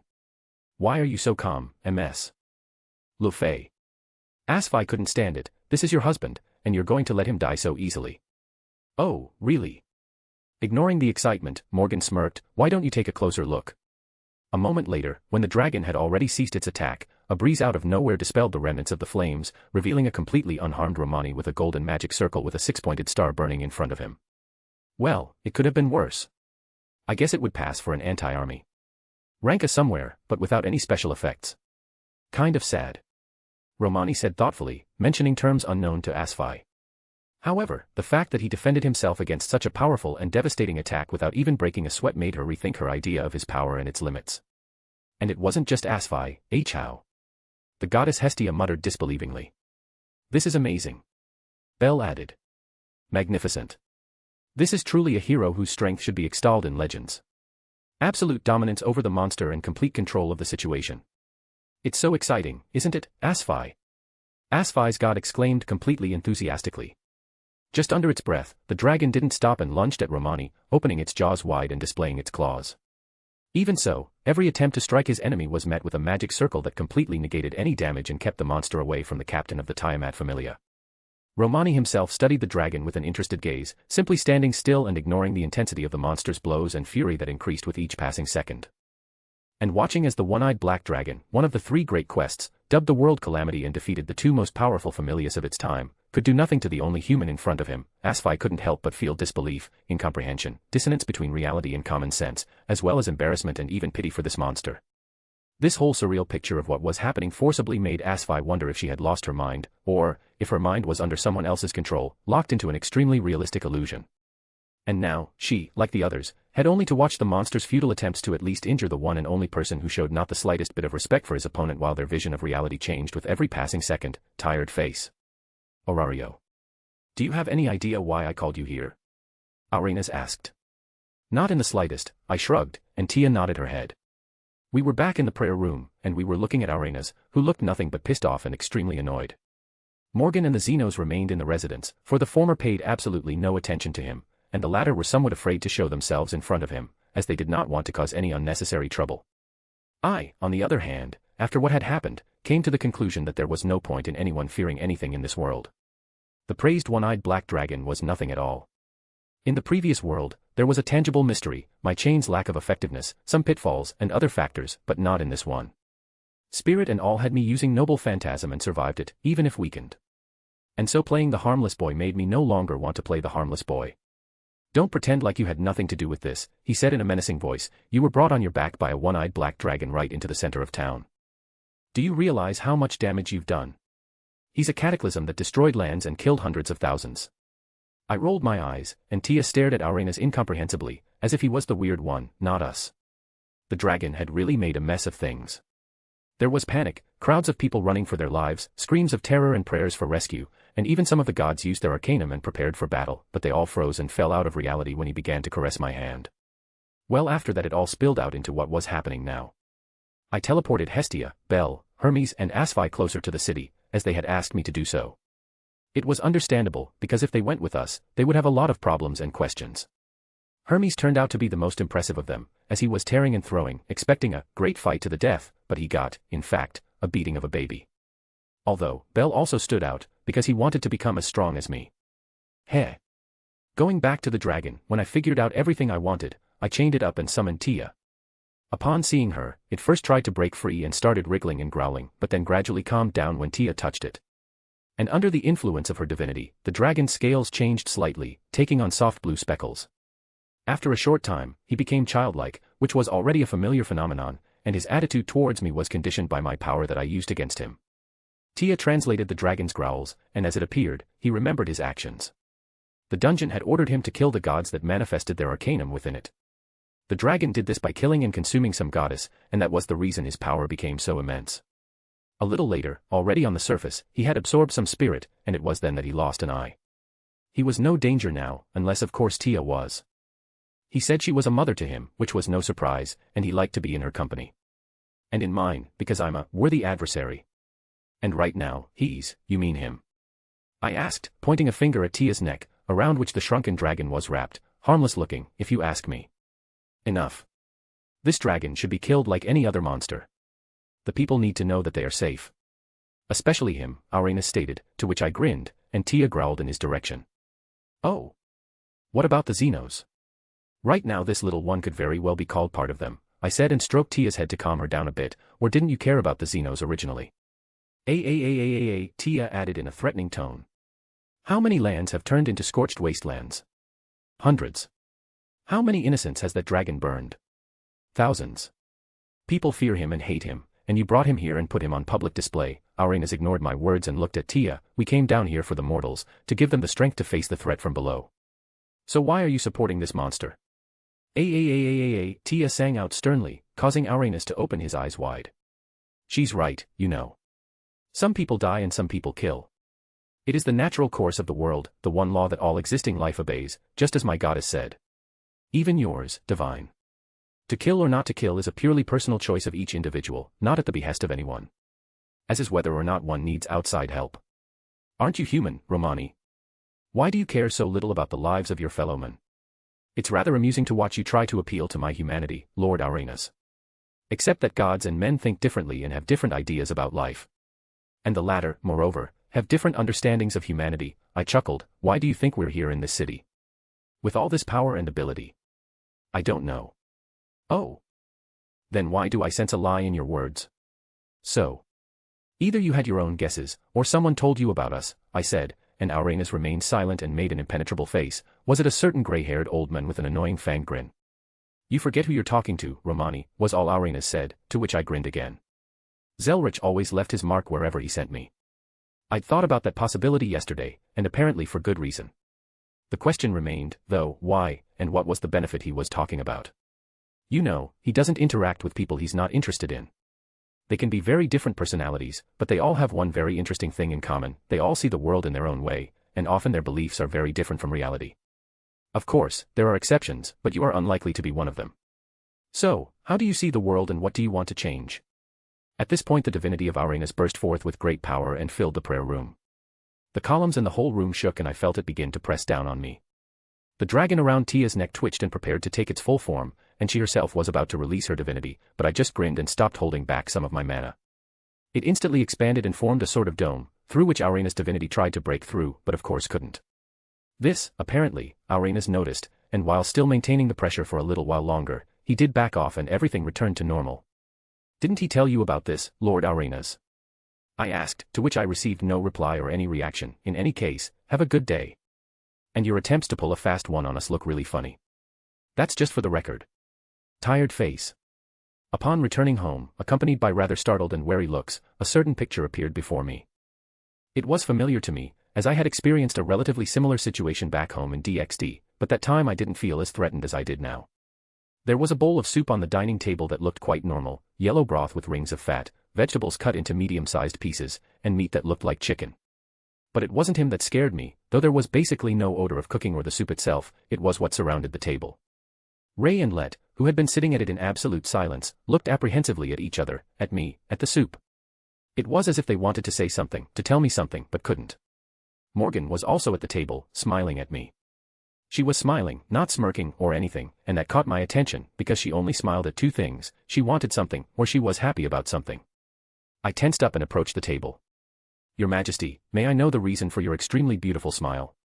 Sit down, she said in a commanding tone, and my body obeyed her automatically. Try the soup. I made it myself and I want to know what you think. May I ask why Ray and Let are silent? Also, why can't I smell the cooking odor? Also. You ask too many questions, husband, and I'll answer them when you taste the soup. Have you tasted it? Feeling a lump in my throat, I asked. Why would I do that if I was making it for you, was all Morgan said, making it clear that I wouldn't leave without doing as she asked.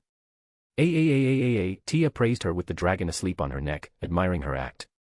You're too kind to me, beast too. Morgan made a smug face and looked at me. Try it, or I'll make you. I swallowed the lump in my throat and took the spoon in my hand, glancing at Ray and Let, whose looks practically screamed danger. Of course, I didn't want to die, at least not this way, and so I dipped the spoon into the soup to test for causticity, as it was often shown in the anime. So, what happened afterward? Well, tired face. Morgan. Yes, husband. Why did the spoon suddenly come to life and want to kill me? I don't know, maybe it was a monster in disguise. Oh, that makes sense. It took on the guise of a harmless spoon so that adventurers would take it to the surface and sell it to an ordinary person without any strength or fighting ability, which was the perfect victim. Then, by killing one human after another, the monster could gain strength and eventually take over the surface, becoming its ultimate predator and a new great quest beyond all others. Something like Spoongeddon, the Man-Eater, or Spoon Doomsday, the end of life, or maybe even Invisible Spooncalypse. Yeah, that's what I think, too. Monsters have an uncanny ability to mimic, and I wouldn't be surprised if that's the case. Morgan nodded, and then there was a silence that lasted about 10 seconds, and then I couldn't take it anymore. What the hell kind of brew did you make? What did you throw in there? It's not even a weapon. Oh no, it's something in the realm of true magic. Your soup brought the damn spoon to life. Why didn't the bowl come alive? I covered it with a bounded field, isn't it obvious? Morgan said calmly, which made my eyebrow twitch. Sometimes I have deep doubts about your sanity, husband. I suppose true magic is bad for the wielder's mind. And after all that, the lunatic is me. Where the hell is my fault here, At these thoughts, I did what any real man would do, and that was to carry Tia to my room and, hugging her, I closed my eyes. I've had enough craziness for today. I just need to sleep in Tia's warm and cuddly embrace, and tomorrow will be different. A completely normal day and nothing like this, right? Right. Tired face. Orario. It had been 2 days since the conversation in the prayer room, and in that time the city had become quite noisy. Most of it, of course, was due to the presence of the one-eyed black dragon, who liked to lie in the sun on the roof of the residence, even if in a smaller form. The residence was bypassed. People, and not only them, were not so quietly discussing us, even raising the question of the appropriateness of our familiar's presence. And while anyone else in our shoes would have gotten agitated and tried to explain themselves, it didn't bother us in the slightest. The Zenos began to look insignificant against the dragon's backdrop and were gradually forgotten, but the topic of the god's presence took on new colors. Mostly it was because they weren't doing anything about us and the dragon, which was slowly raising popular discontent, I'd say. But then again, it didn't really hurt us. Though, I didn't expect my humble home to be so attractive to the gods, I said while taking a sip of coffee and sitting on the couch in the living room and looked at the guests. Really? Loki grinned. I doubt that very much. Am I not welcome here? Hestia asked poutingly.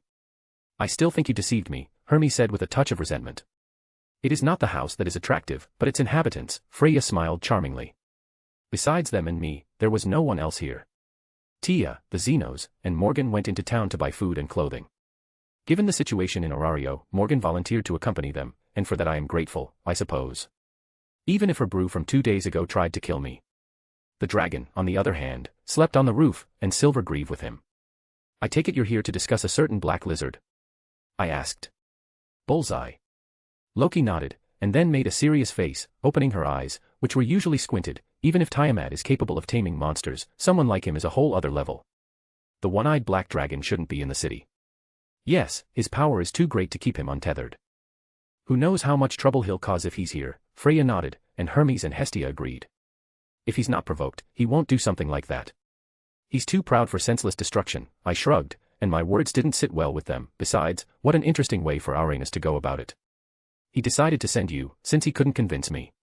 How clever we are, eh? Of course, the three of them showed no reaction to this, but not Hestia, who immediately became worried and lowered her head. You're right, Arenus sent us. But aren't you worried about Tiamat? Humans are quite cruel, it's their nature.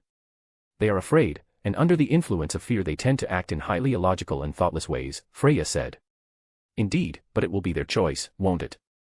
And in the end, they'll just have to live with the consequences, I shrugged, which drew wary and surprised looks. In that case, there's only one way out, Loki said calmly. No. We can't. They're just. Hestia jumped up. Hestia's right. They haven't hurt anyone yet, Freya added, and Hermes refrained from taking sides. You mean the banishment, huh? I grinned. As I recall, that would require a vote of the gods or a war game, but I doubt either of you have the strength for that.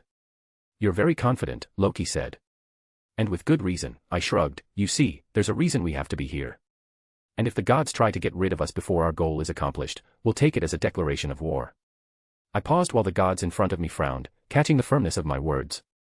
You were only able to get rid of the familius of Zeus and Hera because they were weakened after the battle with the dragon and were unable to fight back. Hermes, because of our deal with him, told something interesting concerning this event. I began and looked at Freya and Loki, who showed a stoic expression. The gods came down to this world for fun, a kind of game between themselves. And in every game there is a winner and a loser, as well as an element of rivalry between its participants. Hermes grinned, and Hestia looked from me to Freya and Loki. And now, knowing all this, we can assume the exact reason why Zeus and Hera were banished from the city. But here's the question, was it really all limited to the status of the strongest familius, or was it because they lost to some monster?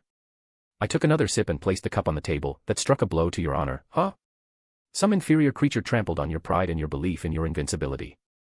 Well, what else would you expect from the gods, wouldn't you say? But Hestia hesitated. Humans can't understand our views, Romani, Freya smiled. And we do not only do that, but we do care for our children, help and watch over them, said Loki. And I'm not denying that, I shrugged. Back on topic, you're being nice to me right now solely because of our power. If you were someone else, they'd be banished or worse, wouldn't they? Well, I'm the same, but without the pride. So, what have you decided? Tired face. What did they decide, husband? Morgan asked, sitting at the table with the others returning from their shopping trip. The question remains unanswered, but it's pretty obvious that it's going to be a war against everyone, I shrugged. Tia sang out. Indeed, Morgan nodded at her words, are you really going to go to war? It's not your type of thing. Of course not, I grinned, but they won't do anything else. Pride won't allow it. Frankly, I was disappointed with the local gods.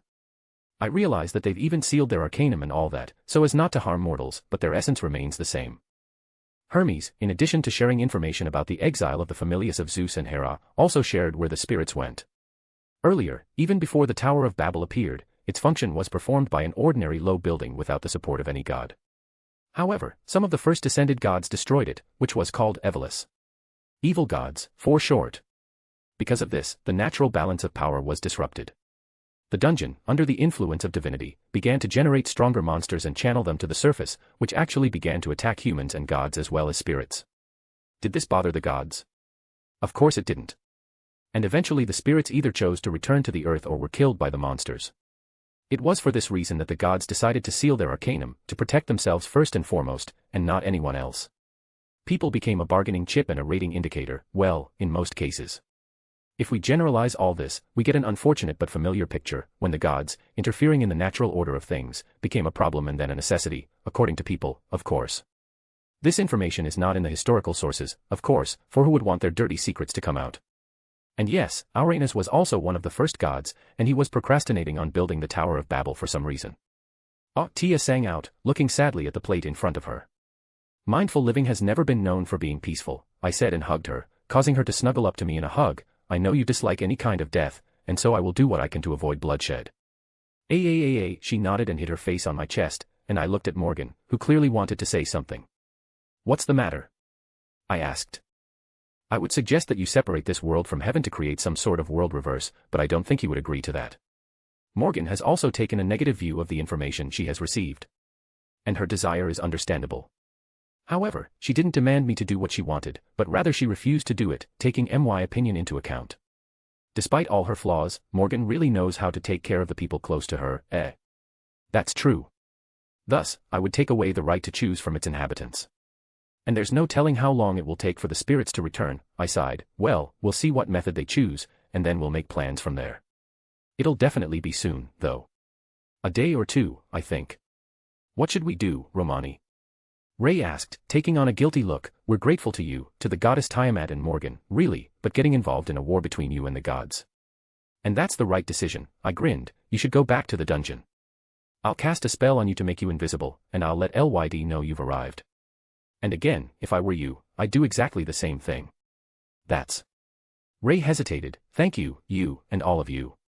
Yes, thank you, Let added. It's all right. Never mind, I brushed it off and took a sip of coffee. There will definitely be humans involved in the conflict, and I suppose I should broaden their horizons a bit. Choices aren't always visible to the human eye, but if you point them out, point a finger at them, it's a different conversation. Also, maybe Tia should look into the dungeon and have a chat with him. Maybe they can come to an agreement about the Zenos, for after the conflict it's unlikely to be up to the gods to decide. Tired face. Orario. Have the gods declared war on us in the usual sense? No, of course not. They called a donatus, a meeting of the gods to decide a matter if simple talk could not achieve a result, and, inviting Tia, they called a war game. Like I said, the pride of the gods is a pretty easy thing to understand, and they did not deviate from their supposed rules in absolutely any situation. In this case, the quest for entertainment. They couldn't just kick us out like that, because it would undermine their own authority and power among themselves and mortals, well, and cause the dungeon to react to Arcanum, and so they came to this decision. Tia herself took it surprisingly boldly and proudly, though she usually did not recognize any conflict and wished to avoid it in any way possible. Tia accepted the challenge, as well as the stipulation that if we lost, we would have to serve them for a time, but demanded a fair reward for victory. In that case, the power over the city, including the gods, would have to pass to us for a rather short time. Did they agree to her condition? After some debate, yes, because, in fact, not only our familia, but also the dragon could fall into their hands. And now. So, we need to take the fortress, killing the members of the familius of Ishtar, Loki, Soma, Freya, Apollo, and Hermes. Morgan listed and smirked. Gods are funny, aren't they, husband? It was just me and her. The Zenos had already gone to the dungeon, and Tia and the dragon were watching the game from the Tower of Babel, as were the other gods. The war game itself was taking place outside the walls of Orario, and a couple 100 meters in front of us was a fortress with high stone walls, thick wooden gates, and tall towers. I sensed about 100 people inside it, though if you counted only members of the Familius, the number shouldn't exceed 50. As Tia had explained, because of Morgan's reputation, the gods had hired more people to bring balance between the powers. And it was only ironic, because it wouldn't have changed at all if there were 1,000 or more of us. You're really having fun, huh? I rolled my eyes. I take it you don't want to solve everything in a couple of seconds. There's that girl among them, so it's not advisable, Morgan said, and why don't you have fun? I'm not a sadist. Lying to me is rather silly, husband, Morgan let out a chuckle. You can clear the way for me, though, so I don't waste my time. And do it in such a way as to cause them instinctive fear. Why would I? I have an excellent memory, husband. Do you see where I'm going with this? Morgan smirked, which made me wince, because she was definitely referring to her soup, which thankfully hadn't gotten into my system. They must realize how foolish it is to cross us, and fear is precisely the feeling that best promotes humility and submission. You do realize that I am the master, not you, right? I tried to assert my rights, and Morgan was immediately in front of me, so close that I could feel her breath and scent on my skin. Then you want the reward, she whispered seductively, touching her nose to mine. We weren't performing marital duty, were we? I definitely don't mind sucking the juices out of you, and I promise you'll love it. I gave her a blank stare, and after a few seconds, I sighed tiredly and gently pulled Morgan away from me, causing her to smirk. Would she do it? Of course she would. What doubt could there possibly be about that? But on the other hand, her words made me think of one thing about libido, but come on. It wasn't a particularly important question. My appearance changed to that of a servant, and then I raised to the sky, and the next moment, a magic circle lit up over the fortress that was twice the size of its area. When Morgan saw this, she nodded and walked slowly toward the gate. A crown appeared on her head and a veil covering her face, her axe staff appeared in her right hand, the hem of her dress lengthened, and a structure that resembled the back of a throne from the Lost Belt materialized around her. Well, if Morgan wants a show, why not? After all, no harm will come to me, and neither will Tia, right? Tired face. Morgan walked through the ruined gates of the fortress while Romani's magic circle showered the entire area with spears of light. Stone walls melted, towers collapsed, and the ground exploded from the magician's attacks. Panic reigned all around, everyone who could, trying to escape from the seemingly endless hail of attacks. Though Romani didn't aim much, almost every time the spears caught up with those fleeing and defending. The adventurers who were considered strong took to defending themselves and pulling their weaker counterparts out from under the attack, but no one could stand up to Romani's might for long. In the end, all they could do was try to attack the fairy queen that had entered the fortress and hope for the best. Morgan's gaze under the veil was directed solely forward, from where she sensed the ace she was interested in. She didn't care about the death surrounding her, the stunned and blank stares of the fortress defenders, and so on. Morgan did not slacken her stride, and every attack aimed at her was instantly foiled. Her two skills, fairy defense and elemental magic, did all the work without any strain on Morgan's part, making the attempts to attack her resemble buzzing insects. The former provided her with extremely high luck in combat, while the latter allowed her to use all 6 known elements. Any spell below rank C was instantly cancelled, and attackers were either burned in fire, frozen to death, torn by the wind, and so on. Morgan saw no use for either the Rongaminiads she had woven in the planet's inner sea to the tune of 12, much less noble phantasm. Her current opponents were trivially unworthy of seeing all that. The other issue would be with her sister, though right now even Morgan herself wasn't sure about that. Though Morgan had vowed to always rely only on herself and not be influenced by others, time with Romani made her remember a time when she still had not closed her heart. With him, she felt truly free and at peace as much as it was basically possible. Being with him had changed her, and she loved that feeling, to the point where Morgan definitely wouldn't hesitate to use any available method to keep it. Now, what a warm welcome. I'm flattered, Morgan smirked, looking at the members of Loki Familia and the captain of Freya Familia, not all of whose names I hadn't bothered to remember, but you're redundant. I just want that girl. Fuck you. The beastman shouted, what do you want with Ace? How rude, Morgan said and slammed the hilt of her weapon to the ground. In the next moment, all but Ace and Otter were thrown away by the strong wind that left multiple cuts on their bodies. The captain of the Freya Familia tried to counterattack, but the magic beams that suddenly appeared behind Morgan pierced him and nailed him to the wall nearby. What do you want? Ace asked, looking at Morgan and clutching the hilt of her sword aimed at the fairy queen. I sense the darkness in you, child. A desire for power and hatred that is directed at the dragon. Yet why would you turn to the gods for help if you have spirit blood in your veins? Morgan realized what kind of personality Ace possessed. And someone like her would do anything to achieve her goal. And if that was the case, then the Queen of the Fairies wanted to take advantage of it. What are you talking about? Ace said calmly enough. Oh, so you don't know. Your goddess didn't tell you anything. It's unfortunate, Morgan said with pity in her tone, causing even more confusion. Who did the dragon take from you, child? Mother. And she was a spirit? Morgan asked, and received a nod. I sympathize. But what would you do if you found out it wasn't the dragon's fault? And at the same time as she said that, the Queen of the Fairies slowly approached Ace, who had already lowered her sword, and touched her forehead with her finger, transmitting the knowledge of why the spirits had disappeared. When the information was processed by Ace's mind, she stunnedly looked at Morgan, who smiled sadly. This. How is this? I'm sorry, child, but that's just the way it is. And now that you know everything, what do you plan to do? Morgan said, to which she received silence, and then turned her head sharply towards the city. Oh, it's finally starting to move, huh? What? Tired face. Orario. The game was interrupted due to one very unexpected event, more specifically, the termination of the closed field containing the dungeon. Arenus had left the prayer room, and was now, as Third Magic told me, at the top of the Tower of Babel. And now Morgan and I stood on the wall of the city and watched a now rather familiar scene. Numerous monsters had burst out of the dungeon, attacking everything around them. At first it was just the usual goblins and kobolds, but with each passing minute, the variety of monsters increased more and more. The gods raised their familiars to counter the onslaught, and the civilians mostly hid in their homes or began to flee the city altogether. Tia was obviously greatly concerned, and even contacted me to get permission to take on the beast form for protection. To this, I shook my head, reasoning that such a method was useless due to the endless stream of monsters, and so I sent her to the dungeon, as only such a method could solve the problem. My views hadn't changed in any way since visiting the last world, meaning that I didn't care, and Morgan didn't care at all. The glance she was throwing at me did pique my interest, though. Is there something you want to say? I asked. Somehow, I feel like you're expecting something from me. Why not help them? Why? Tia's already gone to the dungeon, and it's only a matter of time before they're rescued without my interference. And as if you care about them. You know, I've noticed something rather interesting, Morgan began, staring off into the distance. When a person gets the power to rule the world and dictate to it whatever rules he wants, he doesn't, interestingly enough. I don't mean something material, like money, for example, but something more. The world in his eyes becomes gray and unremarkable, and if something manages to arouse feelings in him, he will do anything to keep that something. What's your point?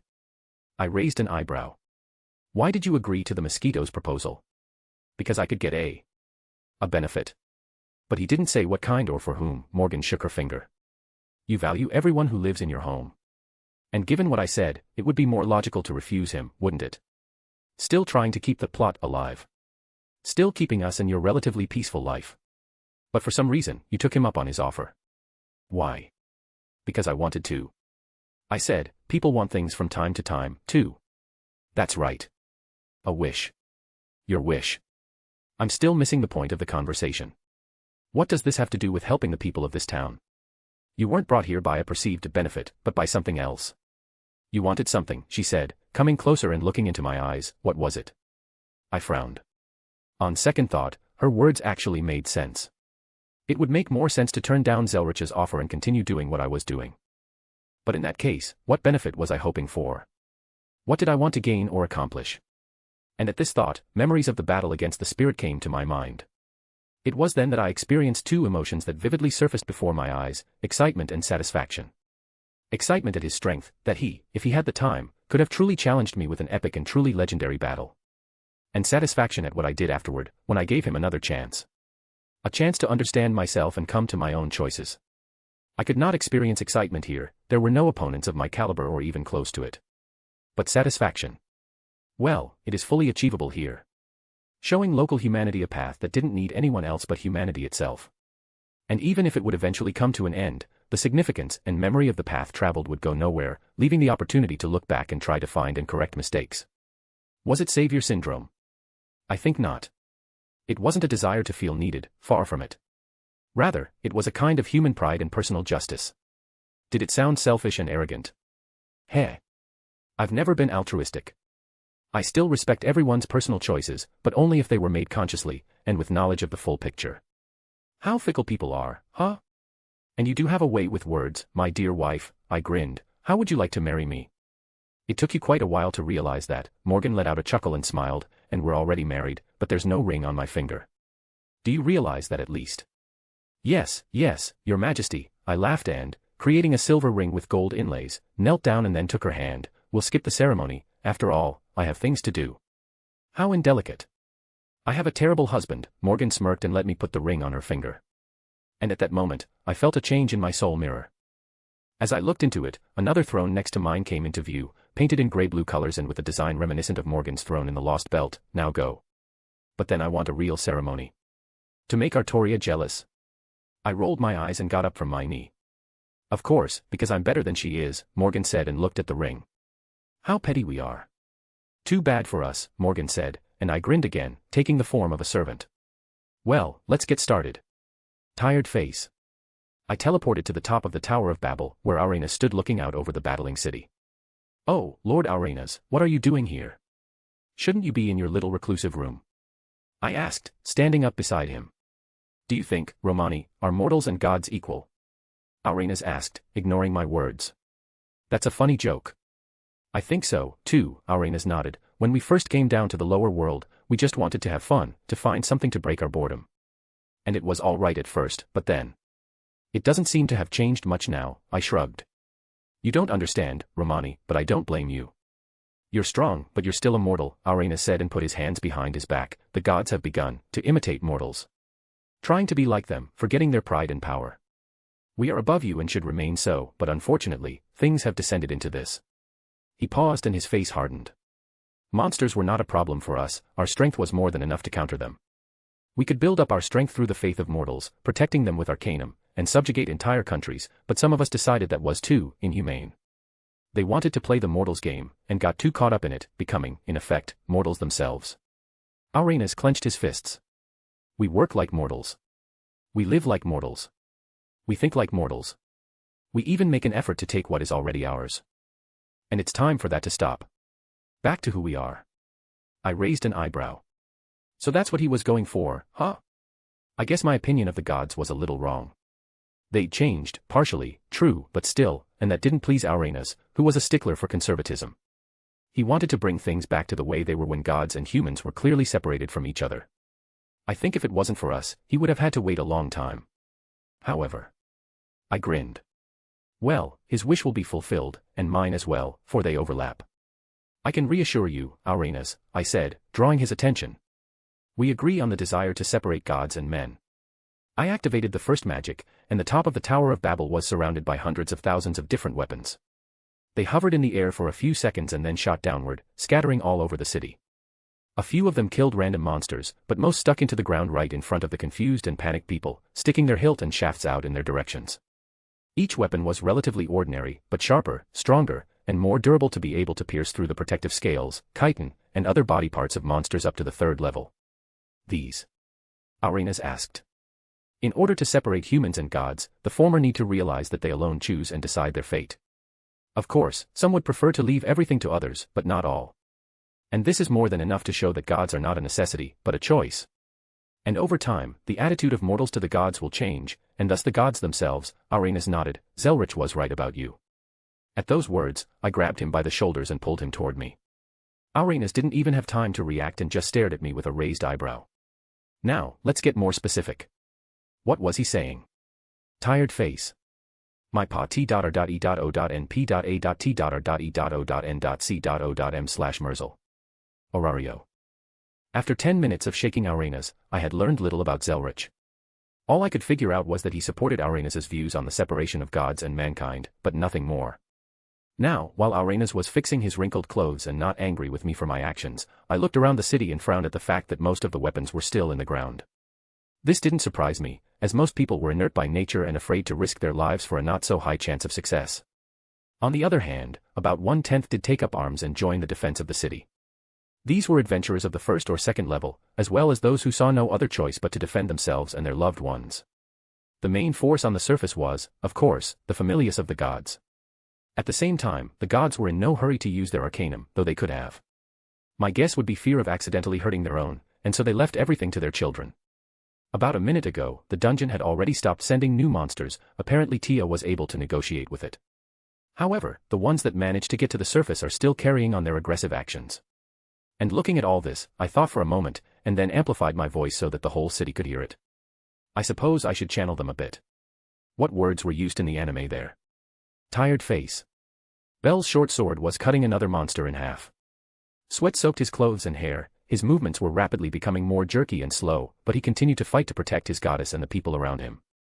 Bel had always dreamed of being the hero his grandfather in the remote village had told him about. He wasn't his own relative, but it was this old man who raised him and gave him the dream that Bel strived for with all his heart. To fight monsters, to become stronger, to save people and, most importantly, the ladies, from whom he would gather his own harem, sincerely loving him. After such a short time, fighting what seemed to him to be an endless stream of opponents throwing themselves at everything they saw, Bel couldn't help but feel a certain hopelessness. No matter how many monsters he killed, twice as many, or even 3 or 4, always appeared in their place. Clutching the goddess's blade tightly in his hand, Bel gritted his teeth and, after a brief moment of respite, leaned against the cold wall to catch his breath. Hestia, who was hiding nearby, immediately ran up to him and gave him a very concerned look. He could see her tear-stained eyes, but he smiled, trying to reassure her that everything was all right. Bel. I'm sorry I'm so useless. Hestia started and hugged him despite his sweat-soaked and blood-soaked clothes from small wounds. Come on, let's hide somewhere. I don't want you to suffer even more than you are now. No, goddess. You are not useless. You took me into your familia, gave me a home and this sword so that I could achieve my dreams, Bel said and put his hand on her head, which made Hestia hug him even tighter. There were sounds of battle and pleas for help all around, but now Bel felt his strength returning to him little by little, thanks to her. He wanted to keep fighting, but he couldn't push his goddess away, for she needed him. And so did he need her. Warmth spread in his heart, seeing how the goddess herself, so fragile and petite in appearance, needed him. How tightly she held him and treasured him. And Bel couldn't let her down. He just couldn't. And so he would do anything not to undermine her faith and hopes. Bel shifted his gaze to the streets of the slowly crumbling city, and he caught sight of the various weapons stuck in the ground that had appeared some time ago. He didn't understand why they were here, but he assumed they could be used. Can you hear me? I think so, Bel suddenly heard a painfully familiar voice. Is that Romani? Romani gave Bel mixed feelings. He had seen his strength and was sure that the one who defeated the one-eyed black dragon without even breaking a sweat, as well as showing overwhelming power in the interrupted war game, could save all the people of the city in a matter of minutes. However, Romani did not participate in the battle for Arario, no. He was inactive, and that didn't please Bel. The Hestia Familia member simply didn't understand how or why Romani wasn't doing anything. It just wasn't right.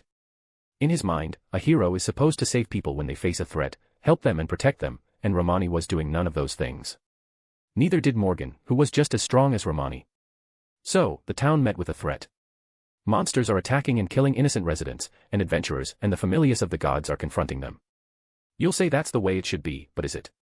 Hearing Romani's words that spread throughout Arario, Bel couldn't help but frown, for he didn't understand why he wasn't part of the battle, or where he was at all. Of course, everything can be left as it is, except are you really okay with that? What does he mean? Hestia asked, to which Bel shook his head. Man is weak, that's a fact. That's the way he was created. But how he grows up, what strength he develops, and how he lives his life is another question. Only man decides his destiny, and only with his own hands he creates it. Not the gods, not other people, not anyone else, but only he, the man. Are you waiting for salvation? Are you waiting for someone else to come along who can live your life for you? If so, congratulations, you are complete idiots. Willow puppets, cattle that do nothing but wait for commands. Bel heard this and a fire of indignation rose up inside him, because not always everything depends on the person. Yes, not always the choice given by life shines with colors, light and kindness, but whether you stay true to yourself, the answer depends only on you. There are weapons scattered throughout the city that may give you a chance to protect yourself, your family, and your loved ones. But to get that chance, you'll need determination. Determination to take your life and destiny into your own hands. Suddenly Bel heard the sound of doors and windows opening, and then he looked in their direction. The heads of huddled men peered out of them, their eyes briefly running down the street and stopping at the weapons stuck in the ground. Man does not need a god. Man doesn't even need another man. Most people don't care about other people, and that's the harsh truth of life.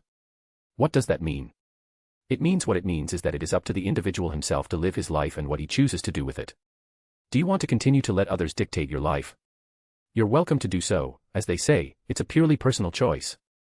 But when the time comes, like now for example, don't you dare even squeak and complain that you've been abandoned and no one cares about you.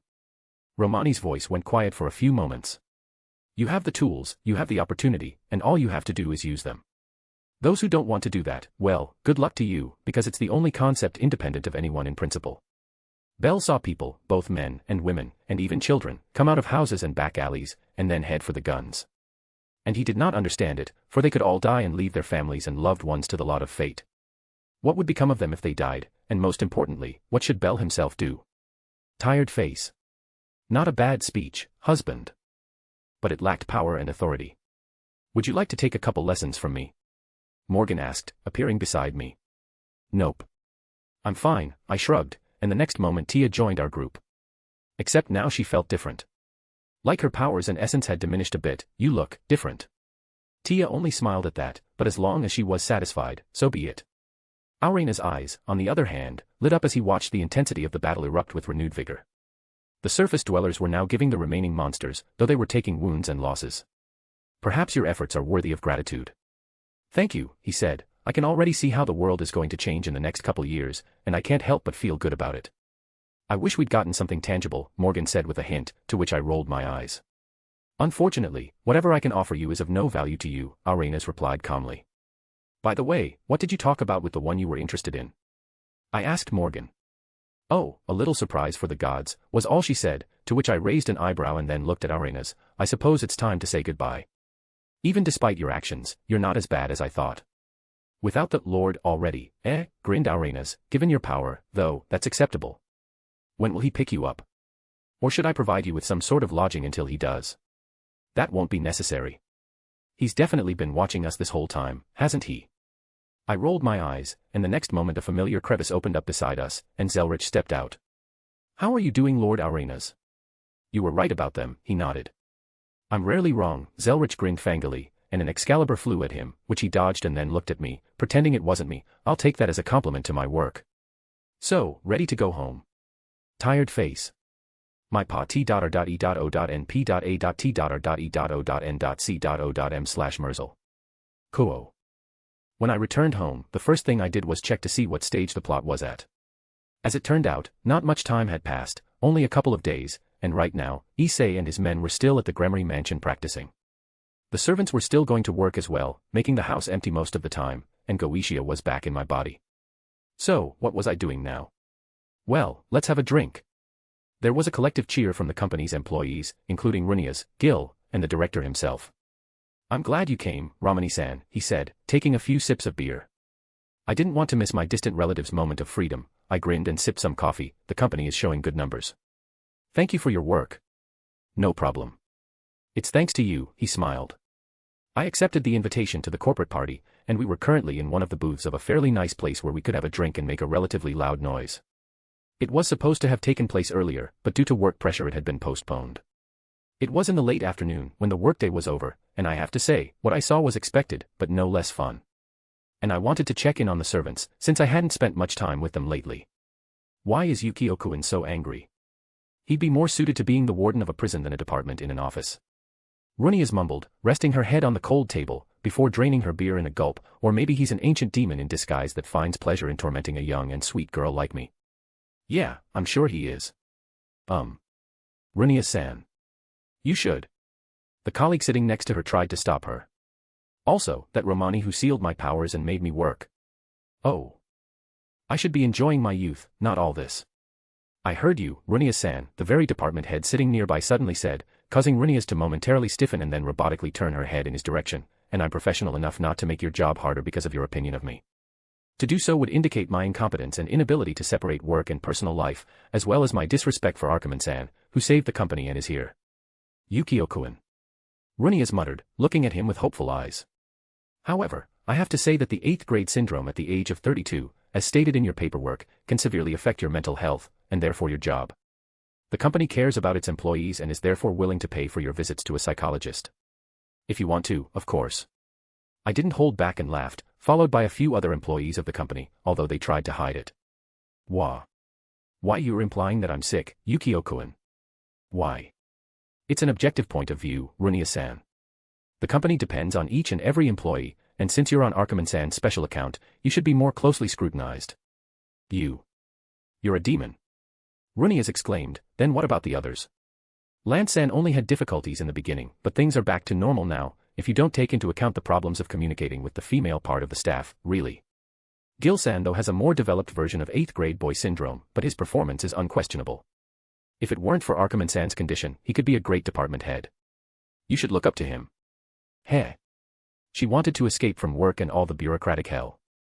Literally. But even so, I could sense that she was having fun.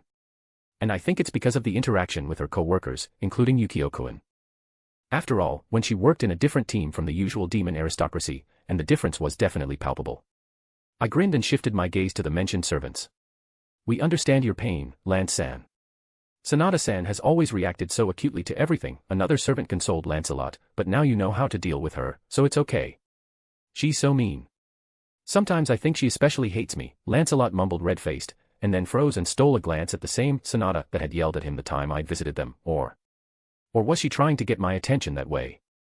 Maybe she likes me. Huh. Why don't you go get your head x-rayed? I'm sure it's completely empty, she said. Don't be like that, milady. But even in anger you are extremely charming, and I'm sure you'll find your soulmate. Lancelot began to flirt, to which the woman gave him a blank stare, and then, come here. Are you implying that I'm single and you're my only choice? I'll break your bones, you fucking womanizer. She tried to jump up, but she was held back by the other employees, and Lancelot smiled sweetly in return. Calm down, Kana. You're overreacting. Yeah, he didn't mean it. Look at his face. It says that's exactly what the bastard thinks. Let me go. And the Knight of the Lake has had no luck with the opposite sex so far. On the one hand he's somewhat learned to interact with women of the modern age, but on the other hand, he's not doing so well. I wonder what Guinevere would say if she saw him. Gil-san. The drunken female employee began, sitting closer to him, are you single? Do you want to become the king's woman? That's not going to happen, mongrel. In that case, what do you like in women? The other one asked. Individuality. She can be stupid, ugly, poor, arrogant, pathetic, or whatever, it doesn't matter. But if she can interest me, she's mine, Gil said in his usual tone. That's so romantic. The women chortled, and powerful. I'm the king. It's natural. Gil said proudly. Didn't kings have harems? One of the women suddenly thought about it. Does Gil-san have one, since he calls himself a king? And if we can interest Gil-san, we can become queens. Oh, I know what you mean, she nodded, and then smiled seductively at Gil, I'll go with you. Gil-san, why don't we have some privacy? We promise you'll enjoy it, they said, and the group of 4 women surrounded Gil. A moment later, he realized where this was going, so he looked at me. I smiled sweetly and waved and wished him good luck. Go away, you mongrels. This is treason. A crime against the king. He shouted, but of course they didn't listen to him, so they dragged him to a separate booth. Stop it. Was he afraid of a bunch of ordinary women or the possibility of sleeping with them? No, of course he wasn't. However, he was a common man now, and he was scared by his own powerlessness and lack of control over the situation. And also, Gil really respected and considered them his colleagues. After all, they all worked in the same company, and so he would not use force even on pain of death. Although, this version of Gil was definitely not afraid of it. Tired face. Deep in the evening, the corporate party came to an end, and everyone had already started to disperse, including us. And now me, Gil, Rias and Lancelot were walking slowly through the night city, heading home, under the light of the beautiful moon and the cool summer breeze. Not a bad time, eh? I asked. I didn't even have to do anything to see your extremely satisfied faces. Speak for yourself, mutt. Gil gritted his teeth, wearing very rumpled clothes and smelling of sweat. I've never been so humiliated. They used me as if I were a toy in their hands. A thing, a tool to satisfy their lust. It's humiliating. Come on, you could just shake them down or ask me for help, couldn't you? So, But you know, you fought with honor. Like a cornered snake. Until your last breath, I mean, relief, or the end. Maybe I should add a couple lines to the epic about you, don't you think? Goddamn mongrel. I'll remember that. Yeah, I rolled my eyes, then looked at the duo behind us. How's it going in there? I think I'm in love, master, Lancelot murmured dreamily, and I grinned. When I get my powers back, Yukio-kun will regret what he did, Rias said vindicatively. Romani, you can. No. Or I'll send you to Gremory immediately. You know, grandmother, why didn't you say anything? Lady Gremory, we're glad to see you. Oh, or we need your advice. Attend the next hearing on Solomon's evil reincarnation. Or maybe. I get it. You don't need to remind me of that. Rias threw up her hands. You're a sadist, Romani. Slander, nothing more, I grinned and thought. I'll visit the others tomorrow. When there's a lot of people there, but not the time. I've missed the servants somehow. Heh. Also, I'll have to plan a trip to heaven, and deal with the remaining requests from the heirs. Something tells me tomorrow's going to be a pretty active day. Although, why wouldn't it be, right? Tired face. Koo. I sat at a table of a small establishment and smiled as I looked at Sona and Serord across the table. Serord wasn't embarrassed by anything, and was enthusiastically eating ice cream in a large glass cup with lots of chocolate, wafers, and vanilla. Sona, on the other hand, you really picked an excellent place to meet to discuss our business. I would have applauded you, but alas, you would have taken it as sarcasm, she said with a stone face. We were in the maid cafe where Emo-chan and Irina worked. The whole place was in white and pink colors, themed decorations, dedicated to cosplay and maids. White tablecloths, soft sofas with drawings similar to something kitty, lace and other interior elements as if hinting at kindness and cuteness. Irina served the customers in a rather modest manner, unlike Emo-chan that looked at them as trash. And this approach of hers was much more popular, making Emo-chan the most sought-after maid in the entire cafe. She greeted and served her guests using sir and so on, that is, as usual, except that the rest of the phrases mostly consisted of crude almost insults. I don't know if all the visitors of this place were masochists or just perverts. Of course, she could have not done that and tried to leave, except that Arturia also works in the service industry, and her actions would have upset father. Although, given that Morgan and I are technically married, I am also her father, well, on paper. Oh. I'm glad you appreciate my choice. You can order whatever you want. I'm feeling especially generous today, I nodded, so, shall we get started? That was sarcasm. No, it wasn't. I know better what I meant, Romani-sensei. I would argue with that statement. I do not. Unfortunately, your opinion doesn't count. Serord likes everything. Democracy and all that. This isn't an election, and we didn't hold a vote, Sona said with a twitch of her eyebrow. It's good. I think I'll take Quisha a couple of these. She likes that sort of thing, he said calmly, and then looked at us, and you know, if I didn't know better, I would have called you two newlyweds. What? Sona blushed instantly, don't talk nonsense. I'm only telling you what I see, and I'm being honest, Serord laughed lightly, and what do you say, Lord Archiman?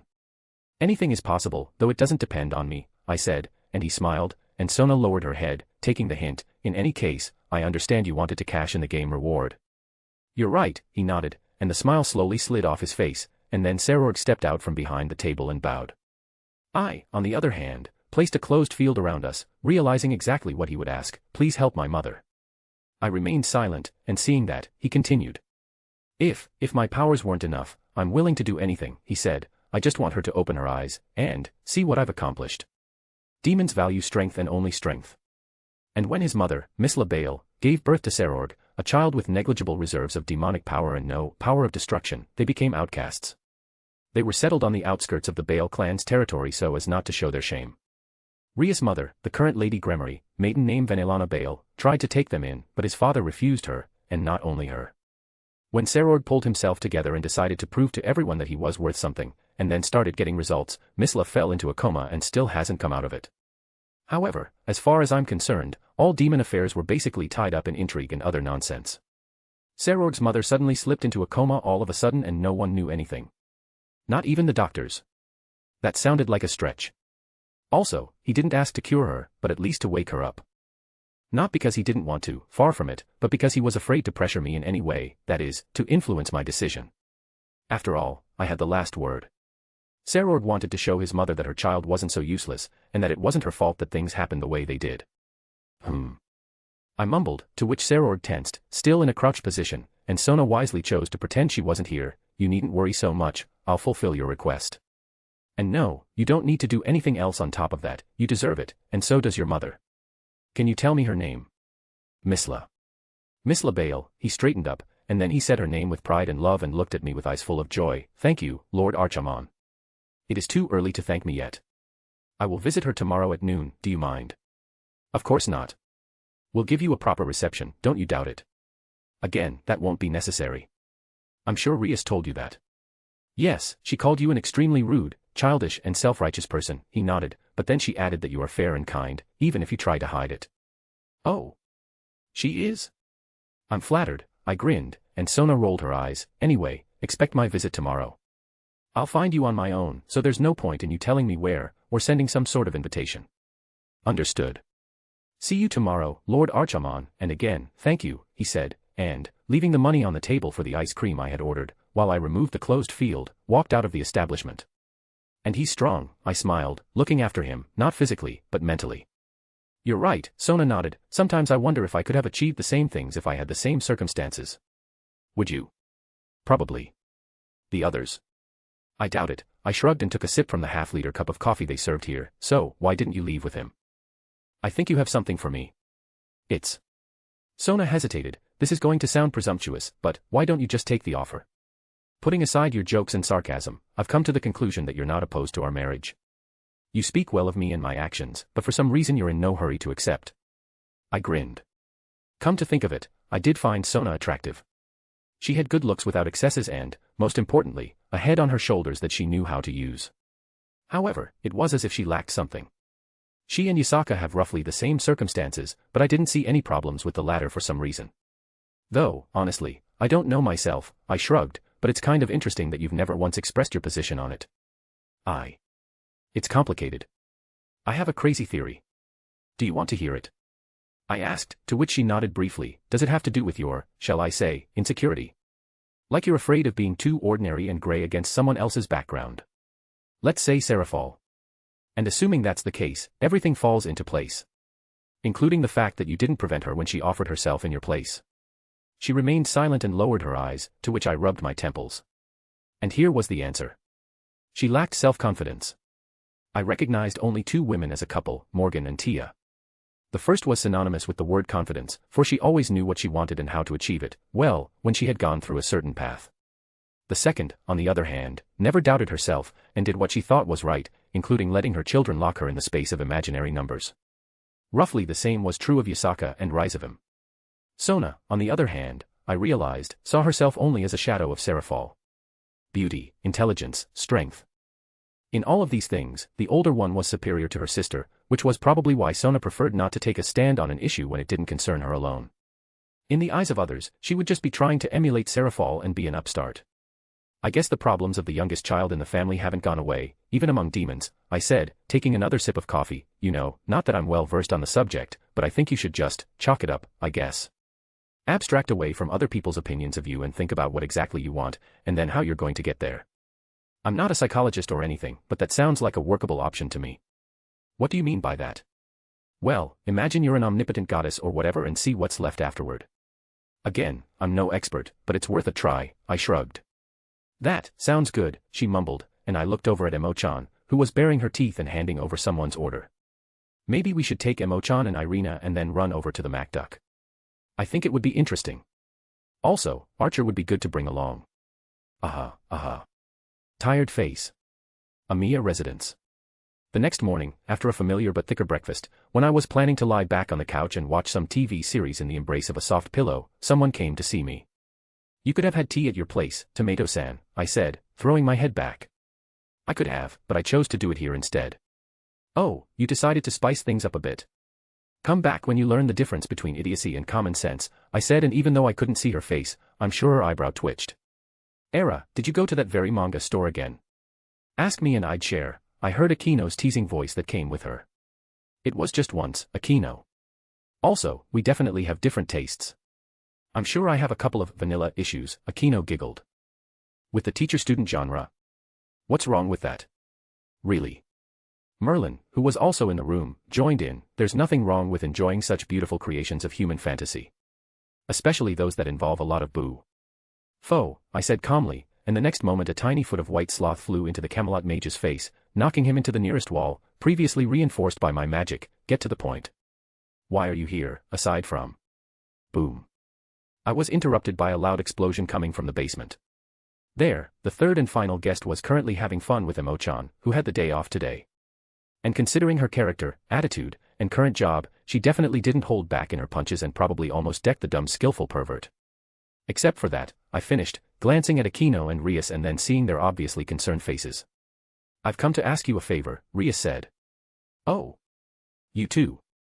I raised an eyebrow, to which I received a nod of my head. Well, you really showed yourself well during the game. So, I'm listening. I want you to coach us. Huh?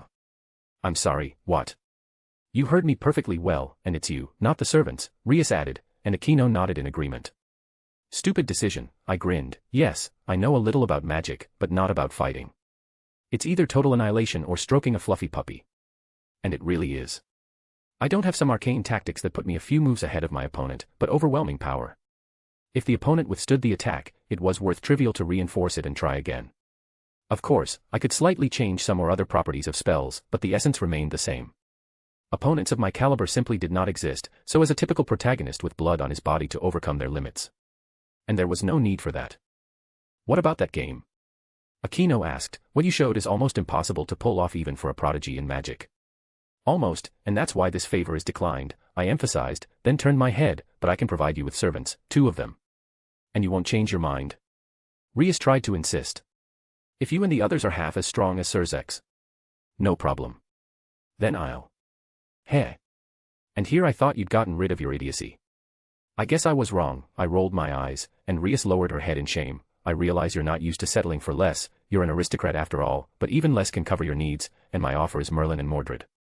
After a short consideration, I came to the conclusion that these 2 were exactly what I needed. Merlin was good at both close combat, ranged, and support, and had experience in mentoring, but a bad temper for it. Emo-chan, on the other hand, would be busy propping up Castor, and her style of fighting, based on strength and offense, suited the realities of this world well, since most opponents preferred to just rush forward. Of course, I had originally planned to give them a trainer in the form of a servant or even a specialized one, but I preferred to stick with the ones I already had. Archer, Medusa, and even Gil was all suitable, but the duo of Merlin and Emo-chan was the most suitable. I'm all for it. Merlin exclaimed animatedly, bloodied. Foe, I repeated, and Castor met a familiar fate, and this is not a bargain, but a final offer. It's either that or leave. We agree, Rias said, glancing at Aquino. Good. A few seconds later, footsteps were heard from down in the basement, and then Emo-chan, in casual clothes, joined us, tossing the unconscious and badly beaten Issei like a sack of potatoes right at Rias's feet. This caused him to open his eyes abruptly, and upon seeing Rias, he rushed over to her. President, is it really you, or am I already dead? He shouted with tears in his eyes, and Rias started stroking his head affectionately. Forgive me for being so weak even after training with old Montanan. That flat wench just wiped the floor with me, and... Who are you calling a girl, you little shit? Emo-chan growled naturally, you want to die. Sir Mordred, he didn't mean it. Drake said as a gauntlet appeared, partner, think before you speak. You realize that she gets angry every time the feminine gender is used to her. Huh. Say that again, you useless lizard. Emo-chan switched to Drake after materializing Clarent. I beg your pardon. Won't she kill us? Rias asked sternly. Huh? What are you talking about? Emo-chan didn't understand. Emo-chan, I began, standing behind her and placing a hand on her unruly blonde hair. In the life of every human being, including homunculi, there come moments when... Fuck you, she exclaimed and tried to blow my head off, but her body was immediately braided by my chains, immobilizing her but keeping her upright. Well, you can't do that to your father. You're not my father. Should I call Morgan? I smiled, to which Emo-chan immediately flinched and fell silent. Where was I staying? Ah, yes. There come moments in everyone's life, including homunculus, when they pull out a lucky card. And that card is yours. What? Now you can quit your job, stop holding back your rage and your blade, and start training the retinue of demons before you. Sure, you'll get paid for it, and you can't kill them, but everything else. As much as you like, I said as I stroked her head, and in response she turned her head sharply in my direction and looked at me wide-eyed. Really? I can beat the crap out of them and get paid for it. I grinned, seeing her enthusiastic face. She hadn't worked at the cafe long enough, and I guess her resentment wasn't accumulating in small drops, but oceans of it. And even beating up Issei didn't give her nearly enough satisfaction. Though, if one remembered the kind of visitors that came there, it was not surprising. If it weren't for my restrictions and Artorias' position, she'd hardly not blow the heads off any customers who looked at her the wrong way. You use bad words too often. I guess working in the service industry has a bad effect on your vocabulary and mental state. I shook my head, but yeah, that's right. No problem. We can start now. Emo-chan exclaimed happily, her eyes lighting up, and I had already removed the chains holding her down. Then again, won't she kill us? Rias repeated her question. Not kill, almost kill. I've trained green rookies in my father's service before, so I know what to do. Emo-chan nodded to herself. After my training, they would rush into battle without fear, and won many battles because of it. Only one, actually, Merlin said casually, and after that, they immediately asked to be transferred to another squad. I wonder why. Emo-chan froze at those words, and her eyes flashed with unpleasant memories that were clear even without magic. She gritted her teeth and clenched her clarent hard, slowly transferring her gaze to Merlin. "Come here, you bloody wizard. No one asked you," shouted the red Emo-chan and rushed after the fleeing Merlin. Watching this, I grinned. Rias and Aquino were really worried, and Foe was nodding and cheering Emo-chan on. I wonder if there was anyone in principle that Merlin hadn't managed to piss off that he knew personally. I'm guessing no. Definitely. Tired face. The underworld. It was noon, and the portal spit me out at a mansion that was large by the standards of humans, but not demons. It was fairly plain and spacious, with lots of windows, rooms, and so on, but inside I could sense only two unfamiliar signatures, one of which was definitely Serorg's mother. "I can feel my blood," the voice of a mature woman suddenly said, the demon Voluppa, who had the appearance of a lion with griffin wings. "Oh, so Serorg's mother is from your clan. Interesting, I thought. Now I see why Nemean Regulus, one of the Longinus who had the form of a lion, recognized him as his master. But still, why did Misla fall into a coma so abruptly? Clan Baal, I presume. I'm sure it was. Not the best solution, but not the worst.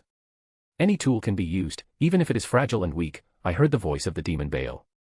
"Your colleague is calculating and cunning, as we have already learned. He must have had some plan for them." I shrugged and headed for the front door that lay across the small garden and stone fence. Perhaps he wanted to marry him off to the child of some clan to try and gain more power and connections. "After all, he's already infiltrated mine," Gremory spoke up. "I doubt it's that simple." "Our observations and your colleague's words indicate his preference for long-term planning," Agars interjected. "How long have you had this new hobby?" Listening to their discussions, I asked. "They are children, Romani. And when children are bored, they tend to look for new entertainment," Citri replied. "Trying to sound cool, Citri," Gremory said indignantly. "Just ignore it," said Phoenix, "they just can't get over the fact that Citri and I liked your offspring better than theirs." "Slander," Baal parried. "That's right." Gremory supported him.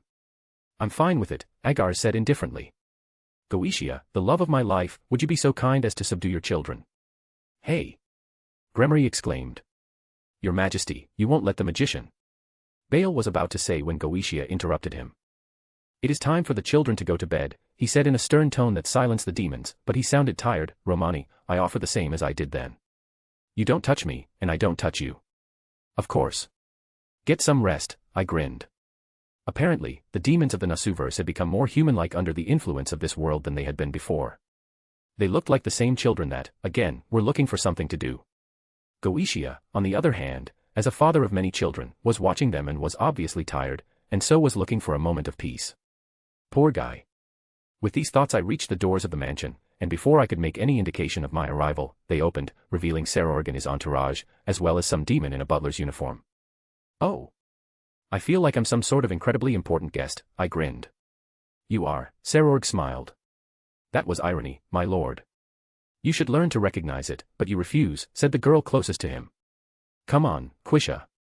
I can spend that time practicing," he laughed, "and we've already tried, but it didn't work, right?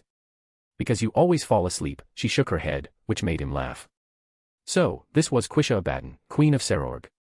She had the same attractive appearance as other demons with the sounding surname, blonde hair, green eyes, and dark clothes with open shoulders, belly, and cleavage, and was apparently used to her king's honest character.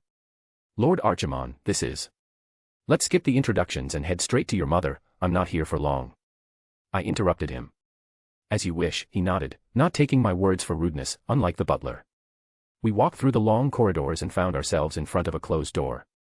Serorg opened it carefully and almost silently and stepped into the room, and I followed. The first thing that caught my eye, of course, was the large bed where Misla lay. She had medium-long black hair, the same color as Serorg's, that is, but her body looked weak and skinny, which is expected of a human, at this moment a demon in a coma. And the sunken cheeks, painfully pale skin, and bones peeking through the skin were also present. And as we approached her bed, I took a quick look around the room. The room was clean, but empty, I suppose, when compared to the ones I'd seen, of course. Minimal furniture and almost no decorations, just a bed, a closet, a chair, and a dresser, which again was empty. No, there were fresh flowers, carnations of some sort, and I assumed Serorg had brought them here. And he must have done it regularly. While Serorg stood patiently waiting, I put a finger to Misla's forehead and ran my mana through her body, then raised an eyebrow. One interesting fact about Misla's coma had come to light, but Serorg didn't want to talk about it just yet. After all, they needed to allow some time for a touching moment. My mana did its job, and a few seconds later Misla slowly opened her eyes, which turned out to be purple, again, just like her son's. And at this point I silently walked through Serorg, barely containing my emotions, and left the room. However, I was met there by that butler, and I also sensed the presence of another demon in the mansion. The Shadow of Demons wants to meet you, reincarnation of King Solomon. Follow me, he said coldly, to which I smiled sweetly. Oh. Are you trying to order me around? Well, how important we are. You really think you can get away with it, huh? Tired face. May I ask you to let him go, Mr. Archiman? Zekrom Bale himself, as primal as Rias, asked. He looked like a late middle-aged man with black hair and purple eyes. Everything about him screamed of his high status and a follower of the old traditions, which matched what was written in the wiki. You have my word, he will be punished for disrespecting you. Come on, as if you care about his life, old Zeke, I said, sitting on the couch in one of the living room-like rooms of the mansion. The butler who had insulted me was currently hovering to the side of us in an extremely awkward and ridiculous pose. Imagine a cat with one leg up and ready to lick itself, and it will become clear to you. He was in no pain, but the discomfort and shame were still there. More use is made of the living than the dead, Mr. Archiman. I thought you knew that. I didn't, thanks for the tip, I waved my hand, and he still maintained his polite and calm demeanor. You know, your words are strikingly similar to your coworker. And yes, I'm well aware of what you know. About the fact that you are not of this world. Of course, Zekrom said, I also know that you have discovered the cause of my son's wife's affliction. What do you think of that? Nothing surprising. A poison that disrupts the flow of mana in the demon's body, causing it to put its host into a coma in an attempt to keep him alive but not kill him. I grinned. I suppose you wanted to give your offspring an extra incentive when you noticed his progress and see what happens, didn't you? Too much like humans, if you know what I mean. And what makes you think this is my doing and not the current Lord Bale's? You've practically admitted outright that this butler serves you. I'm not much of a schemer, but I can pick up on subtleties like that. That's gratifying.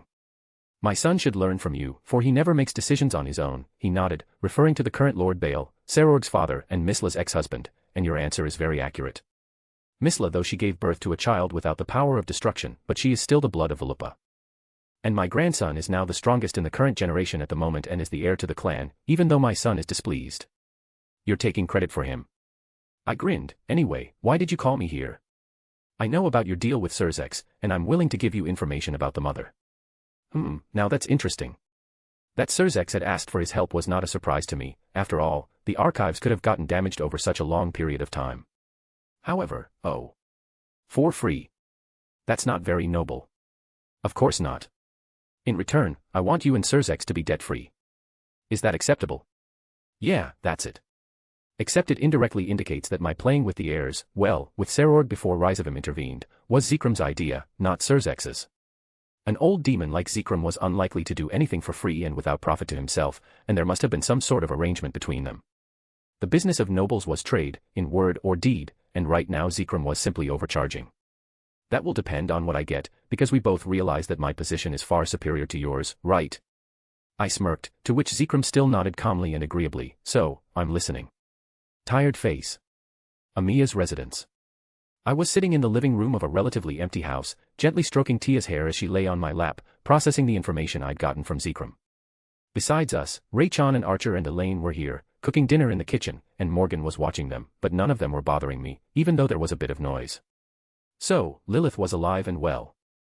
Zekrom hadn't said so directly, but from his words it was a foregone conclusion.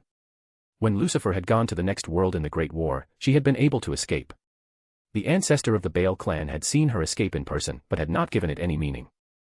As Zekrom put it, he and the others didn't care, and the reason for that was because of a setting at their creation where they didn't allow for even the thought of Lucifer's wrongdoing. Of course, some showed glitches in the program, but he was quick to nip them in the bud, making the underworld truly one under his rule. Well, as it turned out, my assumptions were confirmed, and the First Fallen used it exclusively as a tool for creating demons because of the peculiarities of the body and no more. That is, he kept her on a chain and conducted experiments on her. However, where she was now, Zekrom did not know. Why did Elia say that Lilith was unreachable? Well, based on that, one could make the assumption that she was not in the human world. I would say that Lilith hid in some world, but not of humans, where Elia's power was inferior to its owner. And there were many such places, for Elia of DxD didn't have the same authority as she did in the Nasuverse. She was more of a shadowy hand or logistician. However, there was one way available to me to scan more than half of the possible locations, and it was the heavens. The domain of the biblical God and his interpretations is vast, but for that I had to go there and look at the throne of heaven.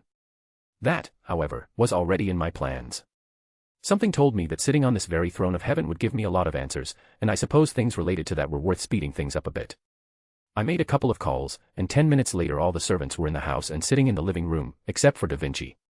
"What's the matter, Mutt?" "The punishment for distracting the king from his work is a long and painful death," Gil asked with a very disgruntled look on his face. "Yeah, what do you need us for?" Mo-chan supported him. "I'm just getting the hang of it." "Shiro, do you know something?" Artoria asked. No, Archer shook his head. He was just sitting there and suddenly wanted to gather everyone. "Is something wrong, Romani-san?" Gabriel, who usually spent time at Azazel's and had come along with Griselda and Irina, was worried. "He's probably up to something stupid again," the nun said stoically. "Silence," came Grandpa's deep voice, and everyone was instantly silent. "Let the master speak." "Thank you," I nodded. "I'm going to heaven, and I want you to guard the house while I'm gone, because I don't know how long I'll be there." "You'll like it there." Gabriel was happy, and so was Irina, and the rest of you. "You will desecrate heaven with your presence," Griselda said with a blank look at me. "Yes," Archer nodded. "That's right," Artoria agreed. "Uh-huh," Mo-chan shrugged. "Maybe," Lancelot commented. "Definitely," Morgan smiled. "No one doubted it," Medusa said indifferently. "It's obvious," Gil added. Tia was asleep, Heracles didn't care, Enkidu just smiled, Arthur was drinking tea, Luffy was pouting at them, Merlin and Rias were already on the floor laughing, and Raychan and Elaine shook their heads. "Shut the hell up. I'm going there on business, and no one asked for your opinion." I shrieked, then rubbed my temples. "Gabriel, the obscene nun, and Irina are coming with me. After all, you are part of heaven." "Good," the seraphim nodded, along with Irina and the suspicious Griselda. "Should I keep an eye on the servants?" Grandpa asked. "No, you're coming with us too." I shook my head and snapped my fingers. "Their seals are broken, so there's no need for you to keep an eye on them." 100 Faces, do you want to go? After all, you served him too, albeit under a different name. We. Asako was greatly surprised, and then hesitated, looking at Grandpa. She fell silent. "If that is your wish, then let it be. It's not against the Hashashin code," Grandpa said calmly. "We wish to come with you, Master." "Good," I nodded. "Let's go." Tired face. Heavens. Our group followed Gabriel as every passing citizen of the heavens looked at us and discussed our motley cast of characters quite loudly. And it was understandable, for in addition to the seraphim and the 2 brave saints, there was the reincarnation of Solomon and 2 spirits with a distinct aura of death, especially Grandpa. The heavens were divided into 7 heavens, each assigned to a specific function. We were now approaching the 6th heaven, and I can say that I saw exactly what I had envisioned, albeit with minor exceptions. Each sky was separated from the other by a separate enclosed field and a gate that prevented anyone from entering. Of course, this rule did not apply to seraphim and archangels, and so, since we were led by Gabriel, there was no problem. We could have teleported straight to the 6th heaven, which served as heaven's headquarters, but Gabriel wanted to show us everything she could. Heaven itself was a full-fledged multi-level city of white stone surrounded by pure clouds, and all the gates looked just like in the movies, that is, shaped, tall, golden and lattice. And I have to say, it's not without modern chips like cafes, restaurants, public baths, hospitals, parks for walking and all that, but without extremes. Everything is free, everything is clean, everything is too perfect, to make a long story short. True, this was only the 1st heaven, and the subsequent ones were very different from it. The 2nd was an endless darkness with stars, where angels who had committed sin were exiled. Dead souls were sent to the 3rd heaven, where they found themselves among white clouds and clear blue sky. The 4th was the Garden of Eden with the Tree of Life. The 5th was reserved for scientific organizations, where the Brave Saint system was established. The 6th was the headquarters and heart of heaven, and the 7th was the house of God, where the systems and the very heavenly throne were located.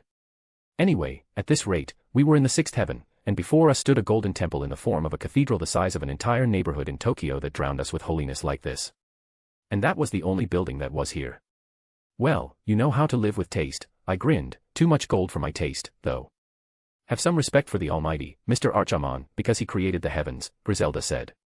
It's all right, Gabriel smiled. This is Romani-san's first visit here, and Father always talked about the right to choose and think. What do you, Grandpa, 100 Faces think of this place? Shrugging my shoulders at the words of the 2 residents of heaven, I asked. It's too bright here, Grandpa said, but refrained from commenting on his idea of heaven.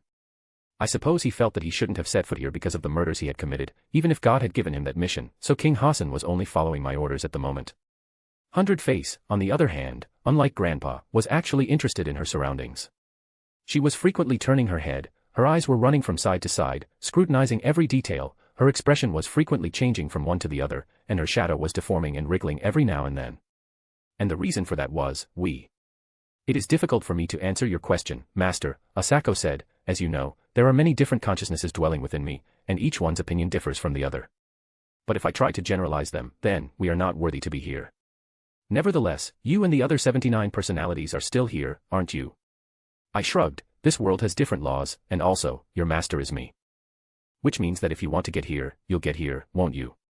That's true, Asako agreed and lowered her head, and Grandpa's eyes shifted toward the 100 faces, but there's no need for that.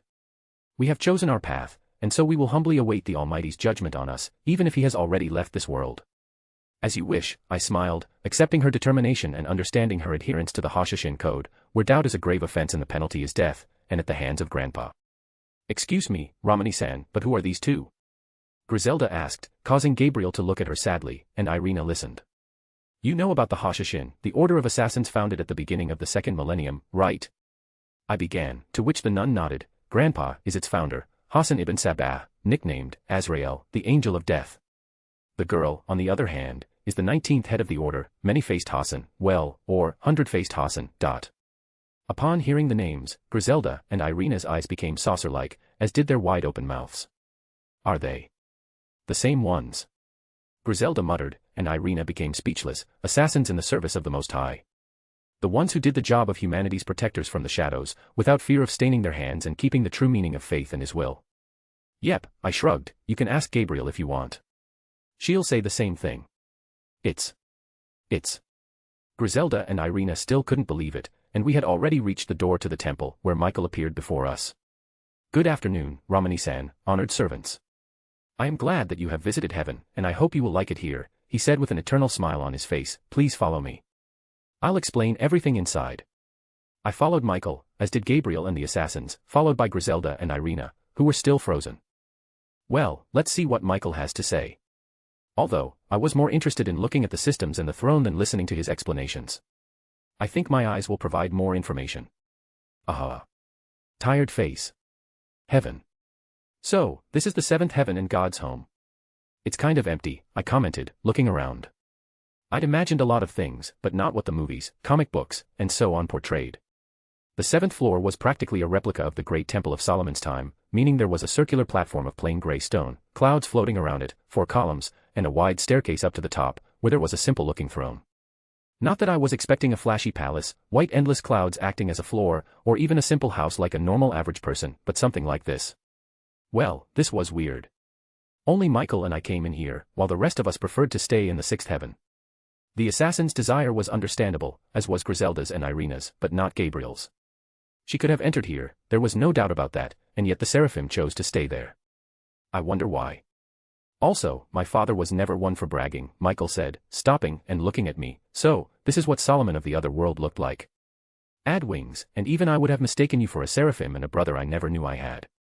As soon as I passed through the gates of the seventh heaven, my appearance was forcibly changed to that of a servant. The rings on my fingers resonated with the place, as if meeting their relative or creator, and not just them, but something else, deep inside me. I'd even say it was the soul itself, or rather, just some part of it. Wings wouldn't suit me, they're too massive. And they'd have to be hidden every time I wanted to sleep or lie down, I shrugged. You'd get used to it, Romani-san, Michael said with his eternal smile, we're here. All you need to do is occupy the throne of heaven. I don't get it, I raised an eyebrow. Do you want me, as they say on the internet? Fuck me. I beg your pardon. I don't know the meaning of the word, but it sounds kind of rude, he said innocently.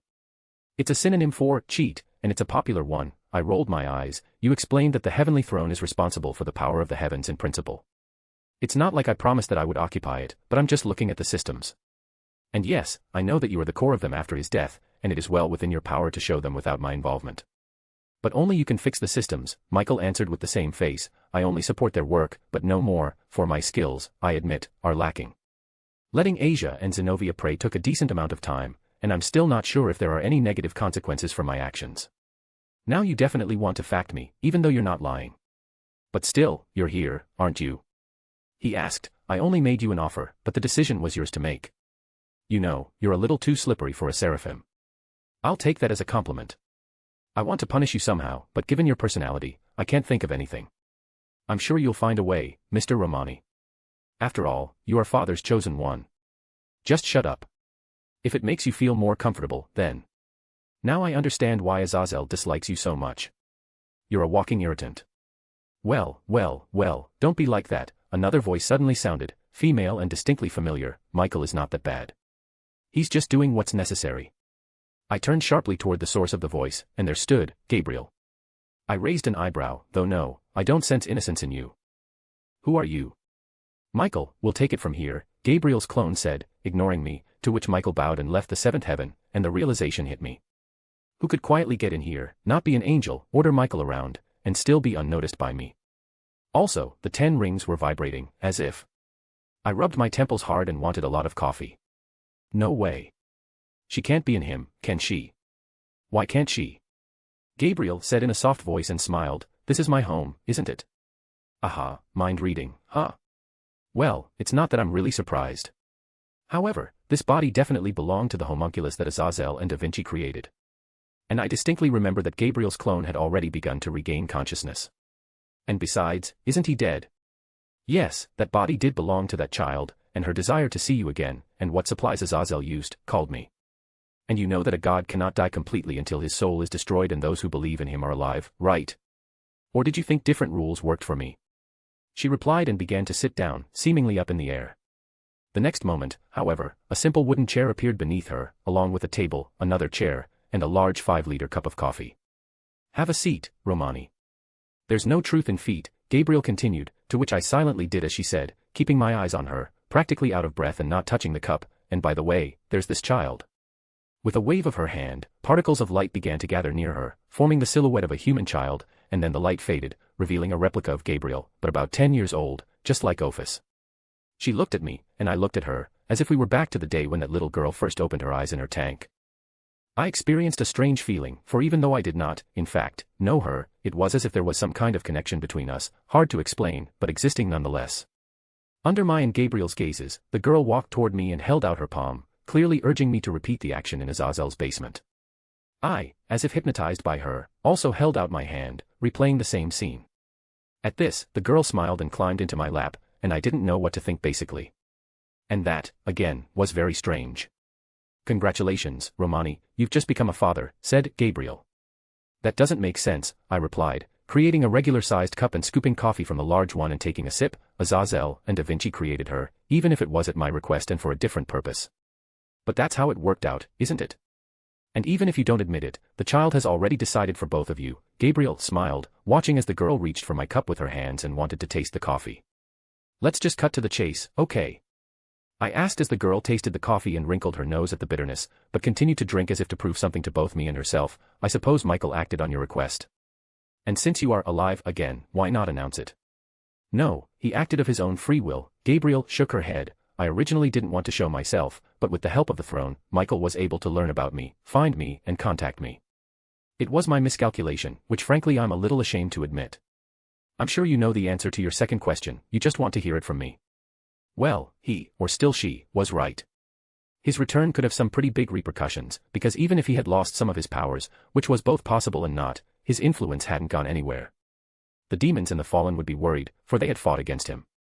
The other mythologies wouldn't have been much different, since the biblical one was the strongest and most influential. The most important reason, I suppose, was technological advancement, which religion tended to limit. You're right, Gabriel nodded, other mythologies only built up power because of fear of mine. When I left, the need for that was gone, and the gods let the people live on their own. Not completely, of course, but with minimal interference, especially when compared to when I was still alive. That was the point of the sacred gear system, because people needed protection. What changed? I raised an eyebrow and, taking the cup from the girl's hands, stroked her head. You could have just sat quietly, because only Michael knew about you. No secret stays that way for long. They would have found out about me, one way or another. What about your first question, she said and smiled enigmatically. What would you think if you knew the true reason for your appearance in this world? Or rather, your return here. What? Tired face. Heaven. So, I was someone from this world. That's right. Then some events happened, and before the universal reset to factory settings began, you sent me to another world, keeping my memory of it, and the world backed me up and replaced me. So far, so good. And you did it out of pity for the past me during these some events. It didn't affect you much, because you had omnipotence at that moment, and Alea, who brought me back here, did your bidding and lied to my face. Did I miss anything? The sympathy you deserve, not pity. Other than that, it's exactly like that, Gabriel nodded, petting the girl while I sipped my coffee and clucked my tongue. Now the world's reaction to my experiment was logical. Each soul was individual, and the world trivialized the existence of two completely identical existences. The system started to crash, but Zelrich pulled me out at the last second, and Alea wiped after me. Alea herself was created by God as a failsafe, which is odd but acceptable given the rules of this world. I didn't feel much of an existential crisis, because I already knew where I was, even when I didn't know the whole story. Yes, the feeling of powerlessness and the feeling of being a guinea pig were still there, but they were not as strong as expected. Rather, I was more interested in one particular question. How do you say? Haha. Good joke, I laughed and began draining my 8th cup. It's not a joke. And when I heard him, I froze like I had never frozen before and looked at God with dazed eyes. And choked, of course. I hope I heard you wrong, I said, coughing. No, you didn't. Wait, but that doesn't make sense, does it? How could such a twisted and selfless idiot become like me? Look at me and then look at him. We're completely different people. In fact, then why? When you wanted to break my seal by force, part of your original soul began to resonate with the world, you're right about that. After all, it didn't go through the standard soul purification. That's why the world reacted the way it did. And the changes, the smile is gone from his face, are you sure you want to know the reason? Yes, I'm sure, I answered firmly, and the next moment I felt my soul begin to penetrate and envelope my entire being. It was like a contamination of cells, where my current soul was the source of the contamination, and then I grabbed my head, for memories definitely not belonging to this life began to seep in. All this was not happening under the influence of third magic, no, but the power of God in front of me. I didn't know how long the process lasted, but when the pain was gone, my stunned gaze went straight to God looking at me with some concern, just like the girl. I believed him now, I believed in who I was before. How do you say, or rather, the previous him. In a flashback that was like watching a movie, I went through a familiar path. Dating Raynal, becoming a demon, crashing the wedding, and so on, including defeating Trihexa. But what happened next was what caused such a drastic change in character. I straightened up and grinned loudly at myself, because all my assumptions about who I was before were completely wrong and too logical. In fact, it was much more trivial and prosaic, you might say. How are you feeling, Romani? Gabriel asked. I never thought I would be a victim of NTR, I said, now I see why I reacted to Aquino and Rias' proximity in that particular way. And frankly, it only makes me laugh, not interested. Yeah, it's exactly like that. For some unknown reason, Issei's harem turned their backs on him. He found them right in bed, riding the spear of some statistic that had no magical powers, no supernatural aura, nothing at all. Just an ordinary man who was somehow lucky enough to get another harem. After that, the poor guy ran away and went into himself, lived a little, undergoing changes in his character, and then died in a battle with a god from another dimension. And apparently it was his death that triggered the reset of the world. However, his pre-death thoughts, he thought, were quite entertaining. That Issei had come to the ultimate conclusion that life was worth living only for its own sake. That the betrayal of his harem was their own choice, which Issei himself had been deprived of from the beginning. And the second before his death, when God intervened, he wished to live a new life solely for himself, which, in fact, I did in the beginning. At that moment, the servants were just a tool for entertainment and closing the need for communication. Even Tia. And only later, when I saw their sincerity and need for me, the possibility of giving them the life they wanted without the endless battle to the death, I went back to the beginning and let them in, started to live for them. The same path was traveled in the world I had entered, namely one version of the Nasuverse, waking up in Romani's body. Same Chaldea and the same ending, albeit with some differences. A vicious circle, I suppose. I grinned once more. Too ironic for my taste. I'm glad you took it all so calmly, Gabriel commented. Were you expecting something more emotional? I shrugged, it was all in the past, just one mystery solved. What do you think about it, Goetia? You're right. The past is the past. It is foolish to think about it, much less try to change it. I learned that from my own experience. He materialized next to me and sat down at another chair he had created and looked at Gabriel. Did you deliberately choose Romani as the bearer of his soul, King of Heaven? It is a pleasure to meet you in person, Goetia, and everyone else as well. Gabriel smiled, and the seals of the demon pillars manifested around us. Yes, you're right. When Alea first opened the passageway to that world, and I took a look at it after talking with my colleague, we concluded that it was best for both my Issei and his Solomon. One wished to become more human and the other the opposite in our understanding. It was a sort of reward, well, or gesture of goodwill for their endeavors for their worlds. Satisfy my curiosity, Heavenly King, why did you, who preferred to leave everything to humanity itself and not to interfere in its affairs, yet interfered? And for the sake of just one mortal. I think they deserved it, Gabriel replied, looking at me. They were doing not only my colleagues and my will, but also the will of the world, and in return they got nothing. The exceptions prove the rules, don't they? Goetia fell silent, and I rolled my eyes and pointed to the throne of heaven. So, what do we do next?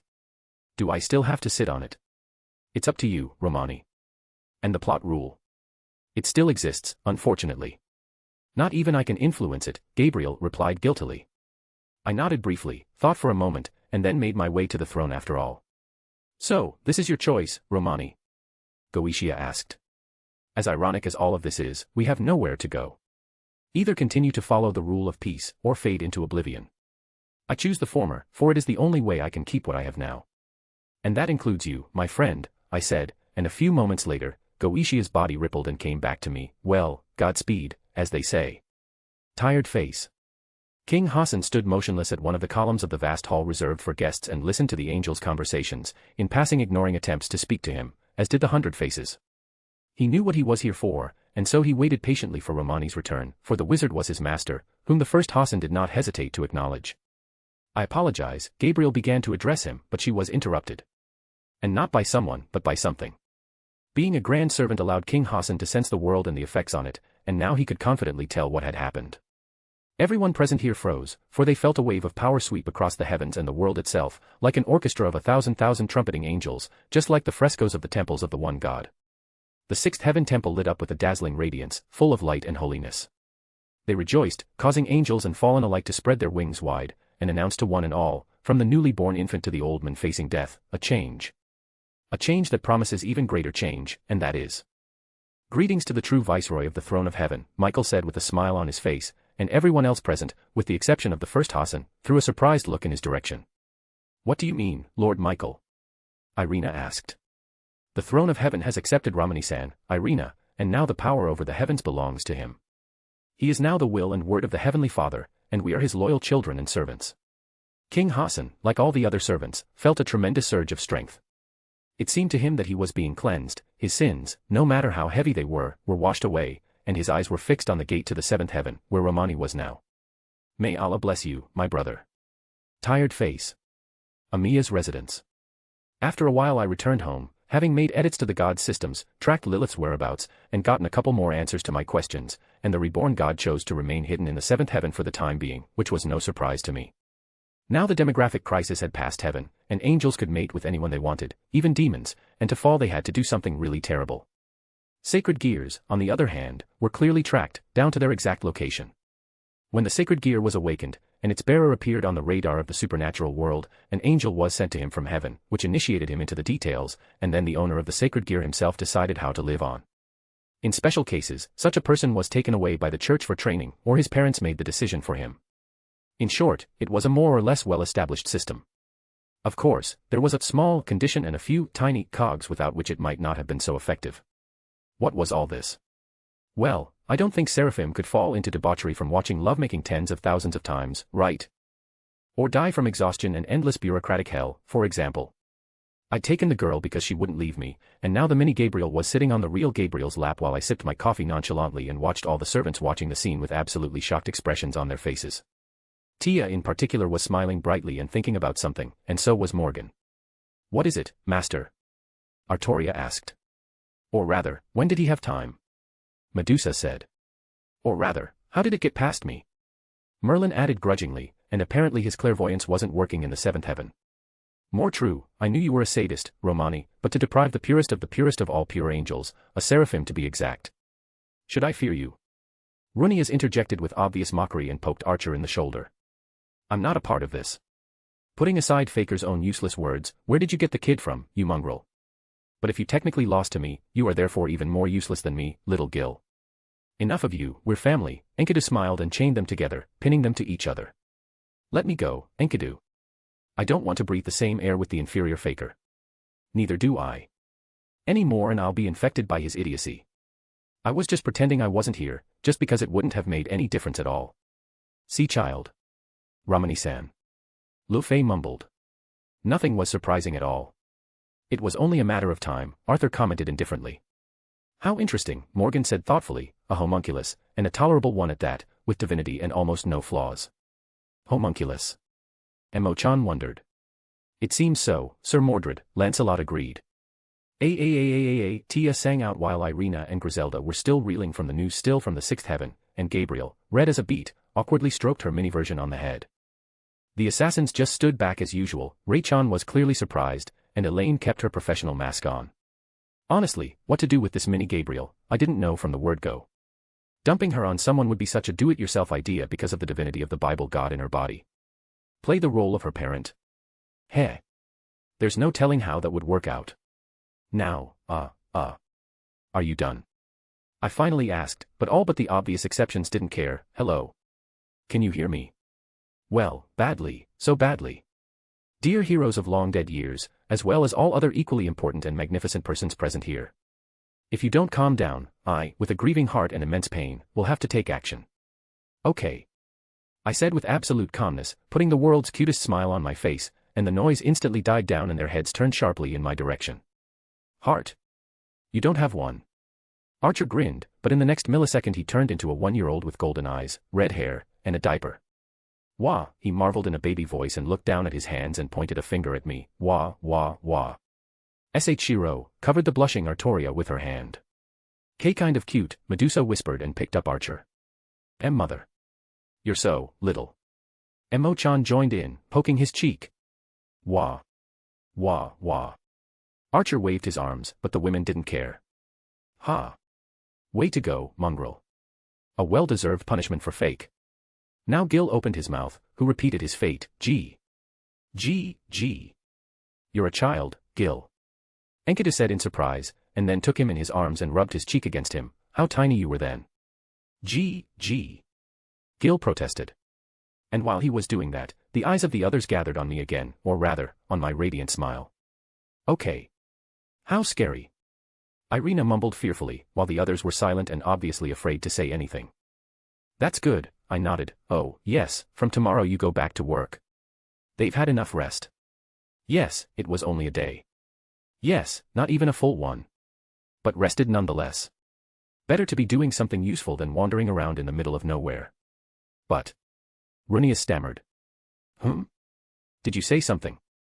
I asked, widening my smile even more. You imagined it. Oh, I thought you wanted to contradict me. I said, and looked around the room. It's been a long day, and now I want to sleep.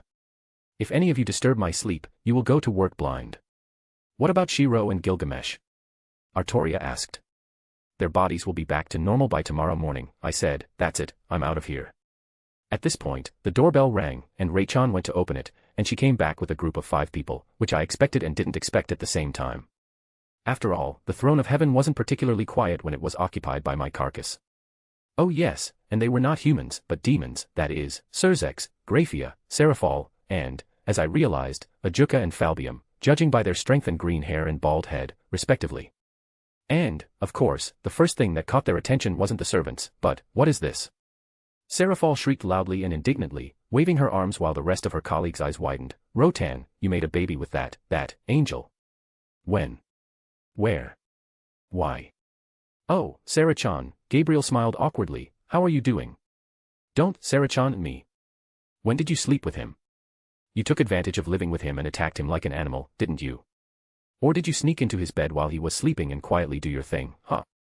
Seraphol continued her tirade, giving me a headache. And no, If you did it, so did I. Ignoring Gabriel, Seraphol declared and was about to undress, but she was stopped by Graphia, Ajuka, and Falbium, who covered her mouth and began to hold her down. Calm down, Seraphol. Can't you see that things are not as you imagined? Ajuka said in a calm tone. Yes, it's terribly obvious, Falbium supported him in an extremely lazy voice. You are a demon lord, Lady Leviathan, you should be able to control yourself, Graphia said coldly.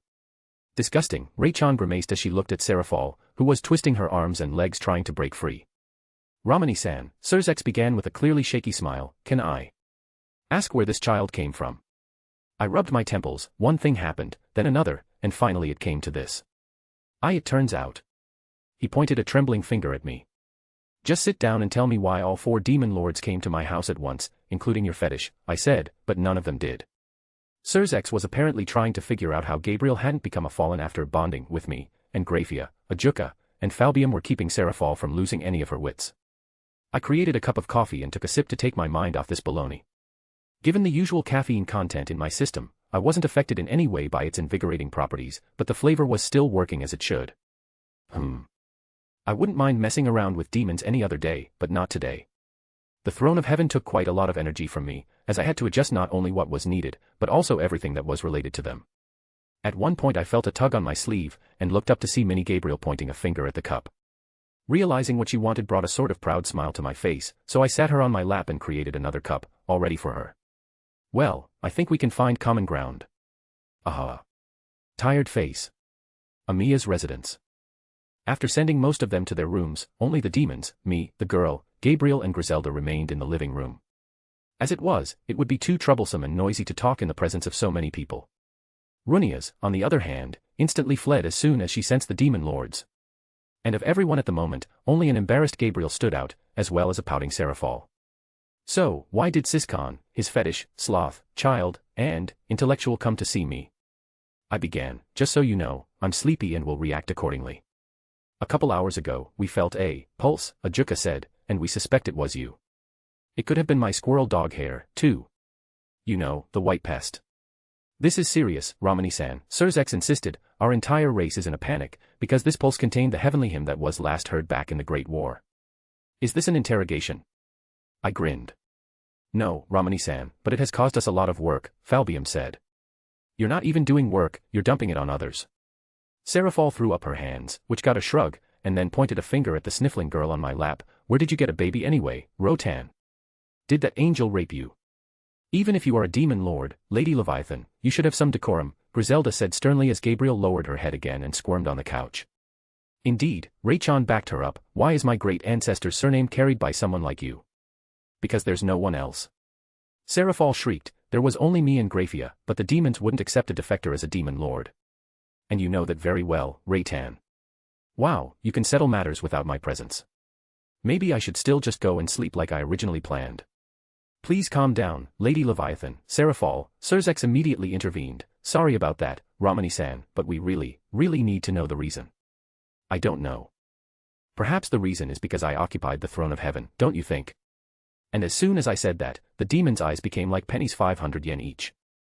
Zerzek twitched the edge of a smile, Graphia froze like a puppet, Ajuka just nodded, and Falbium shook his head. Seraphal on the other hand, I knew it. You sold out to heaven for sex with that angel.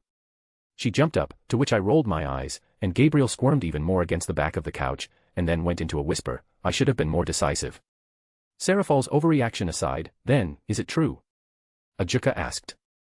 It's hardly a matter of demons, green hedgehog, I said, for his hair did look like one. If that's all, then please leave. No, Romani-san, there's something else. Zerzek came to his senses. How can we placate you? His question made basically everyone, even me, look at him with genuine surprise. Even Seraphal stiffened and fell silent. Gabriel's fit of embarrassment vanished, and Graphia began pinching his cheek. I, on the other hand, raised an eyebrow. Zerzek himself, a very impressive manipulator and capable liar, had asked me so bluntly about this. Apparently, he really needed my support, or at least my presence. Demons have really given up, though, in their own way. I'll give you credit, even I didn't expect such a direct way of sucking up, I grinned, why so eager? As if you care, he smiled, and I shrugged.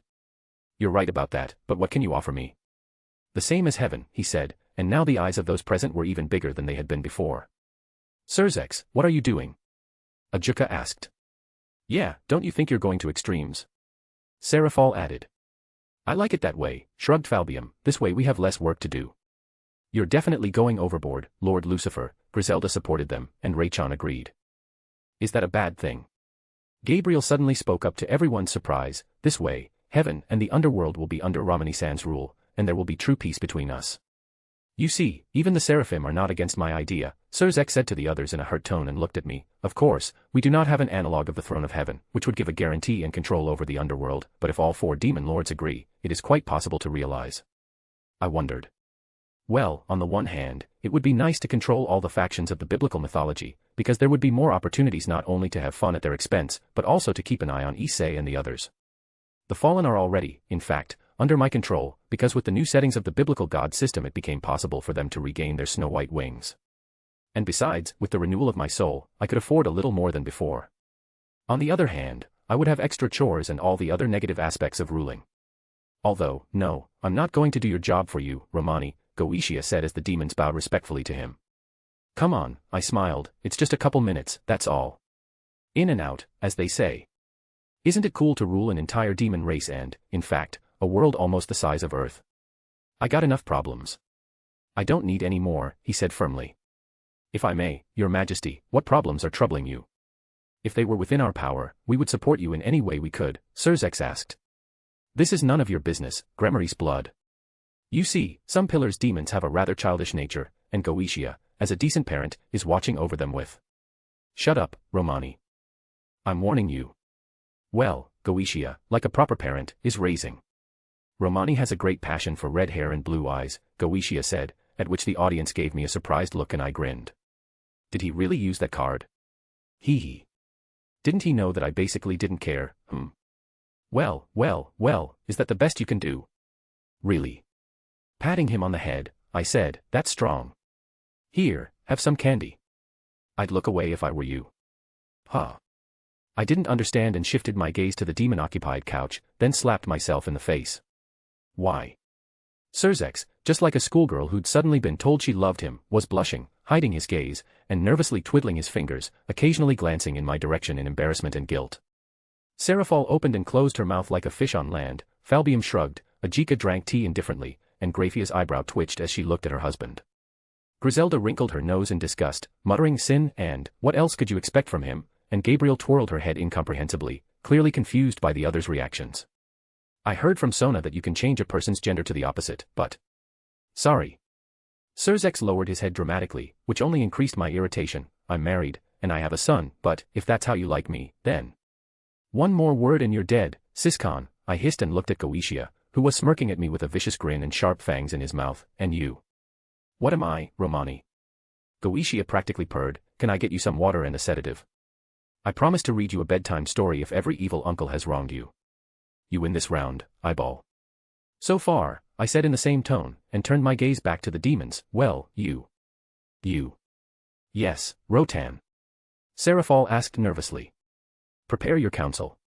Tomorrow there will be a new king in the underworld, I said, smiling sweetly. I don't remember agreeing to that. No, you did when you opened your mouth, my friend, I pointed out, and the next moment my rings glowed and my appearance changed to that of Solomon. You know that Solomon's noble phantasm can be used in many ways, right? Say, to make even someone like you obey it, Don't you dare, Romani, Goetia said in a stern tone, or there will be war. The time of birth has come. The light of the Father. Gabriel babbled. Should we be worried? Zerzek asked nervously. He is the one who masters all. I think it's time for us to leave, Ajuka said monotonously and teleported away with the other demon lords. If you finish this, I promise you won't like the consequences, Goetia gritted his teeth. Ars Almadel Solomonis, I activated Noble Phantasm, and the living room lit up with a bright golden light. You didn't think, bastard, that your word would be the last word, did you? Tired face. The underworld. The next day I was sitting in one of the living rooms of Gremmary's mansion with Aazel and Gabby, as I decided to name the girl. Yes, I'm not very imaginative. I needed to talk to him about the new order, the change of power in both the underworld and heaven, and that was why I was here. But I also had to check on Rias and her entourage, among other things. So, you want to give them a little vacation in Kyoto, huh? I asked, petting Gabby on my lap, who was quietly sipping her coffee. Ah, yes. Among other things, Rias and the others were preparing for their trip to Kyoto, according to the conversations of the mansion's servants, and from that we could deduce that the corresponding arch would be starting very soon. Kunu or Yusaka haven't contacted me yet, but I suppose I'll still take part in the event, if only for fun and to fulfill a promise to the two vixens. Hello, are you there? Hearing no answer to my question, I said, but Aazel just stared at Gabby with unblinking eyes. Yes, this is the homunculus created by you and Da Vinci, and I met her in heaven. How did she get there, by the way? Michael just barged into my house and took her, completely violating my privacy and ignoring all my arguments. And he didn't even compensate me for the resources he wasted, and there were a lot of them. Some of them I've been saving since my time in heaven, Azazel replied irritably. Anyway, yes, I think they need some rest. Sir Mordred knows how to train hard, though this is more about beating than training. I shrugged. From Merlin's words, and from Emo-chan's own character, she didn't know how to train or coach. Her fighting methods were purely straightforward and based on brute force. However, even so, no one can deny her fighting prowess. Quickly analyzing information and finding appropriate solutions in battle can do a lot, and besides, Emo-chan doesn't rely on honor or dignity, only on winning. Well, most of the time Artoria wouldn't be totally against a particular method of fighting. What they need is a beating. It will harden their willpower and tighten their physical stats. That's partly true. But she gets a little too carried away from time to time. Azazel grinned. Why are you here, Romani? I hear you've done a lot of business, huh? Well, it is what it is, I replied. How do you feel about that? I'm sure you know about the throne of heaven and the news from there. Well, I'm not going to lie, the possibility of returning to heaven has made about half of the fallen under my command happy, though we haven't been able to find out the exact means of doing so, Azazel began calmly, and the fallen are ready to follow you, as all my assistants agree. It would be foolish not to, considering that both heaven and the underworld have already submitted to you. I nodded briefly.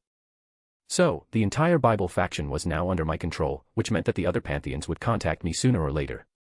The impulse that the throne of heaven released was strong and definitely loud, and so the gods would want to know what was what. Scandinavians and Shintoists are unlikely to be affected by this, as the heads of those two mythologies are already familiar to me. Sure, they have dissenting elements like Tsukuyomi or Loki, but still Odin and Amaterasu are more welcome than the other way around. On the other hand, there is the question of when Zeus and his whole family, especially Hades, will start acting up. I'm sure some of the Olympian gods already know about Heracles and Medusa, and it's only a matter of time before claims fly in my direction. They'll be fun to make fun of, though, won't they? Say, Gil and Aphrodite, descended from Ishtar. I see, I said with a chuckle, and looked out the window, feeling my mana surge. I want to watch them practice. Are you coming with me? No, you go by yourself. I need to go see Serzex. Azazel shook his head. Oh, did something happen? No, but because of Beast Eye, as you call him, the demon lords have a lot of work to do. Even so. I wondered, and what did the love of my life manage to do in a whole half day? A lot, but he's definitely angry with you, as Serzex has repeatedly told me. Azazel laughed. Goetia can be as angry as he wants, but he can't escape orders. I laughed back and grabbed Gabby and activated the magic circle, teleporting to Rias and Emo-chan's group. Tired face. The circle spit us out over a vast desert area, and upon arriving, the first thing I heard was Emo-chan's very satisfied and excited shouts. Is that all of you? You are so weak and infirm. One more time. Right in front of her, Rias' entire entourage, including herself, were lying on the ground, bleeding sweat and breathing heavily. Their Kuo school uniforms were badly damaged and covered in dust and soot, and their skin showed bumps, cuts, and bruises. Each of them was definitely at their limits, for they were trivially unable to get to their feet. Merlin, on the other hand, was standing next to Emo-chan and smiling, looking at her partially exposed thighs and breasts and chuckling to himself. And of course, neither Emo-chan nor Merlin showed any signs of struggle, nor did they look the least bit tired. We can't. Sir Mordred. Kiba muttered. She's too strong.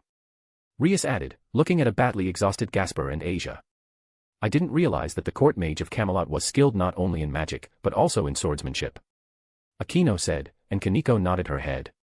Which is to be expected from someone like him, Zenobia commented admiringly, causing Merlin to fancy himself. Draig. Is it even possible to defeat her? Issei asked. She smashed our balance breaker as if it meant nothing. I don't know, partner, replied the gauntlet, but there's definitely an improvement. You can now maintain a balance breaker for almost 4 minutes. I raised an eyebrow. Wow. They're making progress.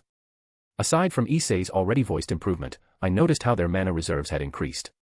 And since demons were magical beings, one could already draw certain conclusions from that fact alone.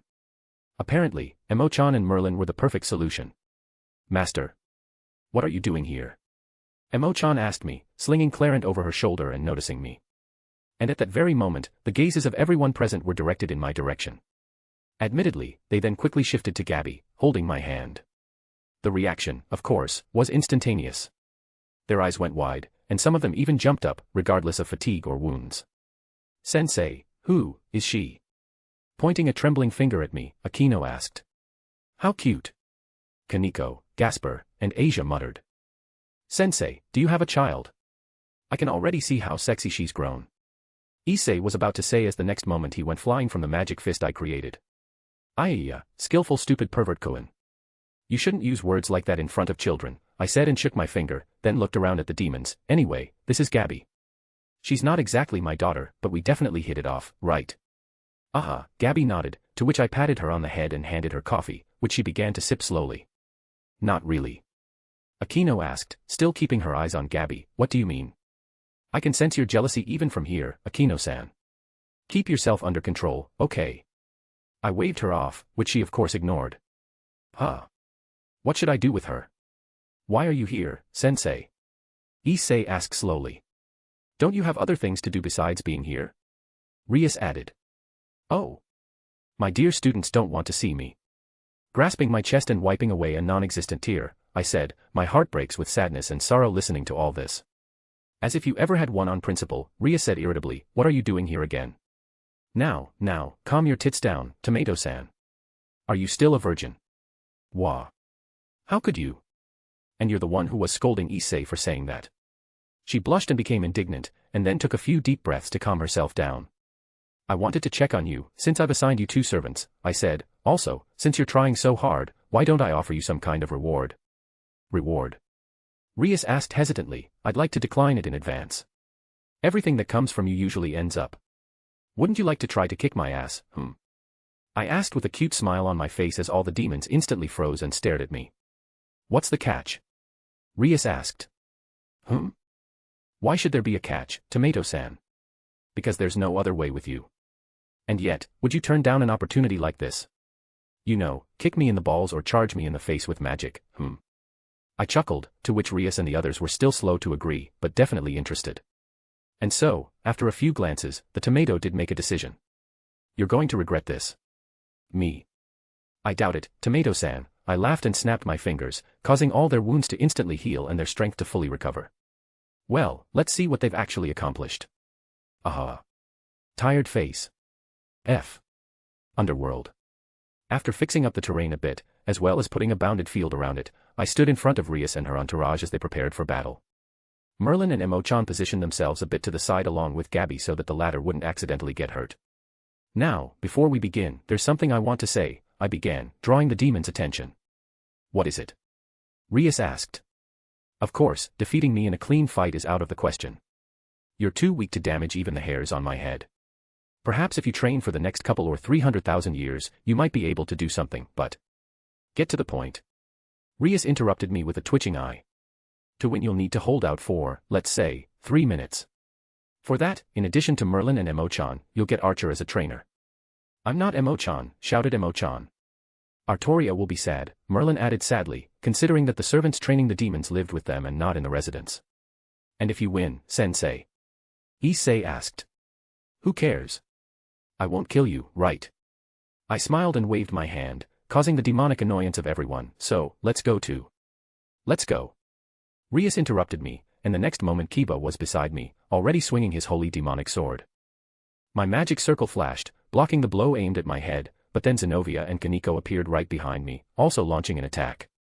2 more circles appeared, or rather tried to, as Gasper stopped time for them with his gaze. And taking advantage of that, Rias, Aquino, and Issei and Balance Breaker used spears of destruction, holy lightning, and dragon shot, which were fueled by Asia's mana. At the last moment, Kiba, Zenobia, Issei, and Kaneko jumped back, moving out of the line of fire, and I grinned. Not bad. Boom. An explosion sounded, and the resulting cloud of dust, power, and mana blocked my view. The bounded field placed moments before the hit protected me, and right now I could feel the demons taking up positions around me to continue the attack. They weren't grouped together in a single pile, but spread out so they wouldn't become a convenient target. Rias took the farthest position with Gasper and Asia, Aquino in the sky, Issei in front of everyone, acting as a rear guard, and Zenobia, Kiba, and Kaneko around me individually. The distance between them was great, but not enough to not have time to help each other if needed. Well, they're really making progress. They only needed to hold out for 3 minutes, and the demons could very well have relied on defensive tactics to just stretch the time, but instead they decided to deny me the opportunity to attack by scrapping a seemingly foolproof plan. I didn't hear any commands from Rias, which meant that they were working out tactics to deal with an opponent superior to them. So, she concluded that it would be foolish to sit this one out. That's pretty good. I snapped my fingers and a magic circle lit up beneath me, from which golden chains immediately burst out, dispelling the cloud and tearing towards each of Rias' entourage. Kiba, Zenobia, and Kaneko, apparently from experience, decided to dodge rather than block, as did Akino and Issei, and immediately continued their attack. Rias created more and more spears, which flew not directly at the chains, but went around them, stabbing into the links and forcing them to change their trajectory. Asia was constantly feeding Rias with mana, and Gasper was stopping the missed chains, making his king's job easier. I started moving around the field while Issei constantly stalked me, reinforcing himself by knocking back chains and firing dragon shots. Kiba, Zenobia, and Kaneko helped him move forward while Rias tried to fire her spears at me in parallel with her defenses. So, you've decided to build your tactics around the two nuclei of Issei and Rias, huh? You're really making progress, aren't you? I started, and in a flash I was behind Rias. What if your plan goes a bit wrong? What, was all Rias could say as I touched her, and then a bright light enveloped her body. And Asia and Gasper were thrown aside by a gust of wind. The President. Rias. Asia. Jayakuin. Calm down, I said as I saw the demons rushing toward me, like I'd hurt her. Well, too much. Where's the President? What are you doing with her? Issei shouted at me, to which I grinned and pointed my finger downward. And when all pairs of eyes lowered down, genuine shock appeared on the faces of the demons. Gabby tilted her head, Merlin giggled, and Emo-chan snorted unhappily. Meow. President. Is that you? Issei asked in a trembling voice, stepping out of the balance breaker. Meow. Era, Akino cooed, and the fighting attitude completely eroded from the atmosphere. You're so sweetheart. Kaneko said in a hypnotized voice, as well as with her movements. Do you understand her, Kaneko? Kiba asked. Meow. Meow, meow, meow. The little red cat with blue eyes started pounding the ground, twirling her head from side to side and trying to say something.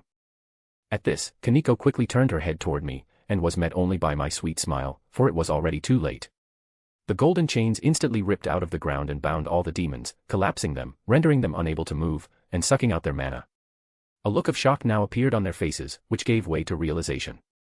It's not fair, Sensei. Issei immediately cried out. You know how to play dirty, Sensei, Kiba added awkwardly.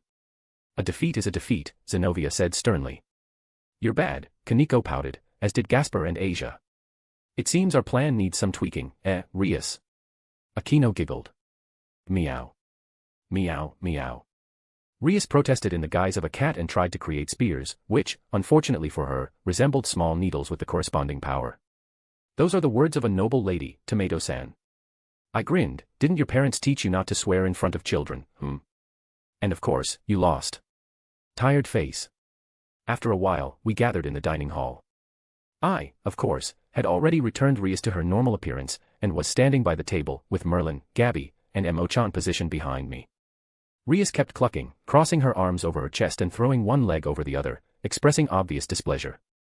Akino was still giggling. Kaneko, Asia, and Gasper were dreamily reminiscing about Rias's cat. Kiba had his head down in shame, Issei was sprawled out on the table, and only Zenobia didn't seem particularly upset. Why did I think this was going to be a serious fight? What else should I have expected from someone so immature, mean, low, dishonorable, narcissistic? Yeah, we get that you're upset, Tomato-san. Calm your tits down, finally, I chuckled. So, what punishment awaits us? Rias asked, clucking her tongue and taking a deep breath. By the way, we've been through a lot, and you won't be able to break us. Oh. Since you asked, I smiled. Wait a minute. He should arrive about now. And at that moment, Archer entered the hall with a cart, on which there were 8 plates covered with a lid. Archer-sensei. Issei rejoiced, and then froze and shuddered. Wait a minute. This scene reminds me of something. Reminds you of something, Issei-kun? Kiba asked. Yes. It's like something like this happened before, but I can't remember what it was. Issei said uncertainly, causing everyone, except for me and the servants, to be apprehensive. Archer silently placed the plates in front of the demons and stepped aside, then looked at them pityingly. I don't like the look on Archer-sensei's face. Asia said, and Kaneko sniffed at the plate, then her eyes rolled back and she fainted. Kaneko. The demons rumbled, but I stopped them with a cute smile on my face. So, why don't you get some refreshment after such an exhausting and exciting fight, I asked, and then snapped my fingers, making the lids disappear, revealing a very flavorful Kodomine-style lava. What is this? Rias exclaimed. Just looking at it makes my eyes water. Kiba joined in. Was it always this hot here? asked a sweating Asia. I don't know why, but I'm horny, muttered Aquino. I don't want to eat it. Gasper protested. It's just food, Zenobia shrugged and brought a full spoonful to her mouth. What's wrong with it? And as soon as the mapo tofu was in her mouth, she suffered the same fate as Kaneko, causing her to fall off the chair and her body to sweat and twitch uncontrollably. And seeing this scene, every demon in this room got a chill. Now I remember. Issei exclaimed, last time, I fainted as soon as I tried this. It's too late, Issei-kun. The sweat-soaked Kiba smiled awkwardly. And you want us to eat it? Rias was outraged, that thing corrodes even my power of destruction. I, like Merlin, only chuckled at that. Gabby looked at the mapo tofu with interest, and Mo-chan moved away. Yes, even her, and Archer rubbed his temples and gave me a disdainful look. Can I have another, master? Tired face. Kuo. It had been 2 days since my visit to the underworld, and now I was in a small coffee shop with Gabby and Gabriel. The girl was definitely enjoying having me feed her in my lap, while Gabriel was fidgeting and looking awkward and embarrassed still, to say the least. Rias and her entourage had just left for Kyoto yesterday, which meant that events involving Kunu and Yasaka would begin very soon. Fox should have been kidnapped by now, but for some reason no one had contacted me yet. And that was rather strange. However, even though I could have gone there myself now, something told me that I should have waited for news. For now, Gabriel-san, I called out to her. Yes, Romani-san. It's been quite some time, and I still haven't asked how you feel about the situation with Gabby. Given your unchanged behavior, you're definitely concerned about it. In theory, I was relatively indifferent to how she felt about it, but it would still be rather rude not to ask her about it. To be honest, I didn't consider Gabby my daughter, but rather a little sister who enjoyed being pampered. Gabriel, on the other hand, was apparently really worried about looking at it from a mother's perspective, even though she wasn't. Well, I've often thought about what it means to be a mother and how she should act, and now that I'm faced with all of this, I'm having a really hard time getting used to the idea. Sarah and the others already think I'm Gabby's mother, but it's not true, and so I don't know how I should act. I grinned. Well, that was what I needed to prove. It wasn't the role of mother that confused her, but the legitimacy of that role. After all, Gabriel was extremely pure and innocent, and such circumstances could be considered deceitful. Mao. Do you think that's funny? She pouted. In fact, I think your worries are unnecessary. You and Gabby are sisters, and in human society it's quite common for older siblings to take on the role of parents. Why don't you do the same? Is that right? Aha. When parents are usually busy at work or whatever, the child's company is mostly kept by the older kids. So, you don't have to stress about it too much. But how will the father feel about it? Aren't I committing a sin by deceiving others then? Oh. I wouldn't say that. It wouldn't be deception, but misconception and misunderstanding. And while it might be considered your fault, it's actually a bit of a misunderstanding. They're the ones who didn't ask about the truth, so it's okay, because there's no harm done. I shrugged. It's your choice, though. I just want you to hear an objective point of view. It's complicated. And thank you for helping me, Romani-san, Gabriel smiled. Not at all. It's not help, but rather advice, I said. After all, we are far from being called a couple, much less lovers. I hope you'll understand what I'm saying. Not even Tia and Morgan had succeeded in the latter, let alone the rest of us. However, it was more a question of when Rizavim would try to rape me than anything else. And by the way, I hadn't seen her in a while. But of course, she stammered and blushed, then lowered her head. But you know, I wouldn't mind being yours. It's too early for that, I interrupted her gently, to which Gabriel, of course, pouted. I suggest we just be friends first and see what happens. Besides, I doubt you have anyone better. No, I'm fine with that, she chuckled, clearly more relaxed. You're kind and sensitive, and that's why I like you. Also, your father favors you, even if you call yourself not the best example of a man. That's saying a lot, Romani-san. If I was given money every time I heard that, I could buy up the entire underworld and earth. I rolled my eyes and Gabriel laughed. Anyway, why not take the first step, Gabriel-san? Well. She hesitated and glanced at Gabby, who answered her the same and tilted her head sideways. Gabby. Can I? At this the girl glanced at me and, receiving a shrug, got off my lap and walked over to Gabriel. They looked at each other briefly and then the seraphim held out her arms to Gabby, which she calmly accepted. The two were now gently embracing each other and became like two sisters that had found common ground. I, on the other hand, took a sip of coffee and thought. Well, that was settled, and now we just had to wait for a signal from the foxes in Kyoto. Let's see how things worked out. Tired face. Amiya residence.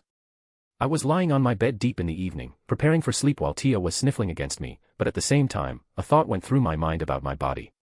Come to think of it, where had my libido gone, and did I even have one? Objectively, and from a personal point of view, I was surrounded by many attractive women of absolutely every taste.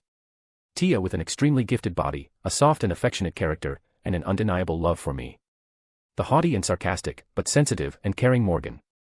The mature and gentle Yasaka, to whom I am sort of married. Yandere Rizavim and the innocent Gabriel. Each of them had undeniable looks capable of bending entire countries to their feet, but for some reason I didn't have the slightest bit of desire for coitus. And it wasn't that it was strange, but rather, curious. The only explanation would be that Solomon had incredible control over his own body. Though, if I remembered, he had 700 wives and 300 mistresses, all of whom he satisfied, apparently in the line of duty. I closed my eyes and decided to sleep. As long as it didn't do any harm, though, I didn't have to worry about it. Though. At these thoughts, I felt a presence right above me. My sense of smell picked up the familiar scent of flowers and reassurance, and when my eyes opened, I was met, of course, by Morgan, hovering over me as usual, smiling through her 32 teeth. Why am I not surprised? I rolled my eyes. What is it this time, Morgan? Whatever it is, it has nothing to do with me. I am displeased, my husband. And why is that? I raised an eyebrow. You have a child with another woman, not me. And the first child should be mine by right. Do you see where I'm going with this, husband? Morgan asked with the same smirk. First of all, it's a homunculus. And secondly, as I explained, I had no part in its creation. Others think she's your daughter, and I don't like it, she said, ignoring my arguments, and her clothes disappeared from her body, leaving only pale, smooth skin. And, of course, she wasn't embarrassed in the least. You are my husband and I am your wife, and besides, I want a ceremony. I pulled my hand out of Tia's embrace, waking her up, and rubbed my temples. Yeah. That's what you'd expect from someone like Morgan. She's fiercely possessive, and something like this certainly hurt her pride. Heh. Tia sang out, rubbing her eyes and looking at Morgan. Why not take what is rightfully ours, beast too? Morgan asked with a snide smirk, don't you want a child with our men? Tia froze. Yeah, that's right. Just imagine that right under our heart will be the fruit of our love. And I suggest you join in. What do you think? Morgan continued, and Tia hesitated. Really, not for long at all. Tia nodded and, just like Morgan, hovered over me with a smile on her face. Do I get a vote? With a twitching eyebrow, I asked. Oh. And you want to upset us? Morgan cooed, that would be extremely low, even for you, since you personally accepted us into your flock, didn't you? I clucked my tongue as my gaze traveled between Morgan and Tia. Okay, I sighed, making their smiles grow wider, but at least let me put up a closed field. I wouldn't want that. It doesn't matter, husband, Morgan brought her face even closer, let them hear. My eyebrow twitched at her message, but still I closed my eyes silently and prepared myself. Well, someone's not going to get much sleep tonight, huh? Tired face. Amiya residence. In the morning, everyone gathered around the table as usual to eat breakfast and prepare for the day ahead. However, this time it was a little different than usual. The assassins, Raychan, Elaine, Arthur, and Heracles were behaving in their usual manner, but the others, you could put up a closed field to let the rest of us sleep, you know, Archer said irritably, Emo-chan nodded in agreement, and the red-haired Artoria lowered her head. Phew. We've got some competition now, Shiro. Why don't we put in more effort? Medusa began in a seductive tone, to which Archer flinched, steam came out of Artoria's head, and Merlin giggled and gave me a thumbs up. When should Gil and I expect a little brother, master? Enkidu smiled. Buffed, Gil snorted. I'm so jealous, Lancelot muttered sullenly, and Lady Sonata doesn't give me a chance to prove my feelings to her. Congratulations, Romani. Runias exclaimed, who will be your next victim, Perverted animal, Griselda spoke up while Irina repeated after Artoria, as did Gabriel, feeding a misunderstanding Gabby. It was so noisy, whispered Lufay, covering her face with her hat. Morgan looked extremely happy with a perpetual smile on her face, and Tia was beaming with joy. I, on the other hand, was sprawled out on the table with a completely exhausted and skeleton-like body. To be honest, when I accepted their urges, I didn't expect to actually be sucked dry. My stamina rank was only E, but theirs. Morgan alone could be handled somehow, but Tia was a different level. Together they basically didn't stop, and our games lasted until the wee hours of the morning. Of course, after such very long activities I just wanted to go to sleep and not wake up for the next couple or 3 days, but Morgan had other plans. She wanted to show off her accomplishments in front of Artoria, to show her superiority even in bed, and so she forcibly pulled me out and dragged me to the table. I didn't even have the strength to drink coffee. Can I go to bed now, Morgan? I asked in an extremely tired voice. You've already proved everything you wanted to, Artoria. Saber raised her head, her blush gone and her eyes squinted as she looked at Morgan. Is that so? You wanted to show me your superiority over me? How childish. Childish or not, I'm better, Morgan smirked. I haven't seen Queen Shiro in the same state as my husband. I wonder why. Here we go again, Archer rubbed his temples. It's just that Shiro is better than Master. C rank stamina is higher than E, Artoria grinned. Well, what else should I expect from someone like you? You have bad taste in men. Hey. I'm still here, you know. I mumbled. I don't like where this is going, Archer shook his head. Well, my husband has 2 true magics and the power of a grand servant. What can yours do? A pathetic soul mirror and that's it, dear sister. Morgan smirked, to which Artoria twitched in annoyance. Also, my husband has promised me a real wedding ceremony. Or didn't you notice the ring on my finger? I didn't promise anything. And my soul mirror isn't pathetic. How naive, Artoria showed the same smirk as Morgan. Shiro can make me a ring even now, dear sister, it's just not necessary.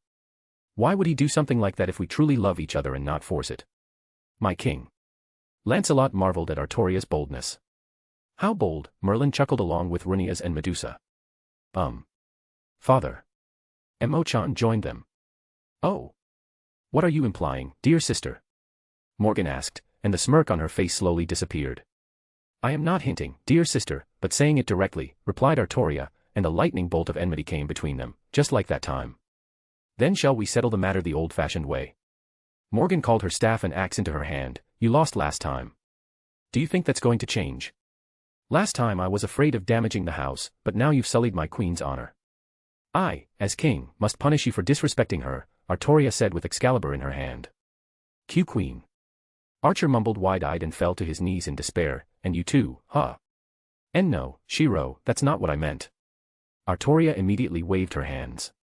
You heard right, you mongrel. The gloating Gil immediately picked up on it. By the power of the king, I'm giving you the title of Queen Mongrel. Don't you feel immense joy at my generosity? Shut up, you golden bastard. Nobody asked you. Archer snarled. No one dares ask the king without my approval, you mutt. You're right about that. Gil said smugly. Not even me. Enkidu asked with false offense. Only you and no one else. Gil answered quickly. Not even the goddess Tiamat. Enkidu continued, clearly laughing at his friend. She too, but no one else. And Siduri? She doesn't dare either. She is. Gil began, but then he stopped and looked at Enkidu, who was no longer hiding his laughter. Are you mocking me? How dare I? That would be extremely disrespectful to the king, Enkidu said with a smile, to which Gil sighed tiredly and looked at him with some resentment. I took a deep breath and, unable to endure such noise, teleported to heaven. It'll be much quieter there, right? Tired face. Heaven. I was lying on a small, cushioned couch that I had created myself, in Michael's office, because it was supposed to be the quietest and most inaccessible place to the vast majority of people, but in reality, things were a little different than planned. Chuck chuck chuck chuck. Could you please be a little quieter? I asked Michael, I'm trying to get some sleep here. Chuck chuck chuck chuck. I'm wildly apologizing, but did you hear my question? Chuck chuck chuck chuck. Okay, I sighed and changed my posture from lying down to sitting up. What's your problem? Oh. I apologize, Romani-san, I didn't see you. When did you arrive? Came a voice from a veritable horde of various papers. Trying to be passive-aggressive, I asked with a twitched eyebrow and created a torrent of wind that scattered the papers and revealed Michael to me. And, I have to say, he didn't look good. Huge black circles under his eyes were swallowing up the light. His golden wings seemed to have faded a couple of shades. His hair was a mess, and his cheeks had sunken inward as if he hadn't eaten in months. Hee. You look weak. I apologize for the sight, but thanks to you, I have a lot of work to do.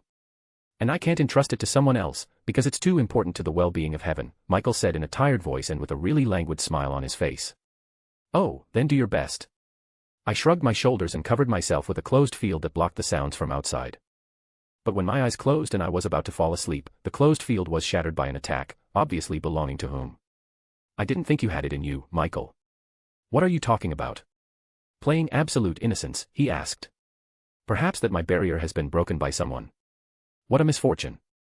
Perhaps you have angered your father in some way, and he has sent his punishment upon you. Oh, really? You mean it's definitely not you? Your words cut me harder than a blade. How cleverly you avoided answering, the most cunning angel in all 7 heavens. I grinned. So, how do you like your new duties? I suppose it's been fun watching hundreds of angels mate, No, it's my responsibility. And I'd be letting my father down by giving up halfway through, he replied. By the way, how is my sister? Have you proposed to her yet? Or do you intend to play with the purest, most innocent and beautiful angel my father ever created? You do realize it's no use pushing me around like this, right? Accusing me of lying is a sin, Romani-san. And so is avoiding an answer. I shrugged and was about to continue our verbal battle when I felt a very familiar surge of mana right in the heavens. The next moment I teleported to the 3rd heaven, to one of its most remote areas, where I was waiting. Why am I not surprised to see you here, rise of him? Rubbing my temples, I said. It's pretty easy to get in here if you have the right tools, Romani, she said with a smug smile, dressed in her usual business suit. Like the Sephiroth Grail, I presume. I grinned, to which I received a short nod. So, why are you here? Can't I just want to see you? That's one reason, but what's the other? That's why I like you, Romani. You see the essence of things, not illusions, she laughed, covering her mouth with her hand. I think you'll be interested to hear some things. Say, about Olympus, Oh. I'm listening. Tired face. Amiya's residence. I sat on the couch, drinking my 10th cup of coffee, digesting the information Rizavim had given me about Olympus and its gods. My sleep had already partially left me, and luckily, there was no one home at the moment except for me and Rei-chan, who was doing her maid duties. So, Zeus had already sent Hermes to Amma-chan, which was adequate but totally out of character. After all, Japan belonged to the Shintoists, and it is quite normal to first notify about his visit, and it was about Zeus, whose ego was inflated more than his dick. Well, the one who incited him to act was, of course, Hades, who accidentally mentioned the servants. Amma-chan will definitely allow the presence of Greeks on his territory, well, at least let Hermes to me. And I'm very curious as to what tone Zeus' message will take. However, he wouldn't be offended by a joke or two about his device, would he? The next moment, I felt a rather familiar presence right outside the residence and deactivated the closed field, and then the ninja serving Yasaka directly rushed inside. Yum-san, I think. I asked, stopping Rei-chan from doing anything and looking at the severely exhausted guest. Is something wrong? Romani-san. She began, breathing heavily. Help. Yasaka-sama is under attack. Rias Gremory and her group are trying to hold off the enemy, but I was able to get out of the barrier thanks to the Governor-General, and I raised an eyebrow. Now I see why no one contacted me. The hero faction had set up a closed field to keep anyone out and prevent reinforcements from arriving. I see, I nodded. Then let's go. A magic circle lit up under my feet, spreading across the living room and engulfing Rei-chan and the ninja, and then we disappeared from the residence right into the thick of things. Tired face. Kyoto. The circle dropped us practically in the center of the city, whose residents were apparently evacuated or something. Right in front of me, Yasaka in the form of a huge golden fox with 9 tails was fighting a snake-like dragon, Vritra, if my memory serves me right. About a kilometer away from me, there was also a battle going on between the Rias retinue and the hero faction. Although, Cao Cao felt a bit different than last time, a bit darker and more fierce, I'd say. Your orders, my king? Rei-chan asked while the ninja watched the fight worriedly. Help Rias, it seems like they could use a little help, I said and activated the magic chains. I'll come over a little later. I teleported to Yasaka and Vritra's feet and snapped my fingers. Golden chains braided Yasaka and pushed Vritra away from her. The fox started struggling, trying to break free, and then opened her maw and pointed it at me. In the next second, a destructive beam erupted out of it and headed straight for me. Romani-sensei. Saji's voice came from Vritra. Vritra, protect him. The dragon moved towards me, but I just grinned and put out my hand. A magical circle almost the size of a skyscraper appeared, which completely absorbed the attack and then rapidly shrank into a small ball filled with trapped energy. My chains immediately shrank even tighter, completely enveloping Yasaka, immobilizing and disarming her, and at that very moment Vritra flew over to me. Are you all right, sensei? The dragon-shaped Saji asked, looking at me. Yeah, I shrugged, still holding the balloon over my palm. So, you're the Romani Archiman? Vritra inquired. Drake told me about you and the Great Mother. Glad to meet you in person. Polite dragon, eh? I like it, I said and tossed a ball into its mouth. Here. It'll help restore a little of your original powers. I understand Aazel has already given you the other parts of the sacred gear of Vritra, Saji. Accept my thanks, Vritra said, and then his body in a glow of violet light began to slowly shrink, revealing Saji at the end. Yes, sensei. And thank you, Saji nodded. We need to get Yasaka-sama back to his senses soon and go to the others. It's the hero faction led by Cao Cao who possesses the true Longinus. Aha, I nodded and walked over to Yasaka and placed my hand on her big nose. It's time to wake up, Yasaka-san. Her consciousness was completely isolated from her body, but thanks to a little manipulation, her huge body began to glow, and a few seconds later, an unconscious Yasaka was already lying in front of me. By this point, Miss Ninja had just arrived, which immediately rushed to check on her mistress.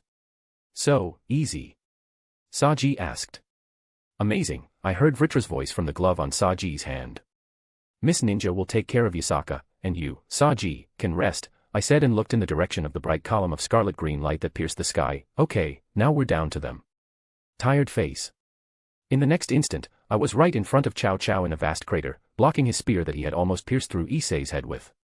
He looked a bit different from before, for under his clothes were tattoos soaked in Hades mana, I realized, and because of that Cao Cao's aura gave off a strong death vibe. George was next to him, and when he saw me, he immediately became anxious and tense. Besides him, there was also Jean, judging from the color of her hair and eyes that she looked normal, as well as Heracles, who looked like a walking corpse because of her black skin and blank stare. Romani Archiman. Cao Cao began, grimly grinning, and Heracles roared almost as much as the servant with the same name. Sensei, exclaimed the demons behind my back that were pretty beaten up, especially Issei. Reichan, on the other hand, was in front of Rias and protecting them. Oh, Cao Cao, it's so good to see you. I smiled wryly, and withdrew my spear with my finger and patted Cao Cao's shoulder as if we were old friends. How are you? How are the children? How are your hero activities? I see you're making progress. Or not. So, you're in my way again, he said, jumping away from me and looking at the now clear horizon, but this time it's going to be different. Heh. Can you tell me what you're taking? I think your pills are a bit off the doctor's prescription, I winked at him, to which Cao Cao squeezed the true Longinus harder and pointed it at me. It's time for us to retreat, George said. Yes, we can try again later, Jean nodded. No, I can do it this time, Cao Cao said quite confidently and looked at his companions. Keep the others occupied.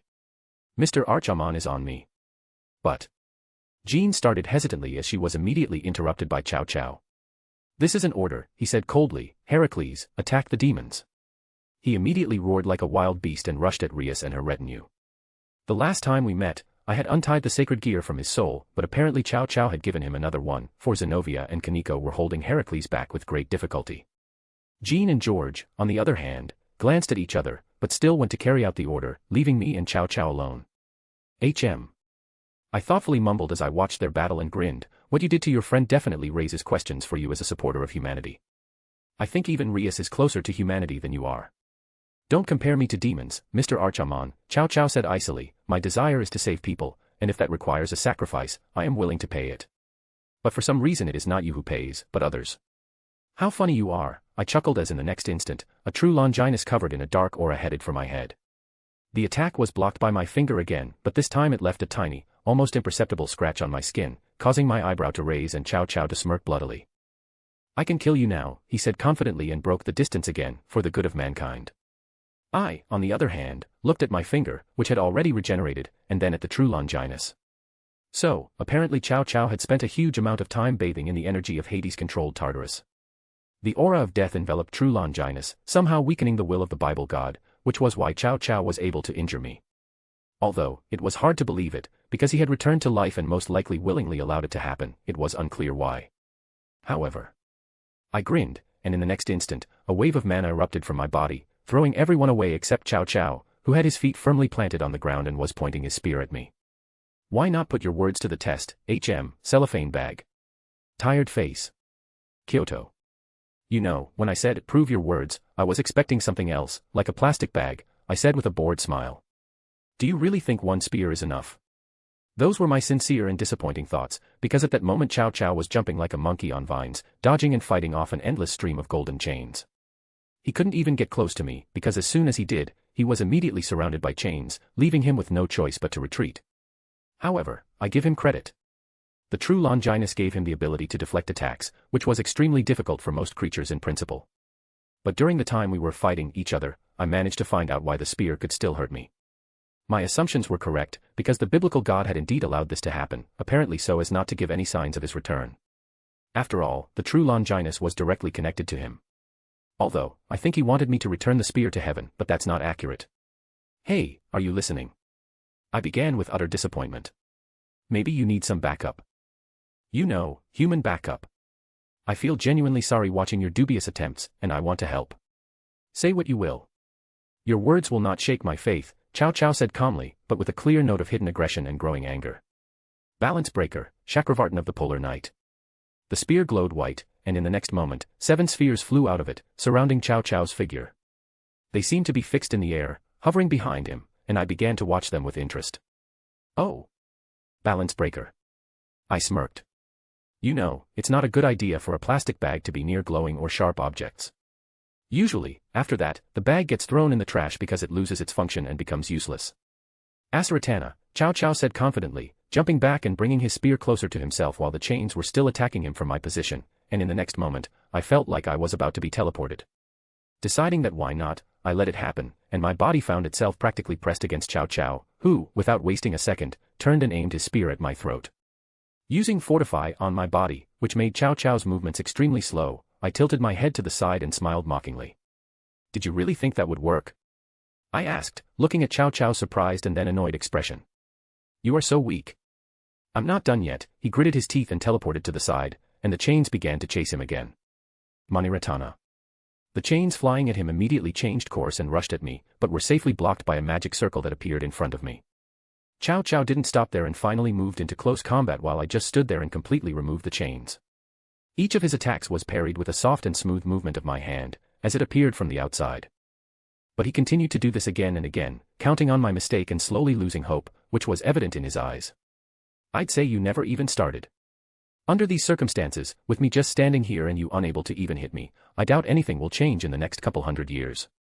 Are you really a hero? Hatharatana, Cao Cao said, now almost unable to hide his anger.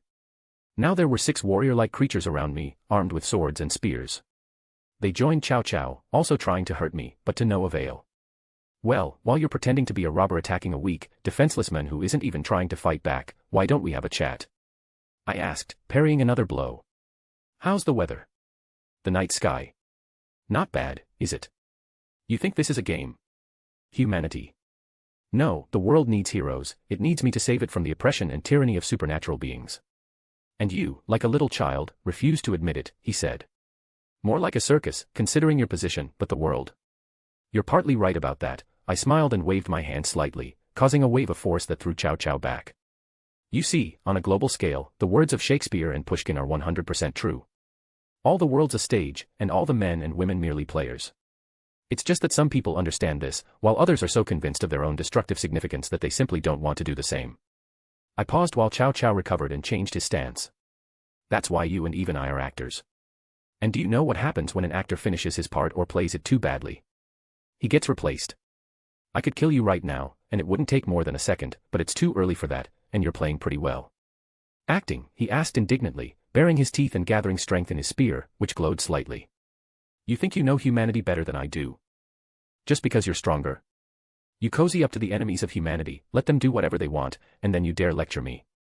You're just ridiculous. I rolled my eyes. Given Cao Cao's character, he wouldn't have said all that and shown such emotion if he could have done anything to me. But since I was much stronger, more important, and more powerful than him, and he looked no more frightening than a koala compared to me, Cao Cao felt a certain envy and injustice towards himself. After all, in this case, I was the hero, not him. Heh. He is very different from Kokobeel, Riser, and even Rizavim. They had a clear goal and didn't hide behind noble words, but simply did what they wanted to do. Cao Cao, on the other hand, he's just pathetic. I didn't even want to use noble phantasm on him. You're right about that. I'm better than you. And if that's the case, why should I adapt to you, you cellophane bag? I sneered, provoking genuine anger and rage. Does that bother you? Too bad you can't do anything about it. Poor thing. Why don't you run away like you always do? Oh, the spear. The holy spear, piercing God. Devour the ideal of despotic power that slumbers within me and pierce the line between blessing and destruction. Proclaim your will and turn it into radiance, chanted Cao Cao, causing the spear to glow intensely. Seriously? You want to use that thing on me? I sneered. Go ahead, though. I doubt you'll be able to do anything, though. You'll regret this. A true idea. And then there was a flash of light that threatened to blind me and illuminate everything around me. I felt the will of the biblical God, and it seemed to be asking me for permission, not chow chow. Well, if that's the case, then, see, even his will supports me. Chow chow began, then fell silent, frozen in place, because, It looks pretty tasteless, but it feels good in my hand, I muttered thoughtfully, turning the newly acquired item over in my hands. Now that you've lost your toy, how much do you think you're worth, huh? Yeah. I took the true Longinus from him. When Chow Chow used the true idea, the spear itself wanted to leave him and come into my hands. If he hadn't tried to use the thing against me, things might not have turned out this way, but Chow Chow believed in himself too much. After all, there is much more of the will of the biblical God in my rings than in a spear. Heh. What? How? He muttered in confusion, looking at the true Longinus in my hand. You betrayed me. After everything. Chow Chow. A battered George appeared beside him, with remnants of Raychon's attack mana on his clothes. And when his gaze fell on the true Longinus in my hand, he froze just like Chow Chow. The latter's eyes dimmed and his shoulders slumped, indicating that he really did not expect this. How is this possible? As I said before. Your role is not yet over. Get out of here, I said, waving my hand, and continued to examine the spear. Chow Chow said nothing, or rather, he couldn't, and George formed a mist around them with his sacred gear, after which they disappeared, leaving their allies behind. I shrugged and turned around to see demons standing at the edge of the crater watching what was happening, as well as an old man who looked like a monkey and was dressed in Chinese monk's robes. Sun Wukong, I presume. Tired face. Kyoto. About an hour after the incident with Chow Chow, I was sitting in the familiar guest room, and Sun Wukong was smoking his pipe across from me, clearly studying me and my aura. Yasaka was in her chambers, still asleep, and her life was not in danger. Kunu and the palace servants were watching over her, while the demons and Aazel had returned to the hotel they had rented for their stay in Kyoto. Jean and Heracles were locked in dungeons under the palace, now awaiting the verdict of Yasaka or Amachan herself. However, Heracles definitely didn't care, as he was already a brainwashed puppet. I made a cup of coffee and took a sip. So, what an interesting guest has visited Kyoto, and at such a time, I began. As I understand it, Indra is disappointed in Chow Chow. As far as I remember, Indra sent Sun Wukong to watch over Chow Chow, because the Hindu god was helping the hero faction and intended to use them to wage war against Shiva. After all, the true Longinus, which was now in my possession, was a very powerful artifact, the strongest among the other Longinus spears. In the canon, more or less the same thing happened, and the spear ceased to obey Chow Chow, which Indra was not particularly pleased about. But then the pseudo-hero could have regained the true Longinus and even participated in the Cup of Azazel, unlike the current circumstances, and now it is unknown what fate awaits Chow Chow. However, I didn't care. Chow Chow must appear again, and if that is not meant to happen, then so be it. So, you know about that too. He will be there, and I don't think Chow Chow should hope for a lenient outcome, Sun Wukong said calmly. Chow Chow interfered with the negotiations with Amaterasu and Yasaka, and Indra sent me here for 2 reasons. And both of them were related to you, one indirectly and the other directly. To watch me, huh? I grinned, and he nodded in agreement. If he wants to talk, let him come to me himself. I'm sure he's aware of recent events, and I'd be surprised if he remained indifferent. Yes, he knows that the biblical faction is now under your command. And he will pay you a visit, for everyone knows of his desire to defeat Shiva, said Sun Wukong. But in order to negotiate, one must understand who one's enemy is, and that is why he wanted to observe you first. For a god of war and king of gods, he is quite reasonable and sensitive. That's why I respect him, agreed Sun Wukong. And I'm starting to respect you too. As you wish, I shrugged. You are indifferent to Chow Chow, but at the same time you are aware of the power you possess and how to use it. I think that's why the world still exists as it is. I smiled. Technically, he's right, because the limitations of the plot haven't gone anywhere. However, even if they weren't there, I doubt I would have used Solomon and Goetia's power to its fullest extent. I also want to live in a relatively normal world. In any case, tell him that I'm not averse to talking to him if he observes basic norms of decency, I said and stood up. I'm going. I didn't get much sleep last night, unfortunately. Women, I presume. You have no idea, I chuckled and teleported, but not home, just somewhere else. He rarely takes the initiative, so I was curious what he had in mind. Besides, I doubt I'll be able to sleep with Morgan and Tia around. At least not tonight. And let Yasaka rest. The Shintoists would have enough to do without me, and I didn't need to summarize the results. They would contact me if they needed anything, and now, tired face. Kuo. The circle spat me out by the river that ran near the city. It was a peaceful and quiet place under the open sky, which was currently illuminated by the bright moon, and the silence was broken only by fireflies flashing in the grass and the soft sound of the wind. And in the midst of this peaceful and relaxing atmosphere, alone Heracles sat by the riverbank, holding a proportionate fishing rod in his massive hands, clearly created by Archer. His breathing was steady and calm, but he was clearly preoccupied with some thoughts that were troubling him, and I had a pretty good idea what they were. I slowly approached him and lay down next to him on the green grass, putting my hands behind my head, and then closed my eyes. You know, if something's bothering you, you can tell me, I said quietly after a moment. And not just me, but others too. You're part of our family, you know. Grr, Heracles growled softly after a few seconds of silence. It's just that you rarely leave the house, either to help someone or something like that, I said. I'm not saying you have to share your feelings with me, but right now you seem kind of lonely to me. However, if that's what you prefer. Grrrr, he growled, and even though I couldn't see it, he definitely smiled. Oh. Am I like Jason? I grinned. Well, there are definitely some similarities, like rise of him instead of Medea, although I'm not that obsessed with women. Grr. From what I've heard, Medea was very determined in her feelings for Jason before she came to hate him so much, and rise of him is doing pretty much the same thing, except without the last part, I said, shrugging mentally. If you want, we could go on vacation to Greece. After all, like you, I also feel the weather changing in that region. And there could only be one person to blame for that, or rather, one god. You'll see each other, chat, and all that. Yeah. The weather in Greece had been unsettled lately, not rainy with thunderstorms, but still. Apparently, Zeus was very eager to pay me a visit or summon me to Olympus to discuss Medusa and Heracles. Therefore, a visit to the homeland of these two servants was not without meaning. Of course, Medusa, unlike Heracles, would hardly find this appealing, since her story in this world was relatively similar to hers, but such an outcome would have happened sooner or later.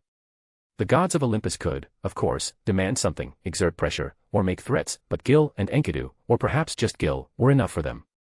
I wouldn't even need to intervene. Grrrr, Heracles shook his head. Grrrr. It will happen anyway, I said. Rise of him told me that Hades informed Zeus about us. That is why Greece is currently experiencing a relatively sharp change in weather. I would bet that Hermes will visit the residence within a week. Gore. Heracles growled in surprise. Yes, Hades. Grrrr. You're right about that.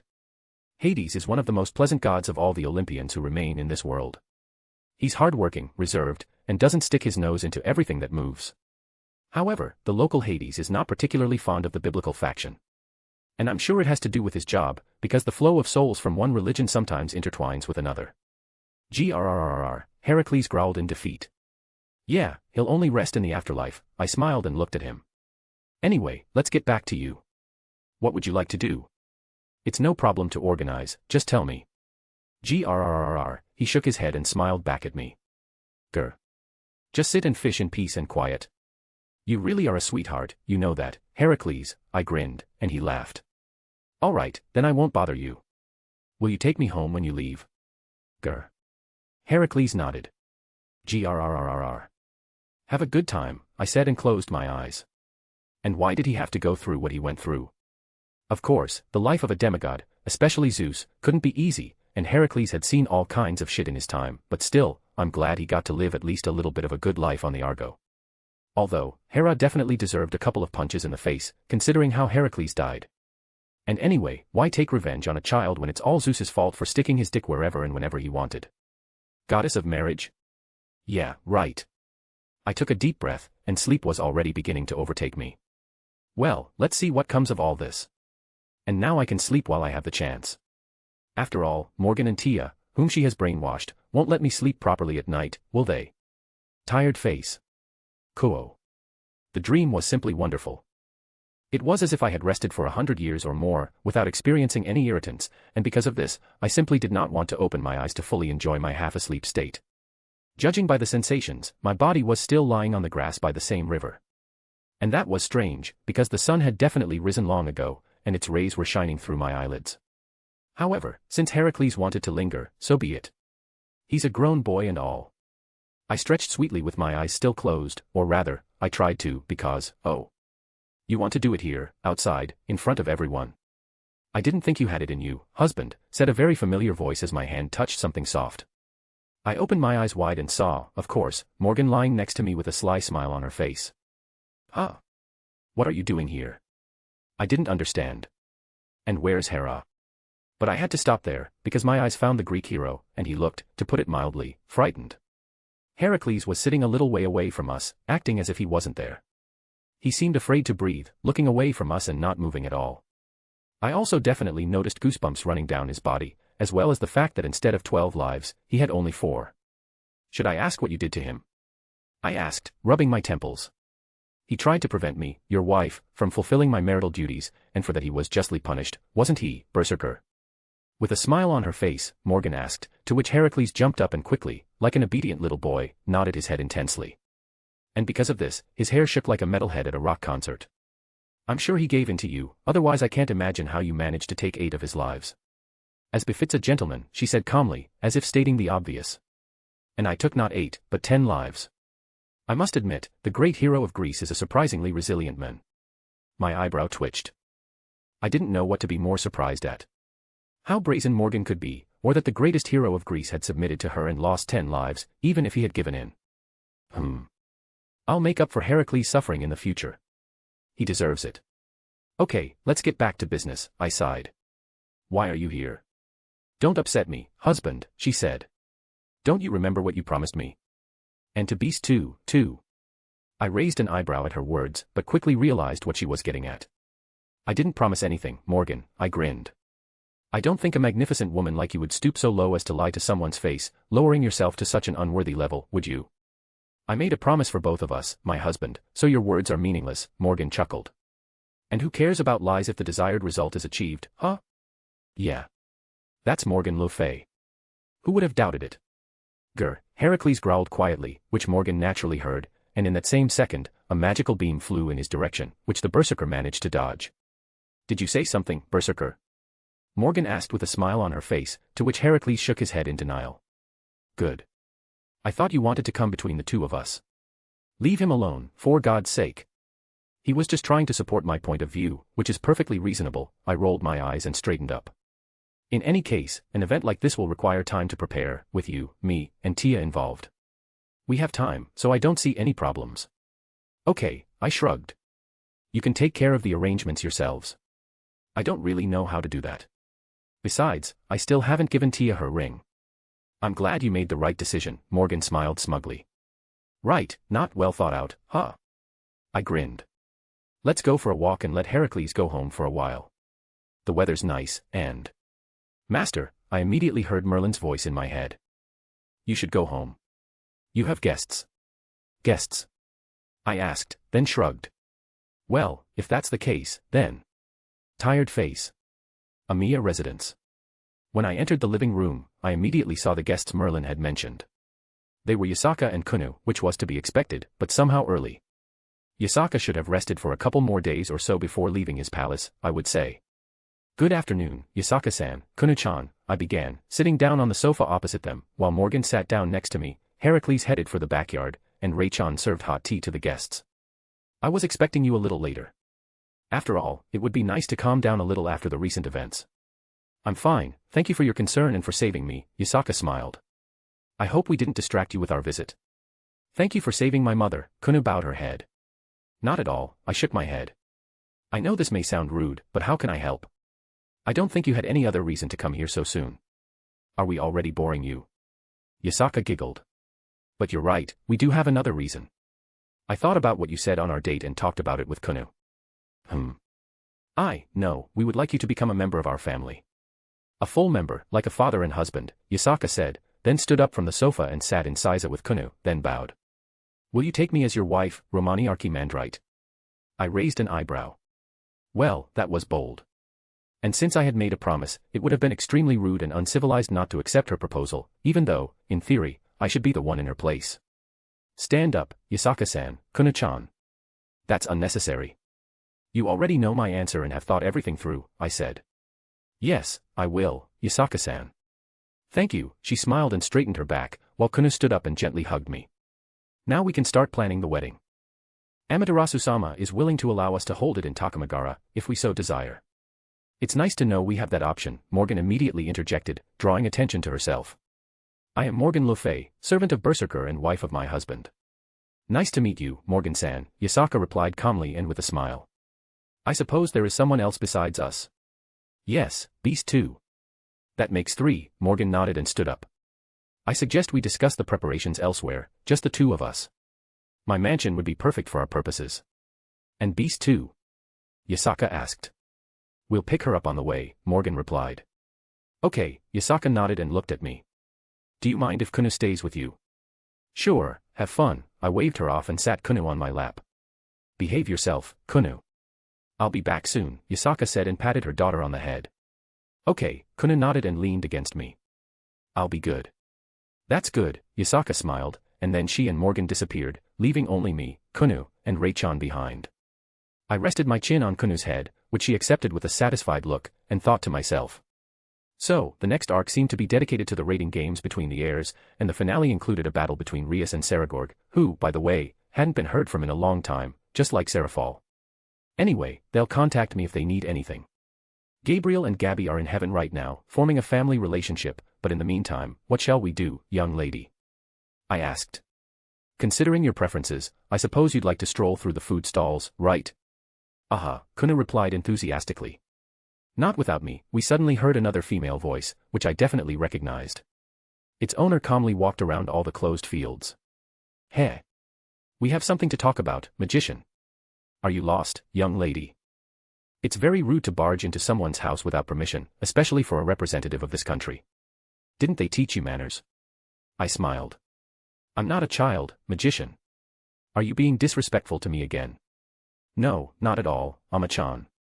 That would be extremely immature of me, even towards you, dressed in a middle school uniform. I waved my hand, Kuna giggled quietly, and Rei-chan kept a professional stoic expression on her face. I'm not Ama-chan. And I like this uniform. Anyway, Ama-chan, let's get going. You can tell me everything on the way, okay? Tired face. Cool. Let's get started. Thankfully, the atmosphere is right, I said with a smile on my face, looking at Ama-chan. After walking around the city for a while, we stopped at McDuck, where Artoria, Medusa, and Enkidu were working, to grab a bite to eat and take a break from the summer heat. There weren't many customers, so the atmosphere was comfortable, at least for me and Kunu, who was happily munching on fast food. As for Ama-chan, a kid's meal. Are you serious? The Japanese goddess asked with obvious displeasure on her face. Food is food, even if it's for kids, isn't it? I asked and took a sip of coffee, to which she snorted and crossed her arms over her chest. Anyway, what did you want to talk about? I'm guessing it has something to do with the Greeks. It is related to them, but that's not the main topic, Ama-chan replied after a moment, slowly starting to eat. First, we need to discuss our union. What are your plans for the yokai after we are married? What's wrong with them? Nothing will change. I'm not going to interfere in the management and everything related to it. It's too much trouble for me, just like with the Bible faction. I'm glad to hear that, Ama-chan nodded. But I want guarantees. Do you understand what I mean? I smiled. And what might those be? Anything, Ama-chan shrugged. But I would like a servant for my pantheon. That would create a strong and obvious bond between us, since only you can summon servants. I raised an eyebrow. Huh. How straightforward. But I have to admit, her words make sense. On the other hand, there are quite a few servants from Japan, and I'd like to limit myself to 1 or 2 individuals. Besides, not all of them would be suitable, as some of them aren't the most intelligent. Take Shuten Doji or Ibaraki Doji, for example. The list of Japanese servants is extensive, I muttered thoughtfully. Any preferences? Strong and, preferably, obedient. Well, or at least capable of behaving decently, she said confidently, to which I nodded briefly. Yeah. Tamamonome was the first to come to mind. She would be the most suitable choice.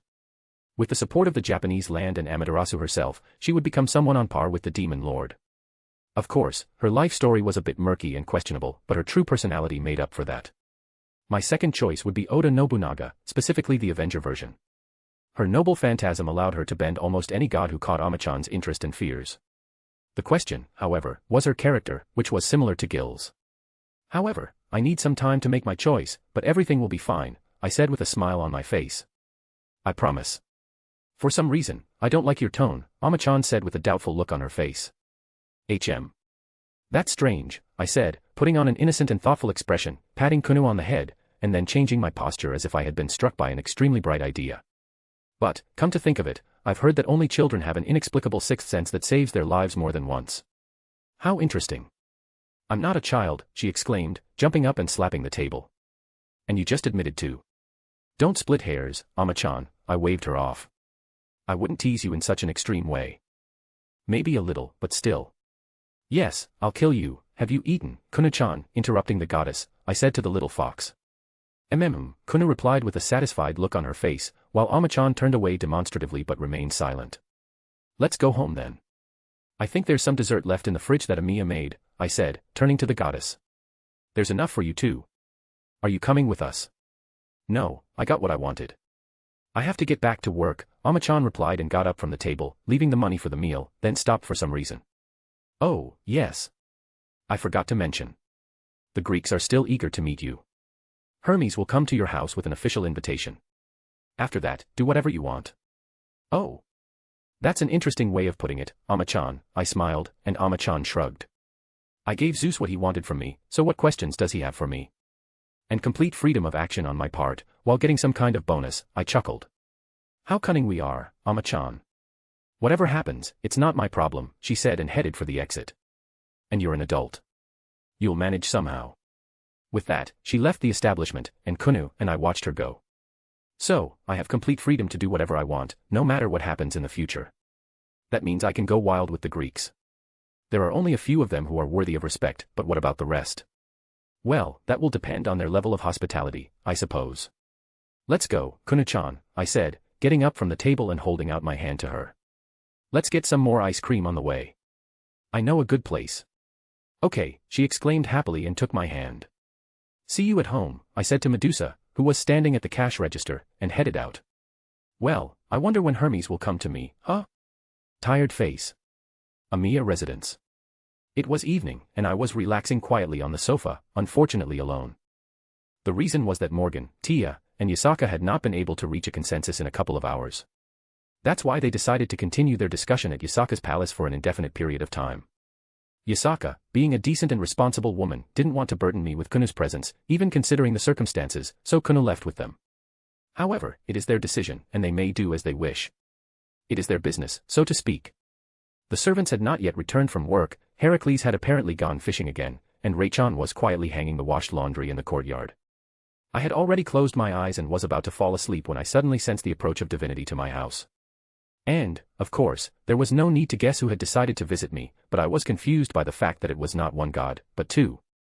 The doorbell rang, and since Raychan was busy, I remotely opened the door, and the two gods slowly entered the house. A few seconds later, they appeared in the hallway, where I was able to see and recognize them. It was a man and a woman. The man was Hermes, there was no doubt about that because of the aura he exuded.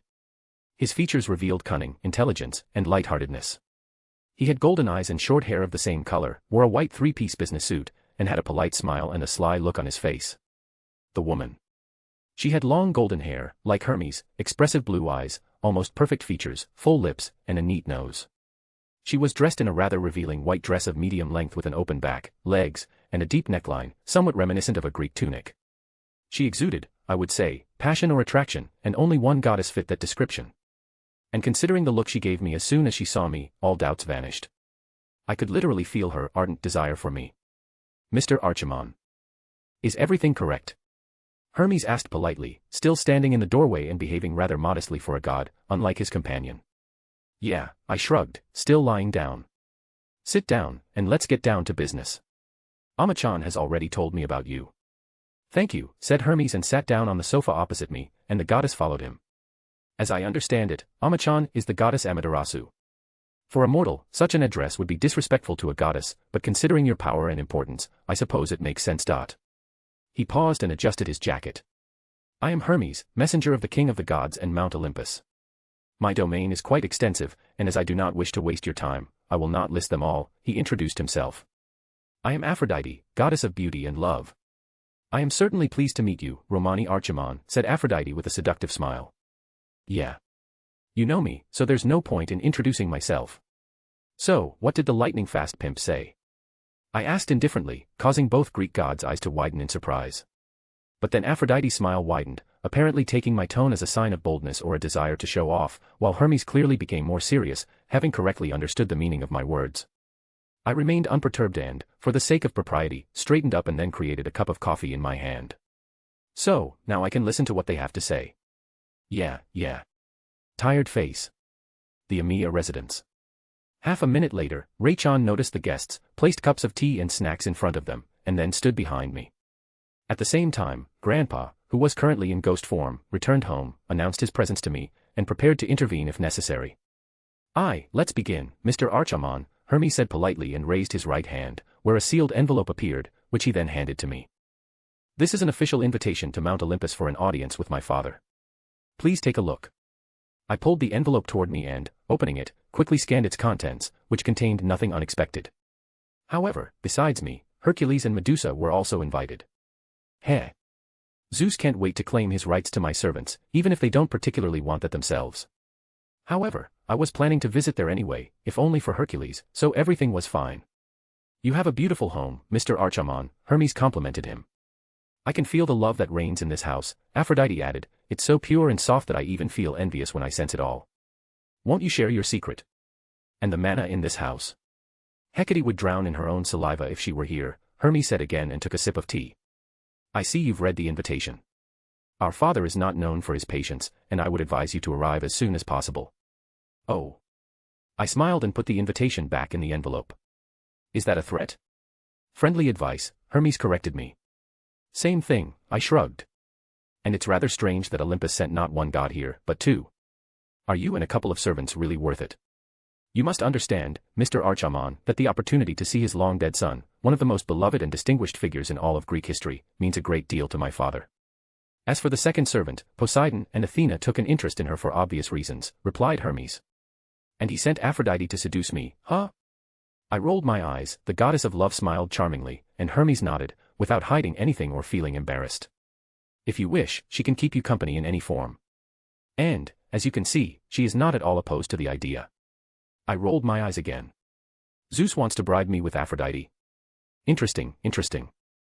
Apparently, a very obvious thought flashed through his paranoid mind, since I was able to summon Hercules and Medusa, I could summon other Greek servants as well. And since most of them respect and revere the gods of Olympus, Zeus would instantly gain a significant increase in power. And what better way to bind me to himself than with Aphrodite or someone else from Zeus's entourage?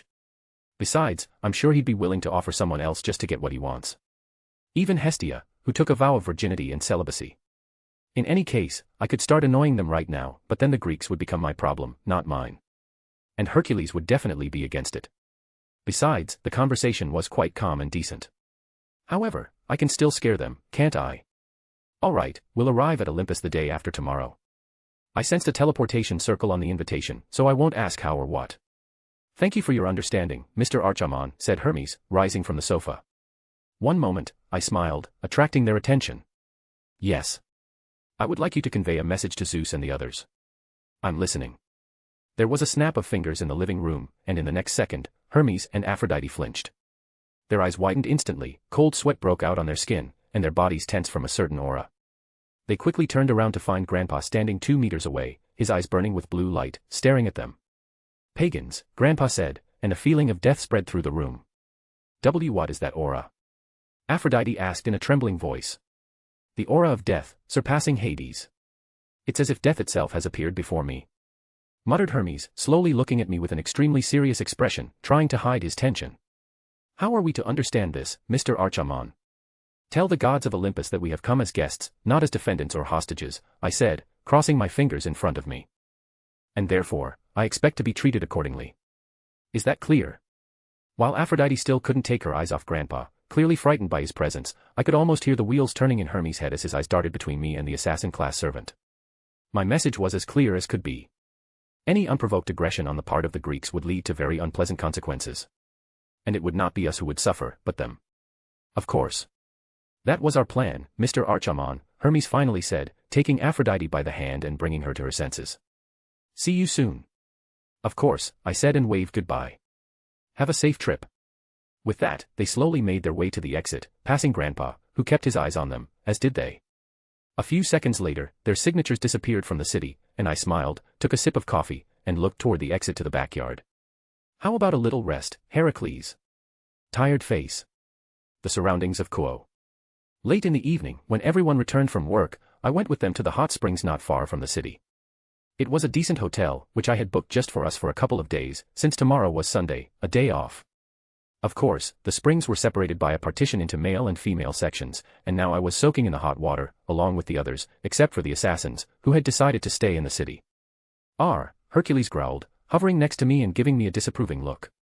You know yourself that it had to be done. The Greeks understand power better than anyone, and I demonstrated it, I said with my eyes closed. And given our circumstances, it will only be beneficial, as your father's interest will grow even more. Perhaps, but what will be, as they say. Olympus, huh? Archer joined in from nearby. That's definitely going to be a brawl, considering your temper, master. For God's sake, I grinned. So that's what you think of me? You're breaking my heart. Nevertheless, Queen Shiro is right, Merlin said, and Archer's eyebrow twitched in annoyance. Something colorful and noisy will definitely come out of all this. Valley and I have been watching the Greeks a bit, and I think it makes sense. They simply don't know how to control their desires, Arthur added. You're worrying too much, I dismissed. I'm not going to transfer the plot of a slasher game with a bald protagonist into real life. That is, unless they force me to, of course. Very reassuring, Archer remarked sarcastically. Under any circumstances, he is our master, Artoria's voice came from behind the partition. And we, as servants, must obey him. Thanks, Artoria. And no matter how irresponsible, unbearable, and annoying a child he may be, I doubt even his conscience would allow him to do such a thing, she finished, followed by the giggles and snickers of Medusa, Rias, and Enkidu from the same place. Archer smirked, foe, Merlin, and Lancelot nodded, Heracles thought for a moment, and Arthur refrained. If there's a fight, call me, master. These kids are useless, added Emo-chan. My servants are SOSO, with a few exceptions, I rolled my eyes, then noticed something. Wait. Where's Gil? Didn't he come with us? Archer was about to answer when we heard the golden boy's voice from the other side of the partition. The gods are pests. They only pollute my garden with their presence and think they can ignore the king's punishment. You dog, why don't you? Gil began to rant, when we heard a hard thud, followed by the sound of a body falling onto the stone floor of the hot springs. King of heroes. How dare you enter the women's quarters, exclaimed an indignant Artoria. And why are you naked? Cover yourself. Not bad, said Rias. Don't look. I heard Lofay's embarrassed voice, causing Arthur's eyes to fill with blood and his head to turn toward the partition. My dear Artoria, I am the king, there are no rules for me. Why should I hide my perfect body? Gil declared, whereupon Archer repeated Arthur's actions, Merlin began to laugh, and Lancelot made an extremely indignant expression. If Enkidu is here, then of course I will be here too. Insolence, exclaimed Artoria, and then I felt that she had summoned Excalibur.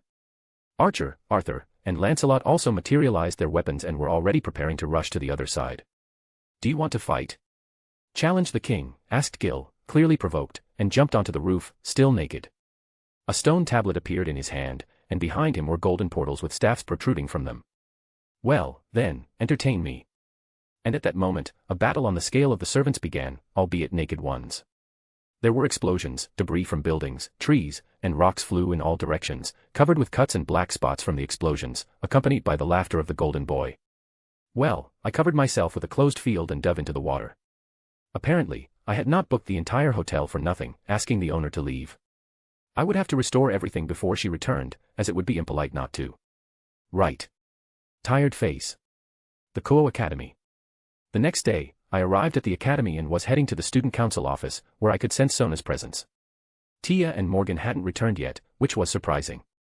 The servants were spending their weekend at their own pace, so the house was somewhat boring and gloomy. There was only one day left before my visit to Greece, and I needed to keep myself busy, and Sona was perfect for the job. Besides, she definitely knew the current situation in the underworld, led by Goetia, whom I hadn't heard from in quite some time. I opened the door to the study and found Sona sitting at her desk, working alone. Her entourage was nowhere to be seen, and she had apparently given them the day off or something. Although, come to think of it, behind the Kyoto archway was the tournament archway, where the heirs of the demon pillars measured their strength.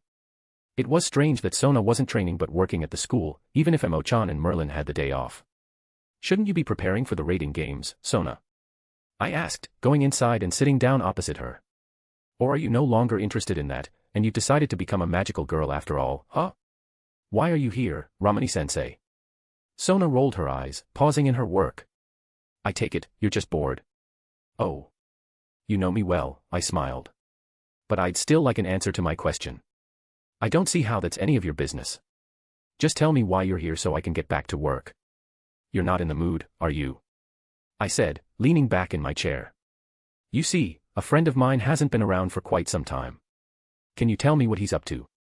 A friend. Sona didn't understand, but after thinking for a moment, a look of realization came over her face. You mean His Majesty, don't you? Oh. Why so formal? But yes, that's who I'm talking about, I nodded. Again, can you tell me what he's been up to these days?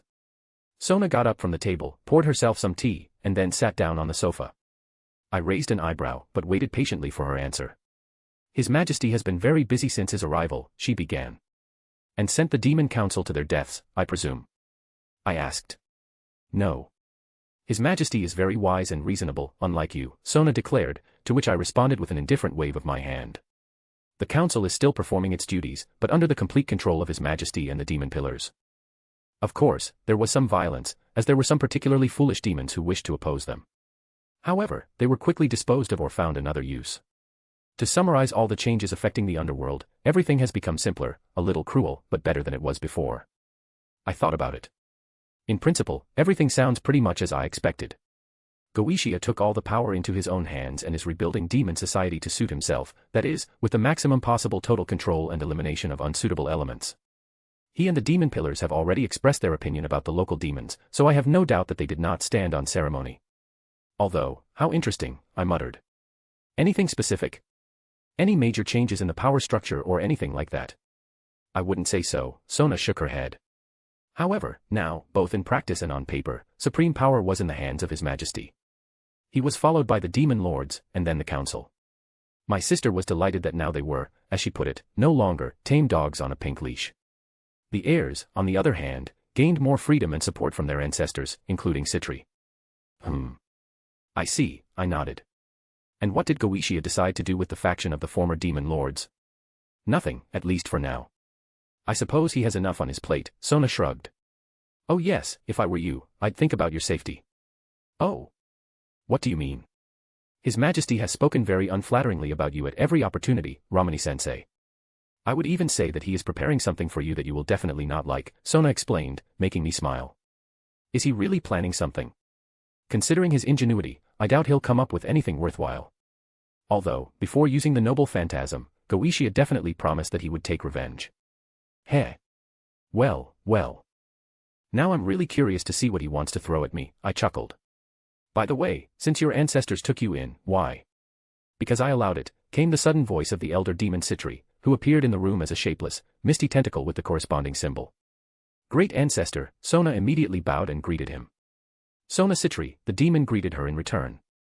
Has your answer changed? No, great ancestor, I offer my sincere apologies, Sona shook her head.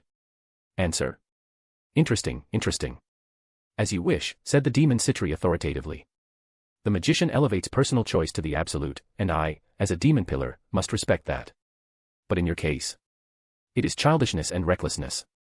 Your vanity will strike you before you know it, and then it will overtake your entourage. I understand, great ancestor, said Sona, still kneeling with her head bowed. But this is my choice. I watched the scene with interest, not really understanding what was going on, until the demon Citri's gaze left Sona, who was staring at the floor. What choice? And why is she so adamant? The demon pillar would not waste words like that, certainly not Citri. And if that was the case, what was behind it all? I could, of course, question Sona, but I didn't really want to resort to that. Not with Sona, at least. And the demon Citri? I doubt he would tell me anything. Heh. So be it, the demon Citri finally declared. Accept my gratitude, great ancestor, Sona bowed. There was a certain idyll between them, a special atmosphere only for them, reminiscent of a scene from an old Japanese movie or anime, in which a teacher and a student were present. The connection they had formed seemed to allow them to communicate with each other on such a deep level that their mere presence was enough. I would have admired this, but... That's all very interesting, but can you tell me what Goetia has in store for me? At my words, Sona's eyebrow twitched, which I could see from my position, and her glasses shifted as if I had done something wrong. The demon Citri slowly turned his dry, tired gaze to me. Have you been told that you are completely unable to read the atmosphere, Romani-sensei? Can you, or do you just not give a shit? Typical magician, the demon Citri said stoically. All he cares about is what he wants. Yeah, but again, I don't give a shit, I dismissed. So, what's the deal with Goetia? I have no right to interfere in matters concerning you and His Majesty, magician. It is beyond my jurisdiction, as it is beyond that of any other demon pillars, was all the demon Citri said, and, glancing briefly at Sona, he disappeared as suddenly as he had appeared. I shrugged, and Sona straightened up and returned to the sofa in the corner of the room. Is that all you came for, Romani-sensei? She asked indifferently, taking a sip of tea. I need to get back to work. Technically, yes, I nodded and stood up, heading for the exit. When can I expect you at work, sensei? Sona asked suddenly, causing me to stop at the door. Unfortunately, I can't fire you, so I can only hope that you have a conscience, which I know you don't. I hate to admit it, but you're the only one here who is qualified to teach at this academy. When will you tell me what choice you made? I smiled and left the office, receiving only silence in response. I didn't want to pressure her again, so it would be better to wait patiently for her to decide on her own. However, the demon Citri didn't say this directly, but he might share some information with me on the subject. After all, I was really curious about what they were talking about. As I approached the entrance to the academy, I felt a very familiar presence suddenly appear there. And it belonged to. If you wanted to know about the situation in the underworld, you should have come to me. I would have been happy to answer all your questions. I thought I could forget about you. Besides, I didn't know how to contact you. I rolled my eyes and continued on my way, but no longer alone. Rizavim. Just call me, and I'll come, Romani Archiman. Rizavim giggled and took me by the hand. And I'm not empty-handed. It's about your visit to Olympus. Want to hear about it? Why not? I shrugged and listened to her. I suppose it's convenient to have an extremely reliable informant, even if it's only for me, isn't it? Even if they have their own issues. Yeah, right. Tired face. The Amiya residence. So, it all starts tomorrow, huh? I muttered thoughtfully with my eyes closed, lying on the veranda of the residence. The rest of the day passed fairly quietly, and, surprisingly, without any fights between the servants. Only Gil distinguished himself, but that had already become the norm for all of us. It was late in the evening, and a bright moon hung high in the sky, its light illuminating the entire area around the house and the city. A relaxing silence surrounded us, which only contributed to the smooth flow of thoughts. And this was necessary, because I still hadn't decided who would go with me to Olympus. Medusa had categorically refused to visit the Greeks, which was completely understandable. After all, the worlds were different, as were the gods and the myths and legends associated with them. And so there was no need for her to be there, nor was there any need to force her to do something she didn't want to do. Hercules had been thinking about Olympus for quite some time, so he agreed fairly quickly, even if he hesitated for a couple of minutes. Now he had to think about who to take with him, not only to pacify the Olympians, but also to have a little fun at their expense. Gil and Enkidu were ruled out almost immediately, because their course of action was very obvious: first humiliate with words, then with force. As for me, that didn't work. Too boring. Someone from the legend of King Arthur is also out of the question. They would be more likely to like them than the other way around. Merlin or Emo-chan, for example. In the end, the choice is small, unless, of course, we summon a new servant, and that's a headache. However, I owe to Ama-chan one servant, so it's still worth thinking about. Grandpa and Archer. That's not enough, I think. Well, what about the information I got from Rizavim? For the most part, I heard what I already knew, but was there any tidbit of information that turned out to be interesting? Heh. Hades' wife is quite an unusual person, as is their life together. Heh. I took a deep breath, and at that moment, I noticed something. More precisely, someone. Master, Grandpa appeared next to me, apparently to inform me of the visitor, but I decided to stop him. I know. Let her come. I've been waiting for her for a long time. I waved him away and opened one eye. Tomorrow, you and Amiya will come with me. What do you think about that? We are servants, Grandpa replied briefly. I don't mean that. What do you think about gods, apart from the fact that they can be pagan and all that? I repeated the question, because I was genuinely curious. He paused for a moment, clearly thinking, then looked away at the landscape. It's complicated. My eyes immediately widened and looked like basketballs. How so? How is it complicated for you? Allah is great, he said and looked up at the night sky. He respected other beliefs because they gave people hope, faith in something higher, something greater. They showed the way and gave meaning to life to those who needed it. And I, as a faithful servant of him and his ways, have no right to kill gods. I have no right to judge them, only to respect them, as he does. The evening bell rings only the names of mortals, and I follow it. I raised an eyebrow and thought about it. It was true. Come to think of it, Grandpa had only weakened Tia during the Grand Order, and Gil, Ereshkigal, and Merlin had done the rest. And the case with Tia could be considered an exception to the rule, since she was a beast, albeit a goddess. And then why did you say difficult? Because of you. Me. You're a special case. A master who wears 10 of his rings. Who received his blessing? Who took his place? Who received divinity like him? You're an anomaly. Strong. Powerful. Eccentric. But you proudly call yourself human. That's why it's complicated for me. Well, there is some truth to that. After all, I am indeed a special case. And that's not even taking into account my forgotten past. I guess the odds are 1 in a million. And the evening bell can ring my name, even though by all criteria I'm not really a human anymore, huh? I smiled, and he gave me a short nod. Well, that's how it turned out. Yes. Thanks for your answer, Grandpa. It was very interesting to hear something like that from you, I smiled. Now you can go. I want to chat with our guest. Grandpa nodded again and disappeared into the shadows, and I looked slightly away from the horizon, straight at one of the bushes a couple of 100 meters away. They say black cats bring bad luck. Is that true, Kuroka? I said into the void, and the bush stirred, and a few seconds later, a large black cat appeared from it, wearing a revealing kimono of the same color with scarlet trim and a golden obi. So Arthur and Luffy weren't lying about you, Nyan. You really can find me even when I use senjutsu, Nyan, she said with her cat ears raised, and came up to me. And why couldn't I hear the conversation between you and that creepy skeleton? I couldn't even sense his presence. That's a good thing, because you wouldn't have had enough litter and catnip to calm yourself down, I shrugged. Hey. I'm a Nico, not a regular cat, Nyan. Kuroka protested, then smiled seductively and struck a pose.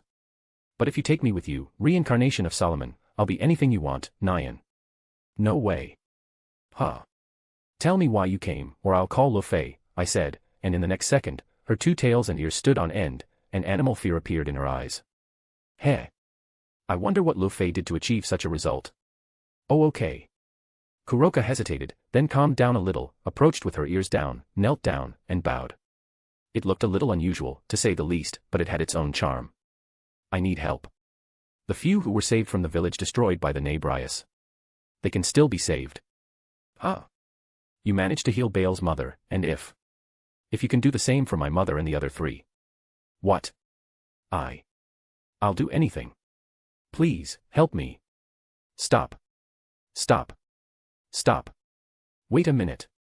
I interrupted her, causing her to look up at me in confusion, her eyes filling with tears. Weren't you and Kaneko the only ones who survived? Or am I confusing something? That's not exactly true, Kuroka explained. For we're saved, but their bodies are badly damaged and are in stasis. Amaterasu-sama's people only managed to do that when they arrived in the village. I rubbed my temples and thought for a moment. Right. Another discrepancy with the canon. But why did it come up now? But if that's the case, why didn't Amachan, Nurarihayan, or Yasaka-san tell me anything about it? They were afraid of conflict with the demons. With you here, things could have gone very unpredictably. And what has changed? You will become Yasaka-sama's husband, and you have also become the de facto head of the entire biblical faction. Amaterasu-sama wanted to raise this issue a little later, after the wedding, but I decided to do it earlier. I thought about it. Helping isn't a problem, since the remaining Nikosho were, so to speak, Yasaka's people, and there was no need to ask for anything in return, but I feel like I'm missing something. What could it be? I'll do it. Really? Kuroka interrupted me. But not now, I finished, and she immediately lowered her gaze and ears. It's too sudden a request. I need to figure things out a bit.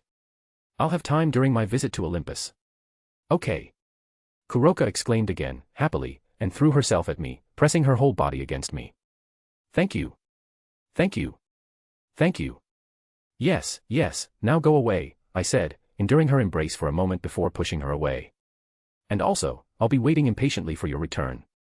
And oh, yes. Stop by Kyoto and tell Amachan that she'll have a visitor soon. Okay. See you soon. And with that, Kuroka skipped away, wagging her tails wildly. I grinned. I also had a funny idea. Why not give to Amachan 2 servants instead of 1? One who isn't particularly calm, but is quite affectionate and caring, and one who is much louder. Like the shot of an old powder rifle, for example. Tired face. Olympus. The appointed day arrived, and at about 3 o'clock in the afternoon, I gathered the selected group and activated the magic circle in the invitation. In the next second, we were enveloped in a bright light that transported our group to Olympus. We found ourselves at the foot of a truly high mountain, which was completely imbued with divine power, covered with neatly trimmed vegetation, surrounded by clouds creating a mystical and mesmerizing view, and featuring dozens of massive Greek temples made of white marble with columns, triangular roofs, and corresponding carved ornaments. Of all the buildings, of course, only 12 stood out, and the most massive was located right at the top of the mountain. It definitely belonged to Zeus, considering his inflated ego and everything else. Overall, after visiting heaven, Olympus didn't seem particularly impressive to me. Yes, the view was luxurious, but in terms of protection, functionality, and other details, the abode of the Greek gods was definitely lagging behind. The enclosed fields here were, to put it mildly, mediocre. I wasn't the only one who immediately began to explore the surroundings of the legendary Mount Olympus. Archer was doing the same, as if looking for convenient spots for shooting. Grandpa preferred to disappear into the shadows, and I very much doubted that the Olympians would be able to detect him, but Heracles clearly felt a sense of nostalgia mixed with novelty, judging by his eyes darting from side to side. The berserker took several deep breaths, as if trying to taste the air of this place ruled by his biological father, and, one might say, enjoyed it, albeit relatively, given the clearly discernible presence of a not-so-pleasant individual who had ruined his life. Even if she was from another world. While we were exploring the place, 2 figures appeared before us in a short flash of light. The first was the familiar Hermes, who had changed his business suit for a Greek toga, but the woman. Red hair, amber eyes, and a toga with a slit on the side so that it would not restrict her movements. Heh. Apparently, Zeus had decided that Aphrodite wasn't suitable and had changed his choice. And considering her aura and clearly dissatisfied and contemptuous gaze, I already knew who had come to meet us alongside the messenger from Olympus. "We are glad to see you on the sacred mountain of Olympus, Mr. Archiman, dear guests," Hermes began, scanning our group with his gaze, which stopped on the large and muscular Heracles. Then he stood directly in front of the berserker and, smiling, held out his hand. "Hello, brother. We know you are from another world and look different, but father's blood is clearly felt in your veins and essence. Welcome home." Heracles looked Hermes straight in the eye, then smiled back and shook his hand like old friends or relatives who hadn't seen each other in a couple of centuries. "Arr," he growled, but Hermes understood him perfectly, as did Hermes' companion, who smiled slightly. "Welcome, brother," she said, to which Heracles replied with a good-natured nod. Of course, a familial atmosphere reigned between them, in which all 3 felt comfortable and restrained joy. They didn't talk, just looked at each other, and that was enough for them, as if they were connected by an invisible thread of light, which was obvious. Archer pretended not to be there, which was to be expected, but what about the reception? "You gave me your word, didn't you, Hermes?" I asked, eliciting a predictable response. Heracles smiled awkwardly and silently apologized. Archer rolled his eyes. Hermes let go of Berserker's hand and put on a businesslike expression. "And the goddess, and you're a brother's master," she said contemptuously. "But then, what else could be expected from a man? You're all disgusting animals that need to be castrated." "Sis." Hermes started to rebuke her, but I interrupted him. "Oya. I apologize for not noticing you, Lady Aphrodite," I smiled sweetly, to which Hermes shook his head. Heracles gave me a disapproving look. Archer slapped himself on the face, and the goddess bared her teeth, clenched her fists, and looked at me with such fury as if I had made a joke about her mother. "But if it's any consolation, I'm ready to accept your invitation. I hope you've set aside a separate room for that. It would be awkward to do that outside, even considering your Greek tastes." The next moment, a silver bow and a shining arrow appeared in Artemis' hands, which the goddess immediately fired at me. I didn't bother to block the attack and let her hit me, destroying my entire right arm. The archer did not react, but only smiled. Heracles sighed wearily, and Artemis, still with fury in her eyes, showed a small amount of satisfaction. Of course, the attack did not bother me, because my limb was immediately restored along with my clothes, but Hermes definitely understood what this could have led to. "Sister. Enough." Hermes raised his voice. "They are guests, and our father gave his word that he would receive them as honored guests. Do you want to go against his will?" "He deserved it," Artemis said calmly, and the bow in her hand disappeared. "And he's fine now. I don't see any problem with that." "You don't understand," Hermes said discontentedly. "After all." Oh dear, how can this be?" I began, putting on an extremely indignant expression. "We've only just arrived and already we've been attacked. And not by just any random person, but by a goddess herself, one of the 12 Olympians. Well, it seems we're not welcome here." Hearing me, Hermes' face contorted. Artemis looked indifferent, and the servants already understood what was going on. "Maybe we should leave. Apparently, the king of the gods doesn't care about his own promises. What do you think, Archer, Heracles?" I asked the servants with the same sweet smile, completely ignoring the gods. You asked for it, Amia shrugged, earning an approving glance from Artemis. Heracles growled, supporting Archer. She didn't introduce herself, and gods can change their appearance. What questions do you have for me? I waved them away and began to activate the teleportation circle. In any case, since I'm the master, it's up to me to decide, right? We're leaving. Wait, please. Hermes cried out, causing the activation to stop, and I turned my gaze to him. I apologize for my sister's behavior. And you are right, I did not introduce you. This is Artemis, goddess of the moon and hunting. It's not your fault that she revealed herself, and she will be punished by her father. Is there any way we can compensate her for her mistake, Mr. Archiman? I don't know. I twirled my finger. Although. He's just a mortal, brother, Artemis interrupted me. Why are you groveling before him? Artemis, shut up. Hermes hissed, giving her an almost furious look, then looked back at me. We're listening to you, Mr. Archiman. I muttered thoughtfully, tapping my chin with my finger. What's on the agenda? The plan is to take you to taste the food prepared under the guidance of our Aunt Hestia, goddess of the hearth and sacrificial fire, renowned for her culinary skills. At that time, brother would meet with our father, who was eager to talk to him, and in the evening, you would meet with all 12 gods of Olympus, Hermes said in the calmest tone possible. But. Oh. So, a delicious dinner. I nodded, then looked at Artemis and gave her a very subtle, mocking smile. Seeing this, she bared her teeth but did nothing. In that case, as a token of our apology, I would like the goddess Artemis to accompany us and stay with us during the meal. Is that acceptable? Of course not. Of course, Hermes immediately interrupted her. If it will help atone for our guilt, then it's all right, isn't it, sister? TSK, Artemis clicked her tongue a few seconds later, but said nothing more under Hermes' gaze, remembering his words about Zeus. That's good, I smiled, and Hermes breathed a sigh of relief. Artemis was boiling with anger, Heracles didn't know who to support, and Archer muttered something about the worst masters and so on. In that case. But at that moment, I was interrupted by a sharp, rolling sound of thunder that rumbled at the top of Mount Olympus and caught the attention of everyone present. We kept our father waiting. Mr. Archiman, my sister will show you to your place, and my brother and I. Said Hermes, looking at Heracles. It's time for us to go. You know how patient our father is. Nodded Heracles, glancing at us one last time, then disappeared with Hermes in a flash of light. Well, lead the way, Lady Artemis, I said in an extremely polite tone, causing Artemis to flinch with boiling anger. And I wouldn't mind a tour, you don't mind, do you? She, of course, said nothing and simply turned around, leading us to the right place. You have a talent for getting into trouble, Archer remarked. Says the servant with E-rank luck, I retorted, earning a twitch of Archer's eyebrow, and I happily followed the goddess, for I had found my destination on Olympus. I like the beginning. I like it a lot. Yeah. Tired face. Olympus.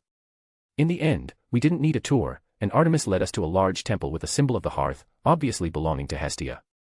Inside, we were greeted with all honors by nymphs in the form of young maidens dressed in colorful togas, who escorted our group deep into the building, where an extremely long table, about 10 meters long, was already set with all kinds of dishes and appetizers. In addition, the goddess Hestia herself was waiting for us there, and I must say, she looked and felt a cut above the rest in the previous world. She was a beautiful woman of medium height with light red hair and kind green eyes, dressed in the familiar Greek toga. Zeus' sister exuded an aura of calm and gentleness, somewhat reminiscent of Tia's, but weaker. I would call her a kind aunt who could listen, sympathize, and give advice. However, I don't think anyone took advantage of this, at least not to any acceptable extent here on Olympus. Not the right crowd. Definitely. Half an hour had passed since our arrival at the temple, and almost everyone had found something to occupy themselves with. Archer, after trying a couple of dishes, paid a few compliments to the cook, that is, Hestia, and they struck up a lively conversation about cooking and everything related to it. And considering the laughter of the goddess of the hearth, as well as her interest in the conversation and good mood, I would bet that Archer had a new addition to his regiment. Heh. Artemis quietly chewed on the treats, occasionally glaring at me with a dissatisfied and threatening look. The nymphs played the servants, and I found a wonderful conversation partner in another god who arrived a little later. Well, how many women are in your harem now, Romani? He asked with great interest. Besides the nine-tailed fox, of course. I bet you've already started to catch up with your predecessor, haven't you? Heh. You won't believe it, but even if I try, I won't be able to catch up with him. And you won't either, Apollo, I grinned. Yeah. My conversation partner was Apollo, the god of the sun, a fortune teller and healer, according to general information, with blonde curly short hair and golden eyes. And although the conversation began with simple social questions, in the end, everything came to the current topic. I understood why he had chosen this direction. After all, the thunderous machine gun needed to lure me in, but it could also work to my advantage. There was one very good target for my entertainment here. 2, even. Heh. How can that be? He exclaimed sincerely.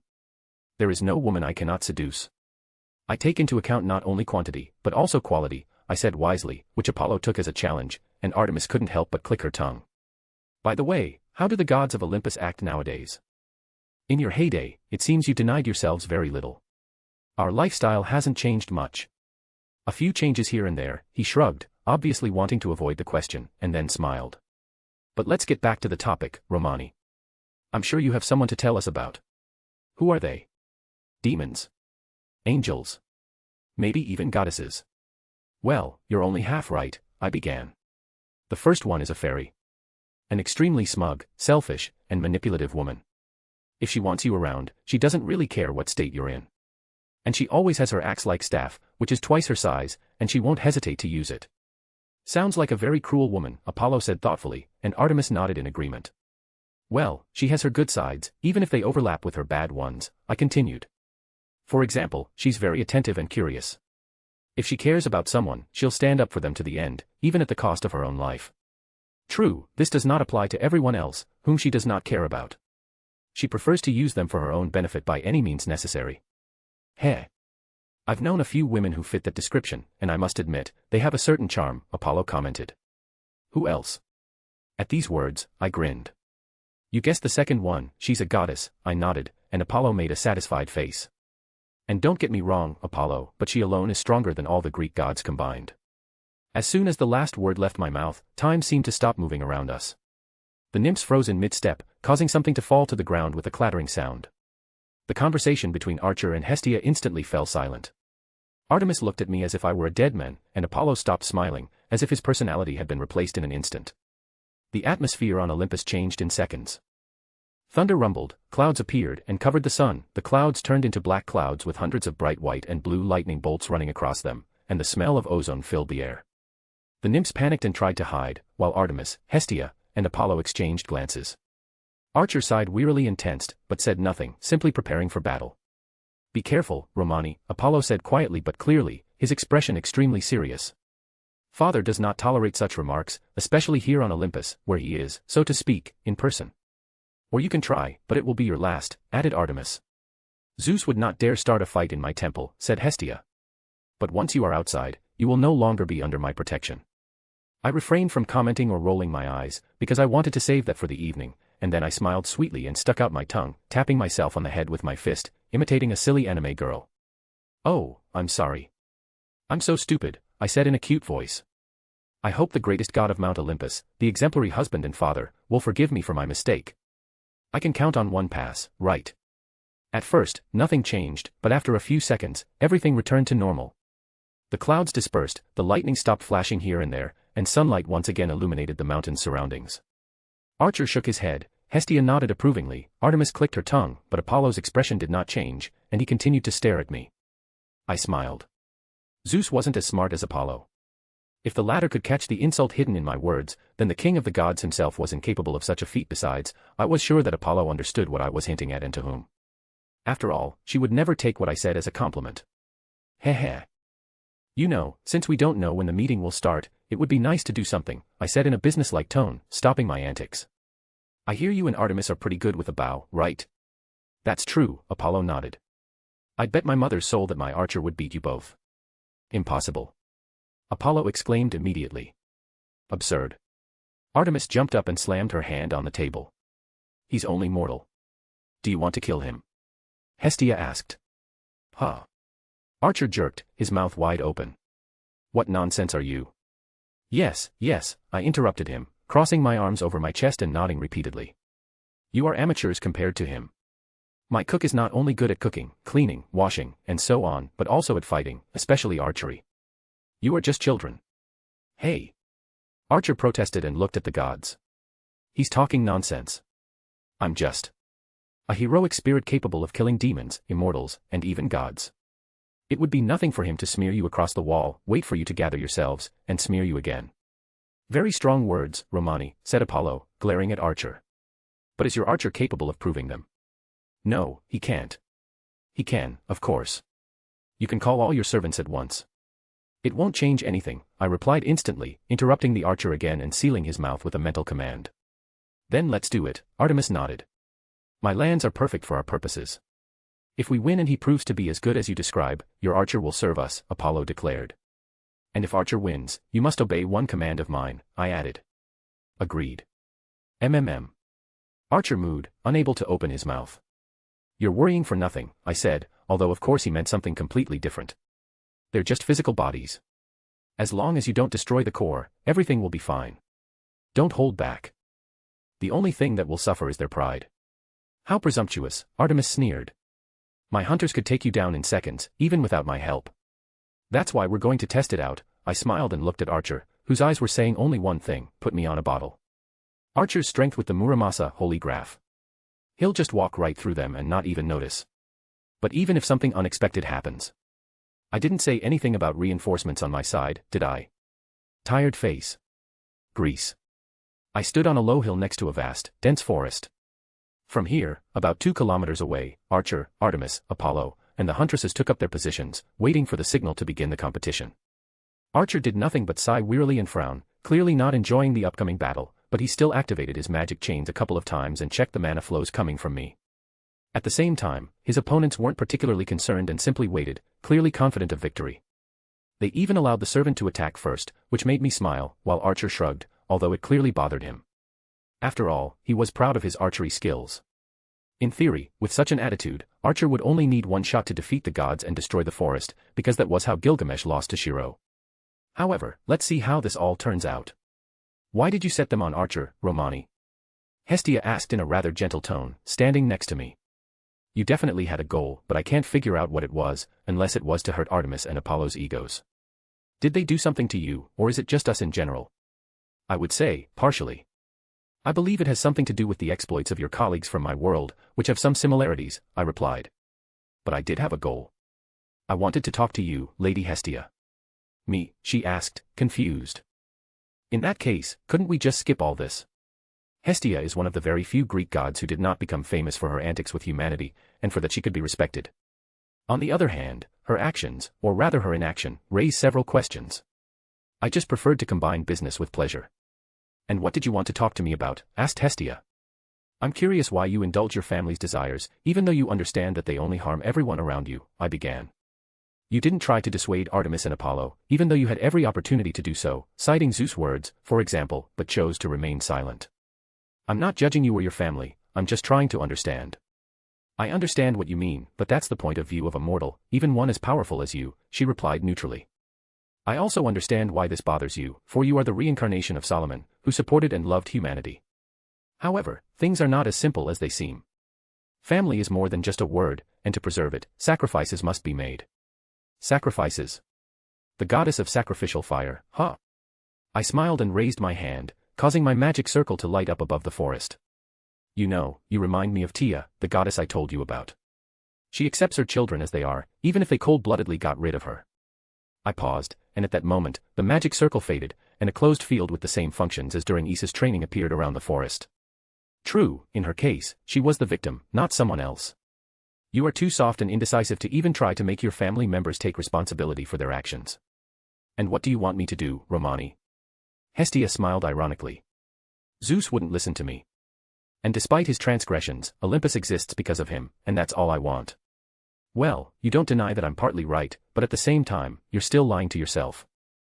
As the goddess of the hearth, you couldn't help but feel the grief of the families destroyed by the actions of Zeus and the others, right? I asked, but she remained silent. You don't have the arrogance and selfishness that the others have, and in the past, those qualities were necessary, but not now. With my arrival, as vain as it may sound, a new era is beginning. And it's time for Olympus to change its leadership.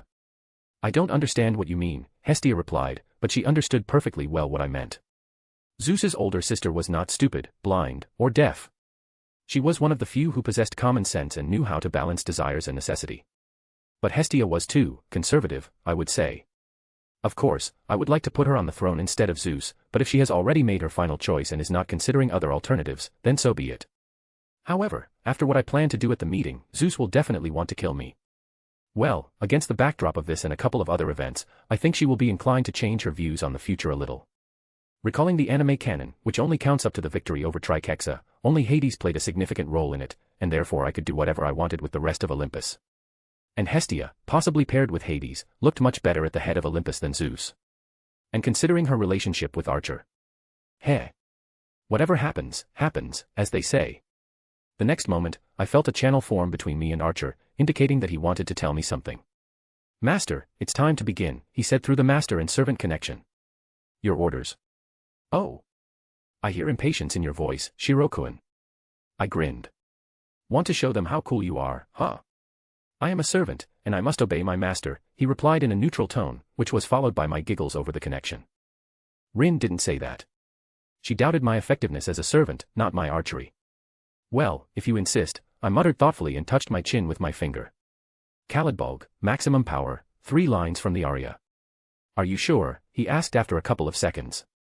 The gods may survive the attack, but Artemis hunters will definitely be wiped out. Don't worry. My closed field will take care of that. Understood. And one more thing. Take as much mana as you want. You can indulge yourself today, I said and broke the connection, then looked at Hestia. They won't be offended if it all ends with one attack, right? The main thing is that there are no casualties. I don't need any extra problems. Oh, it'll be fine, I smiled and released a wave of mana, signaling the start of the competition. Well, here comes the fireworks. Tired face. Hestia, wanting to distract herself from her conversation with Romani, shifted her gaze to Archer, who was constantly on her mind. He was an attentive, polite, and skilled man with whom she could talk for hours on end. Talking to him, Hestia felt a comfort and coziness she had never experienced in her long life, and she definitely liked it. Hestia was famous and proud of her cooking skills, and, as it turned out, so was Archer. She had never had anyone to discuss such topics with before, but during this short time together, she felt as if she had been given a new lease on life. Archer knew what he was talking about. He talked about his impressions of different cuisines, their subtleties that Hestia had never even thought about, and sometimes even gave advice on how to prepare certain dishes that she was an expert at. The last point particularly interested Hestia, because she did not feel insulted or a desire to elevate himself above her, but rather excitement and a challenge thrown down by a kindred spirit. But most importantly, when communicating with him, she did not feel the barrier between God and man, which had been troubling her. After all, such a thing was simply impossible, especially since Archer was a servant. A hero of antiquity who had made a name for himself and ascended to the throne of heroes, according to Hades. And heroes often differed from ordinary people in their stronger sense of self-worth, at least in her memory. In addition, thanks to Olympus and her temple, Hestia had seen his soul, which raised a mountain of questions in her mind. There was fire. Fire and weapons. And based on this, Archer could well be the son of Hephaestus, one of the most powerful, but there was one catch. The fire, besides resembling that which burned in blacksmith's forges, had a certain property. A certain property that Hestia herself possessed, which was part of her very essence. Sacrifice. This couldn't help but bother her. Why was the fire in his soul like that? What kind of life did he have if sacrifice became part of his essence? Just like hers. What did he go through? And while these questions were spinning in Hestia's head, Archer began to move, focusing all her attention on himself. He slowly raised his left hand, in which a massive black bow instantly appeared, the material of which Hestia could not identify. Then his right hand rose, palm facing the sky, and in the next moment, a scarlet energy resembling a flame flashed above it, shooting upward and fading away, revealing a sword. A golden sword in the shape of a drill, more like a drill than a sword. Archer stood sideways and gazed into the distance, holding his bow and drawing the sword on its string, which in an instant transformed, becoming thin and resembling an unusual arrow. Hestia, who was not particularly interested in weapons and martial arts, could not help but admit how magnificent Archer looked as a warrior. He resembled a statue that skilled sculptors had created in ancient times at the behest of the gods, but then something happened that made Hestia tremble. I am the bone of my sword. An impulse burst from Archer's body, not ordinary mana or life energy, but his very soul. The image of his essence appeared before Hestia's eyes again, and the warmth of the flame seemed to remind her of what had been troubling her since their first meeting. Steel is my body, and fire is my blood. The wind picked up, shaking the treetops and catching the leaves, causing them to swirl around Archer's figure, which did not move a millimeter. The space around him trembled, revealing glimpses of his soul in the real world, and Hestia couldn't believe her eyes, for this was the first time she had ever seen such a thing. I have created over 1,000 blades. The goddess of the hearth and sacrificial flame opened her eyes wide, and the reason was very simple, yet absolutely impossible. Inside Archer, she saw a whole world. A world created only by him, a mortal, which he could project onto existing reality. Even among the gods, very few were capable of this. Even Zeus, my core is twisted in madness. Archer said quietly but clearly. Kalidbolg. And what had once been a sword shot into the sky. It turned into a blue comet, cutting through the sky itself, tearing the air and space itself to shreds, and reaching its target in a matter of seconds. Boom. It wasn't an explosion, oh no. Hestia would not dare call it simply an explosion. It was a nuclear explosion, the kind humans used during the Cold War. A massive dome of destruction made of flame and mana rapidly spread to several kilometers, demolishing centuries-old rocks and reducing all vegetation in the vicinity to dust. In an instant, the forest was completely destroyed and turned into a dead wasteland.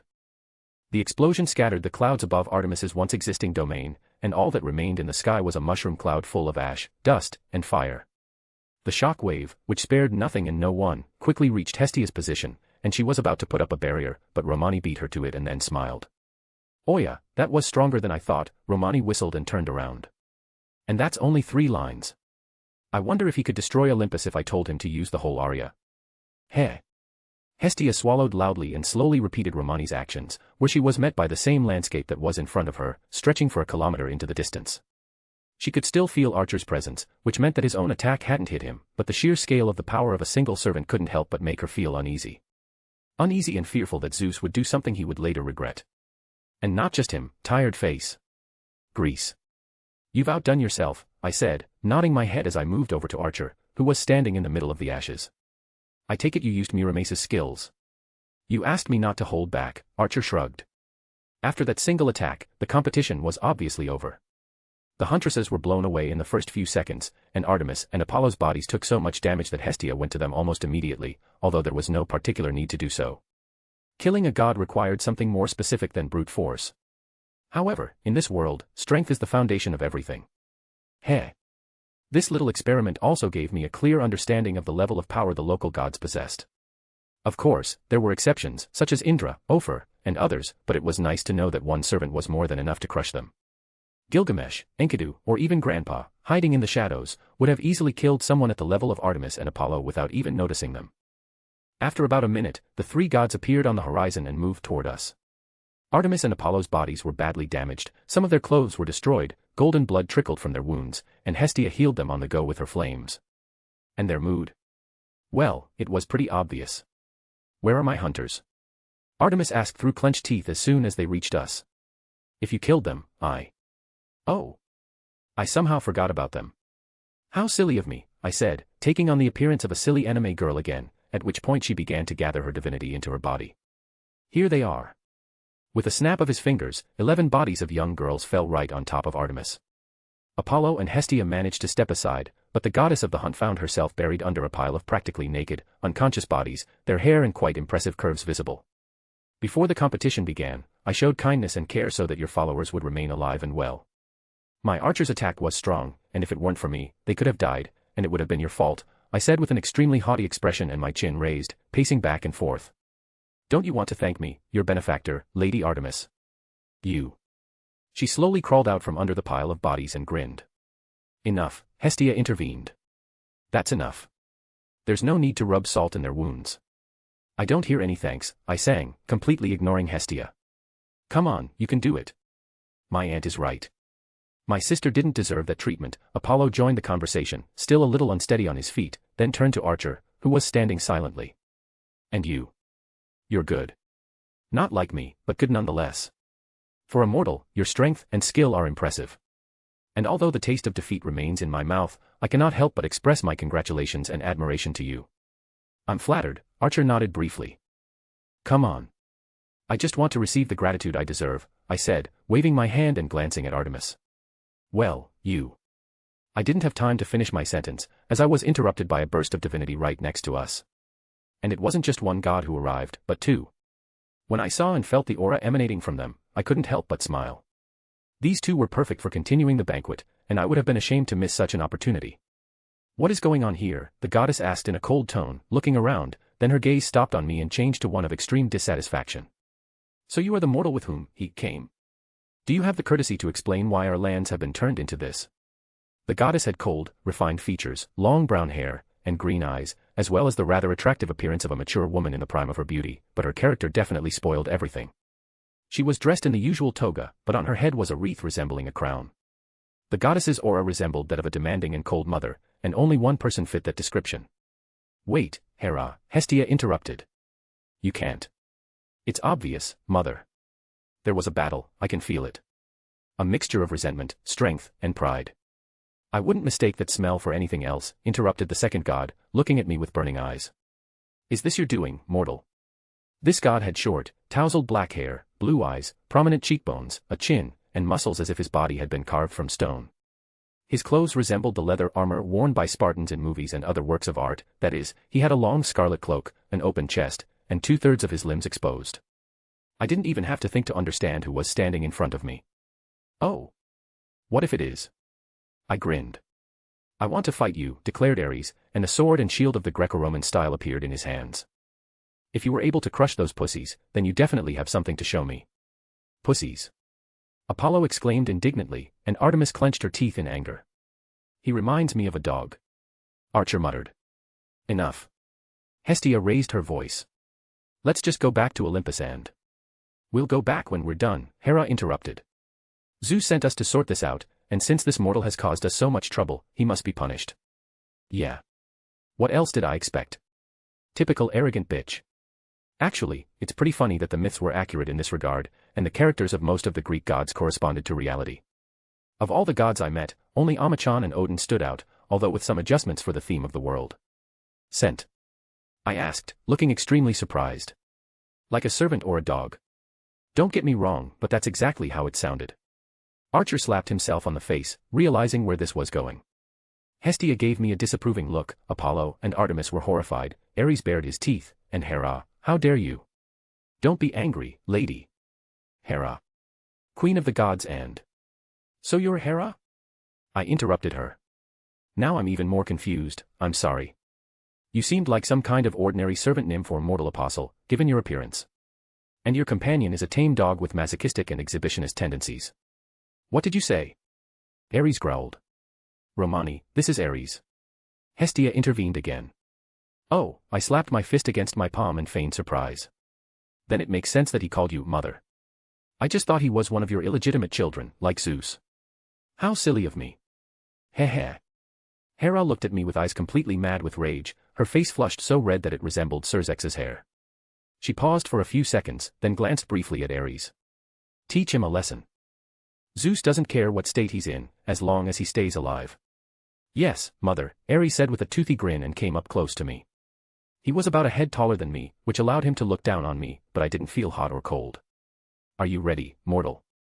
In response, I activated my magic chains, then looked up and grinned insolently. "And you?" In the next second, golden chains burst out from under my feet. Although Ares managed to put up a shield in front of him, which was commendable, the force of the chains continued to push the god away until he flew into a half-ruined mountain, causing a small explosion and a huge cloud of dust. Of course, I decided not to stop there and snapped my fingers, causing a magical circle to light up directly above Ares' landing site, from which a huge sword of light the size of a skyscraper shot out. Upon reaching its target, it caused another explosion, as well as a force pulse that reached our group in the blink of an eye, ruffling the clothes and hair of those around us. From our position, we couldn't see what was happening inside, but when the sword touched Ares' shield, it was immediately bound by my chains and pinned to the ground, completely immobilizing him and rendering him unable to speak. Could he have escaped? Well, good luck with that. Even if they were just copies, Enkidu's abilities hadn't gone anywhere. "Heh! How dare you resist punishment, mortal?" Hera exclaimed even louder, to which I rolled my eyes, put on a completely bored expression, and looked her straight in the eyes. "If you want, I can send you there too," I said, to which she chose to remain silent, but did not cease to feel all kinds of rage towards me. "Actually, please do. The Queen of the Gods can't be as weak and helpless as I imagined, can she?" "You." She hissed, but at that moment we had another arrival. This time it was the familiar Hermes, who looked around and quickly came to the right conclusions. "I apologize for the delay, Mr. Archiman," he began diplomatically. "I hope you don't mind returning to Olympus to discuss what happened. Father has promised to compensate you for all the inconvenience caused, including the concerning Lady Hera and my brother." "Oh. Of course." I smiled sweetly. It would be extremely rude not to accept such an offer. "But what about—" Hera was about to say, but Hermes interrupted her. Right now, Father wants to see everyone except Aunt Hestia and our guests. Oh. So Zeus really wants the deal between me and Olympus to go through, since he's ignoring all my antics and only punishing his own. However, that's unlikely to help him. But right now, Lady Hera, Hermes cut her off. You know what Father is like when you test his patience. Hera didn't respond, but just gave me a very, very angry look and disappeared in a flash of light along with Artemis, Apollo, Hermes, and Ares, whom I immediately let go. Archer sighed wearily and began to rub his temples. I just smiled, and Hestia couldn't stop shaking her head in annoyance. Why won't they listen to me? Tired face. Olympus. After some time spent in complete silence in the temple of Hestia, the moment of the gathering finally arrived. And now Hermes led me, Archer, and the still undetected grandpa to the highest point of Mount Olympus, where the gathering of the 12 Olympians was taking place. Out of the corner of my eye, I watched the others, and Hestia stood out the most, of course, while Archer behaved as usual and Hermes, as a skilled and professional diplomat, kept a polite smile on his face with a hint of apology for the antics of his family members. The goddess of the hearth, since her return to the temple, looked as if she was seriously considering some idea. And, considering her last words, I had no doubt what she was thinking about. In fact, putting her at the head of Olympus was an extremely good idea, if only because it would reduce their influence on humanity. Of course, in theory, Olympus could lose some of its power, but that could easily be compensated for. Zeus was the strongest only because he had his own symbol of power, his lightning bolts. And if a similar analog were created for Hestia, she could surpass Zeus on all fronts. After all, Zeus's dominion is limited exclusively to Greece, while Hestia has gained power bit by bit from all over the world. There are many gods of the sky, thunder, and lightning, but there are only a few gods of the hearth. Some have already disappeared under the pressure of time, like the Sumerians, as I have discovered, because people no longer believe in them. Once again, I apologize for my sister and the others, Mr. Archiman. Hermes distracted me from my thoughts. Unfortunately, not all of us can boast of restraint and the ability to adapt to situations. And then there's Hermes. In all the time we've known each other, he has never shown himself to be an unpleasant person. On the one hand, this was his specialty as an emissary of Mount Olympus and Zeus himself, but nevertheless, it was easy to do business with him. I would even add him to the list of relatively good Greeks, along with Hestia and Hades. However, the latter may be non-canonical. I haven't met the others personally yet, so let's leave it at that. Heh. But not you, Hermes, I smiled. Have you always been so polite, or has time had an effect on you? Thank you for the compliment, he smiled politely. And your second guess is correct. The flow of time is relentless and eternal, and no one can influence it on a global scale, not even the gods of time themselves. And that is precisely why you have to adapt to it, if you want to survive, of course. Oh dear, I see, it's only thanks to you that Olympus hasn't gone to war with anyone yet. Partly, Hermes replied smoothly, with a hint of pride in his voice. But any war between pantheons would have no winners or losers. And there are always plenty of strong opponents. Oh, I like you. And, of course, I'll overlook the fact that you're so talkative not only because you want to make up for the inconvenience, but also because Zeus ordered you to, I chuckled, to which Hermes' expression didn't change, maintaining a polite smile. Was it that obvious? The combination of the words adapt and survive together with strong opponents and the current circumstances. Even I wouldn't have missed that, I said cheerfully. Won't you share what your father wants, approximately? I don't think such a question should go beyond the scope of his order. Since you noticed such a small detail, you already understand his goals. Is there anything else? Definitely not. My father is quite straightforward in that regard. I see, I nodded. But he understands that I won't even consider his offer if I'm not offered something in return, right? Of course, but you'll get all the details at the meeting, Hermes confirmed and stopped. We're here. I looked up and began to look around as soon as he spoke. It was a massive, open building in the shape of a circle, reminiscent of the Roman Colosseum with tall white columns, and right in front of us was a tall double gate 5 meters high. The view itself wasn't particularly impressive, as I'd seen better, but the divinity emanating from within. That was pretty cool. From there, I could feel the presence of Hercules and 12 other auras, meaning that Hades had also arrived. What was quite amusing was that Hades was not one of the 12 Olympians, even though he had his own throne. In addition, there were a whole bunch of closed fields around this place, comparable in power to rank as spells. I managed to analyze them, and most of them were not intended to protect against attacks, but against espionage and the like. Understandable, I would say. And while my eyes were studying all this, the doors began to slowly open, revealing a not particularly long corridor, at the end of which a bright white light was visible. This corridor leads to the most important place on Mount Olympus, the Great Hall. That is where the meeting and negotiations with you, Mr. Archiman, will take place, said Hermes, pointing to the other end of the tunnel. I will wait for you there. I nodded briefly and, when Hermes left us, slowly walked inside, mentally connecting with Archer and Grandpa. Let's place bets on how this will turn out, I asked them cheerfully. After all your antics, including those you're definitely going to pull.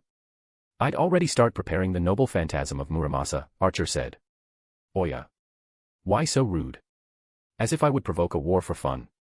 I'm not as irresponsible as you say, Amiya-kun. Right, Grandpa. What is my priority, Master? Grandpa said, stopping in his tracks and almost tripping, then hearing Archer's chuckle. Stop. You talk as if battle is inevitable. When did Archer's rust-filled brain turn my Grandpa into a traitor? Where is your trust in me? Even the Grand Servant agrees with me, and you still have doubts, Master. Archer grinned. Shut up, Queen Shiro, I'm not talking to you. Grandpa. I trust you, Master, he said stoically, and hope flashed in my eyes.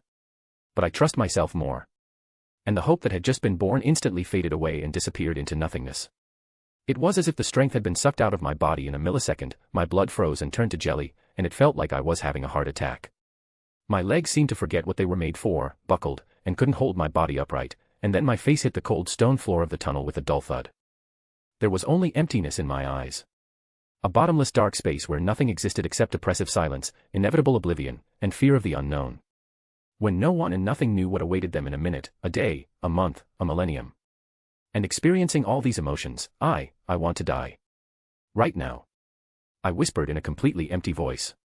Grandpa. Assassin, as your master, I order you to kill me. The evening bell did not ring your name. The time has not yet come. Please. What have I done to deserve such masters? Archer rubbed his temples. No, Grandpa gave his final answer. All right, I jumped up instantly and shook myself off slightly, causing Archer to open his eyes and mouth so wide that Heracles' club could have fit inside. What? There's clearly something wrong with you. Just a little, I grinned and calmly walked through the passage. I found myself in a kind of vast arena, surrounded only by columns, walls, and the open sky, and where the circular stands for spectators usually stood, there were 13 thrones made of the same white stone as the building itself. Each god of Olympus occupied his own throne, and all were present, although only two stood out, Zeus, occupying the highest and largest throne, and Hades. Hercules, who was standing next to Zeus, descended and took a seat next to me, nodding approvingly.